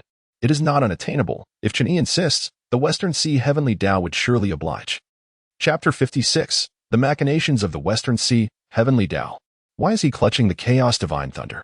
In the vast realm of the Western Sea, on a colorful altar, Adolf and Lan lay peacefully asleep. Further away, the light god, in a state of divine and demonic fusion, gripped the demon spear with uncertainty, asking, Heavenly Lord, will this truly capture the extraterrestrial demon for refinement? The Western Sea Heavenly Dao affirmed, Child, I am here, and not alone. The eye of judgment from the upper realm left behind a bolt of thunder. As long as we lure the extraterrestrial demon to the designated location, it shall have no escape. Upon hearing this, the light god felt a measure of reassurance. His grip on the spear relaxed as he sighed. That is well. I trust the Heavenly Lord's judgment. Once we capture the extraterrestrial demon, I shall pierce its body with the demon spear to extract its blood and then behead it to create a chalice. Just then, the light god shivered, suddenly looking alarmed at the colorful altar. At that moment, above the sleeping Adolf and Lan, a colorful spatial vortex began to coalesce. Heavenly Lord, this is not right. Why has he arrived early? Was it not said that Enlon would not be in danger, and thus he would not appear? The golden pupils of the light god trembled. Yet, the Western Sea Heavenly Tao had no time to address his concerns. Activating the altar beneath Enlon and amplifying all surrounding energies to their maximum. Although somewhat hasty, it was not yet the peak moment of vitality for all beings. Nor the pinnacle of heavenly power. This exorcism plan had been rehearsed countless times. Even if unforeseen variables caused an early arrival, it would not alter the ultimate outcome. Boom. Outside the Western Sea realm, the dormant, colorful, chaotic thunder dragon awakened instantly. The result was that Chen Yi's immortal body projection had yet to step out of the teleportation portal before it sensed the familiar aura. Huh. I wondered why you dared to challenge me. It turns out the celestial tribulation bestowed you with courage. But alas, you were too hasty. Chen Yi smirked coldly. Swiftly shattering two colorful orbs, summoning two one-star immortal body projections for fusion and enhancement. The next moment, the two-star immortal body projection reemerged. Charging out of the teleportation portal like an unstoppable meteor, fiercely colliding with the chaotic thunder dragon. Sizzle. There was no apocalyptic aftermath. The two-star immortal body projection embraced the chaotic thunder dragon and began to draw power from it. As previously stated, Chen Yi, the master of tribulations, is most adept at refining thunder. What of the celestial tribulation? Thunder belongs to him, especially in the case of the immortal body projection's self-circulating resonance. The principal entity of the celestial tribulation would not even detect its scent. As long as it did not approach, Chen Yi could freely absorb. Soon, the thousands of feet-long chaotic thunder dragon began to diminish in size. Such a terrifying scene left the Western Sea Heavenly Tao in a state of shock. Far exceeding its plans and beyond comprehension, only the foundational laws of the pseudo-immortal realm held firm enough to withstand the weight of Chen Yi's two-star immortal body projection. Otherwise, the Western Sea Heavenly Tao would have faced collapse instead of mere malfunction. On the other hand, the light god was filled with dread. Wait, did not the extraterrestrial demon flee in panic last time? Why does it now seem so formidable? Not only does it disregard the terrifying power of thunder, but it is also embracing the chaotic thunder itself. Oh my heavenly lord, are we truly battling an ordinary extraterrestrial demon? The light god wished to flee, but found himself firmly anchored in place by an overwhelming force, unable to move, only able to weep for his own fate. The time taken to refine the chaotic thunder dragon far exceeded Chen Yi's expectations. It took a full 2.5 hours to barely expunge the destructive power contained within. However, this was understandable, after all. It was merely a two-star immortal body projection, limited in the power it could exert, and could not effectively suppress the chaotic divine thunder, allowing it to resist for a considerable time before finally succumbing. Yet conversely, the more it resisted, the richer the pure thunder power contained within, which only thrilled Chen Yi further. After all, he had grown weary of absorbing the Zhi-Shao divine thunder. Now, with the chaotic divine thunder, 100 times more potent, one could only imagine the richness of its essence. Chapter 57. Bestow upon me the essence of your evolved subimmortal path. After an enlightening experience, Chen Yi acknowledged the essence of the chaotic divine thunder. It must be said, it is indeed exceptionally rich. If the Zhi-Shao divine thunder represents the utmost destructive force found in the lower realms, then the chaotic divine thunder should not be of this mundane world. This is a celestial treasure. Its purity surpasses that of the divine thunder of the purple clouds by hundreds of times. And it harbors fragments of exceedingly advanced principles of thunder. In terms of proportional equivalence, a single drop of chaotic divine thunder essence contains a power comparable to 1,000 celestial essence stones. However, due to its excessively fierce and domineering nature, it is exceedingly difficult for an ordinary person to refine and absorb it as a celestial essence. Yet, fortuitously, Chen Yi is no ordinary individual. Having been struck by lightning countless times, he has long since transformed into the very shape of thunder, or rather, thunder has conformed to his essence.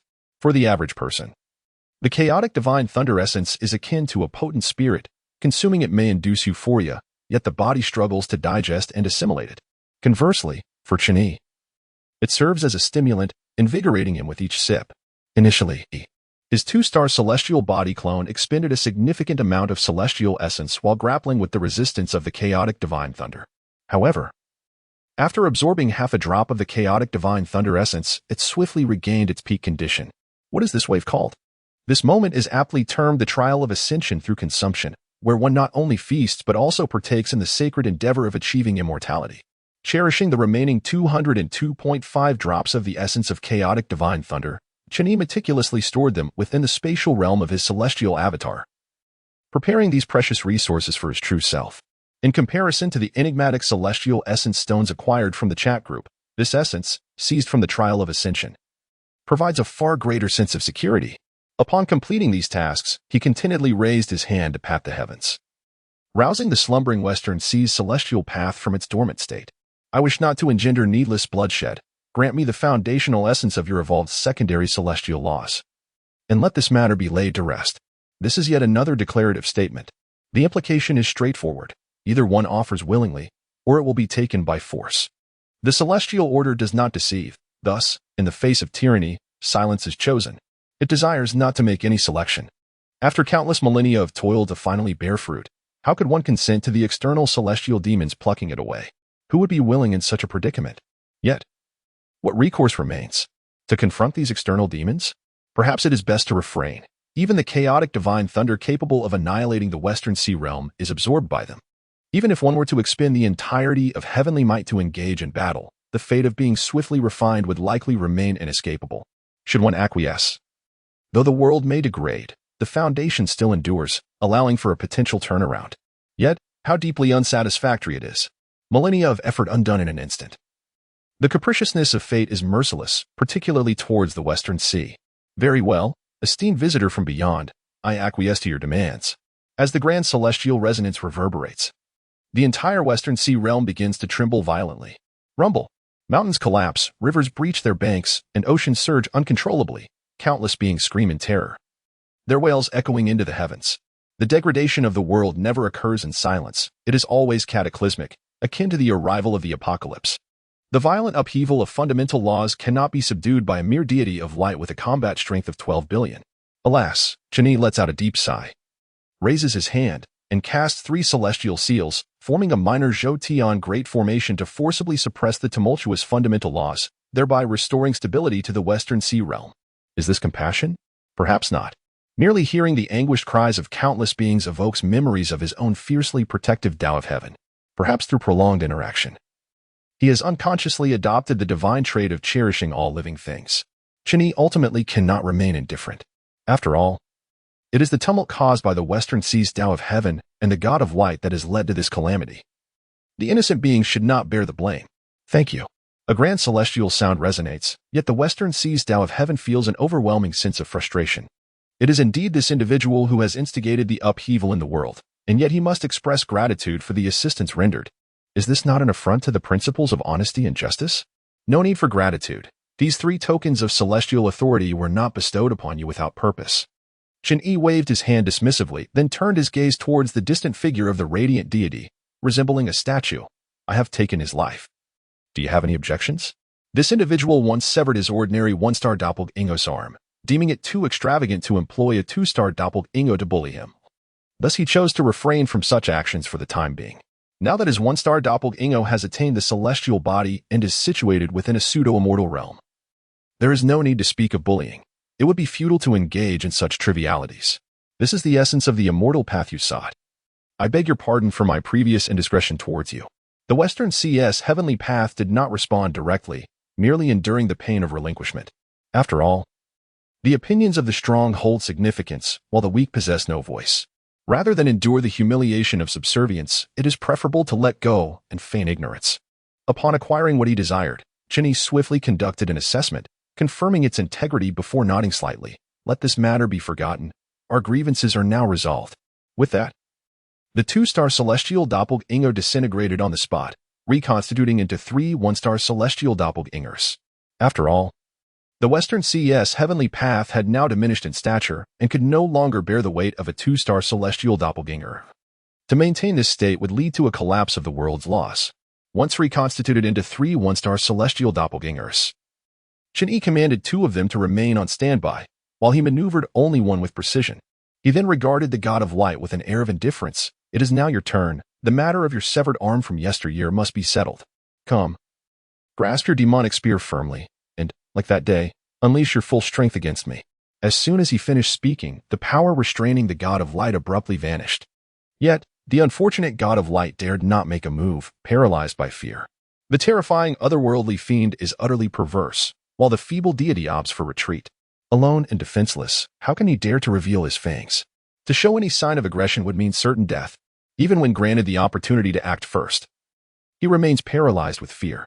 Chen Yi cast a disdainful glance at him and solemnly declared, "You have 3 breaths to make your move. Failure to act will result in your demise." The god of light agonizingly closed his eyes. To remain motionless spells death, yet to act also leads to ruin. But why should it be so? It was you who recklessly intruded into my domain to pilfer, and upon being caught, unleashed your fury, leaving destruction in your wake. Now, you return to exact vengeance. The god of light was both devastated and regretful. He should never have heeded the deity's counsel to capture Lan, believing he held the advantage, only to find himself ensnared. How foolish I was to trust your deceit. I am now the one trapped. There seemed to be no way out, truly no way. In that fleeting moment, the god of light contemplated countless escape scenarios but ultimately resolved to face the challenge with courage. Who would have thought I would encounter such a crude and vile creature? Akin to a goblin, in this place? Truly unfortunate. In the name of the god of light, I cast a curse upon you. May fate snatch away your life. You grotesque abomination born from another realm, devoid of decorum and utterly lacking in elegance. 3 breaths passed, yet he remained inactive, merely indulging in verbal sparring. Even if death were to claim him in the end, it would be with a smile. At least he would not face the end of his life. Having exhausted every effort only to be crushed by the heaviest darkness, resigning himself to die in endless despair, the god of light mused, he is becoming anxious, indeed. Only the most blatant personal attacks can breach his defenses. Were it not for his swift strike, I might have even found my voice. Chapter 58. So this is a free mission? Are you exploiting me? Ding.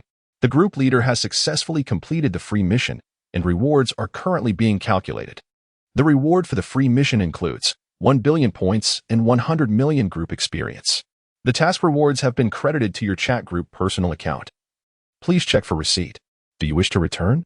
Chen Yi was momentarily baffled, staring at the suddenly appearing task notification window, questioning whether he was experiencing a hallucination. Is this correct? The matter is still in progress. You abruptly settled the task ahead of time, and yet the reward is so meager? I possess 30 billion in battle power cards, and the reward amounts to merely 10 billion? What is going on? With such a meager amount of points, do you really expect someone with over 3 billion combat power to assist you? How naive. No wonder it's called a free task. It seems to imply a reward for freedom. Is the system present? I wish to extend my greetings. Chen Yi, feeling as though he had been taken advantage of, promptly opened the task feedback interface, ready to voice his concerns.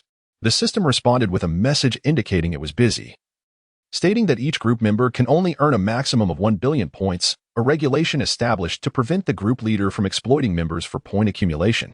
Currently, Group 108 is at level 39. If you desire more, please venture into the exorcism dungeon. Chen Yi thought to himself, well, I initially believed the system would evade my inquiries, yet it surprisingly provided a seemingly reasonable explanation. Why was this regulation not communicated sooner? I suspect it was hastily fabricated. The system reiterated its busy status, urging him to try again later. Oh, not this again. After a prolonged silence, Chen Yi quietly closed the task panel. At this moment, the Western Sea celestial path felt a tinge of anxiety. The esteemed guest had just been berated by the god of light. Could this prolonged silence indicate his displeasure? Esteemed visitor from beyond, is there any assistance you require? Please feel free to command. Chen Yi snapped back to reality, suddenly struck by a wave of ennui. He had initially intended to exert influence over Lan to ensure a more substantial reward settlement. Unexpectedly, the system's interruption had rendered his fervor futile. Was it his desire to avoid the exorcism dungeon? No, it was simply that the group members lacked skill, and lacking skill necessitates practice. With this thought, Chen Yi spoke. May I inquire how long it typically takes for Adolf and Lan to reach the 7th tier of mage cultivation? The Western Sea celestial path hesitated momentarily before responding. I am uncertain what you mean by typically. Chen Yi replied calmly, it should be as swift as possible. Yet one must not rely on external forces for enlightenment. One must maintain their level of competence even when departing from this realm. The chat system is adept at accurately measuring combat power. Artificially inflating one's cultivation is futile. If one cannot prevail, then they cannot prevail. Relying on external objects, like Fengzhang, is equally useless. Should the star sealing seal be lost, one would find themselves without a grave. Leaning on a mountain may lead to its collapse, and depending on a tree may result in its departure. When undertaking projects outside, the only reliable support is oneself. The Western Sea celestial path understood Chen Yi's intent and quickly replied, rest assured, I will exert my utmost efforts to support Adolf and Lon in acquiring the new divine mandate of the God of Light, enabling him to inherit the fortune of the previous deity and genuinely break through to 7th-tier life in no more than 20 years. Behold, this is the knowledge one would expect from an experienced celestial path, unlike certain youthful paths who understand nothing and require guidance. Very well, 20 years it is. I entrust this to you, and do not let me down. Chen Yi nodded slightly, his gaze profound. Everyone in the group knew that Lon was notoriously indulgent. Focusing on cultivation was a challenge for him, as he often found himself in the beds of others mid-practice. However, the Western Sea celestial path had provided a precise timeline, suggesting a comprehensive plan was in place. Chen Yi hoped Lon could muster some determination. After all, he was the first in Group 108 to boldly venture into raids. As the group leader, Chen Yi certainly did not wish for him to lag too far behind. Having arranged everything, Chen Yi unhesitatingly returned with the essence of the secondary celestial path's loss. Although the evolutionary trajectories of the two worlds differ, with the foundation of the secondary celestial laws, no matter how chaotic the Z-Way celestial path may become, it would not harm him.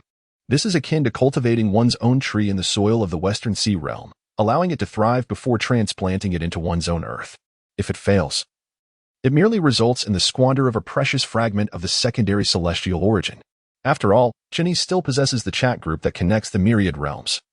With a little extra effort, he can surely discover another pseudo-immortal realm to exploit. It is even conceivable to venture into the true immortal realm to pilfer some fundamental principles.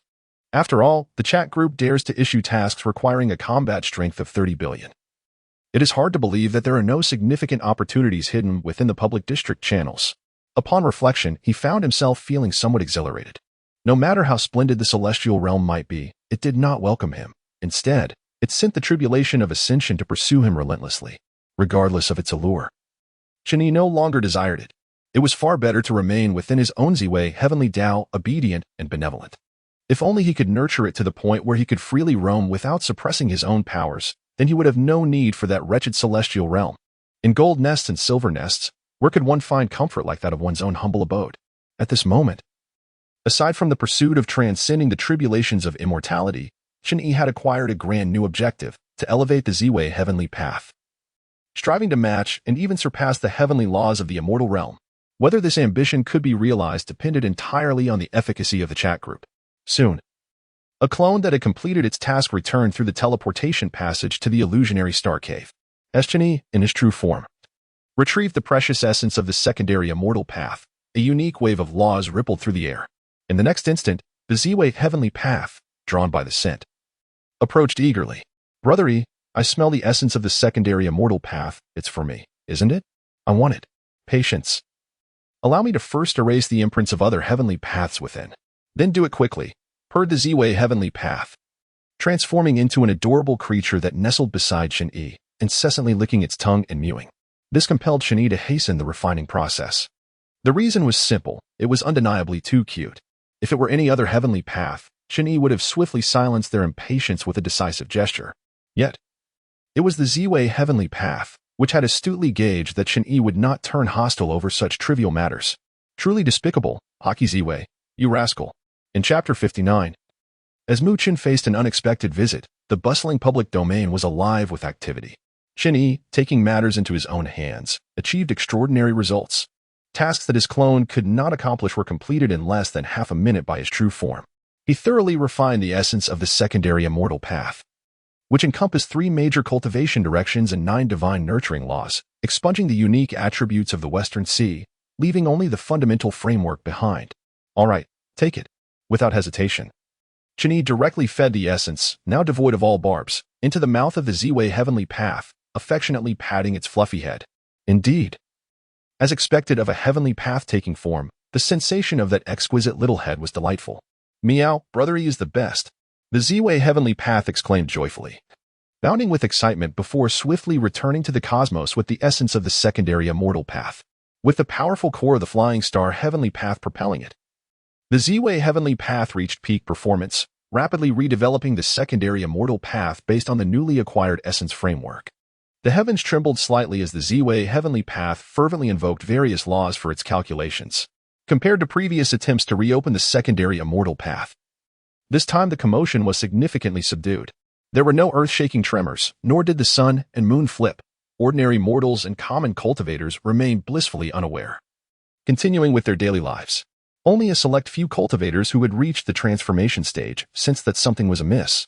This includes the leader of the 98th group, Mu Chen, who began to feel a sense of panic.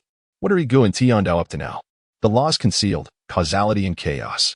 Could it be that the immortal path is about to be reopened?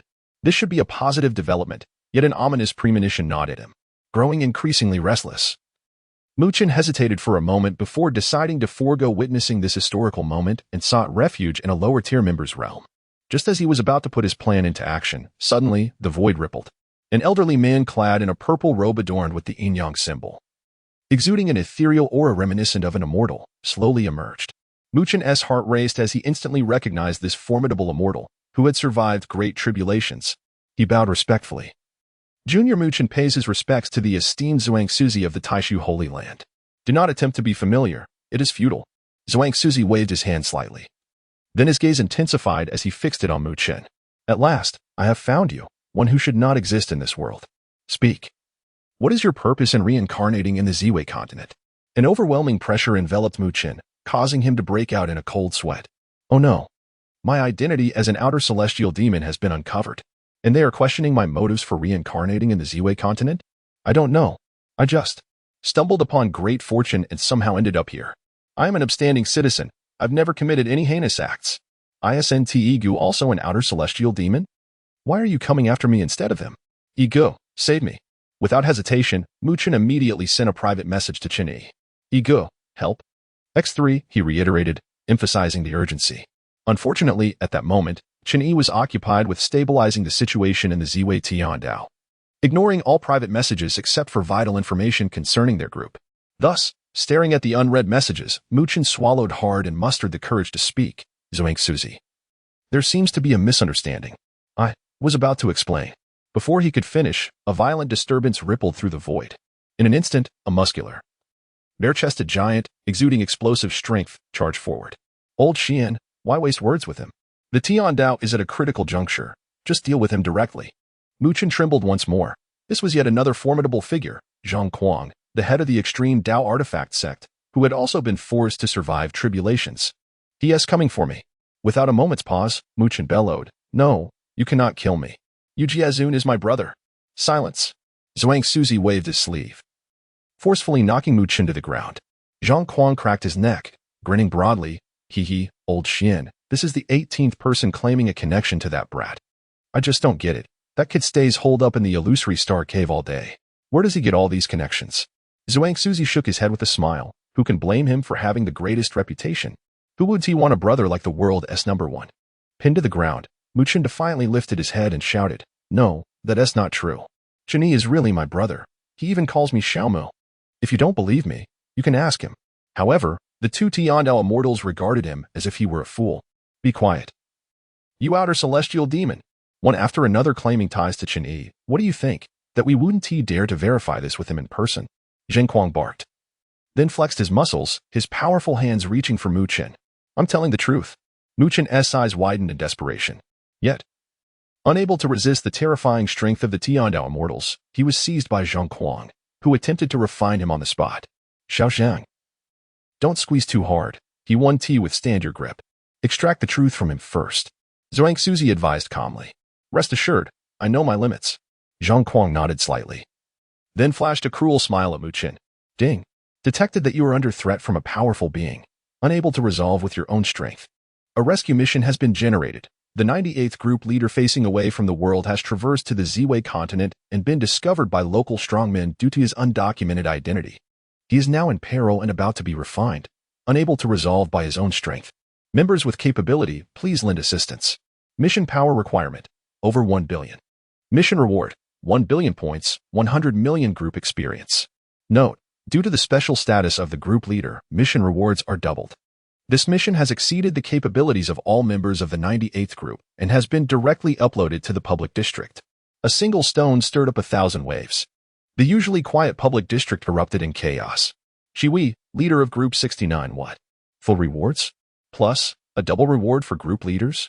Is the 98th group truly this unfortunate? Jean Jun, leader of Group 91 mark this. The danger level of the Z-Way continent is extremely high. In 9527, leader of Group 96 TSK, a requirement of over 1 billion battle power is beyond the reach of us lower-ranked leaders. Just looking at it makes me a bit anxious. Chen Yi Hongshui, leader of Group 86 20 billion points is quite a sum. It should attract a few impressive figures. Gulong Destruction Mushroom, leader of Group 41 I lack the necessary battle power. I can't take it. Xiao Miao AI Chiyu, leader of Group 33 I wonder if I can withstand it. Top Predator, leader of Group 8 everyone step back. I'll handle it. Invincible Tyrannosaurus Warrior, leader of Group 78 what?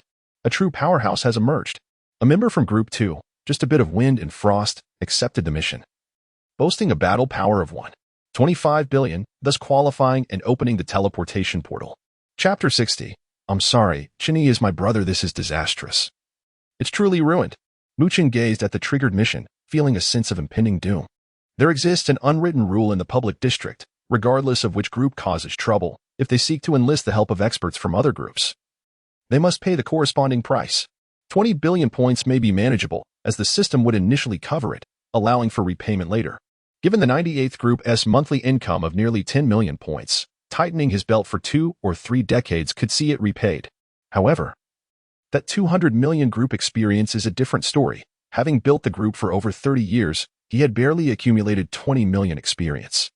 The system would likely deem him unable to repay it, thus deducting his entire experience bar, dismantling the 98th Group completely. Much like the former 6th Group. What is this incompetent leader of the 98th Group to do? Having stirred up such a commotion, lower-level groups would avoid him, while higher-level groups would look down upon him.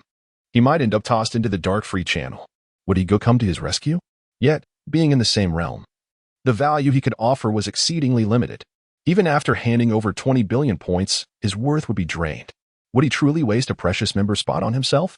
No, it must be possible. Ego Wuden T1 otherworldly travelers causing chaos in the Z-Way continent, so he would certainly not abandon him in the free channel. Moreover, Ego had promised him one thing. There is always hope. You two old fellows, just wait for me. Once that esteemed individual who has taken on the task arrives, or even my brother I shall ensure that you understand why the flowers bloom so vibrantly. At that moment, Muchen, who was being fiercely refined by Zhang Kuang, felt a sudden calmness wash over him, shedding his previous panic, and even dared to glare fiercely at Zhang Kuang. Oh, a mere outer realm demon dares to look at me defiantly? I shall show you. Zhang Kuang was about to retaliate with great force when he suddenly sensed a strange wave emanating from Muchen. In the next moment, a resplendent spatial vortex unfolded, instantly releasing an extraordinarily powerful aura. This is bad. The Zhuang Suzi, sensing the impending danger, swiftly approached, pulling the immobilized Zhang Kuang out of harm's way. Simultaneously, Chen Yi, who was assisting the ZY Tiandao in deducing laws, suddenly paused, raising his gaze to peer across vast mountains and rivers, directly fixing his eyes on the incident's location. He chuckled, daring to create chaos in my domain. Such audacity. The ZY Tiandao, whose perception was blocked by the chat group's shielding power, was puzzled.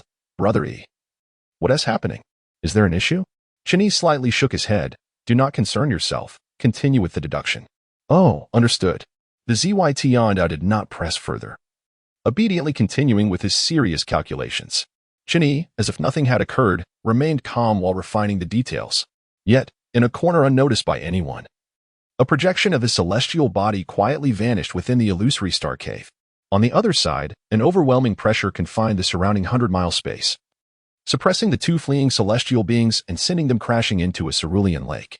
Bloodied, Muchen approached slowly, his gaze fluctuating as he observed Zhuang Suzi and Zhang Kuang floating on the water's surface. Behind him trailed a young man clad in black robes. This individual stood suspended in the air, his garments fluttering, silver hair cascading over his shoulders, with a countenance both soft yet imbued with an indifference towards the masses. From his reclusive aura and the way he did not interact with the spiritual rhythms of the universe, it was apparent that this person had already refined his celestial body and was the one sent to assist Muchen. Boasting a formidable combat prowess of 12.5 billion, one of the mere few weathered souls from the 2nd Group. Young one, what are the task requirements? I am pressed for time. I must complete it to return. Muchen hesitated, glancing at him.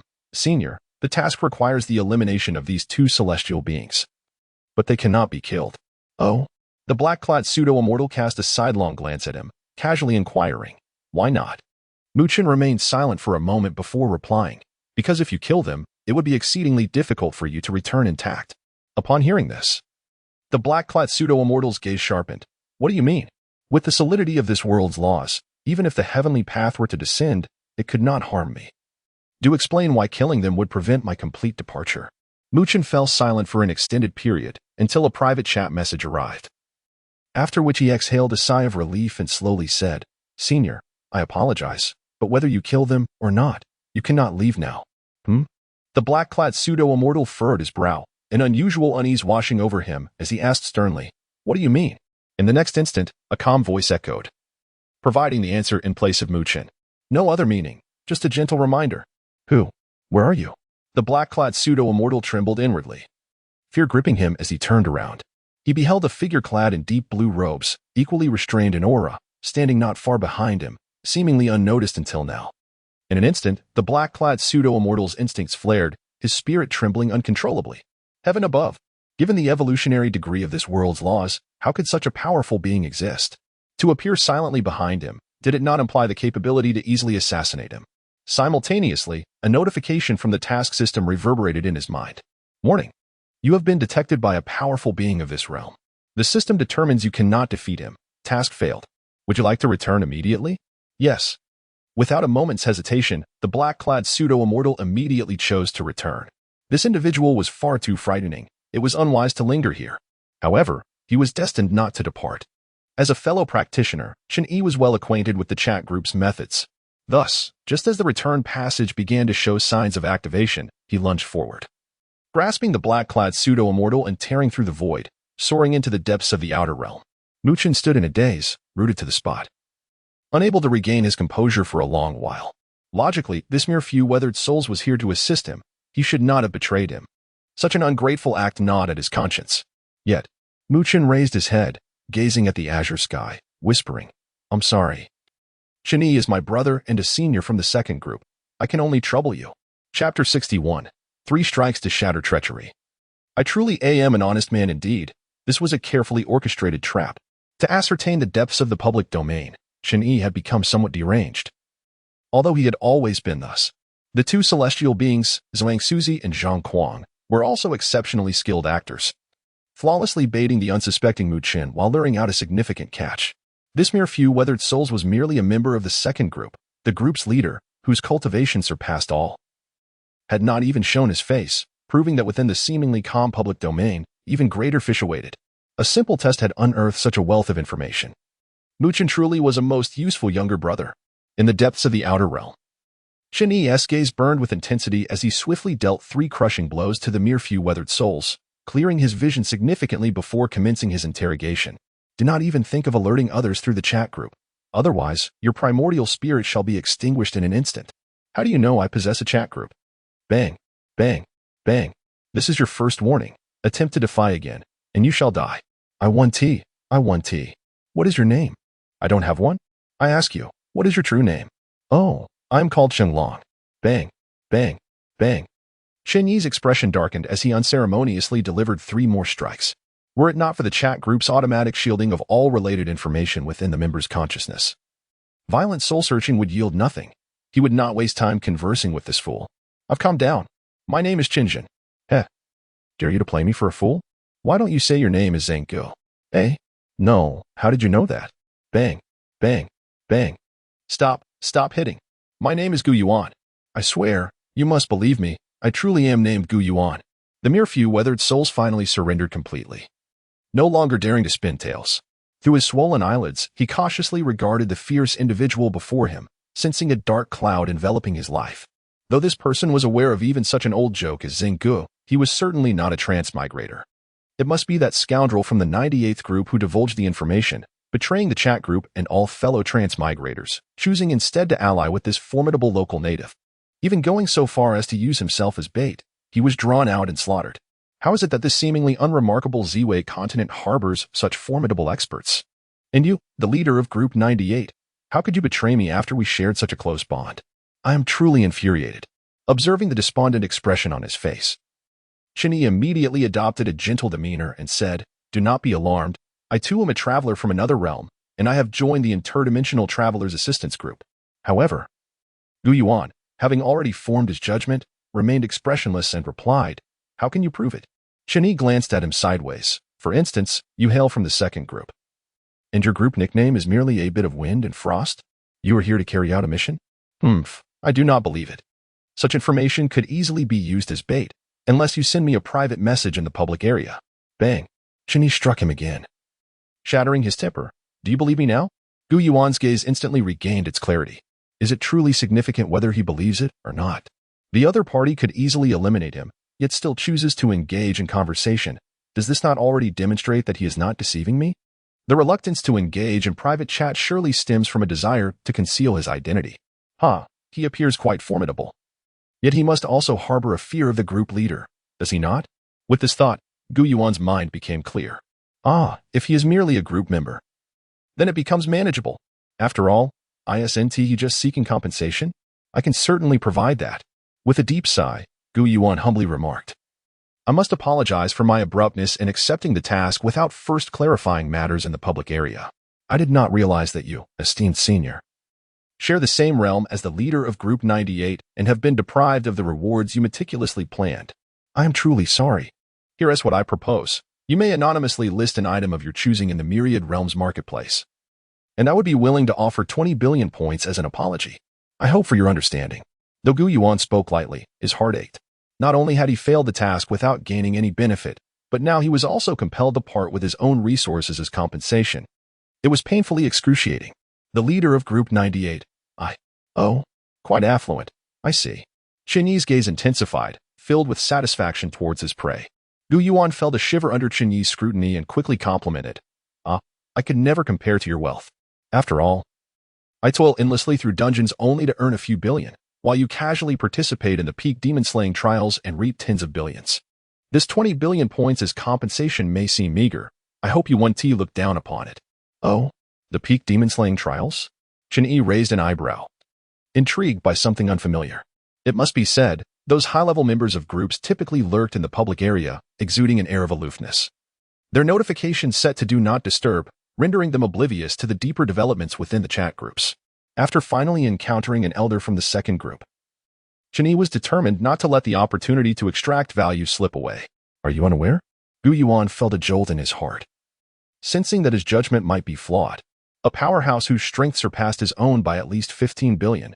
How could he be oblivious to the peak demon-slaying trials? Was he not part of the chat group on the peak leaderboard? What is the peak leaderboard? Chen Yi suddenly inquired. The peak leaderboard. That is. Gu Yuan began, but suddenly realized, his pupils widening in shock. How do you know what I am thinking? Chen Yi remained silent, merely gazing at him with calm intensity. Gu Yuan felt a wave of dread wash over him. If this man could read his thoughts, then what is true and what is false? He could not discern, truly, he could not. After a moment of confusion, he managed to gather his scattered thoughts, maintaining a stoic expression as he asked, "Are you truly a transmigrator? You claim to have joined the mutual aid group. Then, allow me to inquire, upon reaching level 5. How many points can one claim through the welfare sign-in?" A slight smirk played on Chen Yi's lips as he replied nonchalantly. "I recall that the welfare sign-in system activates when the group reaches level 3, allowing for a daily claim of 100 points, and thereafter. Each level up increases the daily welfare points by a factor of 10. Gu Yuan was utterly bewildered. To avoid having his thoughts read again, he even deceived himself, leaving traps in his questions and continuously reciting incorrect answers in his mind. Yet, this man still unveiled the correct answer. It is worth noting that such secrets in the initial stages of mutual aid groups are typically unknown even to regular members. Even if the leader of Group 98 was aware, he would hardly emphasize such trivial details unless he had undergone a soul search. Yet, if the leader of Group 98 had been soul-searched, this task would not merely demand 10 billion strength, it would surely require at least 18 billion. For who could surpass such a figure? Thus, it seems he is indeed a genuine member of some chat group, perhaps even an elder who joined shortly after its establishment. But Gu Yuan could not fathom it. With such an extraordinarily powerful elder present, how could the group possibly remain so lowly ranked? Surely, they could not be unaware of the peak leaderboard? It was improbable that he had just transmigrated and usurped the body of a formidable being, only to be thrust into a newly founded novice group at the very bottom of the rankings. This is utterly absurd. A soul just crossing over is feeble. Yet it dares to seize the body of a formidable being, even if the essence of the great being is perished. The innate consciousness generated by the celestial body could effortlessly obliterate it. What nonsense is this? Now, I ask, you answer. Chen Yi suddenly proclaimed in a grave tone, interrupting Gu Yuan's increasingly scattered thoughts. Chapter 62. Advanced Intelligence in the Chat Group. The clever Gu Yuan this time. Gu Yuan was genuinely compliant. He answered every question, his bloated face even displaying a hint of obsequiousness, fearful of incurring further punishment. How many individuals are in the second group? Fully staffed with 60 members. What is your level of strength? Below average, roughly in the 40th rank. What is the battle power of the group leader? 38 billion, a genuine mid-stage celestial being. Chen Yi's eyes lit up at this revelation. Is he in the celestial realm? Gu Yuan glanced at him in surprise. Wait, why are you so excited? Can you even contend with our group leader? If it weren't for the state lock due to mission failure, I would have already summoned the leader to eliminate you. Answer me. Chen Yi's gaze sharpened. Damn, I forgot this guy can read minds. Gu Yuan quickly reined in his thoughts and replied honestly, I don't know if the group leader is in the celestial realm. He usually ignores us low-strength members except when recruiting for the Pinnacle Demon-Slaying Tournament. He is quite mysterious. Upon hearing this, Chen Yi couldn't help but feel a twinge of regret. After delivering a punch to Gu Yuan, he continued his inquiry. Earlier, you mentioned that the laws of our Ziwei continent are inadequately evolved. Does that imply that the world you inhabit is of a higher caliber? How advanced is it? Gu Yuan rubbed his swollen face, mumbling, it's not exceedingly high. Currently, it has only evolved to half-step celestial level laws. The main reason is that I lack the qualifications to participate in the demon-slaying trials, so I can only scavenge for fragments of celestial laws and low-level exorcism dungeons. Suddenly, he paused, a flash of insight illuminating his mind. He pondered aloud, speaking of which, you are also in the group, right? With your strength? Even if you cannot partake in the demon-slaying trials, scavenging in the exorcism dungeons should pose no challenge. Why haven't you gathered some celestial laws to aid in enhancing our world's heavenly path? Is it incompatible with the heavenly path? Or, bang. Chen Yi struck him again, solemnly stating, did I permit you to inquire? Answer me, what exists within the exorcism dungeon? What are the demon-slaying trials and the Pinnacle Demon-Slaying Tournament? What conditions must be met to initiate them? Gu Yuan's head buzzed.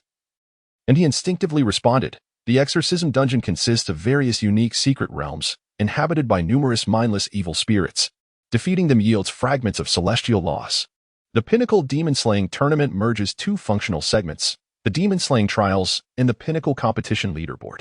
The Demon-Slaying Trials require the group level to reach 50 to unlock, while the Pinnacle Competition Leaderboard requires 60. The significance of the Pinnacle Demon-Slaying Tournament lies in selecting 5 experts from the group to compete in the Demon-Slaying Trials. The higher the output of the group, the higher their ranking, which in turn increases the daily reward points received. This sounds intriguing. Chen Yi's heart stirred. May I inquire if there exists a minimum combat power requirement for teammates in the Demon Extermination Trial?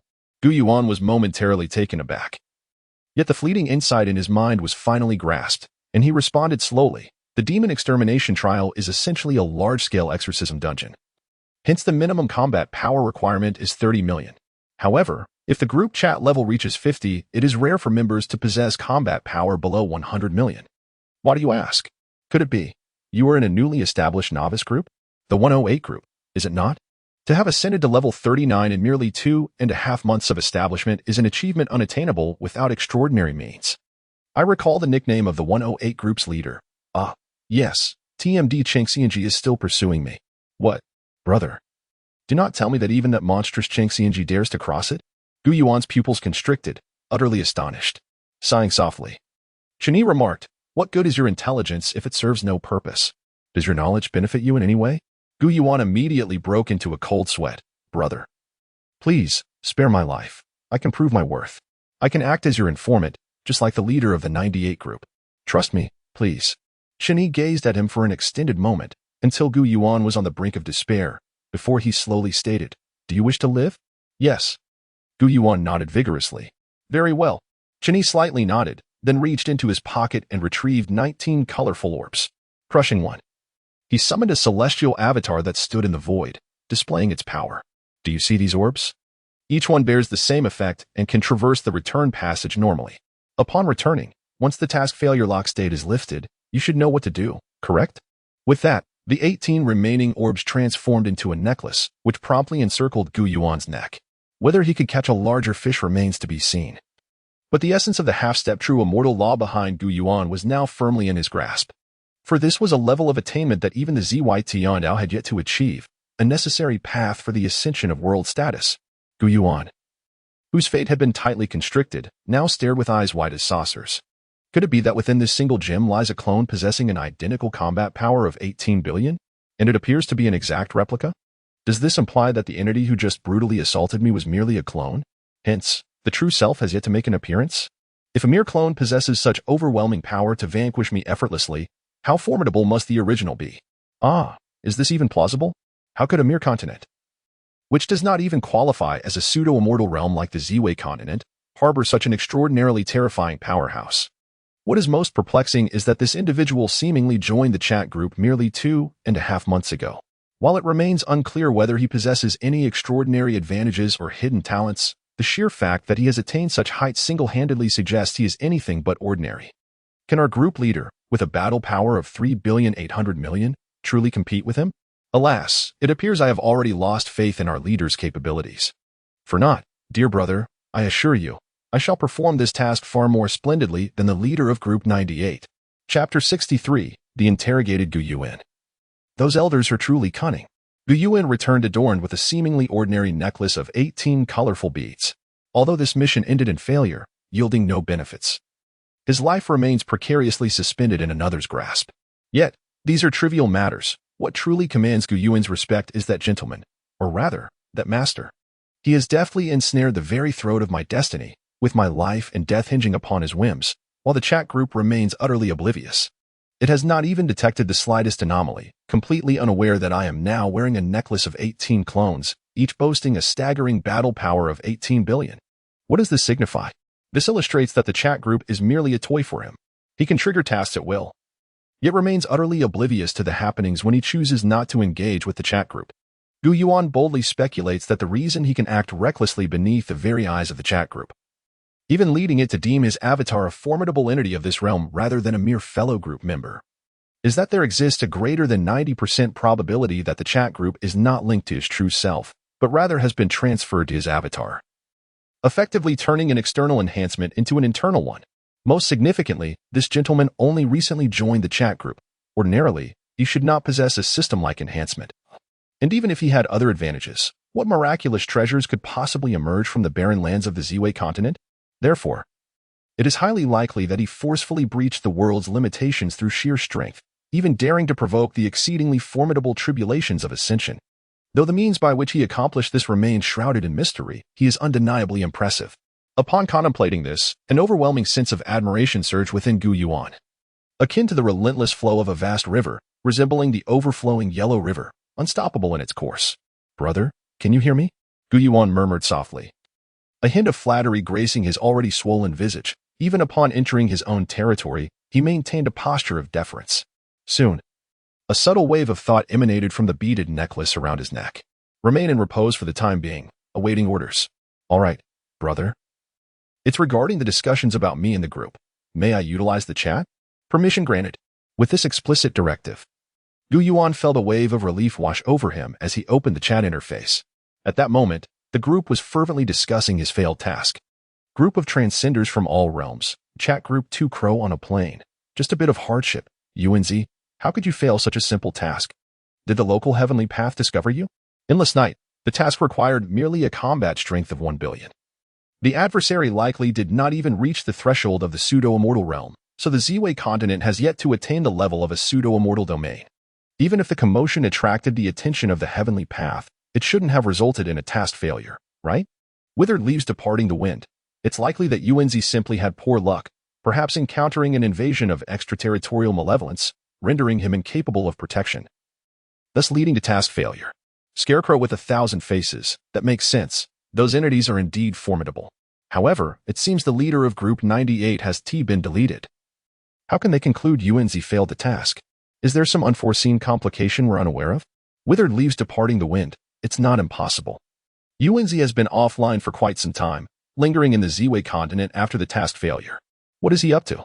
Those who love bamboo bears. Hiss. Is there a possibility that UNZ has been captured? But why hasn't he sought our aid? Even if the task failure status is locked, basic functions should still be accessible. a simple location share would suffice, wouldn't it? Is he unwilling to pay the price?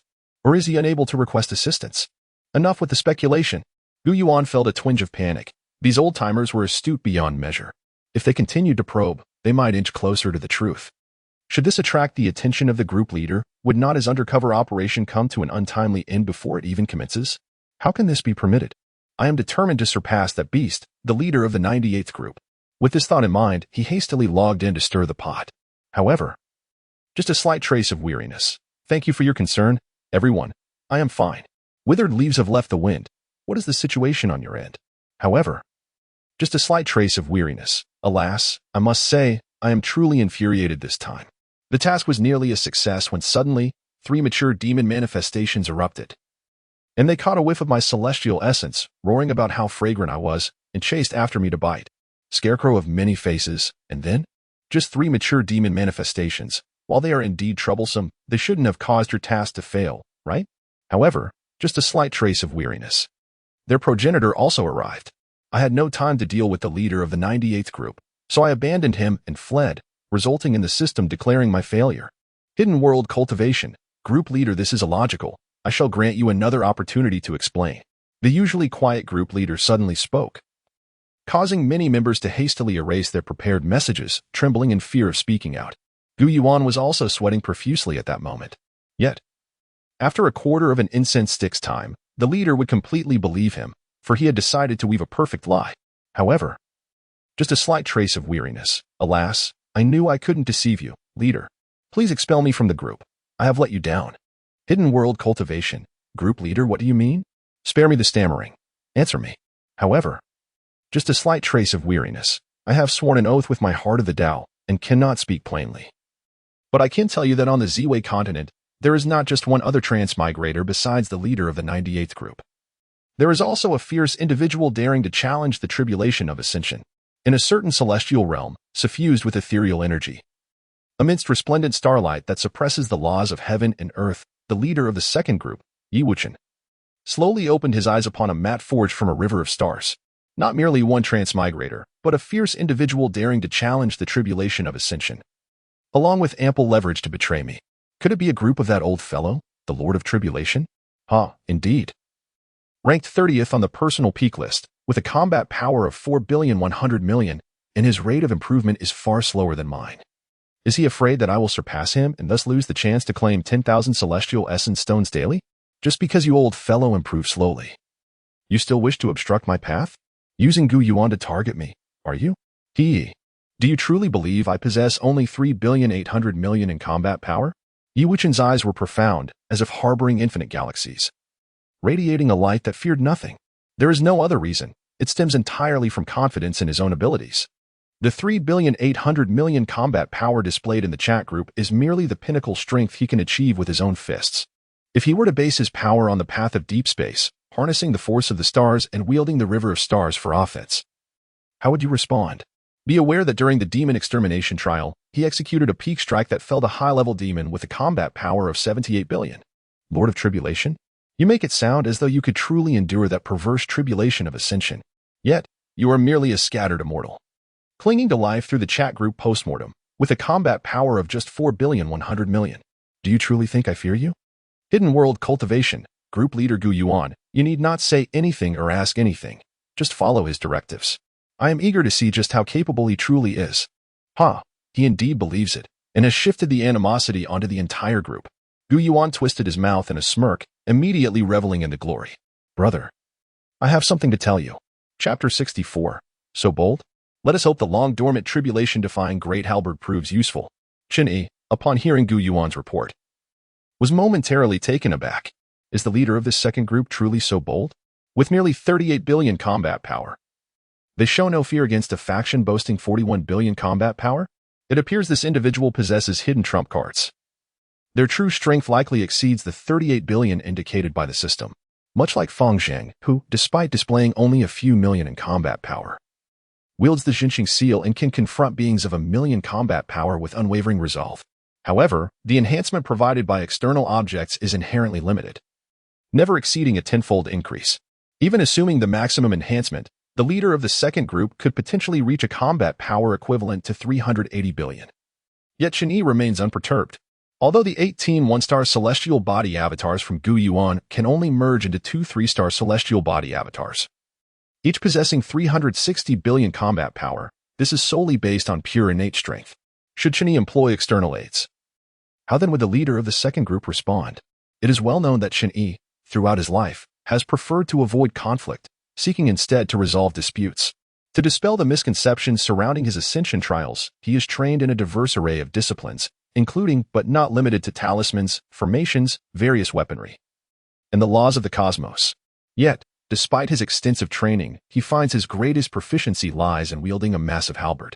With its fierce and domineering might, the momentum of a single swing is enough to obliterate any obstacle, especially when wielding the Yujie halberd, crafted from the essence of the Zishu Divine Thunder.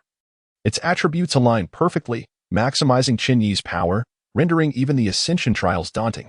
Regrettably, due to the lengthy period without a worthy opponent to compel him to draw his weapon, the Yujie halberd has remained dormant in his treasury, gathering dust for this venture. However, to be thoroughly prepared, Chen Yi has dispatched his 18 one-star celestial avatars equipped with the Yujie halberd. One can only hope that the leader of the second group will provide an unexpected challenge. Nonetheless, before addressing that, the immediate priority is to elevate the status of the ZY Heavenly Tao. With this in mind, Chen Yi offered a few words of encouragement to Gu Yuan and instructed him to remain in hiding, awaiting further orders. After completing these tasks, he shifted his entire focus to the ZY Heavenly Tao.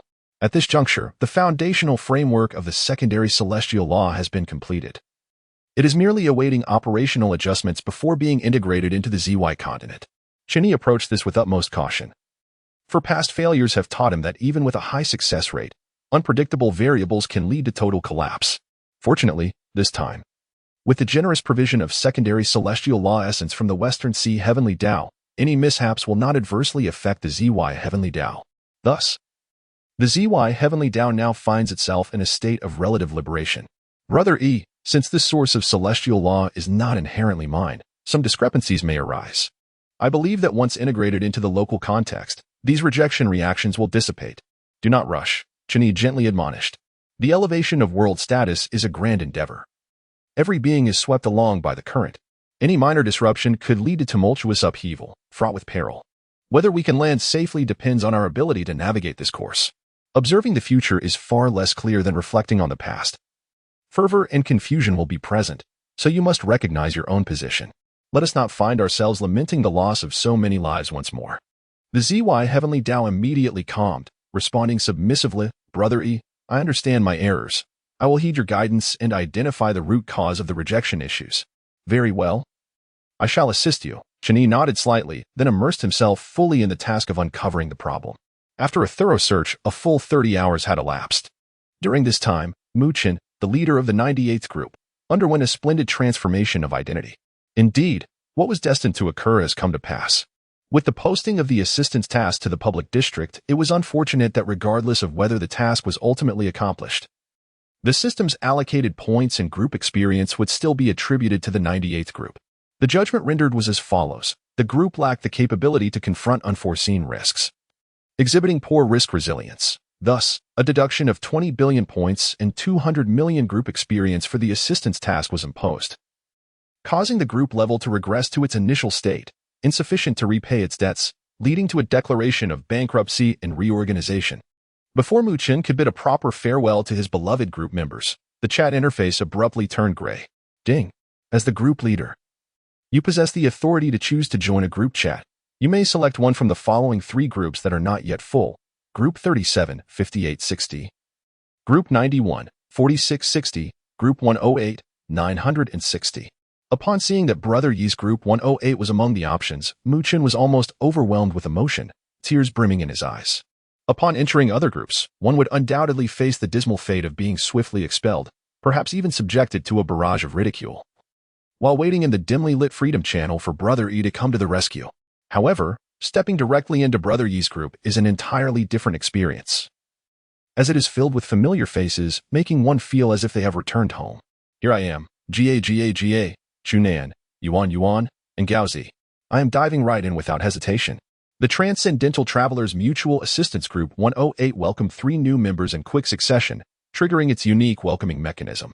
Who has arrived? Questioned the runner-up of the immortal cultivation realm. Welcome, newcomers. Exclaimed, I really don't want to sacrifice to the heavens. Unemployed god of light interjected. Look at these nicknames. Are they all brothers? Brothers or not, newcomers, let us see some photos. Excitedly banging on the table. I don't eat coriander remarked. Oh? Familiar faces abound. Fallen genius added. Didn't we agree to cut ties?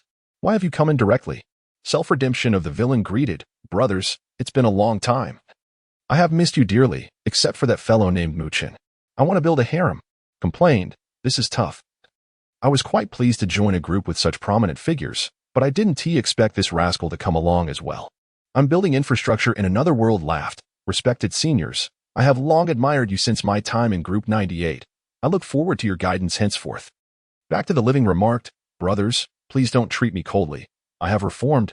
I beg you, do not subject me to silent treatment. Also, I'm not boasting. I am merely stating a fact. The group leader is my brother, and we reside in the same realm. Please treat me with respect from now on. Chapter 65. The new members who backstab each other, yet most admire Fang Zheng. 3 newcomers had joined the group, and Chen Yi, as the group leader, despite being busy, found a moment to acknowledge them. It must be said, waiting for the system to arrange introductions is exceedingly difficult, aside from the 3 veterans and Lu Ruyan. None of the latest members had been invited by the system in the usual manner. All were acquired through Chen Yi's legitimate means. Of course, slowly nurturing the new members from infancy to maturity to ensure their loyalty is not a bad strategy. However, inviting some seasoned friends into the fold would provide Chen Yi with broader horizons. Damn, the immortal tribulations are still chasing me, group leader Mu Chen. Be quiet. There are no privileges here. If you wish to gain respect, let your abilities speak for themselves. All new members, please introduce yourselves briefly. Back to the living responded, hey. Brother, I'm just a little too excited. You know me, I will be honest in the group, so I won't waste words. My name is Mu Chen. Late stage of the transformation realm, currently possessing combat power of 9,850,000. Can I earn everyone's respect? I'm building infrastructure in another world chimed in. Respected leader, my name is Wang Jian. I have traversed to a primitive world. And now I am the chief of a tribe. By establishing the 5 elements path, I guide civilization's evolution, allowing the frail human race to stand firm in a world teeming with diverse races. As a result, I have earned the favor of the heavenly Tao, which bestowed upon me the 5 elements body refinement method, and my current combat power stands at 5,210,000. I want to build a harem. Cleared his throat. Respected leader, do not judge my seemingly frivolous nickname. It was a name I carelessly chose upon my arrival. In truth, I am quite serious. Here is my introduction. I am Xin Lang, a wandering saint of the Enlightenment sect. Although I have many beautiful confidants, I have always maintained my integrity. And my current combat power is 6,666,000. At that moment, Fang Zheng, who had just completed his daily training in the Tianshu continent, inhaled sharply, then burst into laughter. Ha ha ha, heroes of this world are as numerous as fish crossing a river. Today, not only have I lost my runner-up title, but I have also lost both the 3rd and 4th places. Ha ha ha. Splendid, truly splendid. Everything I lost today, I will reclaim. After the laughter, his gaze suddenly turned as steadfast as a rock. It must be said, he had indeed been quite lax in his training lately, practicing merely 10 hours a day. And aside from working on projects with Zhao Gao, he had to find time to manage family affairs. It was decided he would pass the responsibility of family headship to Fang Fan ahead of schedule.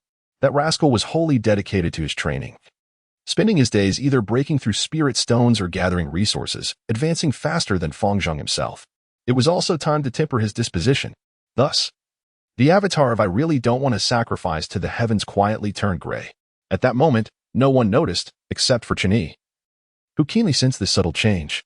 Yet, he said nothing, merely allowing a faint smile to curve his lips. Sometimes, it is through pressure that one finds motivation. Fang Zheng had indeed fallen behind, but his potential and limits surpassed those of others in the group. Given time, the slight disparity would be bridged and surpassed. Never yielding, never disheartened, with great perseverance and determination. This is precisely why Chen Yi had always held him in high regard. In contrast to Fang Zheng, the other members in the group were of a different caliber. Back to the living. Xin Lang, you're talking nonsense. When I came to help you back then, you immediately pulled me for a foot massage, and we had a grand time. And now you talk about maintaining integrity? You're full of it. Mu Chen seized the opportunity to vent his pent-up grievances. When Brother Yi needed help, he could not refuse, thus Shen Lang also found himself in the trade. Though he was never sold, he was still berated mercilessly. Were it not for their mutual acquaintance upon entering the group and their 30 years of shared experiences. Having fought together and shared foot massages, their bond was relatively deep. He would have long expelled this rascal from the chat. Damn it. Was it just a touch on your sensitive spot? Wasn't he at all for your betterment? You, my brother, should be in sync with me. Yet you fail to understand me. Now that I finally have a chance, you still want to play innocent? Then don't blame me for stabbing you in the back. Keep your act to yourself. I want to build a harem, shouted Mu Chen. You scoundrel. I don't eat coriander. Shen Lang, I'm still here. Is this what you call maintaining integrity? Cold Palace Nail Household. Oh, is there some gossip? Sisters, do tell. I want to build a harem. Coughed. Ahem, Sister Yuan Yuan. What was in the past is in the past. Now is now. I truly have reformed. Unemployed God of Light remarked. Brother, I understand you. But to say you've reformed? It's only been a few days since I last indulged, and I'm already feeling restless. As if ants are crawling all over me, it's quite unbearable. Runner-up of the immortal cultivation realm noted. It seems you're living quite the life. 2 sleeves of clear wind is a sword immortal added. Is it really that hard to quit? I don't think so. I have managed to quit. Brothers, heed my advice. Desire is a blade that will wear down your will. Fallen Genius interjected. Brothers, I believe you might be misunderstanding the group leader's intention. I must speak a word of fairness. Group leader, may I speak? At that moment, Fang Jing temporarily logged off, and Xiao Chunan, seated on the bench, immediately seized the moment to take the spotlight. Indeed, Chen Yi was genuinely curious to see what insights he might offer, hoping he could grasp the essence of the situation as his predecessor, Fang Zheng, had done. Damn. The immortal tribulations are still chasing me. One upon receiving acknowledgement, Xiao Chunan felt a surge of joy. Having secretly observed and learned from the esteemed Fang Zheng for so long, it was finally his turn to shine. If Fang Zheng failed to seize this opportunity to please the group leader, let him take the stage. The fallen genius, through my repeated and in-depth contemplation. It is abundantly clear that the leader of our group does not actually prohibit us from seeking partners. Rather, he wishes to prevent us from dispersing our focus due to romantic entanglements. Cultivation is the foundation of existence. It is permissible to seek joy and relaxation. Yet one must not neglect their practice. This essentially means that the group forbids the role of a sycophant. Just as Sister Yuan Yuan pursues the profound path of yin-yang harmony and engages in dual cultivation without reproach from our leader, who even offers support. There is truly no need for everyone to regard dual cultivation with trepidation. As long as we maintain a singular devotion to our path, our leader will not cast judgment. Leader, do you agree with my sentiments? TSK. Chen Yi subtly shook his head. How shall I put it? It leaves something to be desired. Although that is the essence of the message, when articulated by Xiao Chunan, it lacks a certain gravitas. Alas, perhaps this is the nature of talent. It seems difficult to surpass a sense of propriety in this realm. TMD. The tribulation of becoming an immortal still pursues me. One after offering Xiao Chun a simple affirmation. Chen Yi closed the chat interface and turned his attention to his personal account section. Within this context lies an unclaimed reward for a free task. Initially, I hesitated to receive it, fearing that my rapid advancement might attract the attention of formidable players within the public channels. After all, the distinction between levels 39 and 40 is as vast as the chasm between heaven and earth. The most conspicuous sign being the color of the usernames in the public area, while those at level 39 bear white names.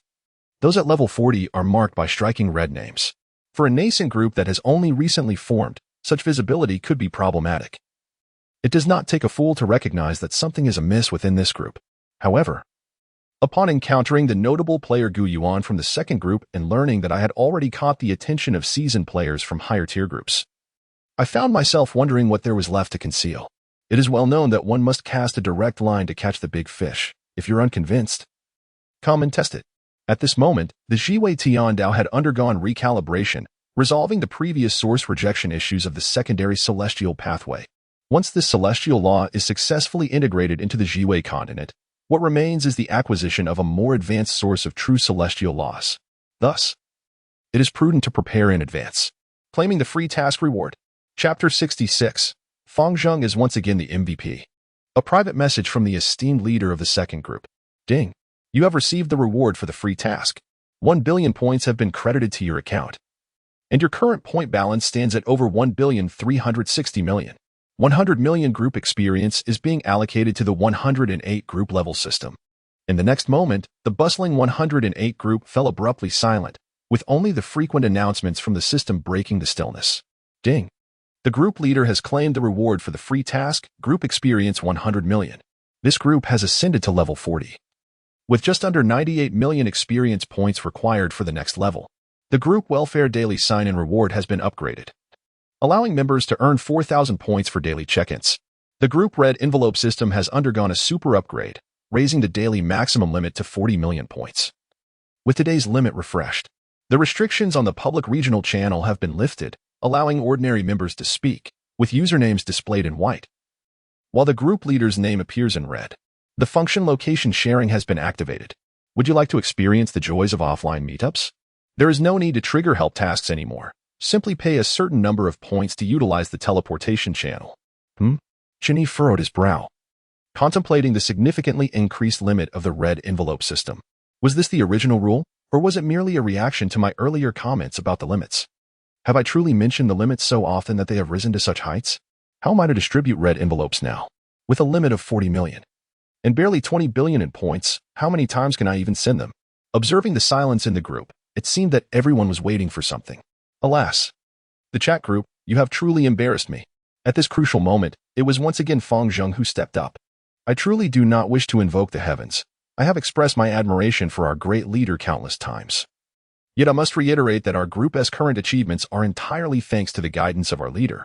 Not only does he rescue us from peril, but he also provides us with exceptional conditions for cultivation, generously subsidizing us from his own pocket.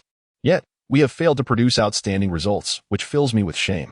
Great leader, I feel we need a bit of motivation. We cannot rely solely on your generosity to sustain our lives. Living off handouts will only erode our fighting spirit, rendering us lazy and transforming us into mere recipients of welfare. Therefore, I earnestly ask you to refrain from sending red envelopes in the future. If we desire points, we should earn them through our own efforts. Just as I have collaborated with Zhao Gao, sharing the profits 3 to 7. Points earned in this manner will feel far more rewarding and will surely ignite our motivation.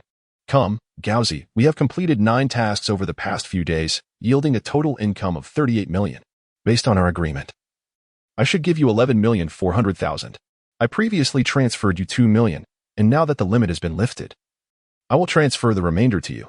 I truly do not wish to invoke the heavens. I sent a targeted red envelope of 940,000 points. Designated for the group member the villain S self-redemption. The villain S self-redemption.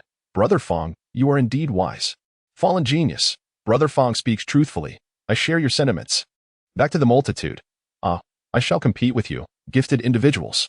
Relaxed, Chen Yi felt an immense sense of comfort.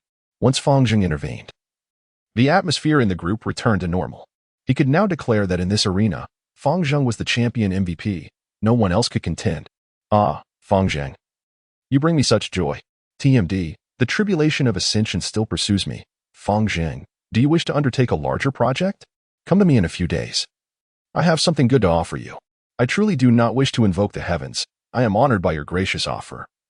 I shall work doubly hard to ensure I can assist you soon. Why? Observing the high praise from the group leader, Xiao Chunin could not help but let out a desperate sigh. Master Fang Zheng, why are you so exceptional? I foolishly believed I had grasped your essence. Yet I find myself lacking any favor from the group leader, while your every action places you beyond my reach. Ha ha.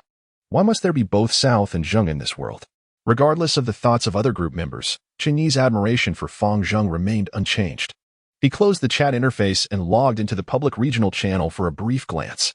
It remains calm, seemingly undisturbed by the ascension of the 108 group to level 40. Yet the influx of over 99 private messages attested to the turbulent undercurrents beneath this calm facade. Jin Jun, Group 91 leader, has sent you a private message request. Lan Jiayiyu, Group 95 leader, has sent you a private message request. When Dreams Set Sail, Group 101 leader, has sent you a private message request. Ignoring these trivial distractions, Chen Yi's gaze eventually settled upon a particularly weighty private message. Hidden World Cultivation, Group 2 leader, has sent you a private message. Hidden World Cultivation, has the leader of Group 98 entered your group? From the esteemed Group 2 leader, ranked 31 in individual pinnacle standings, with a group level of 64. Unparalleled in prestige. Gazing at the colorful, radiant message, then at his own unadorned red name, Chen Yi's brows furrowed sharply. It must be said, the chat group knows how to play this seemingly high-status identity effect, which also provides substantial daily rewards of celestial stones, is indeed quite enticing. From Gu Yuan. I have learned that those ranked in the top 10 of the personal pinnacle standings can claim 100,000 celestial stones daily, while those in the top 30 receive 10,000, and those in the top 50 only 1,000. Transforming this into points would result in astronomical figures. How could Chen Yi possibly remain unmoved? His avatar yearns to further enhance his celestial body, which necessitates a steady supply of celestial essence stones. Therefore, action must be taken. He must subdue the leaders of the second group and procure a few minions to commence the exorcism dungeon for leveling up, while simultaneously investigating whether his world possesses the items required by the Ziwei Heavenly Tao. However, before the undercover operation at Guyuan is set in motion, it is imperative to first maintain the composure of this esteemed leader of the second group. Damn, the ascension tribulation is still pursuing me. Leader of Group 108. Yes. He is with me. Is there a problem? Chapter 67. Who do you think you are to instruct me? Hidden world cultivation. Just keep him here for now. Don't expel him from the chat just yet. Your group has reached level 40, so have him log onto the public channel. I need to have a word with him. From the personal pinnacle ranking of 31, leader of the illustrious Group 2, level 64. This is a declarative statement. It implies that once I speak, you must comply. Chen Yi furrowed his brow, sensing that his thoughts had suddenly become somewhat convoluted. It is essential to recognize that equal dialogue is predicated upon a foundation of comparable strength. The arrogance of the powerful issuing commands is but haughtiness, while the submission of the weak reflects a desperate acquiescence. Simply put, if you possess greater strength than I, your arrogance may be tolerated, yet you should be aware that my ability to engage in equitable discourse with you is already a feat. How dare you then act with such haughtiness? TMD, the master of Group 108, is still pursuing me. Who do you think you are to instruct me? I have the support of the master of Group 98, and if you dare, come at me. The master of Group 2, Yi Wuchen, was taken aback. The master of Group 108 truly had audacity. Was he an innocent fool, unaware of the world's complexities, or did he genuinely possess the confidence to confront all challenges? It was one thing to defiantly disregard risks in seizing control of Group 98, but he even dared to challenge me? Undeniably, he exhibited some prowess. Having elevated a novice group to heights beyond its rightful claim in merely 2.5 months, his combat capability likely surpassed that of the useless Gu Yuan. It was surmised that he might indeed be one of those rare individuals, a prodigy among billions, who, upon transmigrating, had encountered some extraordinary opportunity, resulting in an explosive surge in power, even attracting the tribulation of ascension. Thus, when detected by the chat group, he adopted such an eccentric nickname, subsequently wielding power within the novice group, leveraging the vast resources afforded by the chat group, and, coupled with his modicum of talent, refining himself into a celestial body. Hence, he inflated to the point of believing himself invincible. He was someone I had encountered many times before, yet without exception, they were all mere pretenders. While their combat prowess was indeed formidable, it was fundamentally hollow, akin to a paper tiger, impressive at first glance, yet easily shattered upon confrontation. Once you are dealt with by the myriad old ghosts supporting the master of Group 98, you will learn humility. The reclusive cultivator cautioned, young one. Do not be overly arrogant. Remember, there are greater realms beyond your own, and some matters are not as straightforward as you might presume. After sending this message, Yi Wuchen promptly blocked him, unwilling to waste further words on this arrogant individual. TMD, the master of Group 108. Still pursuing me, can a young person be considered such if they are not arrogant? Pray, enlighten me on how things are not as simple as they seem. The other party has blacklisted you. You cannot send private messages to him. Chen Yi, this is quite impolite. You chose to initiate a private conversation, yet you fail to show even the slightest decorum? Even if the discussion is unpleasant, shouldn't you at least express your stance? To block someone just like that? Have you truly never encountered such disregard? Chen Yi, with his thoughts swirling, prepared to awaken the undercover Gu Yuan. He intended to inquire deeply about the intricacies of the situation. However, at that moment, the slightly agitated voice of Ziwei Tiandao echoed. Brothery, it's done. After recalibrating, the deviation in the rear has vanished, and we can now transplant this perfected source of the secondary immortal path to the homeland. You cannot say I rushed. I have adjusted it 9 times, and I assure you there will be no issues. Chen Yi replied.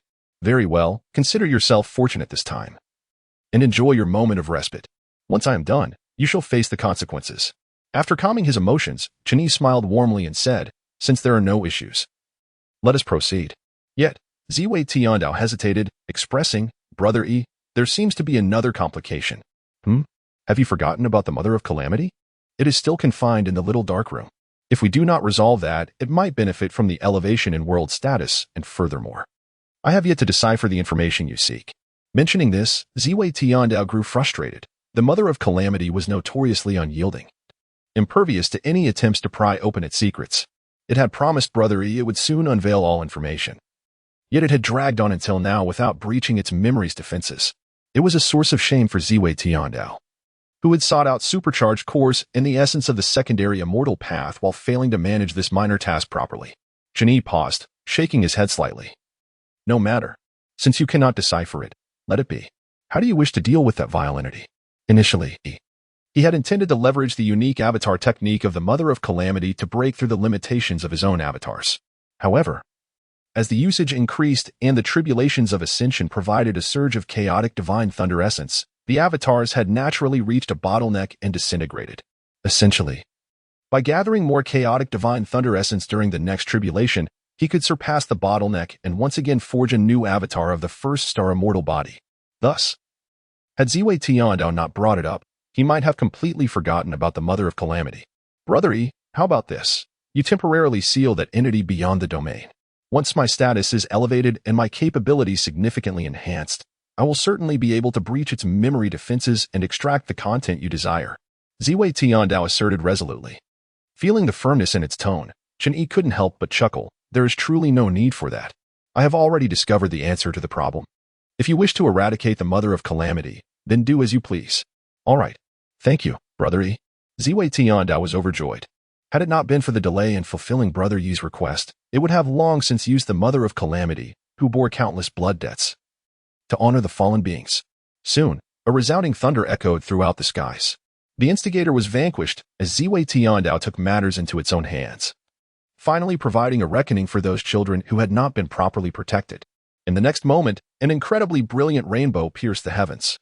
Aware that Ziwei Tiandao had reached its optimal state, Chen Yi promptly began the process of transplanting the source of the secondary immortal path. Humming with energy, the earth gradually awakened. Deep within the Ziwei continent, the long-dormant spiritual veins of the immortal path began to pulsate anew. The fervent laws thrummed.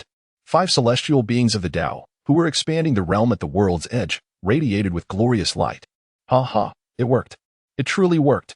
One exuberant laugh shattered a small asteroid with a casual elbow, swiftly refining the scattered debris, which was ultimately integrated into the Ziwei continent. Ha ha. Soaring through the 9 heavens is merely the beginning. I have a feeling I will soar through the 33 layers of heaven in the future. The Black Dragon King Aobu Yang twisted and turned his robust dragon form, continually capturing external moisture to return to the Ziwei continent. I have always told you that Brother E would not stop here. The end point of the Tao is certainly not here, and our fate will not remain forever unchanged. Xian Shuzi also expressed joy, raising his hand to harness the power of heaven and earth, refining the rampant radiative energy in the void and then returning it to the cosmos to enhance the foundation. Remarkably adept, the ultimate elder Bai Yujing, who had lived for over 100,000 years, also cracked a slight smile. Previously, when he discovered he was forcibly bound to the Tao, he felt his life was wasted, devoid of freedom, and compelled to toil, akin to a walking corpse. Hence, upon being assigned the role of governing the karmic ties of love and fate, he had been lax in his duties, neglecting all responsibilities. This led to the emergence of numerous ethical scandals that contradicted the Tao, involving various relationships that defied the natural order. Had it not been for Ziwei Tiandao discreetly cleaning up after him, had matters escalated, Chen Yi might well have flayed him alive. Of course, that was in the past. Now, how delightful. There exists a disparity even among celestial beings. He is a celestial being of the Tao, and the stronger the Tao, the stronger he becomes. He loves his work, and his work loves him. The territory has expanded. The sun and moon are insufficient. I shall cultivate a few more. Feng Tianyu, another elder, also began to exert herself. Her path of cultivation was that of yin and yang, and upon becoming a celestial being of the Tao, she was tasked with overseeing the alternating cycles of the sun and moon. Initially, she could afford to be complacent, but now she could no longer afford to be lax. After all, she was now revered as the goddess of the sun and moon, her renown in the mortal realm surpassing even that of the revered protector of the tribulations. How could she possibly neglect her duties? She too adored her work. Chapter 68. Attempting to deceive the chat group, Yi smiled amusedly. The 5 celestial beings of the Tao diligently performed their respective duties, striving to enhance the foundations of the Ziwei continent. However, regrettably, their numbers were still too few. The bulk of the work still rested upon Ziwei Tiandao. Although bolstered by the supercharged core of the Flying Star Tao, the burden remained somewhat excessive. This is merely the burden of returning to the status of the pseudo-immortal realm, subsequent promotions to higher tiers. How can the Ziwei Heavenly Tao withstand such a weight? Observing the quaking firmament, Chen Yi's gaze grew profoundly deep, and a bold plan began to brew within his heart. Firstly, the Ziwei Heavenly Tao requires more celestial sages to share the pressure. However, the prerequisite for becoming a celestial sage is to transcend the limits of mortal existence, undergoing a qualitative transformation of the primordial spirit. Otherwise, one would merely be assimilated by the grand will of the Heavenly Tao. It is well known that the tribulation of ascension is exceptionally tyrannical. Any being daring to surpass the mortal confines will inevitably face its wrath. This is the will from the upper realm, a decree that cannot be defied in the lower realm, truly a manifestation of great authority. Therefore, to cultivate transcendent beings, one must first address the tribulation of ascension. Based on Chen Yi's personal experience, there are only 2 methods to evade the tribulation of ascension. The first is to blind the eyes of the tribulation, rendering it unable to perceive one's existence, thus allowing for unrestrained actions. The second method, akin to that of Gu Yuan, involves entering a special instance through a chat group, where one can surpass the limits of mortal form and refine their celestial body before emerging, thereby evading the notice of the tribulation. The first method is impractical for anyone but him. Hence, he set his sights on the second option. If he could lead others into the chat group's secret instance, with the abundance of talent in the Ziwei continent, it would be a mere trifling matter to produce 100 or so beings who could transcend mortal limits. In this way, the celestial path of Ziwei would be greatly facilitated. Yet, the crucial question remains, how to deceive the detection of the chat group. This matter is not as easily deceived as the immortal tribulation. It directly anchors the sea of consciousness, rendering the divergent fluctuations of the primordial spirit unusable. Unless, like his avatar, it remains dormant, resembling a magical artifact devoid of any primordial spirit fluctuations. However, it is impossible for a cultivator to lack primordial spirit fluctuations. If one were to lose such a fundamental aspect, it would only indicate one thing: death and the cessation of the Tao. Therefore, to freely utilize the chat group, one must identify potential vulnerabilities within it and create corresponding conditions to manipulate the chat group at will. Ironically, Chen Yi excels in exploiting loopholes. If he can navigate the flaws of the immortal tribulation, there is no reason he cannot uncover the vulnerabilities of the chat group. In fact, he already harbors a few nascent ideas in his mind. Whether they will prove viable requires experimental validation. With this thought, he immediately messaged Gu Yuan, prepare, and commence action. Meanwhile, in the Xiankong world, upon receiving the directive, Gu Yuan promptly began his performance. In the Multiverse Travelers Mutual Aid Group. Group 2. Just a bit of frost. Group leader. I am in danger. Please come to my rescue. Smiling knowingly, the emoji appended carries profound implications. Yuchen instantly comprehended. Hidden World Cultivator.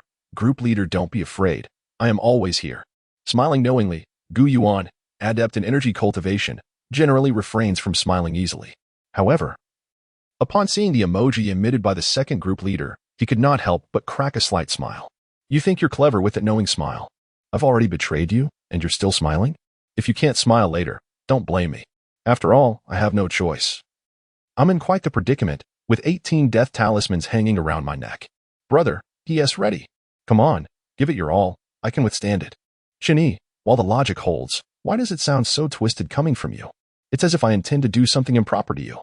With a dazzling flash of light, the colorful necklace around Gu Yuan's neck vanished, replaced by a hand as smooth as jade, fingers tightening around Gu Yuan's throat. Lifting him high. Boom. The heavenly Tao of this realm sensed its pillar in peril and immediately descended divine punishment. Stand by. Chen Yi skillfully maneuvered this star-level immortal body avatar, hurling 3 colorful beads, swiftly suppressing the agitated heavenly Tao. He then turned to the now purple-faced Gu Yuan. Cruelly grinning. Such a fragrant immortal body. I imagine it must be quite delectable. Gasp. For a fleeting moment, Gu Yuan felt that this person was not merely acting. His demeanor suggested a genuine desire to consume him. An indescribable fear filled every corner of his mind. Heightened by the realism of the act, the chat group's task system was triggered at once. Ding. Detected that member just a bit of frost is being choked by a mysterious powerful being. suspected of having a special transaction, attempting to exploit the fundamental logic of the task system against the executing members with extremely adverse effects, severely damaging the rights and dignity of the chat group. Freedom task generated.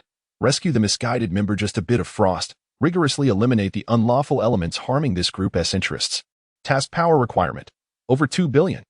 Task reward. Dependent on task completion level. No upper limit set. Simultaneously uploaded to this group. All members must decide within 30 seconds whether to accept. Failure to respond will result in automatic upload to the public district. A bunch of old ghosts. Do they think they can target me? Afraid of losing their peak rankings? Let us see if they have the capability. Yi-Wuchen smiled confidently and instantly accepted. Chapter 69. What kind of heaven-defying matching mechanism is this? Until the very moment he stepped out of the teleportation passage, Yi-Wuchen was contemplating how to negotiate with the group leaders after taking down the tribulation crossing heavenly sovereign. After all, this being was ranked 30 on the personal peak list. And even among the group, he held a position of considerable strength, making it improbable for the group leaders to ignore him. Should he demand point compensation directly? Or should he request that he relinquish a spot for a demon extermination trial? It was a tough choice, although it hadn't begun yet. Yi-Wuchen felt that contemplating post-battle compensation was not unwarranted. Primarily, the aura stemming from his formidable strength led him to believe that the tribulation crossing heavenly sovereign would not be able to defeat him. If it weren't for the group's long history and profound foundation, he wouldn't be able to maintain his position. Years have passed.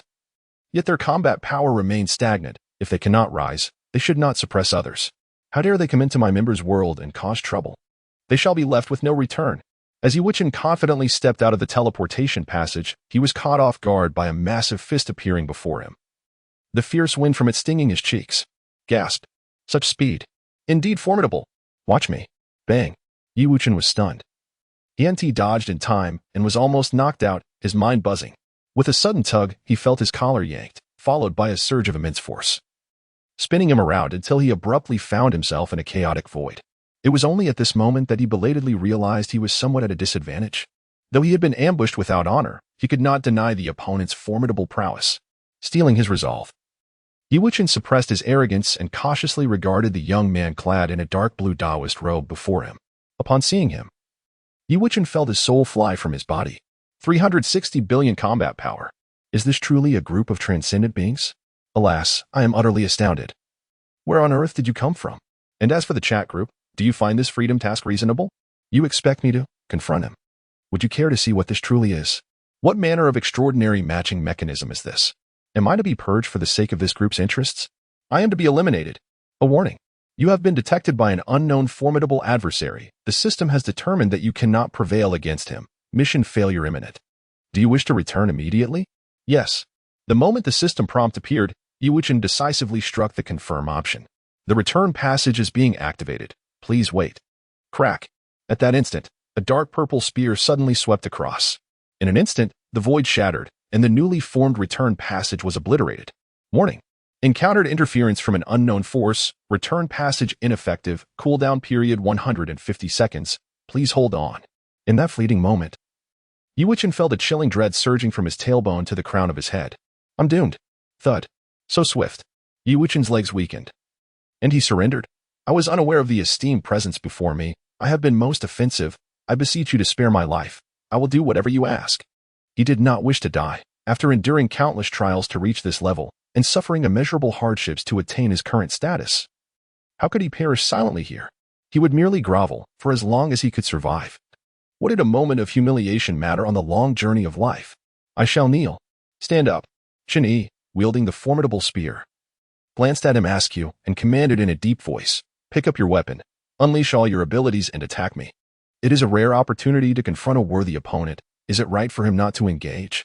The formidable spear, after much anticipation, could not possibly end in disappointment. Forbearance. I dare not. Yi-Wuchen's legs trembled uncontrollably, courage and conviction lost. Although the displayed combat power in the chat group contained some discrepancies, relying on artifacts could unleash strength far beyond normal capacity. However, what kind of artifact could amplify 38 billion combat power to 380 billion? Does such a miraculous artifact truly exist? The reason he was able to slay that high-level demonic beast with a combat power of 78 billion was entirely because the foe was unarmed. While he possessed the life-bound artifact, the celestial silk of the galaxy, and the environment was exceedingly favorable for executing the path of deep space, allowing the power of the stars to reach its zenith. With the fortuitous alignment of time, place, and circumstances, it took an immense effort to defeat that high-level demonic beast. Now, to confront a super freak with 360 billion combat power, and armed with a spear emanating terrifying lightning? What is he going to use to strike? I fear that as soon as he approaches, he may be overwhelmed and end up harming himself. Useless. Chen Yi cast a disdainful glance at him, then proceeded to disintegrate the 3-star celestial body avatar. And what now? Gulp. Yi-Wuchen struggled to swallow. Goodness, what kind of maneuver is this? 360 billion has transformed into 366 billion? Is this a novel game of fusion and decomposition? No wonder the ancient source sold to me so decisively. If I were in his position, I would do the same, senior. I still lack the courage Yi-Wuchen remained timid, unable to summon even a fraction of courage to confront such a formidable opponent. Strike or perish. Chen Yi, losing patience, brandished the Yuji great halberd, pointing it diagonally at his adversary. Yi-Wuchen fell into silence, since groveling for mercy failed to secure a path to survival. The dignity he had set aside began to reignite. A cornered beast fights back. Do you truly believe you have me at your mercy? In an instant, Yi-Wuchen straightened his spine, his splendid robe adorned with radiant stars billowing without wind, as the Star River sky ribbon flowed from his wide sleeves, gracefully entwining around him, radiating boundless starlight. In the next moment, a vast starry sky abruptly materialized in the void, a magnificent spectacle instantly disrupting the chaotic currents in all directions. The Star River sky ribbon surged forth, and Yi-Wuchen's Taoist essence began to ascend, as he advanced a step forward, akin to a supreme deity traversing the celestial river. Senior, since you wish to engage, this young one must take offense. I hope you will show mercy. Yi-Wuchen declared solemnly, still maintaining respect for his superior, while hoping that the other would grant him a modicum of dignity. Extravagant display, taste my halberd. Chen Yi scoffed derisively, and as his lengthy incantation concluded, he swiftly swung the halberd with a powerful thrust, initiating the strike without delay. The path of the deep void, radiant as the starry river. At this moment, Yi-Wuchen cast aside all fear and surged forward with unwavering determination. A breath later, he resembled a lifeless serpent, its bones shattered, drifting helplessly in the void. His gaze unfocused as he instinctively murmured, "Seconds, just end it for me." Chapter 70. The Misfortunate Yi-Wuchen, a warning of consequences? In the void, where no heat sources existed, the air was exceedingly frigid. Yet, no chill could compare to the icy despair that gripped Yi-Wuchen's heart. Since his transcendence 8 millennia ago, he had reveled in his unparalleled talent, bolstered by the minor assistance of a chat group, looking down upon the world with disdain, regarding others as mere pretenders. Even those stronger than him in the chat group, ranked higher in personal achievements, he perceived as merely seasoned veterans who had entered the field a tad earlier. He was confident that, given time, he would inevitably catch up, even surpass them. Indeed, his pride had reached an almost arrogant pinnacle. However, at this moment, his arrogance shattered like glass. He never anticipated that the formidable opponent who had effortlessly defeated him was merely a projection, and that the true identity of this being was none other than the leader of the 108 group, whom he had once held in contempt. Is this reasonable? This is unreasonable, yet it is the truth. In the presence of this formidable individual, who has only been in the group for less than 90 days, he is but a mere pawn. Observing the sycophantic behavior of the useless Gu Yuan, Yi-Wuchen inexplicably felt a twinge of jealousy. The reason was simple. He had heard Gu Yuan mention that the leader of Group 108 was a true powerhouse, with an age of barely a millennium, who had relied solely on his own abilities before joining the chat group. How infuriating. Why is he so exceptional? Despite arduous cultivation for 8,000 years with the aid of the chat group, he still pales in comparison to him. If given another chance, he would certainly not disregard the task of uploading to the public domain, nor would he dare to speak disrespectfully to the leader of Group 108 in private messages. An opportunity to forge a connection with this extraordinary figure once lay before him, yet he failed to cherish it, only to regret it when he was ultimately subdued. Yi-Wuchen, you worthless fool, stop playing dead. Once you recover, come over. Brother Yi wishes to make a transaction. Meanwhile, Gu Yuan was basking in the glory of his newfound status, having previously endured insults as a waste without daring to speak up. Now emboldened by his association with a powerhouse, he finally retaliated. The sensation within his heart was utterly gratifying. Yi-Wuchen cast a dark glare at him. You seem to have improved, but I wonder if someone like you, who adeptly shifts with the winds, can truly be trusted? Gu Yuan offered a calm smile. What of it? My life is firmly in Yi Ji's grasp. As long as he does not consent, who could possibly harm me? Who would dare? Yi Wuchen's lips twitched violently. You truly are invincible. With that, he disregarded Gu Yuan, striding purposefully towards Chen Yi. Bowing respectfully, may I inquire what transaction the esteemed elder desires? Despite the youthfulness of this individual, in the realm of cultivation, age is but a number, thus, addressing him as elder is entirely reasonable. Chen Yi cast a sidelong glance at him. You ask knowingly. When he feigned ignorance earlier, it was implausible he did not hear Gu Yuan's estimation of his assets. His deliberate inquiry was merely a means to withhold full disclosure, simultaneously corroborating Gu Yuan's nearly accurate guess. Yi Wuchen's expression morphed into an unpleasant smile. Elder, could you leave me with something feasible? Chen Yi shook his head slightly. I am still young. After all, a touch of greed is inevitable.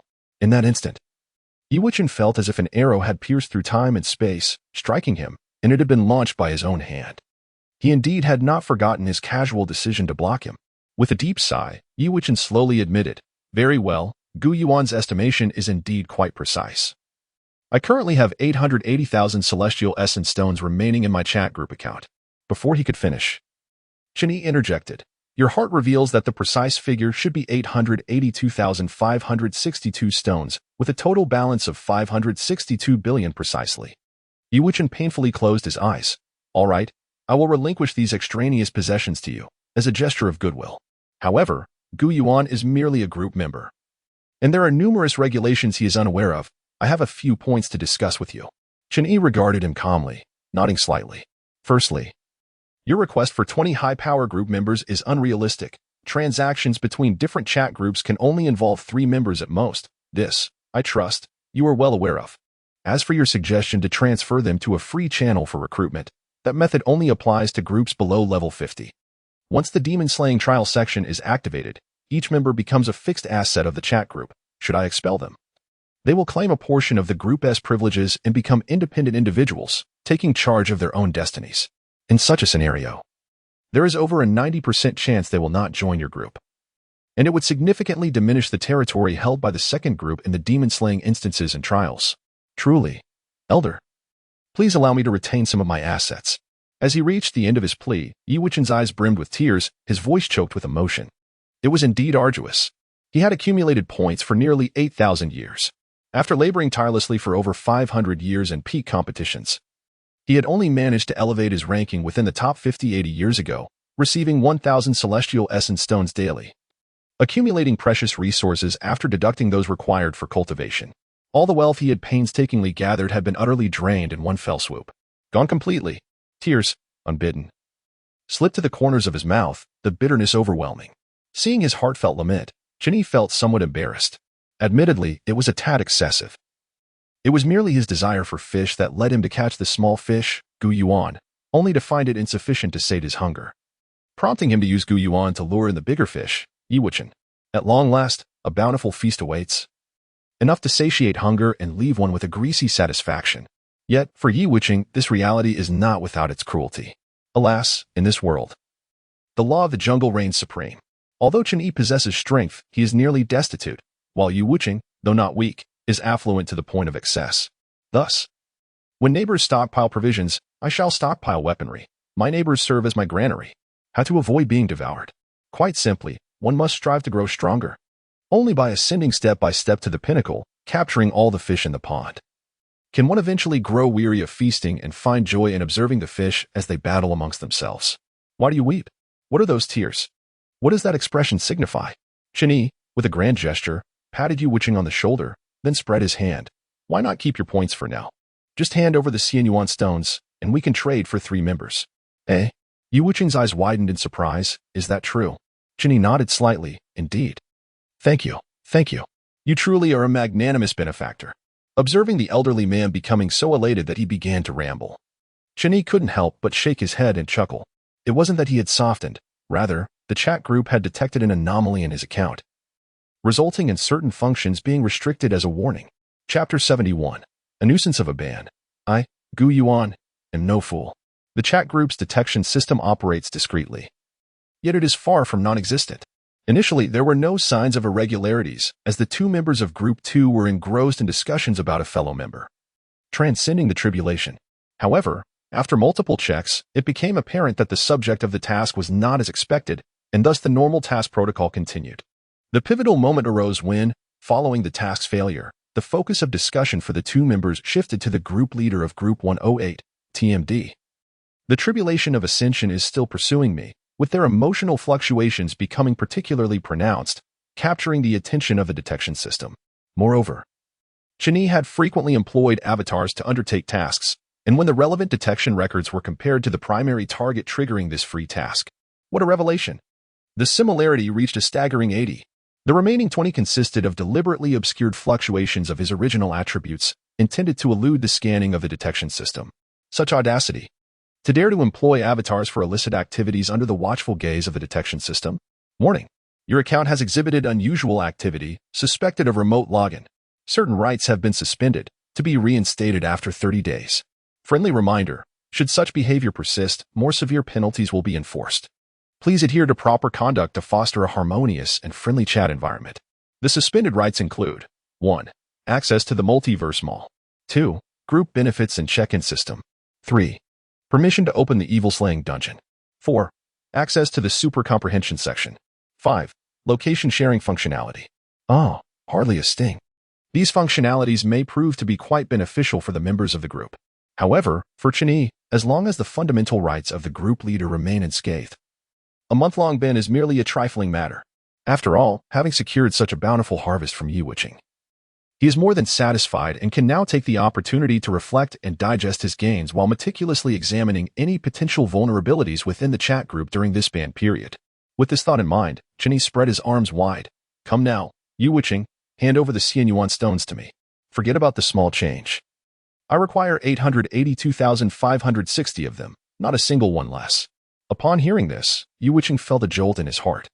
How could one be so generous yet so miserly? The small change amounts to merely 2 stones. It is too bitter.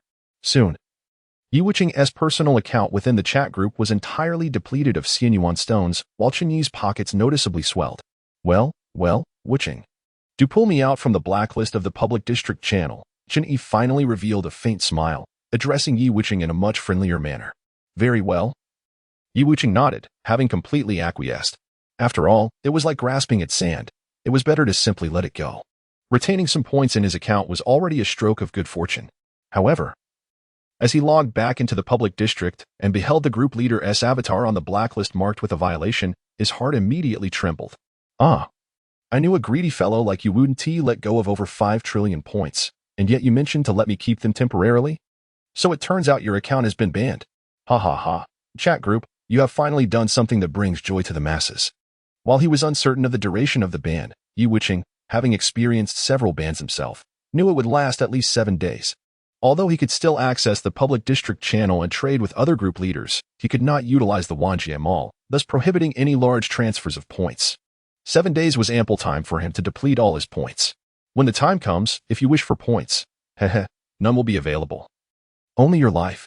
With this thought, Yi Wuqing's mood suddenly lifted, and a glimmer appeared in his eyes, now regarding Chen Yi with an enigmatic expression. Senior. I have removed you from the blacklist, but why does your account show a violation? Chen Yi shot him a sidelong glance. You ask knowingly. Under the weight of that profound gaze, Yi Wuqing felt as though his intentions were laid bare, prompting him to refrain from further delay. He replied earnestly, Senior. Do you have any requirements for the 3 group members we are to trade with? Chen Yi raised his eyes to Gu Yuan. Let him choose one. The remaining 2 are for him to decide. Upon hearing this, Gu Yuan stood tall. Yi Wuqing, have you not always berated me, Lu Bo, and Qin Sheng as worthless? Whether we are indeed worthless is not for you to dictate. His tone grew increasingly impassioned. I am acutely aware that the paths of individuals cannot be replicated. Some lead due to a higher starting point, others achieve overtaking through clever choices, while some excel due to superior talent. As for me, although I hail from humble beginnings and have made every wrong choice at each fork in the road, my talent is rather mediocre. I remain steadfast on my journey through life. Even if it is slow, I have never retreated. Perhaps the other shore appears distant, but as long as I live, I shall continue onward. My life will remain splendid. I am not worthless, nor are my friends. As his words settled, Gu Yuan, enlightened, seemed to break free from some shackles, his aura surging as he broke through to a new realm. Chen Yi's eyes brightened at once. Gu Yuan truly deserved to be regarded alongside Feng Zheng as one of the dual prodigies of the 108 group. Noticing Gu Yuan's momentous breakthrough, Chen Yi swiftly bestowed upon him 50,000 Xianyuan stones. In an instant, a torrent of magnificent spiritual energy coalesced into a colossal vortex, wildly surging into Gu Yuan's being. Gu Yuan, unstoppable, did not squander Chen Yi's generosity, advancing from the early stage of a pseudo-immortal to its pinnacle. Merely a step away from entering the realm of true immortals. A powerful aura erupted, and the surroundings fell into a profound silence. Yi Wuqing was rendered speechless, not due to the depletion of his hard-earned Xianyuan stones, but rather in astonishment at Gu Yuan's remarkable transformation. He stared at this veteran, one of the founding members of the second group, who had surged from 1.25 billion battle power to 1.99 billion, and suddenly felt as though he was seeing Gu Yuan for the first time. Was Gu Yuan truly worthless? Yi Wuqing had always believed so.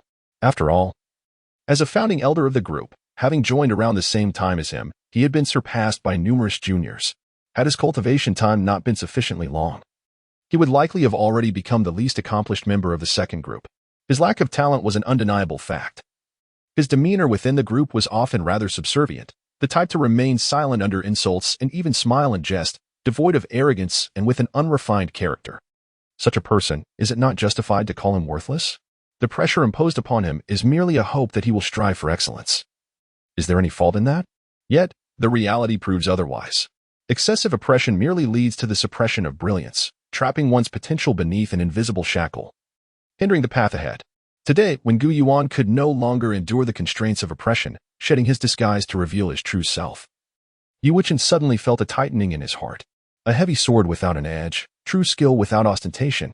The further one progresses in cultivation, the more one comprehends the significance of one's character. The initial sharpness may grant a fleeting advantage, yet it is prone to break under excessive rigidity, faltering midway. The superficial luster and overt brilliance pale in comparison to the depth of inner strength and refinement. Although there are a few true celestial geniuses in the group, they are all arrogantly self-assured, lacking the simplicity and composure that Gu Yuan embodies. After breaking through 3 minor realms, he remains grounded and unpretentious. Truly, this is the mark of a genuine genius. How has he never been acknowledged for it? Now, it seems he is about to depart from himself, and one of his 2 companions, often derisively dubbed the trifecta of uselessness alongside Gu Yuan. Are they truly devoid of merit?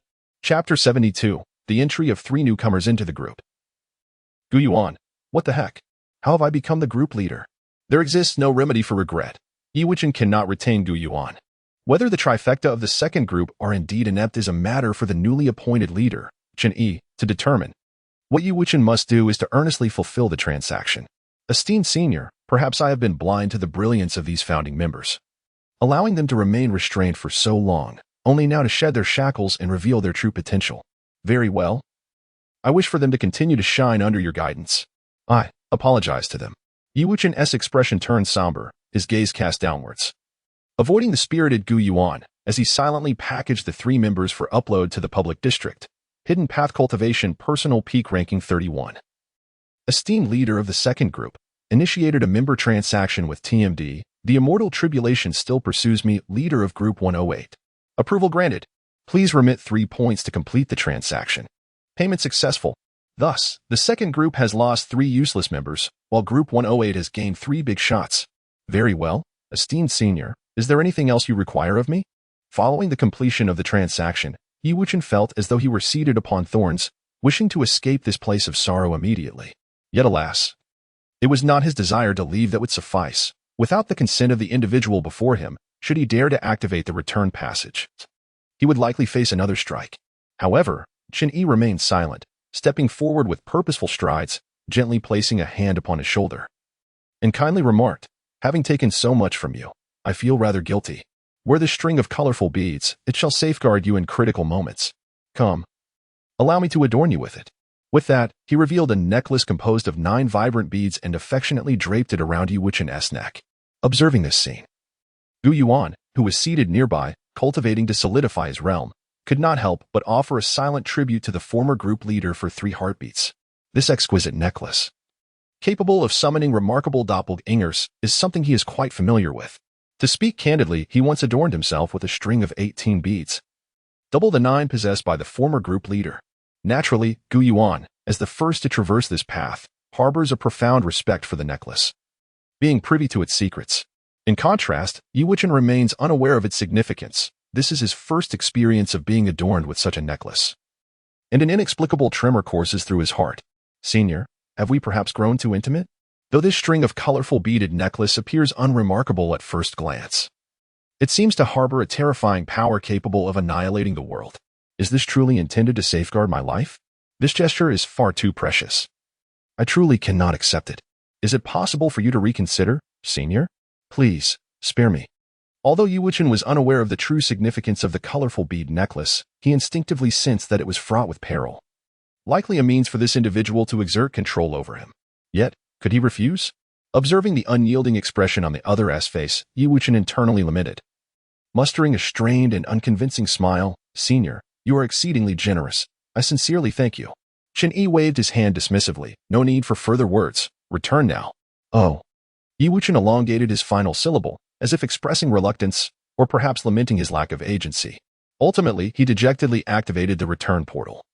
Departing under Chen Yi's watchful gaze, adorned with the seemingly ordinary necklace of 9 colorful beads. Witnessing the entire scene, Gu Yuan shook his head. Empathizing with the former group leader's plight. It will be fine. One will eventually grow accustomed to it. After all, should any mishap occur, our leader will undoubtedly manage to resolve it. However, if all proceeds smoothly, it might become a tad difficult to assess our leader's situation.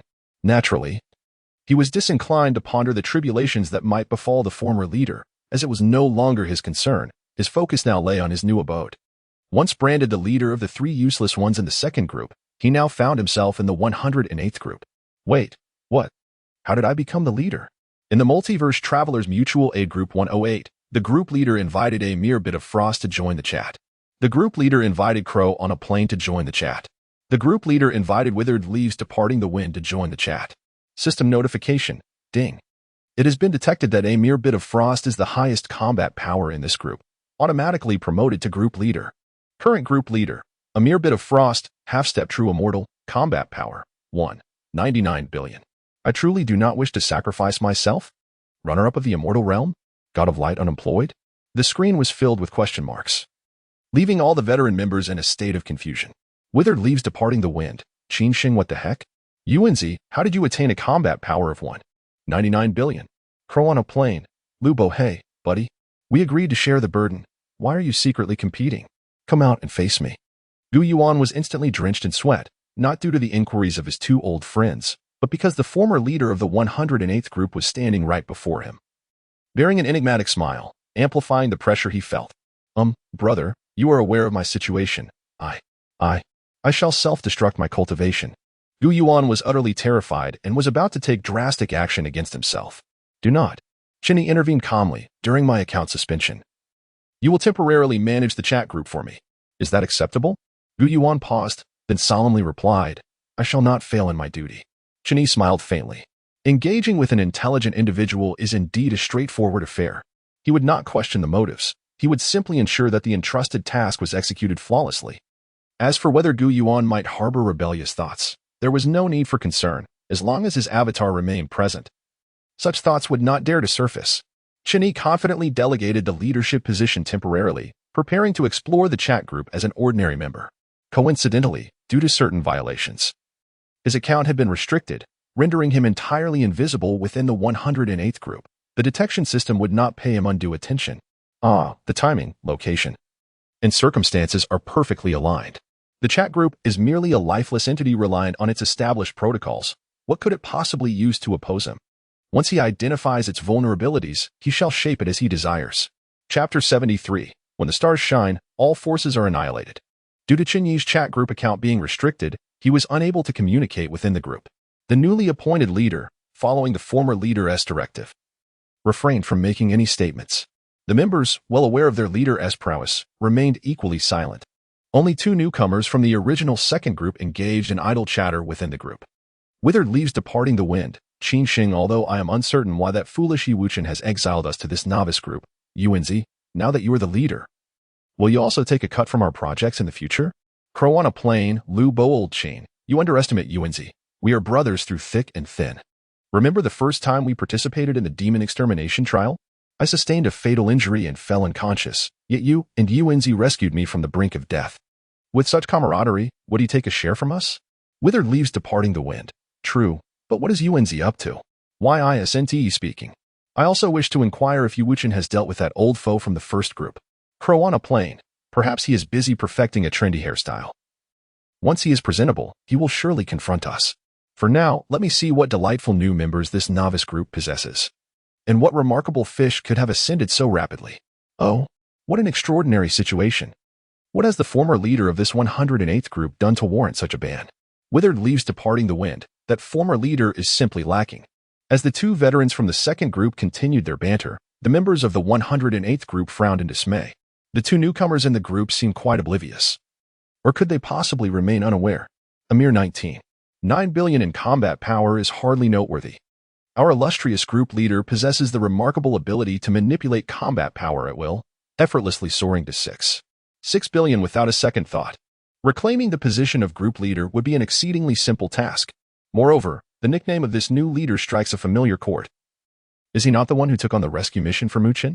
Hasn't this fellow been dealt with by the esteemed leader of the group before? How is it that he remains so insubordinate, inviting you into the group with one hand and daring to usurp power with the other? By the way, dear leader, what exactly are you contemplating? These two old fellows have become quite audacious, and you still remain composed? This is unlike your usual style, is it? No way. You wouldn't be plotting something clandestine that we are unaware of, would you?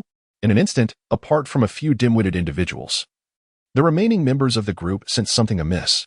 A couple of eager individuals fell into deep contemplation, collectively pondering the true intentions of the group leader. Among them, Muchen felt an inexplicable sense of superiority, while others were left guessing. He could directly approach Ego in the illusory Star K for clarification. However, before he could act, a powerful thought transmission seemed to have anticipated his move, piercing directly into his mind. Learn if you do not understand, do not inquire. Oh.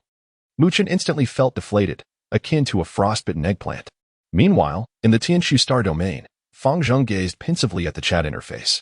First, he was inexplicably banned, then deliberately relinquished his position as group leader, subsequently commanding the new leader to remain silent, allowing two senior members from the secondary group to spout nonsense, attempting to disrupt the atmosphere within the group. My esteemed leader, what on earth are you attempting to achieve? The suspicions are numerous, and your intentions remain shrouded in mystery, leaving me utterly perplexed. Yet, I am determined not to disappoint you. Fang Zheng slowly closed his eyes, a storm brewing in his mind as countless fragments of images flickered by. Suddenly, he opened his eyes wide as the myriad fragments coalesced into a singular vision. The ban on the group leader's account undoubtedly harbors ulterior motives, whether intentional or not. He has consistently sought to diminish his presence within the group since his return from completing the free task in the Anlin world. Thus, his silence was a ploy to divert our attention, ideally unnoticed by us. I comprehend now. The new leader aims to redirect focus, and those two seniors serve as targets to attract fire, while our role is to retaliate, even escalating the situation further. I truly wish to refrain from sacrifices. You two old rascals, why are you pretending? Brothers, this new leader is a mere pretender. Fear him not. Unleash your words, and let the system recognize our resolve against such a leader. You three old rascals from the secondary group, unable to thrive there, have come to our group to assert your dominance. Warning. Member, I truly wish to refrain from sacrifices, issued a plethora of inappropriate remarks, resulting in a deduction of 100 points and a one-day mute penalty. The tactician Fang Zheng remained as astute as ever, displaying unparalleled valor. Ah, damn. I was almost there. Lord Fang Zheng, you are indeed remarkable. Xiao Chunan, as a poor imitator of Fang Zheng, may not possess exceptional answering skills, but he could deduce the thought process based on the responses. He immediately began to copy the work. Fallen genius, Brother Fang's nature, indeed. You three old rascals are nothing but pretenders. You are unworthy of being leaders. Our novice group does not welcome you. You. Morning. Member Fallen Genius issued a plethora of inappropriate remarks, resulting in a deduction of 100 points and a one-day mute penalty. Oh, I see now. I concede, Fang Zheng. You are indeed impressive. It was only at this moment that Mu Qin belatedly grasped the situation and quickly followed suit with his retorts. Back to the masses, pretenders.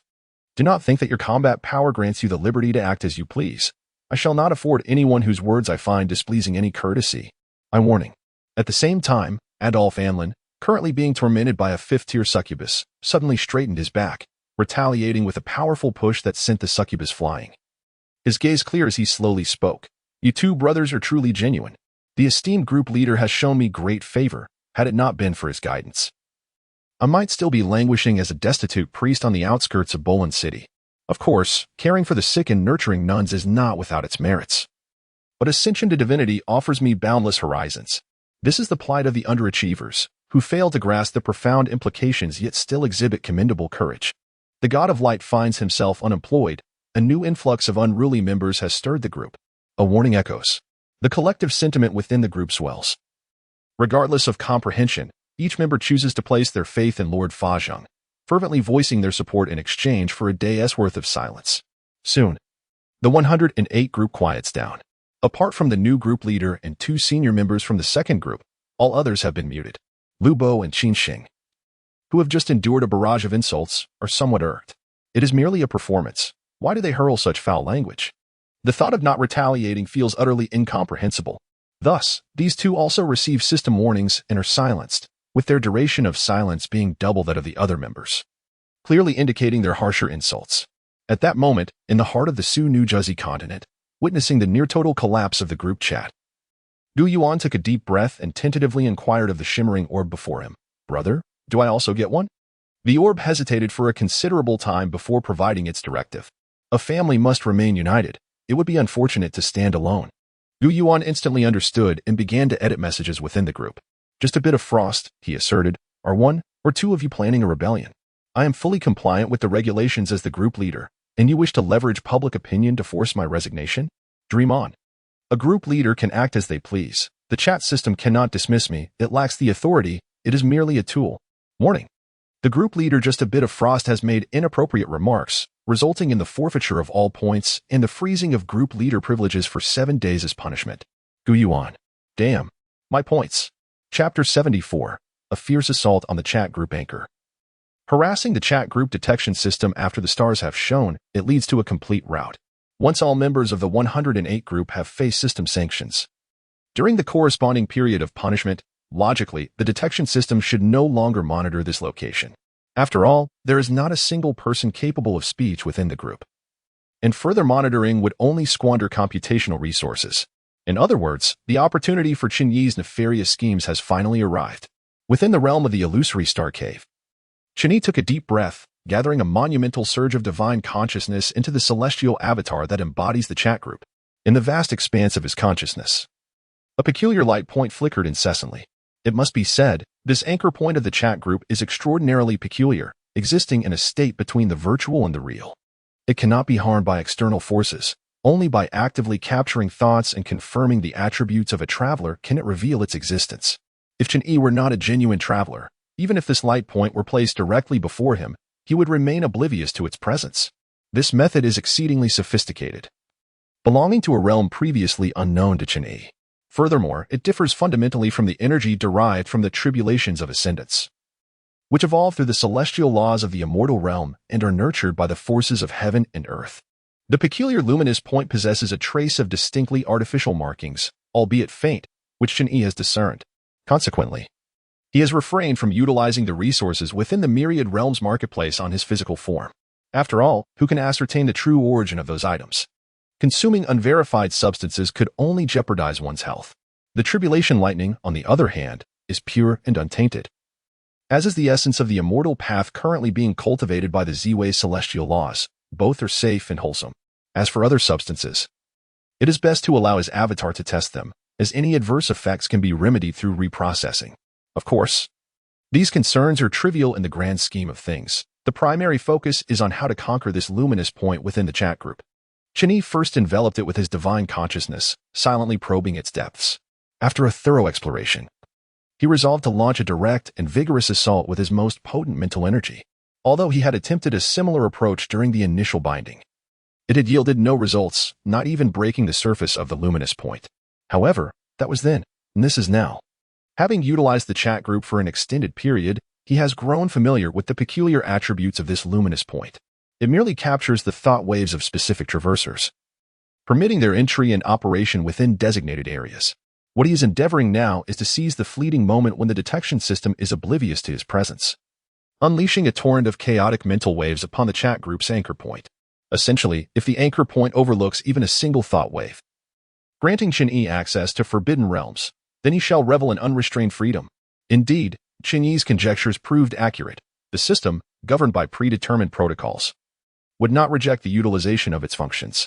Even though this anchor point's transmission capacity is substantial enough to withstand millions of thought waves, how will it respond to the impending onslaught of 100 million? A subsequent wave, followed by a third and fourth. The fourth wave may prove excessive, as such anomalies are likely to trigger system scrutiny, leading to the closure of the anchor point and the potential permanent suspension of Chen Yi's account. After all, this transgression surpasses mere procedural violations. It constitutes an attempted intrusion into the backend. Endeavoring to disrupt other group members is relatively innocuous, at most resulting in warnings and temporary suspensions, which can subsequently be lifted. However, directly targeting the chat group carries a high risk of account termination. Therefore, he must exploit the backdoor of the chat group's anchor point before the detection system registers any anomaly. Soon, under the relentless assault of countless thought waves, the flickering frequency of the peculiar luminous point diminished significantly, yet it remained resilient, preventing these thoughts from straying into forbidden territories. Without hesitation, Chen Yi unleashed the second wave of 100 million thoughts in a direct continuation. The chat group anchor point evidently struggled to withstand such a fierce onslaught. The information transmission channel had become congested with errant thoughts, leaving no room within the designated operational area. At last, an unruly thought was expelled from the normal zone, arriving in an entirely new realm. In the next moment, all thoughts within the information transmission channel and the specific operational area collapsed instantaneously, ultimately leaving behind a singular, earnest thought. This thought proceeded to open the interface of the Myriad Realms marketplace, staring vacantly at the countdown of the band duration. It was only at this juncture that the unusual situation prompted a scan by the detection system. Yet, how peculiar it was, despite the evident anomaly. The detection revealed everything to be normal. A group member remarked, "The tribulation of becoming an immortal is still pursuing me. Please refrain from refreshing the Myriad Realms marketplace frequently. You are still under a ban. Kindly await the expiration of the ban duration before making any purchases." Chen Yi replied earnestly, however, "I truly wish to make a purchase now. Is there any way to reduce the ban duration? I genuinely recognize my mistake and assure you I shall not err again. The server is busy. Please try again later." "All right, you carry on. I shall refresh a bit more. I am so bored." Chen Yi was exceedingly polite, his demeanor in stark contrast to his previous obstinacy, even displaying a rather naïve and honest smile. "Please refrain from refreshing frequently. I am bored." "Can I not refresh?" "Please refrain from refreshing frequently. Say, what is your occupation? Why is it that whenever an issue arises, the server is always busy?" "The server is busy. Please try again later. By the way, in the chat group, where did you acquire all those celestial resources? Please refrain from refreshing frequently. The server is busy." Thus, Chen Yi continued to engage in a somewhat aimless yet persistent harassment of the chat group's detection system. Of course, this was not a futile endeavor but rather an act of creating an alibi, even if that thought had quietly infiltrated the back end and was ultimately apprehended. What would it matter to me, Chen? Had I not been here, refreshing the interface and simultaneously vexing the chat detection system? Chapter 75. The chat group indeed has an owner, yet it seems to be asleep. What is the essence of the chat group? A tool. Moreover, a tool with an owner. Chen Yi's subtle divine thought navigated through the back door of the chat group, evading layers of protective barriers akin to the gaze of the heavenly Tao, and finally smuggled its way into the true core area. This is a realm brimming with resplendent brilliance, a peculiar space devoid of the anticipated abundance of celestial resources, yet interwoven with a labyrinth of luminous fibers. Nearly every strand's terminus connects to a world, resembling an intricate net encapsulating countless realms. At the heart of this vast web of light, a compass emanating an aura of profound antiquity slowly rotates. In a fleeting moment of observation, Chen Yi inexplicably perceives a surge of information, the primordial creation disk. The heavens are unpredictable, the Tao is convoluted, and mankind follows the thread of causality. Primordial creation defies logic and subverts the established rules. A sharp intake of breath. Although he struggles to comprehend it fully, Chen Yi is profoundly shaken. If fortune smiles upon him, the imagined plethora of celestial resources should be inherently contained within such a treasure. Alas, it is a possession of another, for an imprint of consciousness resides upon the primordial creation disk, radiating waves that suggest its extraordinary nature.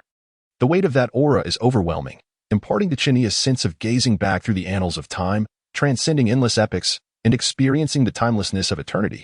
Merely a single imprint of consciousness nearly shatters the essence of Chen Yi's intruding thought, had its true form materialized.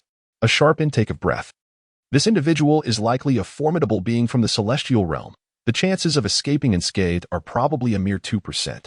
However, Chen Yi remained undeterred, refusing to relinquish his ambition to seize the primordial creation disk. He chose instead to withdraw. Not out of fear, but because he discerned that the imprint of consciousness appeared to be in a dormant state, exerting no control over the primordial creation disk, allowing it to function autonomously. Does this not present an opportunity? If one were still lucid, Chen Yi would naturally hold a modicum of respect and depart without hesitation, leaving no room for indecision.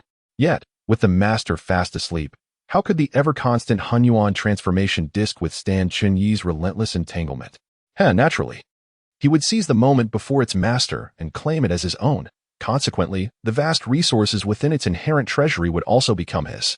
Resolute in his decision, Chen Yi immediately directed this resilient strand of divine consciousness towards it.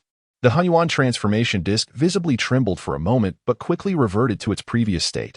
Meanwhile, in an unknown realm, a pair of profound eyes, as if encompassing the vastness of the universe, slowly opened. They seemed to sense an unpredictable variable.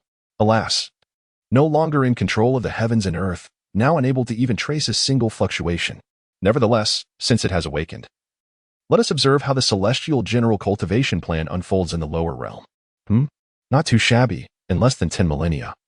The transformation disk has consumed a mere 100 millionth of its stock, cultivating 50 true immortals, and even 3 profound immortals, commendable indeed. However, progress in the lower realm remains sluggish. Let us await the emergence of the first golden immortal. Only then can we initiate the celestial trials. Wudge, that position is eternally mine. Your foundation is too shallow. You cannot maintain your seat. When I raise a formidable army once more, you shall understand how grievous the decision to abandon the lower realm truly was. I possess the accumulation of 9 epics. What do you possess to contend with me?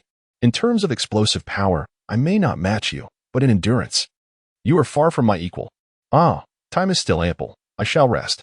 After a refreshing release of grievances, those profound eyes slowly closed once more. Meanwhile, Chen Yi was drenched in sweat. What is this? Awakening at a mere thought.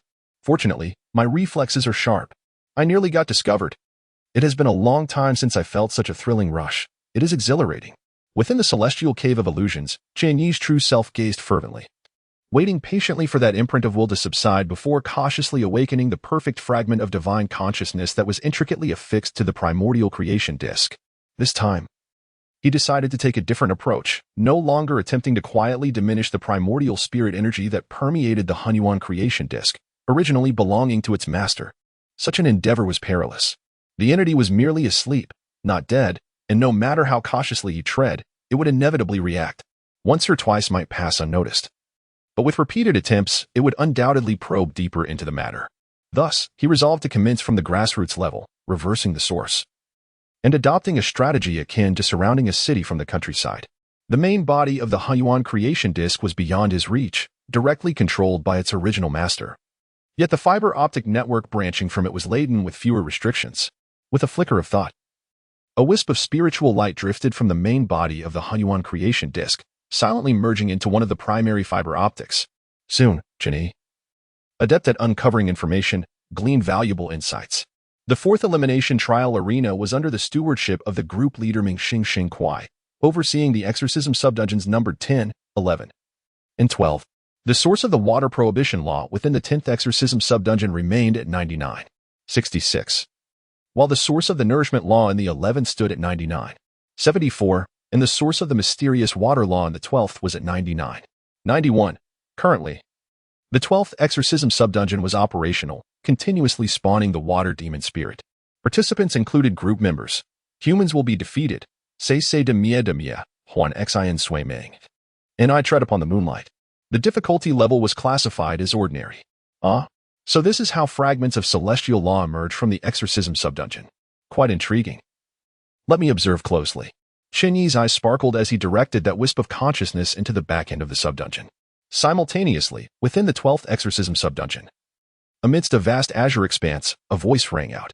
Tian, be cautious. The water demon spirit seems off, dressed in a flamboyant red robe, with a substantial health bar indicating a battle power soaring to 13 billion, Zhao Yu cautioned. On the other side, a woman, soaked and holding a red tassel spear that accentuated her alluring figure, responded to his warning. She gracefully twisted her waist, thrusting the spear forward. Counterthrust. With a spirited shout. The spear surged forth like a dragon, powerfully piercing through the distorted visage of the humanoid water demon spirit behind her. Stunning. Absolutely stunning, Zhao Yu exclaimed. His eyes filled with admiration, licking his lips with a smirk. However, your thrusting posture still leaves much to be desired. I believe it necessary to offer you some private instruction. Thank you for the reminder, but it's unnecessary. Tian Huan Xin Sui Ming shot him a glare. Deftly twirling her spear to extract the fragment of celestial law from the fallen water demon spirit. Don't be so cold. You're not practicing the path of indifference. Zhao Yu tossed his flowing hair, revealing a charming smile. Meanwhile, two exhausted male members at a distant rock grimaced. Damn, this guy is a lecher. He didn't even glance at me when I was ambushed. Mata Biao, I tread upon the moonlight, cursed. I won't team up with him again. I'd rather bring along a novice. As Mo Wushuang was about to respond, a sudden tremor coursed through him, and he exclaimed, what the hell, where did 20? No, 30, 50 water demon spirits come from? Mata Biao trembled in response. Did we not select the ordinary mode? Is this even the ordinary mode? Run. We are surrounded. The water demons swarmed in numbers exceeding 50. And their battle power far surpassed the ordinary mode standard of 10 billion. In an instant, the health bars of the 4 group members plummeted to 0. Ding. X4. The passive skill of seeming triggered, and darkness descended. All members of this trial faced failure, rewards cleared, and 20 billion points deducted as the return portal activated. Damn. I refuse to accept this. This is definitely not the ordinary mode. I want to report this. My points. I'm furious. Regardless of the reluctance of the 4 members, they were expelled from the sub-dungeon. At the same time, Chen Yi quietly reverted the back-end mode from hellish to ordinary, then fell silent, lying in wait. In the next moment, the detection system, alerted to unusual circumstances, descended. Chapter 76. The unfortunate 4 group members aid Chen Yi in unraveling the exorcism sub-dungeon. The detection system wielded considerable authority. Derived from a rune inscribed on the Hunyuan creation disk, capable of regulating all affairs within the chat group. Once targeted, the consequences were dire.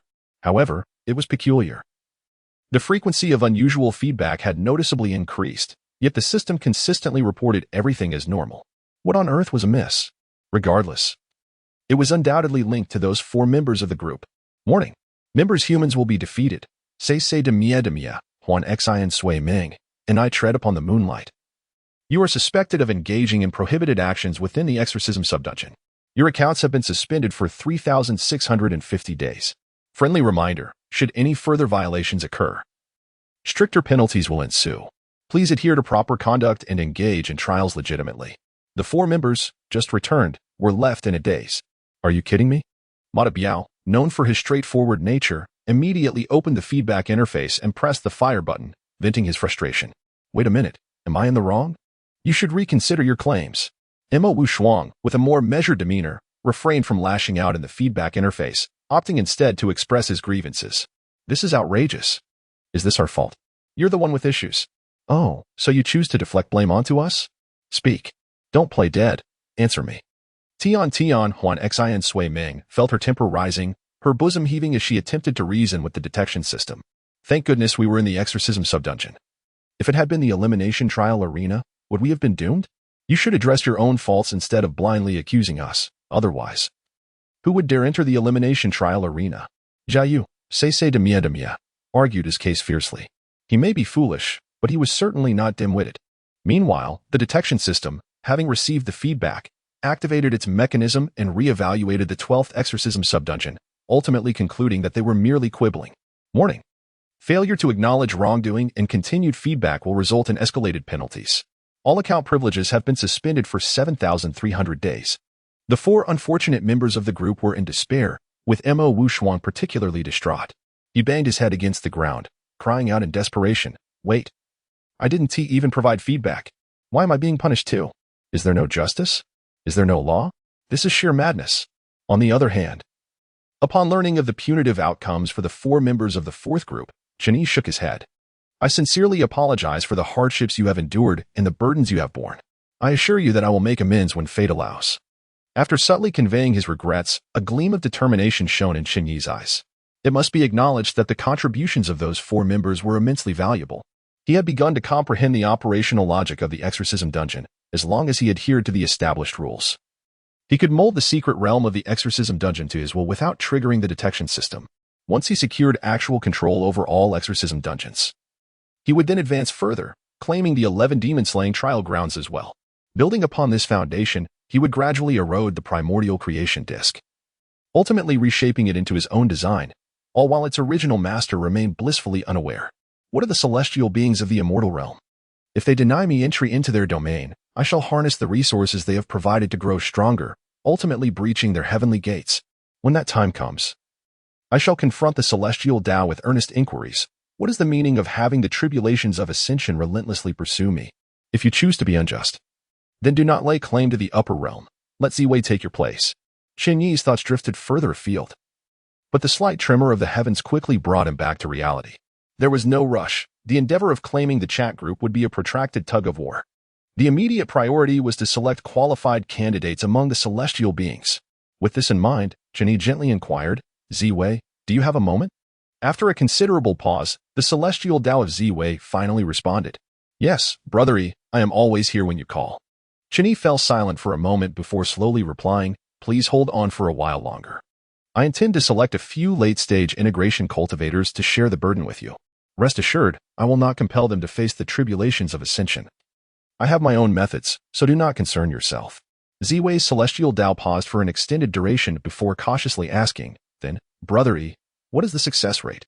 Last time, out of the 28 most promising candidates, only 5 returned, and it truly pained him. Once again, Igor is set to arrive. It is not that he disagrees, rather, there are truly few exceptional offspring left, and losing even one is disheartening. Chen Yi is well aware of the intentions of the Ziwei heavenly Tao, and with confidence, he extends a finger. 1%? This is not appropriate. Rarely does the Ziwei heavenly Tao take a firm stance, yet it faces a complete defeat. Chen Yi slowly states, it is not 1%, it is assuredly a certainty. I guarantee you will receive every last one. Really? Indeed. Then, what about the 28 from last time? I was inexperienced then. This strategy has only recently come to me. After all, the path to success inevitably requires sacrifices. Do not inquire further. I shall manage it. It is well known that for significant matters, the Ziwei heavenly Tao usually heeds Chen Yi's counsel, and this occasion is no exception. Though apprehensive, Ego insists. And thus there is no choice but to comply.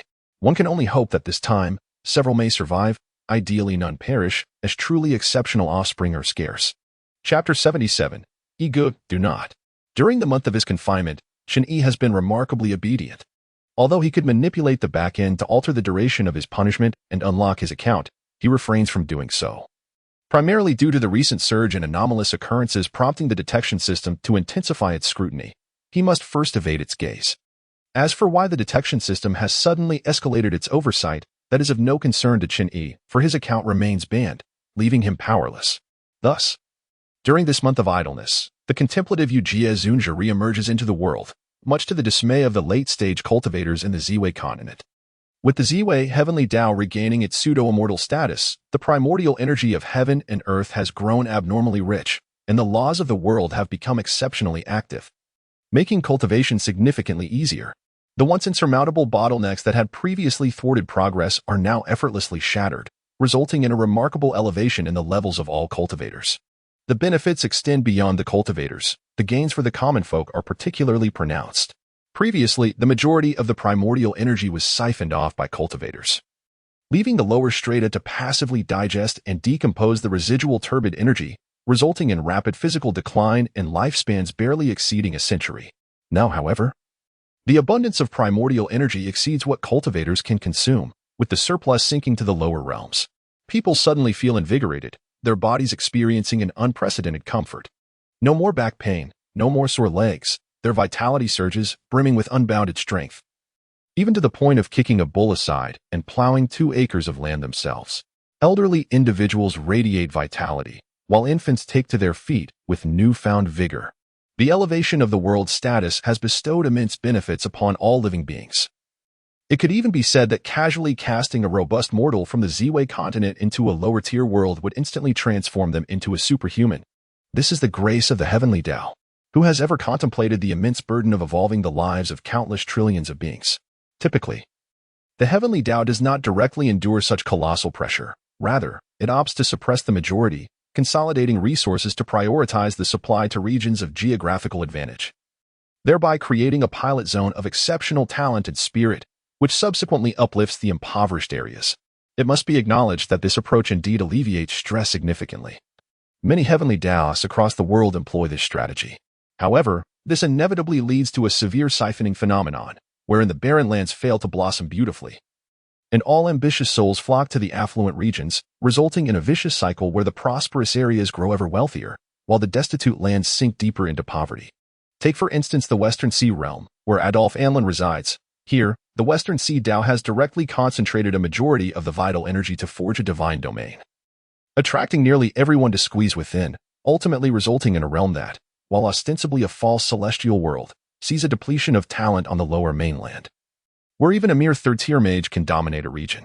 Furthermore, in the Star Spirit continent, governed by Shao Chunan, the 5 great states of the southeast, southwest, northeast, and northwest, only the central state stands as a land of enlightenment. The other 4 states are exceedingly barren, upon reaching a certain level of cultivation. If one does not venture to the central state, they can only halt their progress. Without forsaking their homeland, they cannot ascend to greater heights. The choice is self-evident. The heavenly Tao is unfeeling, treating all things as mere fodder, and its self-propelling development is merely a normal occurrence. It is only the Ziwei heavenly Tao that appears foolish, willing to bear all burdens while treating all equally. Whether in the vast and sparsely populated deserts or the exceedingly prosperous center, the vital energy content remains fundamentally consistent. Whether one can stand out depends solely on their own capabilities. They will not be driven away from their homeland due to the quality of their environment, for gold will shine regardless of its location. Thus, after the Ziwei heavenly Tao has invested so much, do those ungrateful descendants wish to reap the rewards without effort? How naive! It is the Ziwei heavenly Tao that shows mercy. Chen Yi will not be so lenient. At this moment, in the central region of the Ziwei continent, within the ancient hall where the immortal path revives, 76 late-stage integration cultivators stand in a single line. Although the quality of these individuals may not match that of the first batch, reaching this level of cultivation means they are far from being inferior. What they lack is merely an opportunity. Now, Chen Yi is granting them this chance to showcase their abilities. How absurd. In the past, even under dire circumstances, they managed to cultivate to the late stage of integration. Now that conditions have improved, why are they hesitating? At the pinnacle of the Grand Hall, Chen Yi's starry celestial avatar wielded a great halberd and spoke in a deep voice. Below, a couple of formidable elders, renowned in their realms, bowed their heads, afraid to utter a word. Is it that they do not wish to break through? Are they not aware of their own apprehensions? The truth is, they are genuinely terrified. The tragic fate of the 28 predecessors remains vivid in their minds, and the terrifying thunder still echoes in their hearts. Oh, indeed. The environment has improved, and cultivation has become easier, but who does not know that there is a significant gap in the celestial pathways now? You, ruthless and merciless, wish to conscript us as mere cannon fodder. Humph. Whether facing the trials of ascension or your violent assaults, both lead to death. The only difference is that now the Ziwei celestial pathway is alert, and we will never submit to your tyranny as our predecessors did. If you dare, strike us dead in full view of the Ziwei celestial pathway. Raise your heads and meet my gaze. Chen Yi swung the halberd, his calm eye sweeping across everyone present, born amidst adversity, perishing in ease. It seems that your lives have been too comfortable, causing you to lose your fighting spirit. Very well, today, I shall help you reclaim it. Before the sun sets, many may perish, but I assure you, what you will face is neither me nor the trials of ascension. If you wish to survive, then show your true abilities. As his voice fell, a massive hand suddenly emerged, seizing everyone present and refining them in an instant. The 76 late-stage integration cultivators barely had time to react before their vision darkened, consciousness plummeting into an endless abyss. No. The Ziwei celestial pathway, which had been observing covertly, grew anxious. See, you're worried. I'm not taking their lives, there is no need to panic. Chen Yi first offered reassurance before unveiling a mottled orb glowing in his palm. Within it, 76 lifeless bodies floated, their primordial spirits extracted and twisted into intricate array patterns, writhing upon the orb's surface. Though they appeared dead, they were, in fact, still alive. Activating the array could revive their spirits. What is your intention in transforming them like this? The Ziwei celestial pathway was utterly perplexed. While Igu had previously engaged in inscrutable methods, there was always a traceable logic. This time, however, It seemed like an attempt to evade the trials of ascension, yet these individuals were not even near the threshold to attract such trials, were they? Did they even need to hide? If I can detect them, how could the trials not? The Z-Way celestial pathway genuinely could not comprehend his actions, finding no logical basis. Yet, in the face of the Z-Way celestial pathway's inquiries, Chen Yi showed no intention of explaining, simply responding with indifference. Do not concern yourself with this. I have my own methods, and I assure you, I will return you a lively bunch. With that, he waved his hand, sealing the ancient hall's entrance to sever the Z-Way celestial pathway's perception. Ego, what secret are you hiding? You've kept this from me. The Z-Way celestial pathway, though curious, recognized that if Ego did not wish for him to know, there must be a valid reason. Thus, he set aside his curiosity, trusting that Ego would indeed fulfill his promise of returning a lively group of individuals. The Z-Way celestial pathway had unwavering faith in Chen Yi.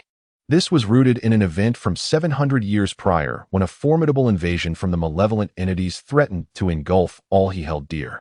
Just when it seemed all hope was lost, it was the seemingly underestimated Ego who broke through at a critical moment.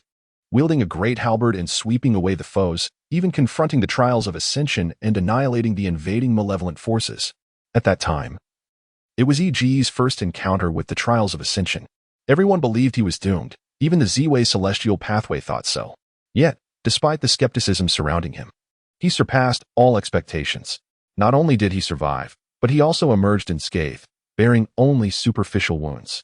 Since that moment, the Z-Way celestial pathway had been utterly convinced. Whatever Ego said was undoubtedly correct. Any disagreement was merely a reflection of one's flaws. Chapter 78, Little Mu, from now on, you are no longer a Z-Way person, but a being of light from the M78 Nebula. Inside the ancient hall, after dismissing the Z-Way celestial pathway, Chen Yi finally called forth Mu Chen, preparing to secretly utilize the chat group. Brother, I don't understand. Didn't your account just get unblocked? Why are you using mine? It feels like you're up to something sneaky. Mu Chen expressed his confusion. Little Mu, remember this. From now on, you are no longer a Z-Way person, but a being of light from the M78 Nebula, Chen Yi advised earnestly. What? Mu Chen was momentarily stunned, about to say something. But upon meeting EG's profound gaze, he quickly grasped something and opened the personal information panel of the chat group. Sure enough. Name, Mu Chen. Age, 64. Cultivation, transformation stage. Combat power, 9, 956, 150. Group nickname, facing away from all beings. Location, Light Nation of the M78 Nebula.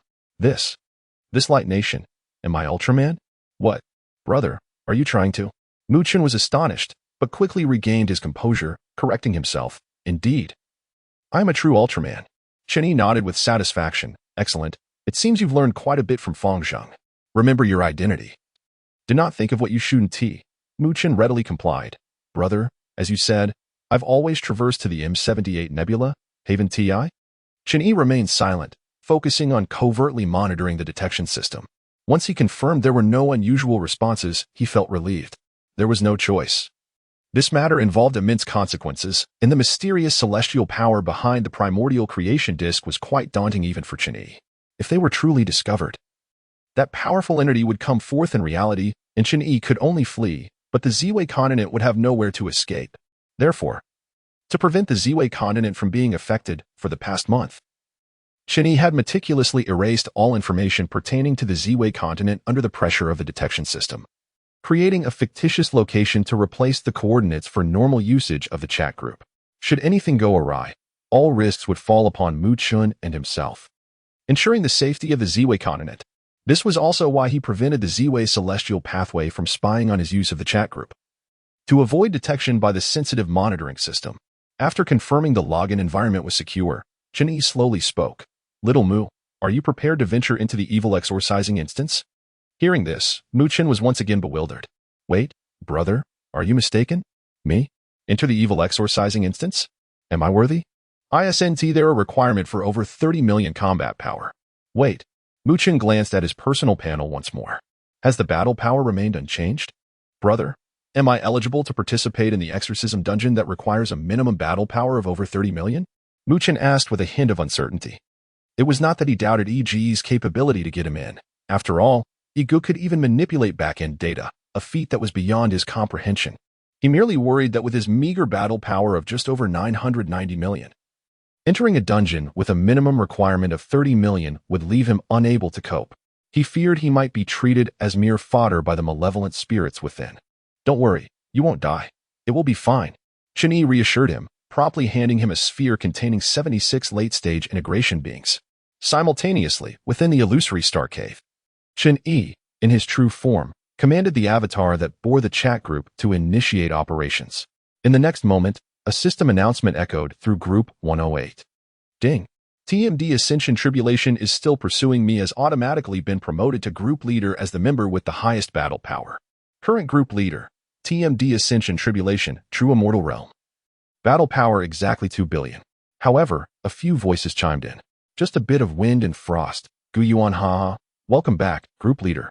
The crow takes a flight. Lubo the true big shot has returned. Though not out of genuine intent, I sincerely ask for your forgiveness for my prior rudeness. Fallen leaves depart with the wind. Qin Sheng group leader, I feel the same. I really don't want to sacrifice to the heavens. Fang Zheng ha ha ha. The true deity has returned. To the two seniors from group 2, are you genuinely not out of your own volition, or merely adapting to the winds of change? Fallen genius, Shaochun and Feng Gu is not wrong. Just say it outright. Are you two old leaders feeling timid? TMD Ascension Tribulation is still pursuing me. Group leader, let us not digress. You have 5 minutes to handle your affairs. All members prepare to enter the exorcism dungeon. If you encounter difficulties, report in advance. No questions allowed. The group leader initiated the team formation for the exorcism dungeon, instructing members who met the battle power requirements to line up for entry. Instantly, a wave of silence enveloped the once lively chat. The 3 members from the original group 2, each possessing battle powers exceeding 1 billion, were unperturbed, yet the other members were left in shock. Wasn't the minimum battle power requirement for the exorcism dungeon 30 million? Were they, with their battle powers hovering in the low millions, truly eligible to enter? Well, the group leader had never spoken falsely. If he said they could enter, then they certainly could, and there was no doubt about it. They merely shared the same concern as Mu Chun, fearing that once inside, they would be treated as mere wild monsters by the malevolent spirits. They had finally welcomed back their esteemed group leader, only for him to deliver such a harsh reality. What a futile endeavor this is. Indeed. During times of trouble, the group leader serves as the most reliable pillar of support. Yet, in moments of peace, he transforms into the greatest source of turmoil, perpetually ensnaring the members in a quagmire of distress. Is it necessary to feign difficulties to evade responsibility? Many members have fleetingly entertained this notion, but upon reflection, they dismiss it. The path of cultivation is inherently contrarian, and perishing midway is a common occurrence. Now, with the esteemed guidance of our leader, if they allow fear to stifle their progress, will they ever receive due recognition in the future? It is crucial to remember that group members are valuable commodities. Should the leader feel disillusioned, what place would they hold within the group? The leader has the capability to invite formidable individuals from the secondary group, and it is entirely plausible that others could be summoned to replace them. Gaining entry into this group is already a stroke of fortune. If one fails to cherish this hard-won opportunity and is relegated to another group, will they still enjoy such favorable conditions? They resolved to act. After hesitating, they finally began to tackle their immediate tasks. However, a moment's delay results in a cascade of setbacks. During their indecision, the most devoted stalwarts of the group had already completed their tasks and swiftly joined the ranks, ready for formation. Chapter 79, The Army Assembles. The tale of Qin Sheng and the sacred dragon and Zheng'er in the hidden dragon continent. On Central Dragon Island, Qin Sheng strolled alongside the dragon crystal lake, cradling a adorably clumsy wyvern hatchling in his arms. He gently called out, and Zheng'er, awaken and come see the cub. As his words faded, a magnificent dragon, its wings nearly 100 meters wide and resplendent in golden hues, emerged from the depths of the water. The massive dragon head hung low, its dark golden slit pupils gazing mournfully at the man below. Ah Shang, are you venturing forth again? Qin Sheng nodded slightly, and, while presenting the incessantly licking hatchling, reassured. You need not worry. This time, I am accompanied by a trustworthy group of companions. By the way, I must inform you that this little one is entering a rebellious phase and can be quite bothersome. Upon hearing this, the sacred dragon shimmered and transformed into a voluptuous woman, her golden waves cascading elegantly, adorned with a diamond-shaped scale embedded in her brow. She donned a form-fitting suit of dragon scales, gliding gracefully across the water. After receiving the troublesome hatchling from Qin Sheng, she expressed her concern. Are those trustworthy companions you mentioned referring to the Bruces? In the sacred dragon's understanding, the man had numerous companions. Yet the most reliable among them were invariably creatures known as Bruces. Sheng had 2 such trusted Bruces, despite having signed contracts with them. He found himself placing greater faith in the Bruces than in himself. Indeed, those 2 Bruces are among my companions, but not exclusively so. There are many new allies as well, including a remarkable powerhouse whom I must get to know better, Qin Sheng said, a smile gracing his lips. Referring to his brothers Gu Yuan and Lu Bo as Bruces was merely a playful quirk of his. They were friends and would not mind such trivialities. However, addressing the formidable group leader he had yet to meet as a Bruce, he truly dared not, as he secretly aspired to become that individual's Bruce. This was solely due to the overwhelming strength possessed by that individual, not to mention their ability to manipulate combat power levels, or the fact that they had effortlessly subdued a source with 19 billion combat power, not to mention the second group leader with 38 billion combat power. Just the mere act of altering the minimum combat power requirements for the evil exorcism instance was utterly astounding. As users of the chat group, everyone is required to adhere to its rules, yet our esteemed group leader appears to be the very architect of those rules, potentially positioning themselves as the master of the chat group. When an individual reaches a certain pinnacle of prowess, others can scarcely muster the will to resist. All that remains is reverence. To associate with such a person ensures that one will not fall too far from grace. Seeing your joy, it seems this adventure awaits you with great anticipation, so I wish you a safe journey and hope you return home soon. Both the child and I await your return. The sacred dragon and Zheng gazed at him tenderly. Qin Sheng felt an odd sensation. Although they had forged a contract years ago, he still struggled to acclimate to her persistent desire to have him assume a paternal role. I am but a humble human, and you are a sacred dragon. Our connection is inherently unattainable. Shivering slightly, he resolved his matters and swiftly entered the evil exorcism instance matchmaking room. Ding. Minimum combat power requirement for the evil exorcism instance, 3,000. Upon verification, your combat power meets the criteria. Entry is permitted. Though he had mentally prepared himself, the moment he beheld this prompt, a profound sense of disconnection washed over him, as his previous understanding was utterly upended. Though it may appear as a mere omission of a word, the disparity was akin to a chasm. 3,000 combat power and 30 million combat power represent an insurmountable gulf, a stark contrast comparable to that between an ant and a leviathan, utterly incomparable. This is a first-hand account. The group leader truly has the ability to manipulate the back-end rules. His prowess is astonishing. Ding. Qin Sheng has joined the team. Team leader, Chen Yi, combat power 2 billion. Current team members, Mu Chun, 9, 956, 150. Fang Zheng, 4, 399, 100. Adolf Anlin, 505, 050. Gu Yuan, 1, 99 billion. Zhou Zheng, 302, 530. Xiao Chunan, 1, 655, 000. Lu Bo, 1, 2 billion. Qin Sheng, 1, 23 billion. Team chat bar, Gu Yuan. Sheng, you're half a minute late. You weren't entangled by engineer again, were you? Lu Bo a bit fast, huh? Mu Chen O? The situation has suddenly become intriguing. Adolf Anlin, engineer? That name carries an exotic flair. Qin Sheng, are you also a fellow traveler from the realm of Western fantasy? Fang Zheng, quite interesting. Zhou Zheng, alas, I wish I could join you, but I have already quit. It feels as though a regrettable thick wall separates us. Qin Sheng, the source of the password, that wretched Lu Bo, how many times must I say it? My relationship with engineer is entirely innocent. Do not tarnish it with your sordid thoughts, you base individuals. Gu Yuan, really?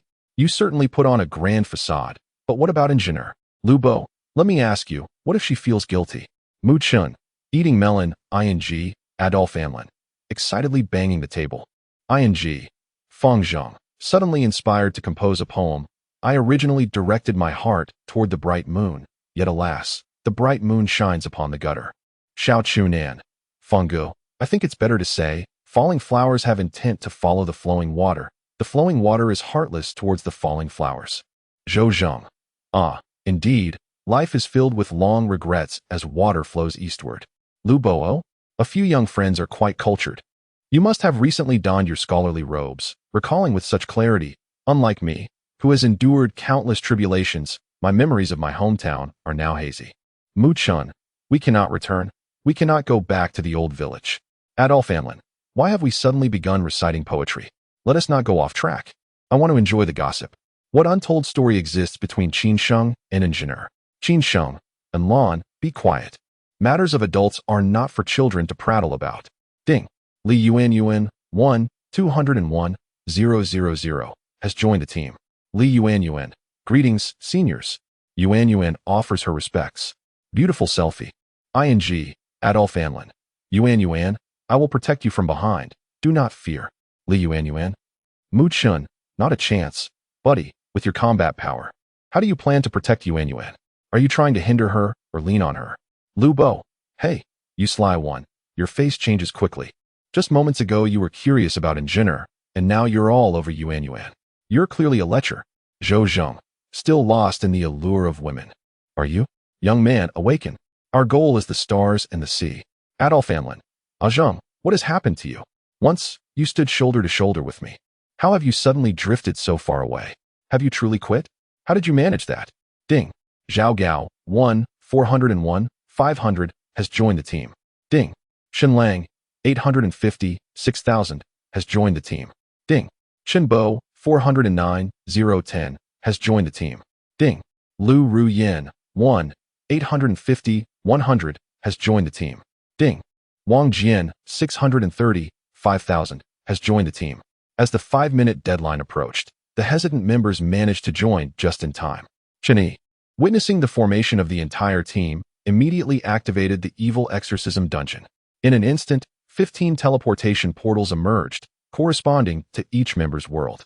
Just as Mu-chun, carrying the special orb, was about to step into the teleportation portal, Chen Yi's true self, within the illusory star realm, began to stir mischief from the chat group backend. Chapter 80. A billion times of passive protection from the divine mandate. The first gathering of all members of Group 108 to utilize the teleportation channel of the chat group, one must undergo a testing system. This is a necessary measure to prevent unknown entities from invading, leaving no room for oversight. Chen Yi struggled for a long time, but could not adjust the detection system to his desired form. It was overly sensitive. Every time it reached a critical moment, its reactions were excessive, forcing Chen Yi to abandon his attempts. Therefore, to allow Mu-chun to carry the orb containing the 76 late-stage combiners into the evil exorcism secret realm, he needed an ingenious strategy. Given the detection system's sensitivity, it sufficed to create a slight anomaly in the backend to divert its focus, which would naturally ease its vigilance over the teleportation portal. The orb, specially processed by Chen Yi, could escape detection under basic protective barriers as long as it did not undergo multiple checks. For this plan, he painstakingly devised it over 30 days, studying for a total of 2,592,000 seconds, and testing it 250 billion times. Failure was not an option. Pop. Mu-chun successfully passed through the protective layer of the teleportation portal. The orb bearing the 76 late-stage combiners successfully smuggled through. Welcome to the number 7 evil exorcism dungeon. The Dreaming Bride Secret Realm. Here, many dreaming spirits will emerge, growing stronger with your fear, so do not be afraid nor cease your charge. Exert your utmost effort to vanquish them. Please select a mode: Newbie, Easy, Normal, Hard, Hell, Exorcism Trial Grounds, Precursor Simulation. Warm reminder, to ensure the safety of the trial taker. The Divine Mandate passive has been activated. It triggers when life points drop to the minimum, allowing for a complete retreat when darkness descends. Current uses of Divine Mandate passive: 1-000-000-000. What the? A billion times a Divine Mandate passive? Is this truly the evil exorcism dungeon I know? The 3 old hands from the second group were taken aback.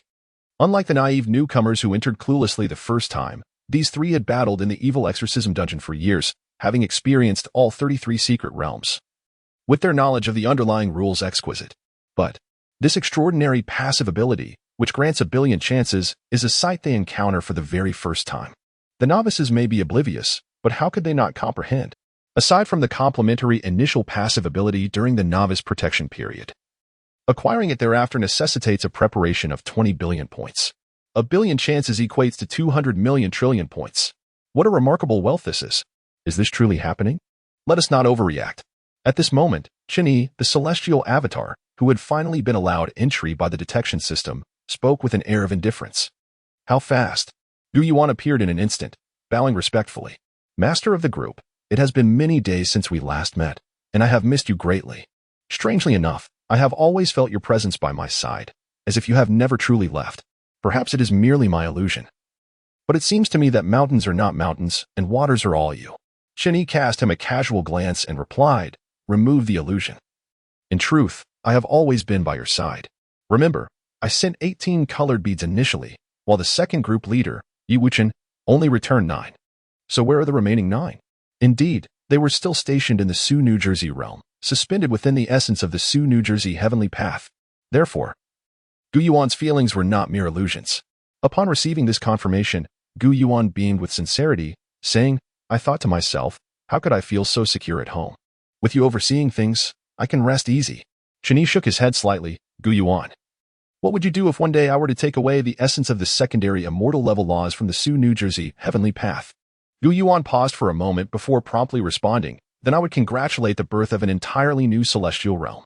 I firmly believe that under your guidance, the Sioux, New Jersey world will experience a brief period of growing pains before achieving even greater development, rather than remaining a solitary power that consumes all worlds. Hearing this, Chen Yi chuckled and pointed at him. You certainly have a way with words. In the distance, Fang Zheng watched the endearing exchange between the revered group leader and Gu Yuan, his fists clenched in quiet determination. Indeed, heroes in this world are as numerous as the fish crossing the river. Who would have thought that even this obscure path would have competitors? Haha. I concede this time. I am outmatched in both cultivation and speed. Just you wait. One day, I will surpass you. When that day comes, we shall meet on equal footing. Simultaneously, even further away. The poor imitator Xiao Chunnan observed Fang Zheng's clenched fists and could not help but grit his teeth in frustration. I have yet to grasp Fang Ji's essence. And now I have yet another formidable opponent. This path is truly crowded. However, in the battle between two kings, I, a mere shrimp, can learn so much more. Things are becoming quite interesting, if I can combine the strengths of both. I won't say I'll surpass them, but I can at least establish a tripartite balance. Come now, I absolutely will not concede defeat. In the rear, the newly acquainted Li Yuan and Lu Ruyan whispered to each other. Sister Yuan, look at Fang Gu and Xiao Gu. TSK. I never had such prowess when vying for favor in the harem. Ruyan, you may not understand this, but men possess an inexplicable obsession with being first. What was that saying? When 3 men gather, a king of ideas is born, and when 3 kings of ideas meet, a hierarchy must certainly emerge. None of them will yield to the other. TSK, men. But enough about them. Sister Yuan, your skin is so flawless. What is your secret? Could you teach me? Hee. Only you. I rarely share this with others. Gurgle.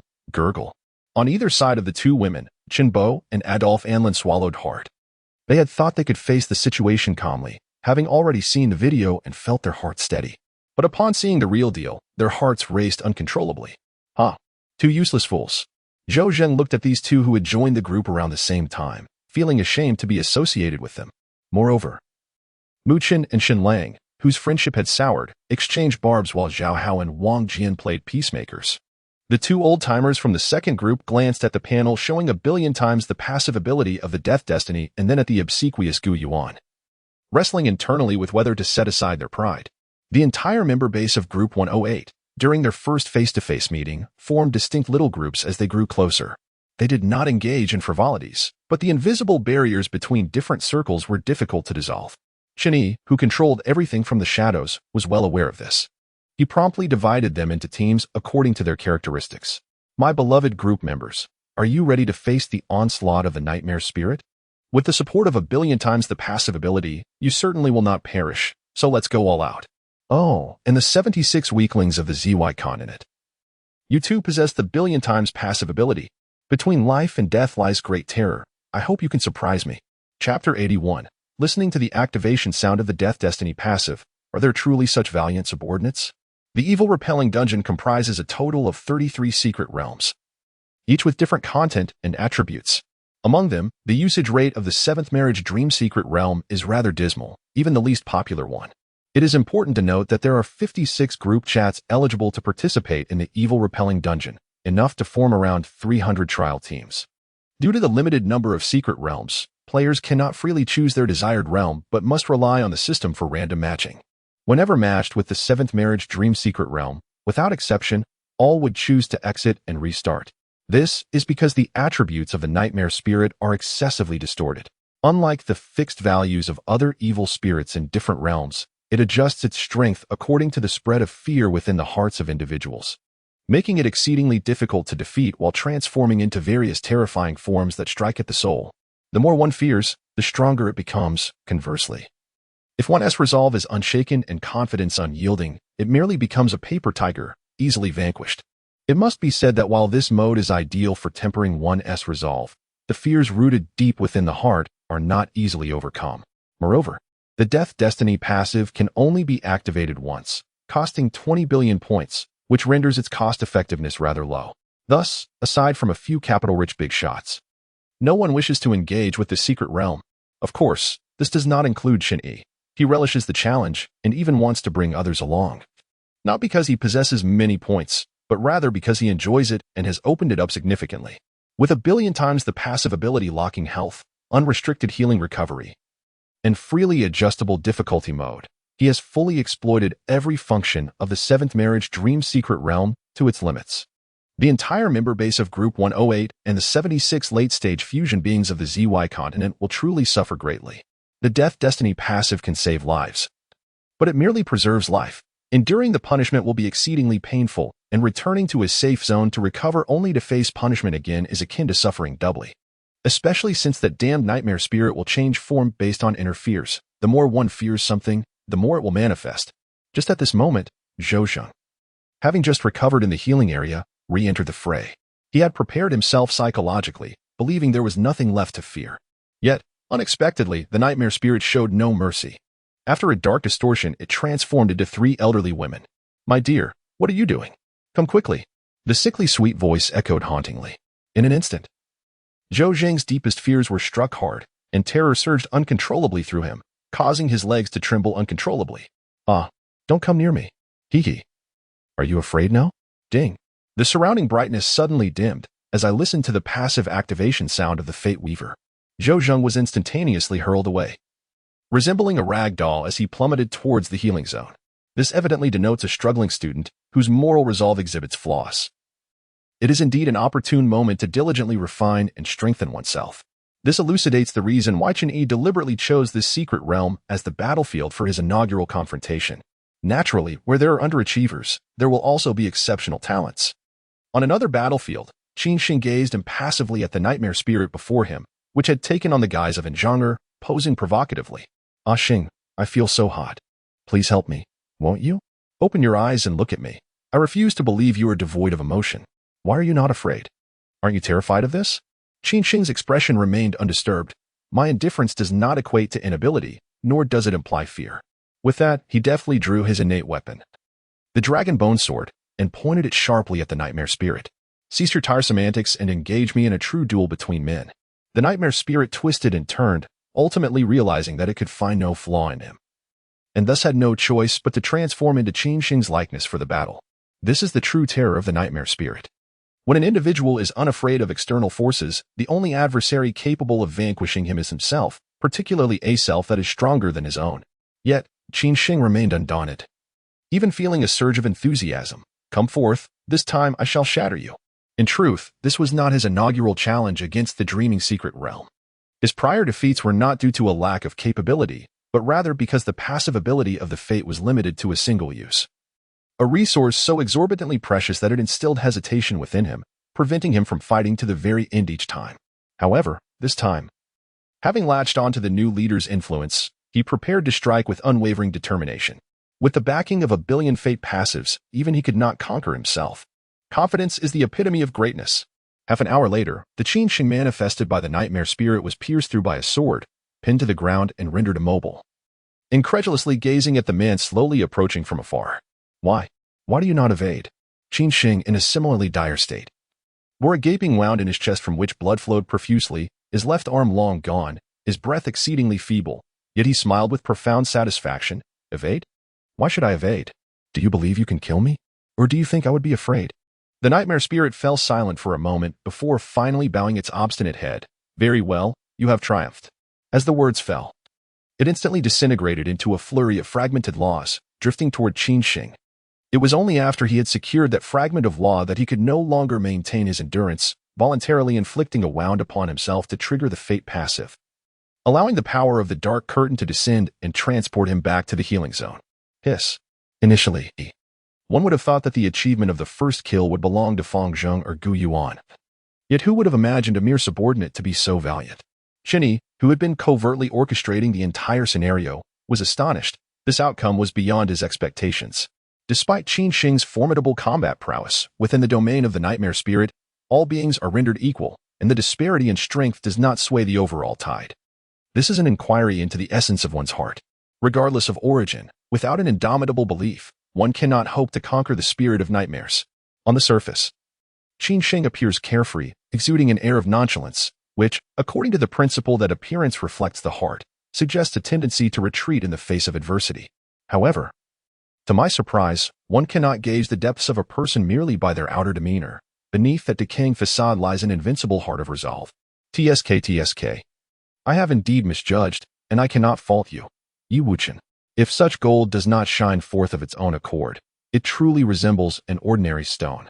Chen Yi shook his head with a sigh, silently awarding Qin Shing a score of 90 in his mind, before turning his gaze towards the group of inept individuals nurtured by Ziwei. Indeed, without comparison, one cannot appreciate the depth of disparity.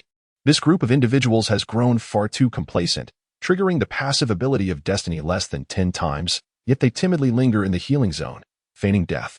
They are even inferior to the flawed Zhou Zheng.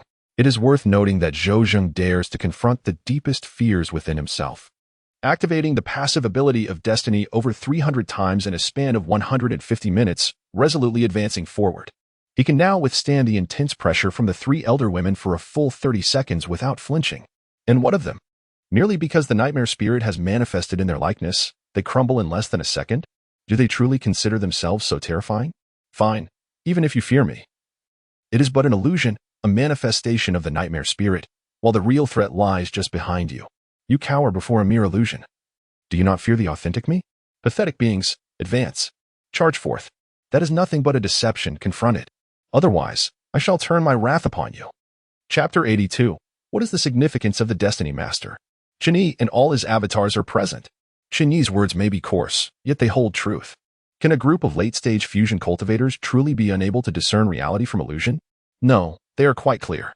It is merely that the image conjured by the nightmare spirit is indistinguishable from that of the Destiny Master, even with the knowledge of its falseness.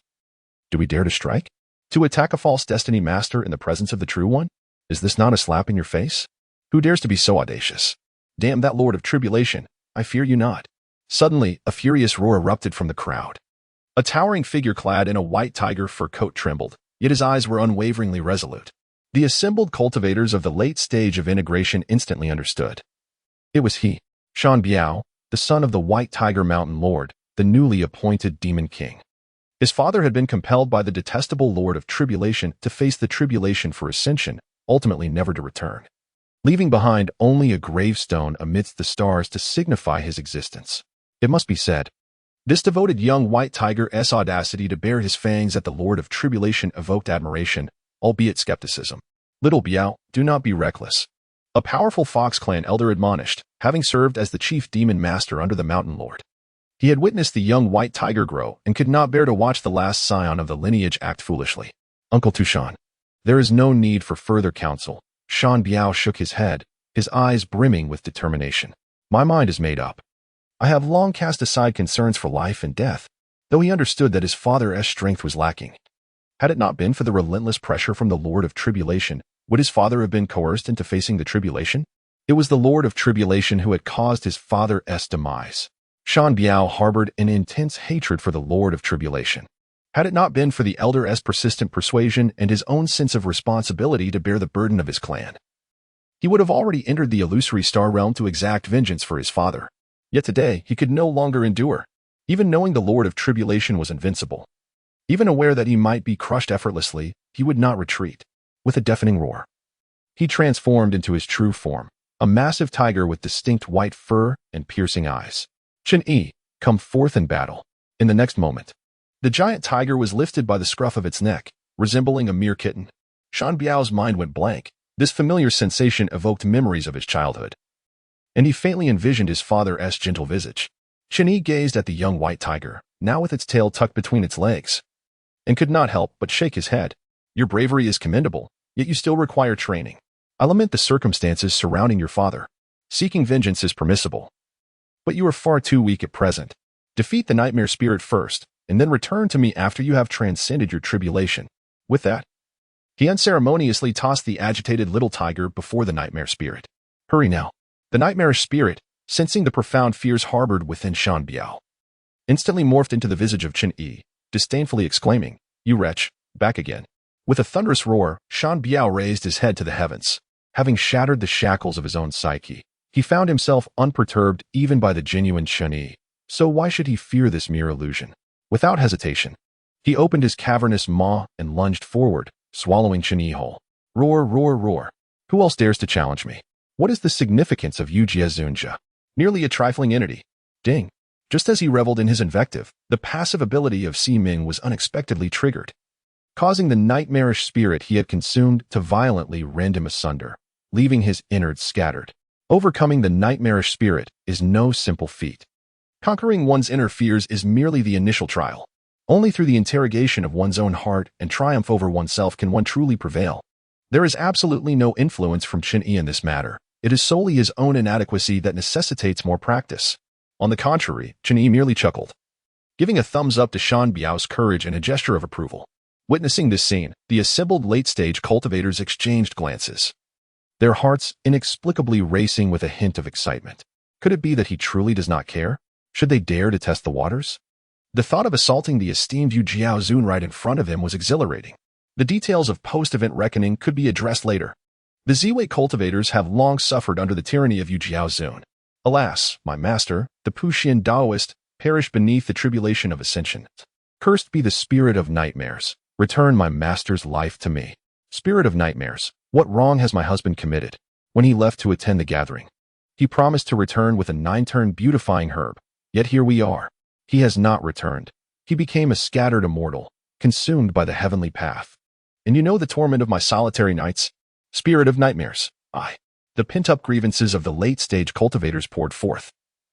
Yet they were not as reckless as Shan Biao. Instead, they resorted to subtle insinuations. Chen Yi found himself with a headache, recognizing that they had cast aside their fears of him and were now displaying the prowess befitting late-stage cultivators. He promptly summoned the leisurely Qin Sheng to supervise in his stead before delving deeper into the secret realm. His journey had two objectives. The first was to cultivate laborers to alleviate the pressure on the Ziwei heavenly path, a goal that was now on the right track. The second was to continue the strategy of surrounding cities from the countryside, using the purification of evil dungeons and demon-exterminating trials as a foundation, spreading influence to every chat group, ultimately defying the celestial order. And this seventh dream of marriage secret realm was the first step. Guided by the divine consciousness lurking in the background, Chen Yi swiftly maneuvered his one-star celestial body clone to the core area. A radiant blue barrier obstructed his path, within which floated a dreamy essence of the fundamental laws. From the subtle fluctuations emanating, its quality was undeniably high, serving as the source that constituted the entire secret realm. Should he successfully refine it, then the entire dream of marriage secret realm would belong to him, and the directives from the chat group would hinge entirely upon his will. However, the Azure barrier is of a remarkably high grade, making it quite challenging to infiltrate silently without alerting the detection system. However, Chen Yi revels in overcoming difficulties. He promptly retrieves 29 colorful orbs that he had prepared earlier, summoning once more 29 one-star celestial body avatars. Alongside the one he is currently commanding, this amounts to a total of 30 one-star celestial body avatars present, excluding the 9 orbs associated with the Xuanji world. The 9 adorning Yi Wuchen's neck, and 1 housing the chat group, all of Chen Yi's avatars are now assembled. Should he still be unable to stealthily penetrate this Azure barrier, he would then face the 82nd tribulation for ascension and create a few more avatars. Regardless, he is determined to claim the 7th bridal dream secret realm, and the chat group cannot be retained. Chapter 83. Insufficient Avatars. Yi Wuchen's heart almost shattered. The formation of 31-star celestial body avatars naturally possesses extraordinary power. Although its destructive capability does not rival the terrifying fusion that produces 4-star avatars, the distributed strength forms an all-encompassing net, whose silent infiltration ability surpasses that of 4-star avatars by far. The giant net of the formation envelopes the azure barrier, resembling a layer of transparent gossamer, akin to an invisible hand gently caressing every corner and crevice of the barrier, seeking potential vulnerabilities within. Buzz. Soon, the azure barrier quivers slightly, producing a barely perceptible ripple. Seizing this fleeting opportunity, Chen Yi forcibly pushes 3 of his avatars into the barrier. Passing through a thick membrane, the internal space is imbued with an immensely heavy aura, radiating dreamlike brilliance, with a slightly elevated temperature that feels somewhat fiery. Surrounding him is an omnipresent, colossal pressure that immediately bears down, as if attempting to expel the 3 unfamiliar figures intruding upon this private domain. Chen Yi raises an eyebrow, promptly urging his 3 avatars to charge forward. Oh, you wish to drive me away? I shall not budge. The more you resist, the more exhilarated I become. The essence of the dream law, here I come. With a flicker of thought, Chen Yi directs his 3 avatars to dart off in different directions. This space, though not expansive, is suffused with an ethereal glow, and the dense aura of law distorts all perception. Attempting to grasp its true essence is akin to seeking a nimble fish in a murky pool. This can only lead to a probing investigation, as the space is limited. The 3 avatars immediately formed a triangular formation, advancing together from the periphery. The encirclement gradually tightened, leaving diminishing room for movement. Suddenly, one of the avatars felt a gentle yet forceful impact against its chest, as if struck by a soft, yielding object, nearly causing it to topple over. At the same moment, an intoxicating power invaded its consciousness, attempting to ensnare its spirit in a dizzying illusion. However, alas, this was merely an avatar. The true spirit did not reside within the consciousness, only a lingering will remained. The surreal dream felt rather pleasant. A faint smile crept across Chen Yi's lips as he swiftly maneuvered the avatar, reaching out to grasp the soft entity. Yet, it proved impossible to refine in that instant. The essence of this dreamlike law is of a remarkably high grade, imbued with incomprehensibly profound and intricate mystical patterns. After meticulously examining it, Chen Yi experienced a sudden moment of enlightenment within his heart. Within the essence of this dream law, in addition to the unparalleled purity of its Tao rhythm, there also resides fragments of will. This is the legacy left behind after the fall of a certain celestial being, a manifestation of the essence cultivated throughout their lifetime. Chen Yi meticulously manipulated the essence of the dream law, endeavoring to eliminate a particular imprint of will. However, after nearly 10 minutes of diligent effort, he barely managed to smooth it out. This was merely one of the countless imprints of will. Within the essence of the dream law, there existed nearly 100,000 such marks, even with 3 avatars of a 1-star celestial body tirelessly working day and night. It would require at least 5 years to completely refine it, to remain concealed beneath the watchful eyes of the detection system for 5 years. Hissing. That poses quite a challenge. Even Chen Yi found the situation rather troublesome. If he could transport this essence back and have his true self deal with it, he could likely accomplish the task in no more than half a month.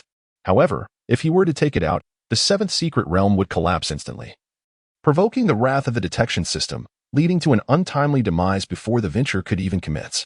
Yet, if he chose to refine it on the spot, could he withstand the scrutiny of the detection system for 5 years? Is it even feasible? Chen Yi fell into deep contemplation. To be honest, it seemed unlikely. This time, the ability to act recklessly within the 7th secret realm stemmed entirely from an overzealous probing that caused the detection system to become overloaded, resulting in a temporary desensitization state, rendering it indifferent to ordinary abnormal feedback. However, it would regain its functionality within a month, and at that point, attempting to infiltrate the courtyard for personal gain would likely become untenable. Alas, my premonitions were indeed accurate. My clones are somewhat insufficient, and I must seek the celestial tribulation once more. Chen Yi sighed softly. If only I could manifest a few more clones, achieving a total of 27. I could establish a grand refining formation, likely purging the will imprint from the essence of the dream illusion law within a month. Simultaneously, at least 27 clones would be necessary to disrupt the azure barrier to create a breach, meaning I would require at least 54 clones in total. Yet, I possess only 49 clones. Even deploying them all would prove ineffectual. Thus, whether for synthesizing a 5-star clone nearly equivalent to my true self, or for acquiring the primordial creation plate, expanding my clone plan has become imperative.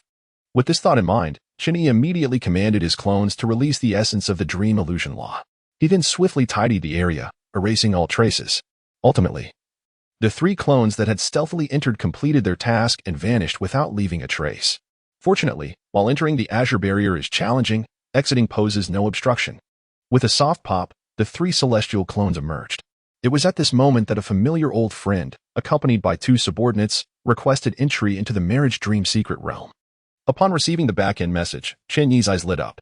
He had been troubled about how to summon back the 9 colorful orbs that had been thriving in the external realm, as the vast distances between worlds made it nearly impossible to return without the convenience of a chat group's rapid transmission channel. Relying solely on the cross-border teleportation array he had established, it would take at least a year and a half. But unexpectedly, just as he was feeling drowsy, a pillow had been offered. Old Yi, your presence is indeed a stroke of fortune for me. For the past month, Yi Wuchen had been enduring great discomfort, nearly losing his composure and teetering on the brink of collapse. Why, you might ask? It was all due to the 9 colorful orbs hanging around his neck, both coveted and burdensome. Can you imagine how he has managed through this month? Every day. Upon receiving the reward of 1,000 celestial stones for ranking 31st, that insufferable nuisance would leap out from the orbs, demanding his share. To make matters worse, the division was 9-1. He wanted 900, while he was left with a measly 100.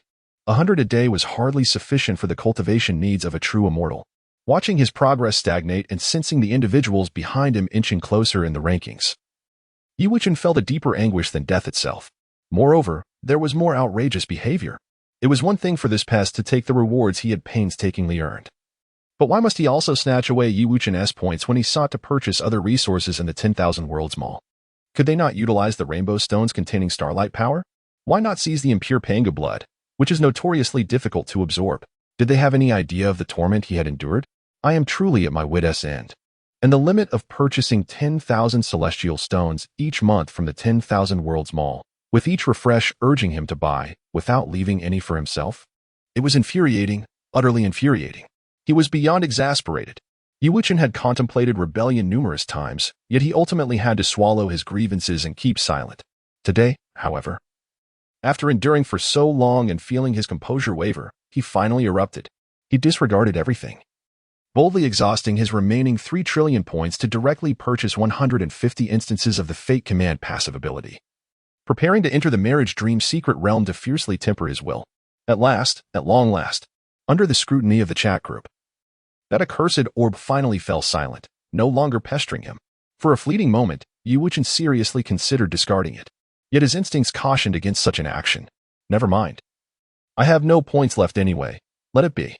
With a bitter smile, Yi Wuchen turned and strode toward the marriage dream secret realm, never looking back. He was determined to confront his inner fears head-on and to fiercely strike at the source of his dread. His temper flared. He hoped that the spirit of nightmares would take on Chen Yi's form to help him vent his frustration. Oh, the marriage dream secret realm is currently in use? What does it matter? I am the guardian of the demon exorcism trial arena, possessing a fixed position overseeing the 3 major exorcism dungeons, regardless of who is inside. They must yield to me. What the? How are you here? Chapter 84. Am I truly battling a normal person? I am utterly on the brink of collapse. Upon seeing the familiar figure approaching with an ambiguous smile, I felt as though an invisible hand was constricting my throat. A suffocating sensation akin to a serpent coiling around me, causing my vision to darken. I had thought that hiding within the exorcism dungeon would grant me a moment of respite, only to discover I had merely transitioned from one abyss into an even more terrifying one. Why are you everywhere? Please, do not come any closer. Old Yi. Welcome to the dream of marriage secret realm, Chen Yi exclaimed, opening his arms and revealing a friendly smile. Please, hold your welcome. Yi Wuchen painfully shut his eyes, still unwilling to accept the reality. Since I am already here. Just as he was speaking, Chen Yi's expression suddenly shifted. Did you purchase all the points for the Fate Command passive? Are you out of your mind? Yi Wuchen could no longer contain himself, breaking down in a shout. What business is it of yours? Can I use the points I painstakingly earned? I will use them. After all, I currently have no points left, and my peak ranking is about to plummet. I'll just lay it all out. Let whatever will happen, happen. Listening to their leader's seemingly assertive yet secretly anxious words, the 2 seasoned members of the second group sensed trouble. Although they did not comprehend why their leader was so intimidated by this individual with only 20 billion combat power, their instincts screamed at them to flee. Urgently, the 2 seasoned members quietly retreated to the rear, preparing to exit the trial. However, it was already too late. Chen Yi had welded the doors shut, without permission. No one could leave. Simultaneously, Gu Yuan, who had been secretly observing the situation, empathetically stepped forward and embraced the shoulders of the two familiar faces. Hey, since you're already here, my brothers, why rush to leave? How about we play for a while? Two individuals, one named Beam Dada with a combat power of 1.7 billion, and the other super invincible man with a power of 1.5 billion, stood before me. I must admit, it fills me with shame to recall that I, Gu Yuan, once held the dubious honor of being the leader of a trio deemed incompetent, occupying a lowly status within the group. These two rising stars regarded me with disdain, even refusing to disclose their names. However, that was then, and this is now. With the generous assistance of our esteemed leader, who bestowed upon me 500,000 celestial stones, I have accumulated strength and ascended to the threshold of true immortality, boasting a combat power of 1.99 billion. Come, stand before me and behold, do I not resemble my former self? Gu Yuan? What brings you here? No, wait, how have you achieved a combat power of 1.99 billion? This is inconceivable. As I observed the astonished expressions of these two newcomers, a smirk curled upon my lips. It appears you lack the respect due to your seniors. Come, let us engage in some practice. With that, I seized both individuals and led them to the secluded area of the secret realm for further instruction, watching helplessly as my two trusted group members were taken away. Yiwuchen was overwhelmed with frustration at his own impotence. He defiantly lifted his chin, refusing to let the tears of indignation fall. After a prolonged silence, Chen Yi finally sighed softly. Very well, consider that 300 billion points as a debt you owe me. In the future, do not take it upon yourself to make unilateral decisions. If you wish to activate the command of fate, simply inform me, and all will be well. It is said that one may laugh when utterly speechless, and indeed, this proved to be true. Yiwuchen trembled uncontrollably, unable to suppress his laughter. I owe you? Have you lost your mind? That was rightfully mine. I grant you 1 billion chances to activate the command of fate, but only within the confines of the dream marriage secret realm. Is that acceptable? What? Yiwuchen was momentarily taken aback, still trying to grasp the meaning of those words. In the next instant, a system notification abruptly appeared. Ding. The 150 instances of the command of fate you purchased have been credited.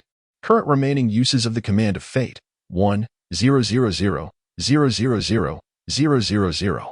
Yiwuchen's eyes widened in shock. What is the situation? Yiwuchen have spent 300 billion points to purchase 150 copies of the 20 billion point passive skill. Yet only 10 billion points were credited in the end? Is this reasonable? How did he achieve that? He has opened it. Even the chat group system can be manipulated? Is he even human? Am I truly contending with a normal person? Yiwuchen gulped, a bold thought suddenly flickering in his mind. His expression shifted immediately as he spoke somewhat obsequiously. Brother, 300 billion points, is it? Allow me to write you an IOU. I promise to earn the points to repay you in the future. I sincerely apologize for my earlier ignorance upon saying this. He actually conjured an IOU using his spiritual force, then bowed respectfully, presenting it with both hands. There was no alternative. This time, he was genuinely impressed. Previously, he believed they were all beneficiaries of the chat group platform, merely racing to see who could go further. It was not as if one could not catch up given enough time. However, now this esteemed individual had begun altering the back-end data of the chat group, which clearly illustrated the vast chasm that lay between them. A mere insect cannot shake the heavens. A speck of dust cannot fill the earth. Being born into humble origins is not a disgrace. The ability to endure and adapt defines a true man. With a gentle smile, Chen Yi raised his hand and summoned the 9 colorful beads from around Yiwuchen's neck, stating nonchalantly, to be honest, I preferred your previous defiant demeanor. Weren't we supposed to let the nightmare spirit transform into my likeness to vent some frustration? Yiwuchen, taken aback, stammered, Brother, that's not what I meant. Let me explain. Before he could finish, Chen Yi coldly interrupted. No need for further words. If I command you to go, then go. Yiwuchen felt a pang of foreboding but maintained his composure, responding respectfully, All right, brother, I shall go at once. Please don't be angry. This is all my fault. I will comply with whatever you wish. Get lost. All right. Chapter 85. The Stingy Creator of the Chat Group. The magnanimous Chen Yi, a true man, cannot remain forever beneath others in this world. Such words are mere platitudes. In this chaotic world, one must understand their background and power. Yiwuchen once considered himself an invincible hero, with ignorance and arrogance coursing through his veins, his pulse resonating with a sense of invulnerability. Yet, upon encountering that man, he realized he was nothing more than a laughable clown. The greatest backing he had relied upon since his debut was easily manipulated by Brother Yi, and his own strength was merely mediocre. Bullying children was one thing. But before Brother Yi, he was equally subject to mockery. Thus do not whine to me. I shall follow Brother Yi, and no one else will do. I declare it. Setting aside pride and embracing submission, he felt the world expand around him. Yi Wuchen's integrity shattered, following Brother Yi's orders. He eagerly set off to engage with the nightmare spirit. On his way, he spotted Gu Yuan pressing his two trusted subordinates to the ground, casually greeting them. Busy, are we? Yuanzi? With a single glance, Gu Yuan recognized that the former group leader had completely capitulated. After all, he had once looked down on others with disdain. But now he had finally grasped the virtue of humility, no longer exuding such arrogance. He immediately returned the courtesy with a respectful bow. Indeed. Just having a friendly spar with these two young friends. Shall we share tea together sometime? Yi Wuchen humbly waved his hand. There will be plenty of time in the future. I have to find the nightmare spirit now to sharpen my heart and mind. I am quite busy. Very well. You carry on. Gu Yuan could hardly suppress a smile. To be honest, it was the first time he had seen Yi Wuchen so courteous. Previously, he would directly insult him. But now he was given ample respect. This demonstrates how crucial it is to associate with the right people. The future appears bright. And the past can be brushed aside as merely a fleeting hardship. Unlike Gu Yuan, the two bruised members of the secondary group felt a sense of suffocation watching their leader behave so submissively. Is this still the same group leader they once knew? We are prepared to fight to the death, Your Majesty. Why do you surrender first? Brother Yuan, cease your assault. I apologize for my past rudeness. Among them, the one with the greater combat strength, Meme, was the first to declare his surrender. He simply could not endure any longer. Although his combat power was only 17 billion, being a trusted aide of the group leader meant he was far from ordinary. Relying on his innate treasure that nearly enhanced his strength by 50%, he was capable of challenging those at the early stage of true immortality with 25 billion combat power. Logically speaking, even if he could not defeat Gu Yuan, he should not be so easily overpowered. However, Gu Yuan had learned some peculiar enhancement techniques from somewhere, which allowed him to inflict cracks on his innate treasure with mere punches, and each strike was increasingly formidable. If this continued, it would not only be his treasure that would crack, but he himself might shatter. With the 38 billion combat power commander having already surrendered, he felt it was not shameful to follow suit. Lin Buren, your pitiful demeanor truly disgusts me. Yet another, super invincible, with considerably lower combat strength, roared defiantly. Slowly straightening his back, his swollen eyelids radiating an indomitable light, he raised his hands, and the damaged innate treasure, the unmatched boxing gloves, re-emerged. Gu Yuan, you seem to be thriving, reveling in your small successes, wishing to flaunt your might? You may be my subordinate today, but you will remain so for a lifetime. Meng Xiao, what are you planning? Lin Buren spoke gravely, amused by this usually steady individual suddenly exhibiting such obstinacy. However, Meng Xiao paid him no heed and resolutely declared, if the path is impassable, then I shall forge it with my fists. Gu Yuan, come again. He could not relinquish his pride, thus he chose to burn with abandon. Gu Yuan chuckled. Now this is more like it. Out of respect, I shall allow you to use one hand. Meng Xiao clenched his fists. You are audacious. 3 breaths later, Meng Xiao lay on the ground, barely conscious. His once sturdy body now limp, yet his mouth remained defiant. I refuse to accept this.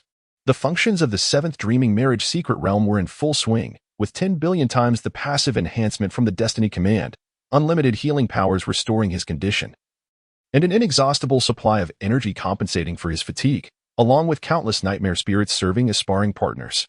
Be it the seasoned veterans of the 2nd group or the novices of Group 108, or even the 76 cultivators from the Ziwei continent who had never experienced such an exhilarating training method, none had witnessed this level of intense practice. Shedding all concerns, devoid of any mental deliberation, completely abandoning strategy and unnecessary thoughts, each strike was purely instinctive. The subtle flaws that usually went unnoticed were magnified infinitely. If one were to delay their corrections by even the slightest fraction of a second, they would be swiftly defeated, their health drained. Listening to the sound of the Destiny passive being triggered, it must be said, such combat was remarkably pure, while honing their Dao hearts. Their foundations were also refined to perfection, with nearly every participant experiencing significant enhancement.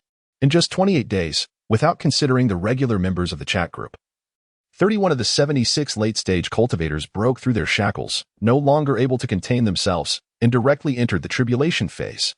It cannot be denied that their accumulated efforts played a part, but the primary reason lay in the extraordinary refining effects of the dreaming marriage secret realm. After all, they had long surpassed their limits, and their inability to progress further stemmed from their foundations not being sufficiently solid, riddled with subtle cracks.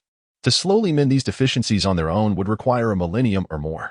Yet within the fully operational dreaming marriage secret realm, they could achieve all this in just 28 days of rigorous trials. One cannot help but commend the celestial being who created the chat group.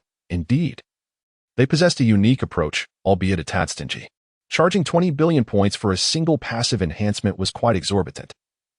How could one properly cultivate group members with such frugality? Chen Yi, on the other hand, was generous, investing 10 billion passive enhancements for each individual, thus depleting a staggering amount of the 7th Dreaming Marriage Secret Realm's foundational laws, 3 units, in just 28 days. It is worth noting that the 7th Secret Realm had been active for over 8,000 years and had consumed less than 0, one of its foundational laws. Never fully unleashed before, its immense potential had long been suppressed. Only when Chen Yi intervened did it finally reveal its true value. Alas, it is regrettable that such joyous times are fleeting. With the month nearing its end, the monitoring system was on the verge of returning to normal. And soon they would come to inspect, thus Chen Yi needed to extricate himself early and erase all traces of his usage. Indeed, not bad. Everyone has trained quite well. And it is time to settle the rewards. With a thought, Chen Yi's hidden consciousness began to stir. Chapter 86, Eating and Taking, Ego. You are a bit wicked.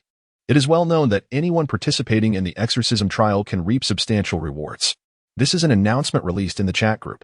In order to avoid discrepancies, Chen Yi had no choice but to comply. Suddenly, the entire dreamland of marriage trembled, and all the nightmarish spirits dissipated in an instant, leaving a group of trial takers sprawled on the ground, gasping for breath. The next moment, aside from the 76 stowaways, all other legitimate members of the chat group were presented with reward settlement panels. Ding! The trial taker hidden path cultivator, group leader of the second group, challenged the ultimate purgatory mode.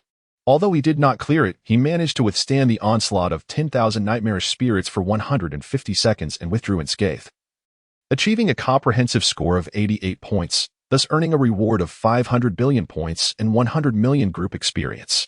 Ding! Your 2 group members Meow Meow to Funny and Super Invincible Maya performed excellently in this trial, collectively earning a reward of 80 billion points. With an additional 50 distribution ratio, you receive 40 billion points. The rewards have been credited to your personal account. Please check. What the heck? Brother, you are truly invincible, reaping rewards effortlessly. Yiwuchen was momentarily stunned when the settlement panel appeared. According to the common rules of the exorcism dungeon, as long as the passive ability of Divine Mandate was triggered, it would be deemed a trial failure, resulting in no rewards whatsoever, and even a deduction of points and group experience.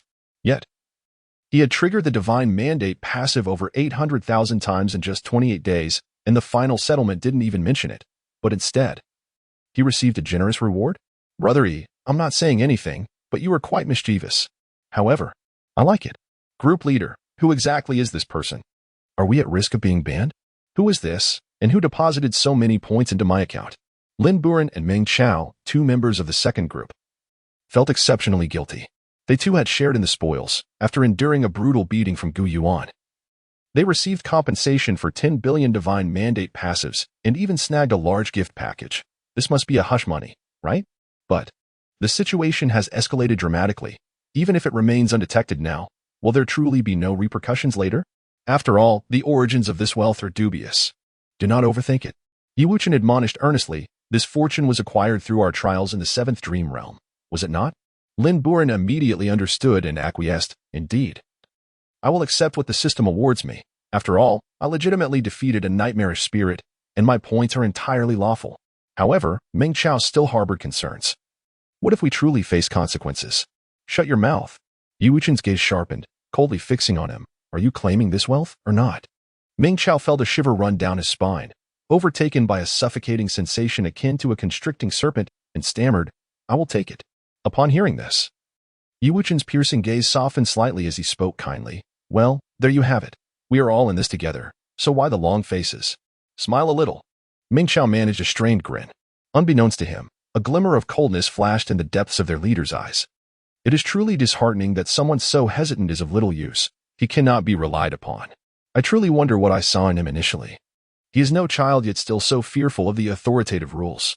Casting a glance at Gu Yuan, Qin Xin, and Lu Bo, who were lamenting their failure to eliminate more nightmarish spirits, Yu Wuchen could not help but feel a pang of regret. Look at them, they seem entirely unbothered, even complaining that the stakes are not high enough. It is quite laughable. The trio I deemed inept is, in fact, not so.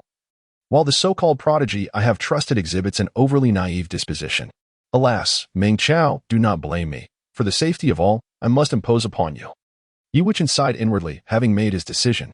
Meanwhile, on the other side, Chen Yi followed the proper procedures and arranged a substantial reward for himself, 100 billion points and 200 million group experience. It was not that he desired less, rather, as this was his first foray into the exorcism dungeon, there were limitations on rewards during the novice protection period.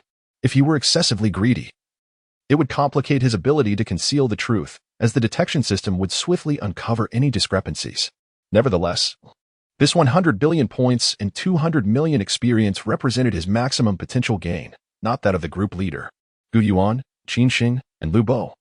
As seasoned members, accrued considerable rewards. Just the additional 50 points from the group leader's privilege amounted to over 300 billion. Coupled with the scattered minor contributions from other members, Chen Yi's personal account balance had surged past 500 billion. Yet, for reasons unknown, as he gazed upon the long string of digits in his account, Chen Yi felt an inexplicable sense of ennui. In times of poverty, he had found points hard to come by, yearning for a substantial windfall.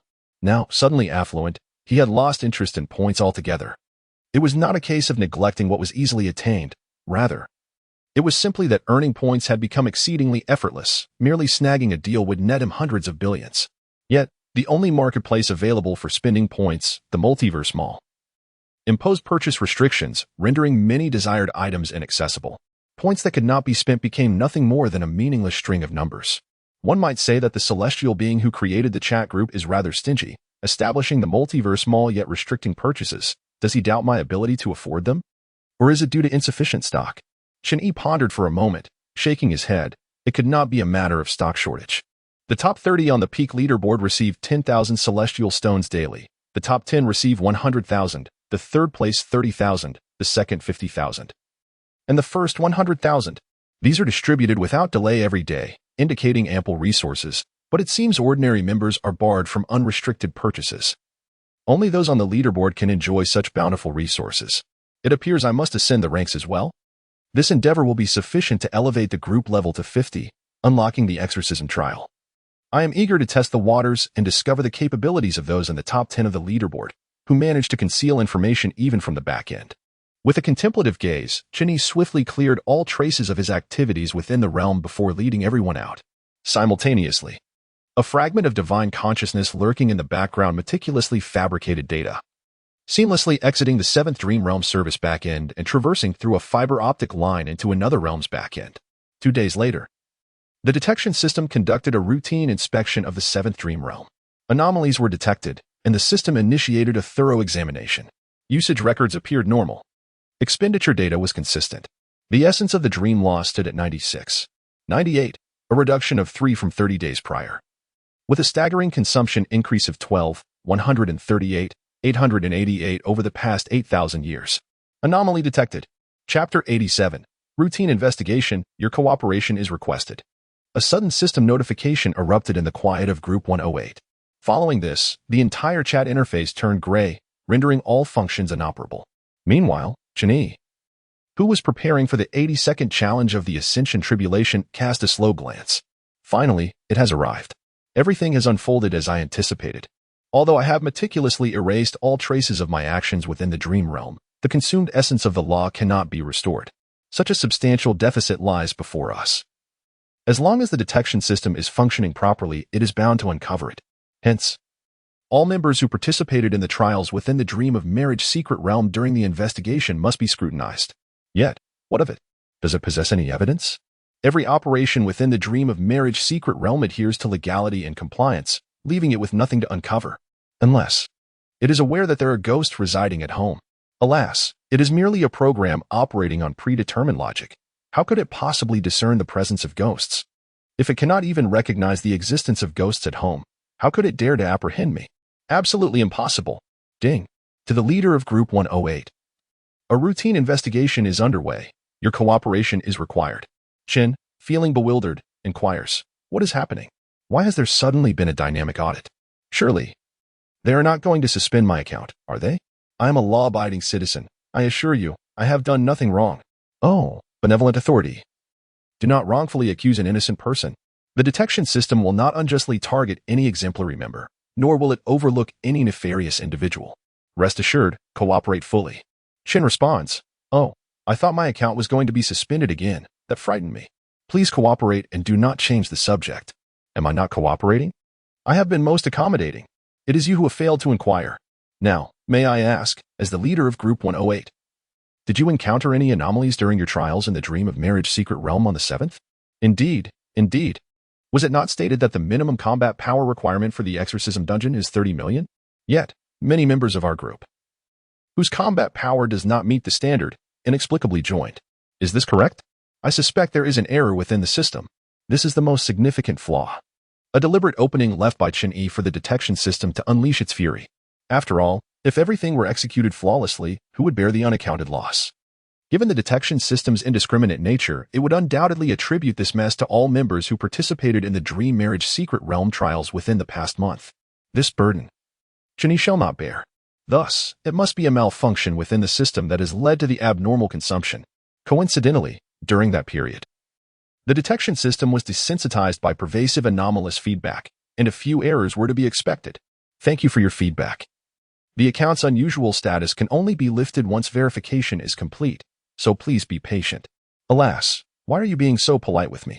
Well, maintaining a healthy and conducive platform environment is the responsibility of every member, and I have cooperated fully. When will my account be unblocked? The system is busy. Please try again later.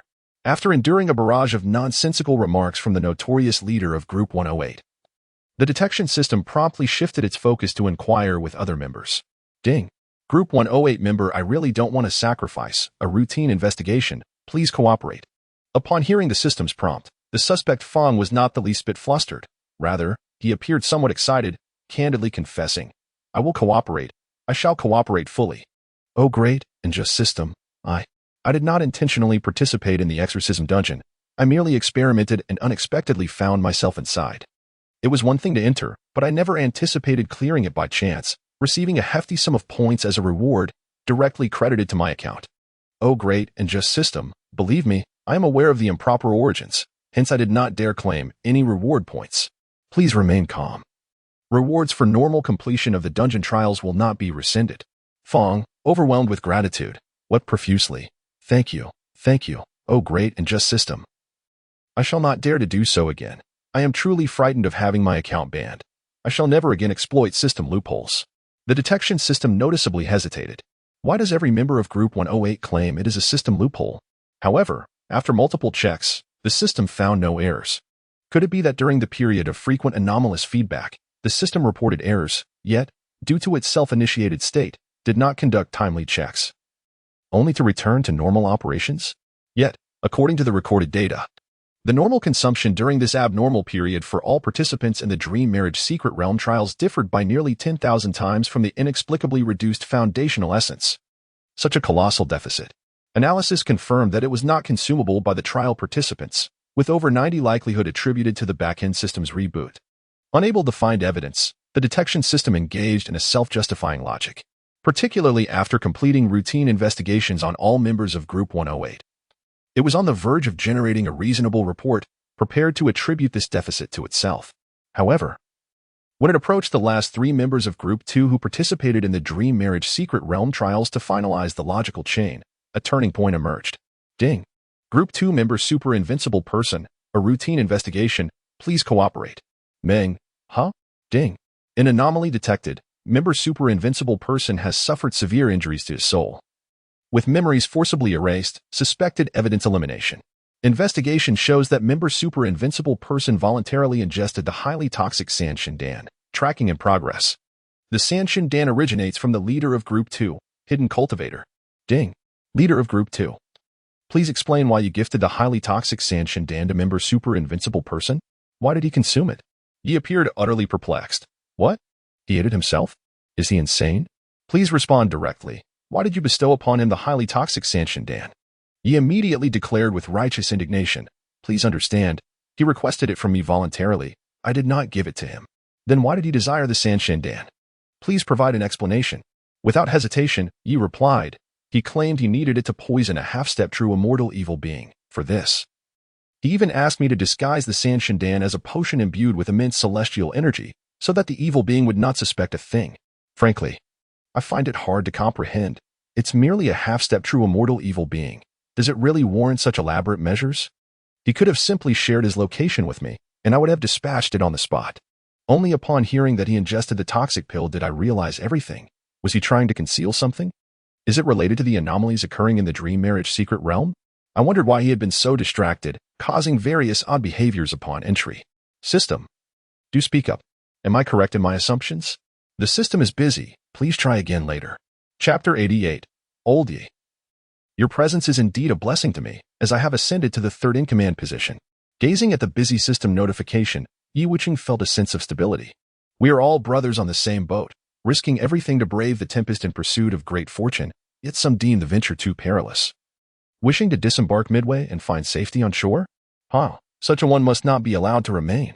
To merely ensure my survival would be the last act of mercy I extend as the leader, should the helmsman take action. You would only meet a fate devoid of witnesses.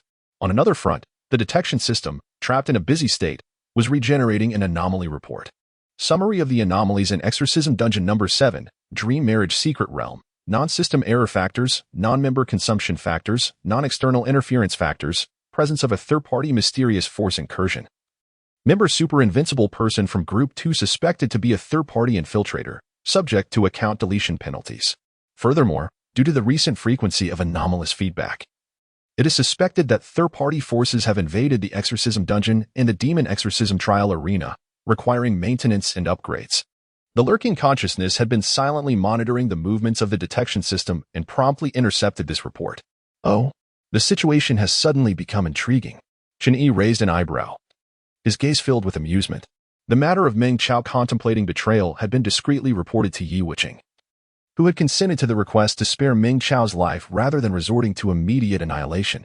However, unexpectedly, this momentary lapse in judgment led the detection system to make erroneous conclusions. Not only did it fail to recognize the presence of a ghost within the household, but it also mistakenly believed that an intruder had breached the premises. This is truly remarkable. To expel the non-existent intruders, one must arm the family. What maintenance and upgrades? This is clearly a grand feast prepared by one who is inadequately nourished. Initially, the lurking spirit could only linger in the peripheral regions, repeatedly failing in its attempts to penetrate the inner sanctum. Ultimately, it opened the main gate for itself, granting Chen Yi the opportunity to strike at the heart of the matter. To put it succinctly, this round of maintenance and upgrades will transform the lurking spirit from a rogue virus into a legitimate administrator. At that point, it shall act at will. If the detection system raises any objections, it will simply shift the blame to the so-called third-party forces, admonishing them for their lax oversight and urging them to reflect on their own shortcomings, all while dismissing any doubts about the family members. Old Yi, how fortunate I am to have you. Every encounter with you seems to herald good fortune. Chen Yi could not help but marvel. If the likes of Fang Zheng and Gu Yuan are rare and formidable warriors, then Yi Wucheng is an elusive harbinger of fortune. After all, luck is the most ephemeral of phenomena. While it may not always lead to favorable outcomes, it certainly will not culminate in misfortune. It appears that in the future, Yi Wucheng's counsel must be given due consideration. Before long, as the report from the detection system was uploaded and the Hunyuan creation disk was archived for the master's review, the maintenance and upgrade commenced. In an instant, all members of the chat group were forcibly disconnected, and the system panel transformed into an inaccessible gray. Once Chen Yi confirmed that the celestial power from the immortal realm had not revived, he immediately began to act with impunity. A treasure unbridled by its master is akin to a toy at the mercy of its wielder, while an ordinary person might fear the inscrutable reckoning from a master. Who is the esteemed Yu Jiazun? He is unconcerned with such trivialities. What nonsense about celestial powers? He embodies the essence of such beings, trusting the detection system's internal back-end. Chen Yi unabashedly plunged his metaphorical dagger deep. Anomalous feedback indicated that the third-level evil suppression dungeon appeared to be influenced by third-party forces, thus requesting intervention from the detection system. Acknowledged, currently under examination. Anomalous feedback indicated that the first-level demon extermination trial ground seemed to harbor third-party forces, thus requesting intervention from the detection system. Acknowledged, currently under examination. Anomalous feedback. The system is busy, please try again later. In no time, the lurking spirit maximized the detection system's performance, inundating it with so much anomalous feedback that it was overwhelmed. Only when the detection system was on the brink of collapse did Chen Yi finally sheath his metaphorical knife and turn his attention to infiltrating the core backend permissions. The Hunyuan creation disk holds supreme authority, bearing the imprint of a mysterious celestial will, rendering it immovable. The detection system holds second-tier authority, yet, as a branch of the Hunyuan creation disk, it too remains static. The information processing core backend serves as the operational nucleus for various commands within the chat group, possessing third-tier authority, and is a derivative auxiliary branch of the Hunyuan creation disk, thus it is movable. As for the lowest tier backend for dungeon processing, it is unnecessary to elaborate, as Chen Yi had already navigated it with ease. Moreover, owing to his prior experience with the dungeon backend, Chen Yi was well acquainted with its workings. The protective barriers during the maintenance upgrade were no match for his intrusion, particularly with the detection system incapacitated, leaving no obstacle to impede his advance. Soon, the agile spirit infiltrated the information processing core backend, successfully integrating itself and replacing a segment of the information transmission pathway. This position is pivotal, serving as a crucial link between the upper and lower echelons. In simpler terms, it determines which commands can be issued for the operation of the secret realm, and the content of the realm's feedback must undergo his scrutiny before it can be uploaded. The authority he holds is immense. In another dynasty, he would assume a role akin to that of a cabinet minister. The detection system, by contrast, resembles the Jinui, a secret police force. Although granted authority by the imperial power to act without prior approval, its control over the various secret realms pales in comparison to his own, rendering it incapable of casually probing into his affairs. With a smirk, Chen Yi began to infiltrate the information from above while accessing previously forbidden secrets. The peak ranking first place, combat power, realm, identity, a group leader, duration of membership, 10,000 years. Peak ranking second. Peak ranking 11th, the eldest daughter of the Han family in Gaodao, combat power, 20,500,000,000. Realm, early celestial immortal, identity, a group member. Duration of membership, 9,900 years. Peak ranking 12th. Wait, is this a mistake? The confidentiality of the top 10 rankings is so intense. I have reached the third highest position, yet I still cannot access this information. The 11th place boasts a combat power of 20,500,000,000 in the early celestial immortal stage. How formidable must the top 10 be? Returning to the matter at hand, is the celestial immortal stage the next step after the true immortal stage? How exactly is the realm of immortals delineated? Let me take a look. As the third in command, surely I can access this information. Chapter 89, Outline of Immortal Path Cultivation. Have my years of cultivation been misguided? It turns out that even as the third in command of the chat group, prior to entering the core of the primordial creation disk, I can only access intermediate confidential materials.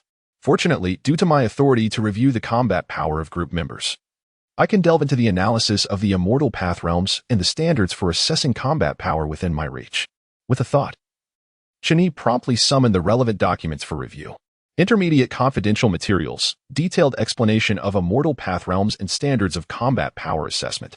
Pseudo-immortal realm, also known as the spiritual immortal realm, it refers to a cultivator breaking through the limits of the mortal path, refining the immortal body, forming a self-circulating spiritual resonance, and liberating oneself from the constraints of the heavenly and earthly spiritual resonance. Combat power range, 1 billion to 2 billion. True immortal realm, based on the pseudo-immortal realm, it involves nurturing laws and refining the self-circulating immortal body into a domain of Tao, when the Tao cultivated is eternal. The self will endure. Combat power range, over 2 billion but under 100 billion. Celestial immortal realm, building upon the true immortal realm. It entails releasing the internal Tao domain, creating heaven and earth, and amalgamating myriad laws, where the Tao domain manifests and the words spoken become law. Combat power range, over 200 billion but under 500 billion. Profound immortal, the essence of this realm lies in its enigmatic nature, signifying the transformation of one's Tao domain into a miniature universe, aligning one's heart with the heavenly heart. Should the Tao heart waver, one risks losing oneself, falling into an unknown and ominous state. Combat power range, 0 to 1 trillion, specific circumstances to be analyzed individually. Golden immortal realm, The will is inscribed upon the river of time and space, transcending past and present, enabling the observation of future possibilities and making optimal choices. Combat power range, 1 trillion to 3 trillion. Subsequent content pertains to advanced confidential materials, which I lack the authority to access. Preliminary plan. Once a golden immortal appears on the peak ranking, the Immortal Realm Trial segment will be activated, currently under design. So, this is how immortals cultivate? What then have my years of practice amounted to? Chen Yi found himself deep in contemplation. He was already familiar with the cultivation content of the pseudo-immortal realm. As the Ziwei continent had once been a pseudo-immortal realm, leaving behind corresponding ancient texts which guided his cultivation. Even though he lacked the chat group's provision of immortal essence stones for training and was unable to refine an immortal body, he was fortunate to have the sponsorship of the Zishao Divine Lightning Essence from the Immortal Ascension Tribulation, allowing him to craft an alternative version of the Zishao Lightning Body based on the Immortal Body template. While he could not achieve the hallmark effect of self-circulating spiritual resonance, preventing him from attaining immortality, in all other respects, his body was comparable to the immortal body, particularly in terms of capacity, which exceeded the standards recorded in ancient texts. It was precisely due to this that he could continue to engage joyfully with the Immortal Ascension Tribulation, continuously absorbing its power to enhance his own. Otherwise, relying solely on his still mortal frail body would have rendered him incapable of containing much of the Zishao Divine Lightning Essence. Nonetheless, Chen Yi's understanding of the pseudo-immortal realm aligned with the system's description. Different paths lead to the same destination. However, from the true immortal realm onward, there appeared to be discrepancies. Due to the lack of such advanced documentation preserved in the Ziwei continent, upon hitting a bottleneck, he had to rely on intuition and speculation, all while navigating the Immortal Ascension Tribulation, ultimately forming his own unorthodox methods. Should it be deemed unorthodox? After all, he was unaware of what kind of Dao domain he should refine his internal self-circulation into, as he had yet to achieve this hallmark accomplishment. He merely clung to the Immortal Ascension Tribulation, absorbing until he could no longer do so, then retreating to reflect on his gains and losses, and once sufficiently settled, he would return to absorb again, perpetuating this cycle for over 80 iterations. During this time, as his true self grew increasingly substantial, the Ziwei could hardly sustain him. Thus he had no choice but to retreat into the illusory star cave, employing array techniques to suppress his essence, subsequently refining the excess Zishao Divine Lightning Essence into avatars to represent his true self in the world. He even believed that this was the way of cultivation for immortals, thinking he merely lacked a trivial amount of immortal essence, which could be supplemented given the opportunity. However, upon reviewing the outline of the immortal path cultivation, he realized that his previous understanding was fundamentally flawed.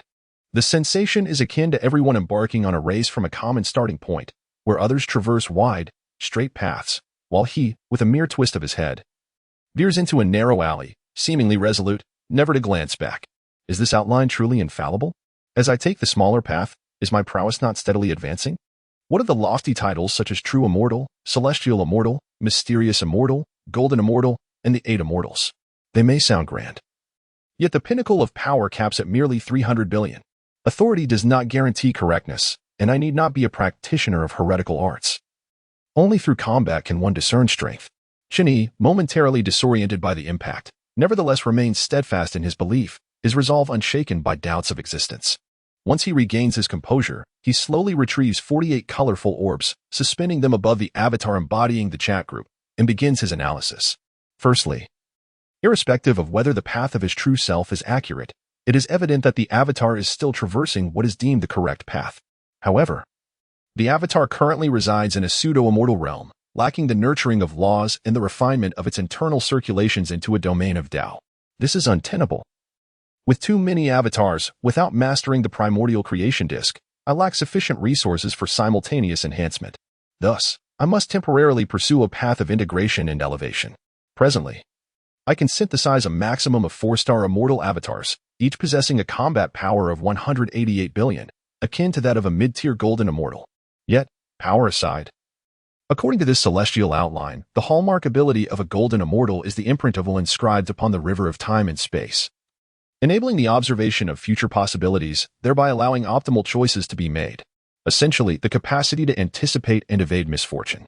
Therefore, the abilities of evasion and prediction should be maximized, alongside the external domain of the celestial immortal in the miniature universe created by the mysterious immortal.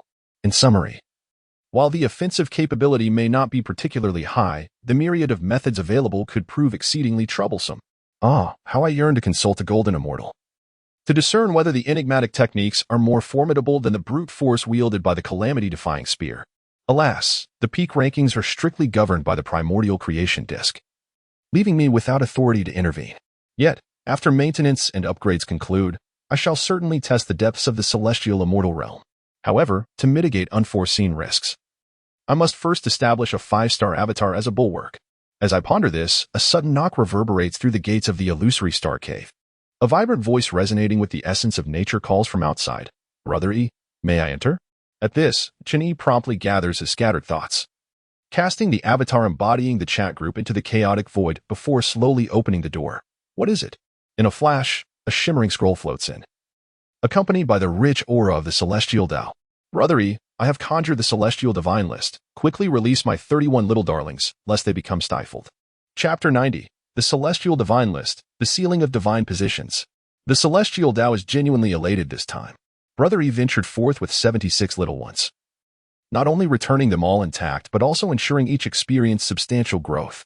Among them, 31 have transcended to the tribulation stage, sheltered by Brother E within the illusory star cave to evade the trials of ascension, while the remaining 45 are on the verge of breaking through, requiring only another outing with Brother E to attain their advancement.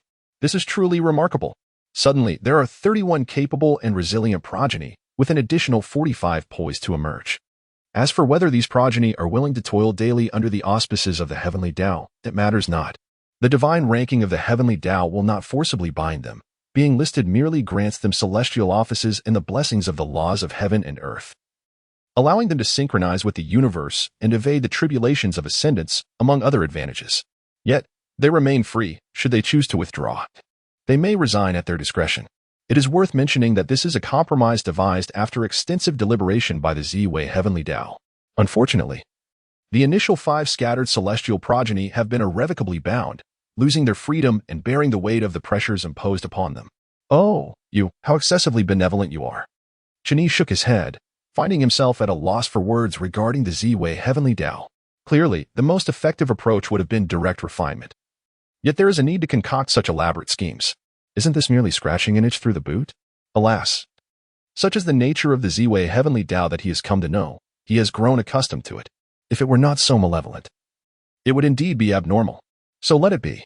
With this thought in mind, Chen Yi unfurled his grand sleeves, releasing the 31 newly ascended tribulation survivors who had fainted.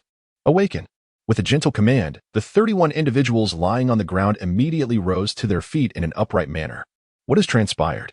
Did I just get struck down by a single blow? A sense of foreboding began to gnaw at them, as if an unseen threat hovered behind. That aura of the heavenly Tao feels so familiar. Have I returned home? What is this radiant scroll?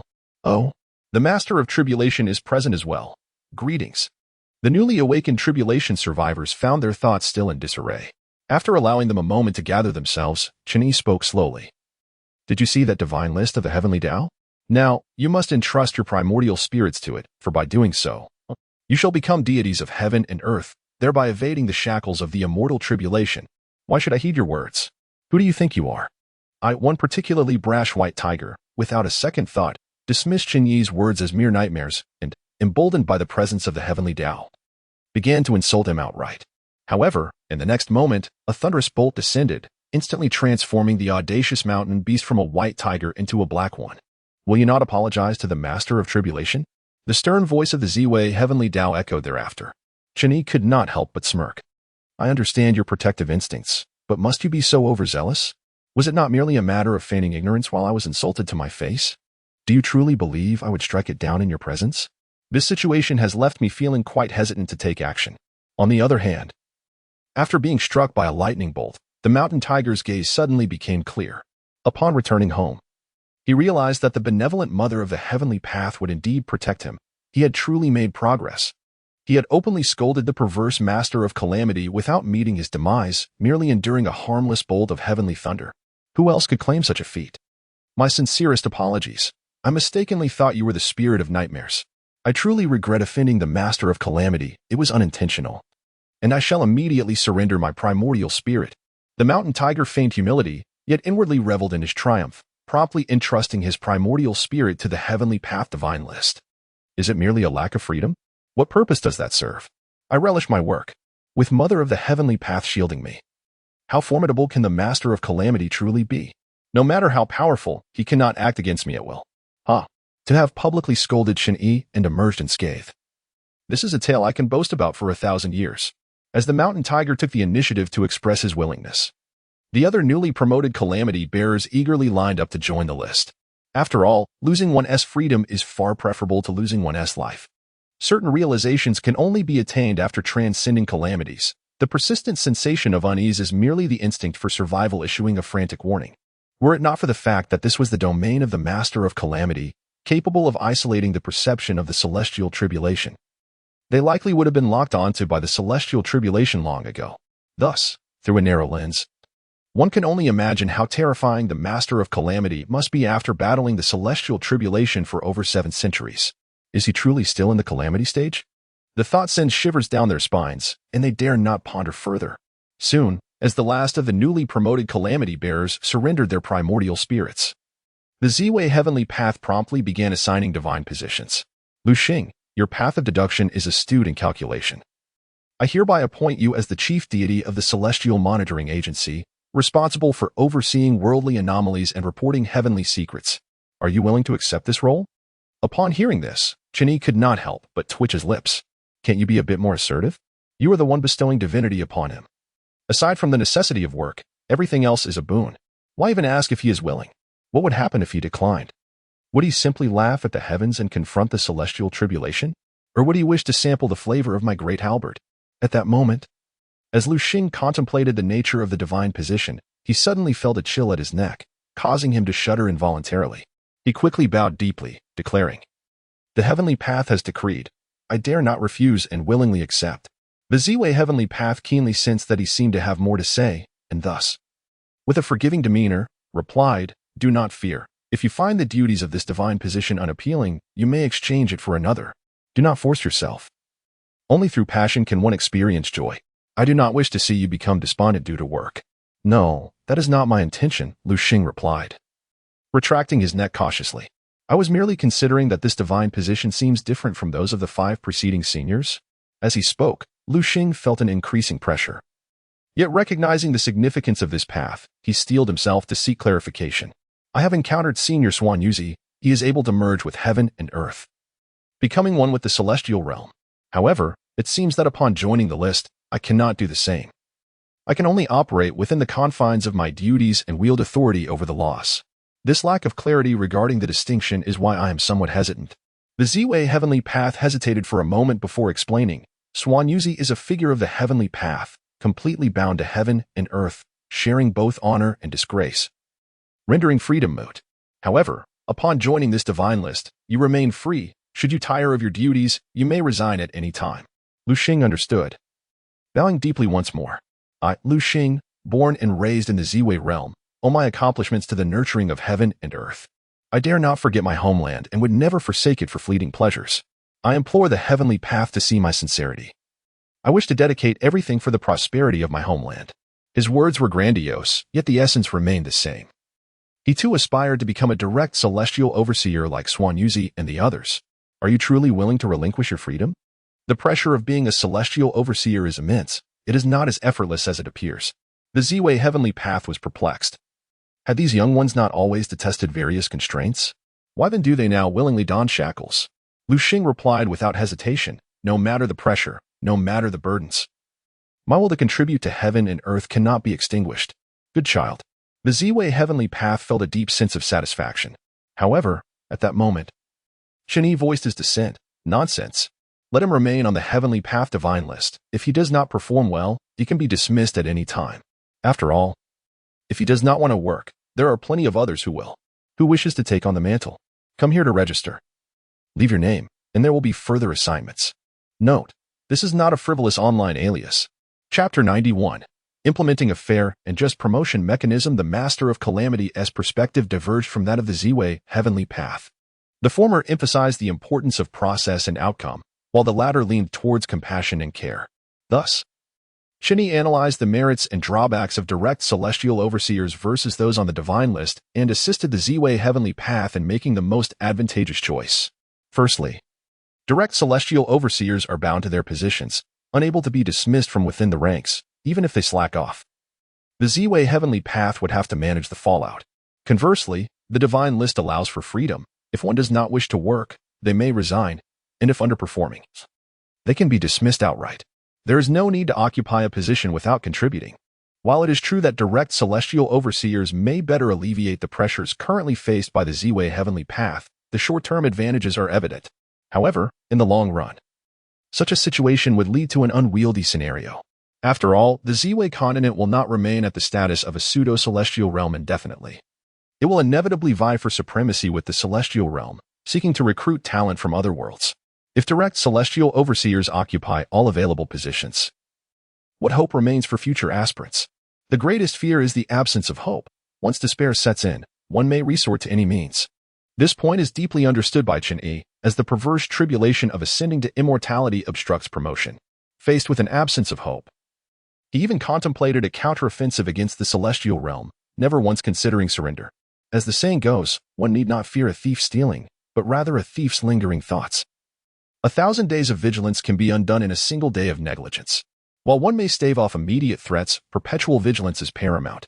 Thus, from the outset, a fair and just promotion mechanism must be established, with a commitment to implement a system that allows for both ascension and demotion, reinforcing assessment standards and enhancing work conditions, thereby fostering a clear directive where the capable rise and the inept fall. However, the nurturing initiative in the Z-Way celestial realm is still in its infancy and lacks sufficient personnel. Consequently, as local denizens, they possess a distinct advantage. Yet, should an abundance of talent emerge in the future and their abilities fail to keep pace, early retirement may be their only recourse. In summary, the quota for direct governance by the celestial authority must not be granted lightly. The allocation of direct oversight positions to figures such as Zhang Suzi reflects both a lack of understanding during this nascent period and a necessary clemency for their prior struggles against the tribulation of ascension. Brothery, since they sincerely wish to contribute to the cosmos, what if we stop right there? Everything else is negotiable, but this matter is non-negotiable. Witnessing Brother Yi's resolute stance, the Z-Way celestial authority had no choice but to acquiesce. Then Lu Xing, you shall take your place on the list. As long as you possess this genuine intent to serve the cosmos, you can shine brightly wherever you are. With the decree from the esteemed Yu Jiezun, Lu Xing dared not express dissent. He immediately bowed deeply and solemnly declared, I am willing to serve as the Lord God of the Celestial Patrol, and I shall be diligent, leaving no room for negligence. As soon as the words left his lips, a radiant and arcane celestial rune gradually emerged from the divine roster, inscribing itself upon Lu Xing's forehead. Thus, the first celestial official of the Z-Way realm was born, the Lord God of the Celestial Patrol, tasked with monitoring worldly anomalies and reporting them to the celestial mechanism. Though the position may not be lofty, its authority is significant.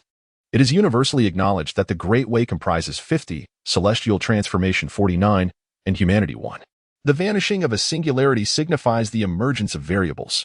These variables remain uncontrollable, and the risks they entail are boundless. Furthermore, the celestial order has an overwhelming multitude of matters to oversee, making it virtually impossible to identify every variable in a timely manner. Only when their influence escalates does it garner attention. When the impact of these variables is substantial enough to attract the notice of the celestial order, it is inevitably not a trivial matter. Take, for instance, the recent elevation of status within the Z-Way continent, where monumental changes transpire with every passing moment. An unremarkable stone, dislodged by the wind, plummets into a lake, creating ripples that ultimately lead to the breach of a riverbank, resulting in catastrophic floods that engulf numerous villages, claiming the lives of countless innocent beings. The fates of these lives were not meant to unfold in such a manner. However, the emergence of a seemingly insignificant variable shatters the existing framework, giving rise to a multitude of complications. By the time the Z-Way celestial order reacts, the situation has solidified, leaving it with no choice but to painfully address the aftermath, reallocating the lives of those innocently lost into new incarnations, thus significantly increasing the workload. Hence, the duty of the Celestial Watcher is to monitor every minute variable in the world, reporting any signs of escalation to the heavenly machine. In times of dire urgency, they possess the authority to act first and report later, exercising discretion as necessary. Guardian of the heavens, unless there's pressing business, I shall take my leave. Lu Xing. After feeling the weight of authority bestowed by the celestial runes, sensed an overwhelming pressure upon his shoulders and promptly bowed in farewell. Chen Yi nodded slightly. Do your best. Next, Lu Xing turned and exited as Shan Biao and a robust man approached, jostling one another. White Tiger Shan Biao, a master of combat. Wielding the lethal force of the metal element, I beseech the celestial order to bestow upon me a position. Su Zhamping of the human race. A body cultivator endowed with the strength to move mountains, I implore the celestial order to grant me a role. The Ziwei celestial order was indeed gratified, showing particular favor to those eager to take on responsibilities. Shan Biao, as you command the lethal force of the metal element, I decree that you shall be the White Tiger Watcher.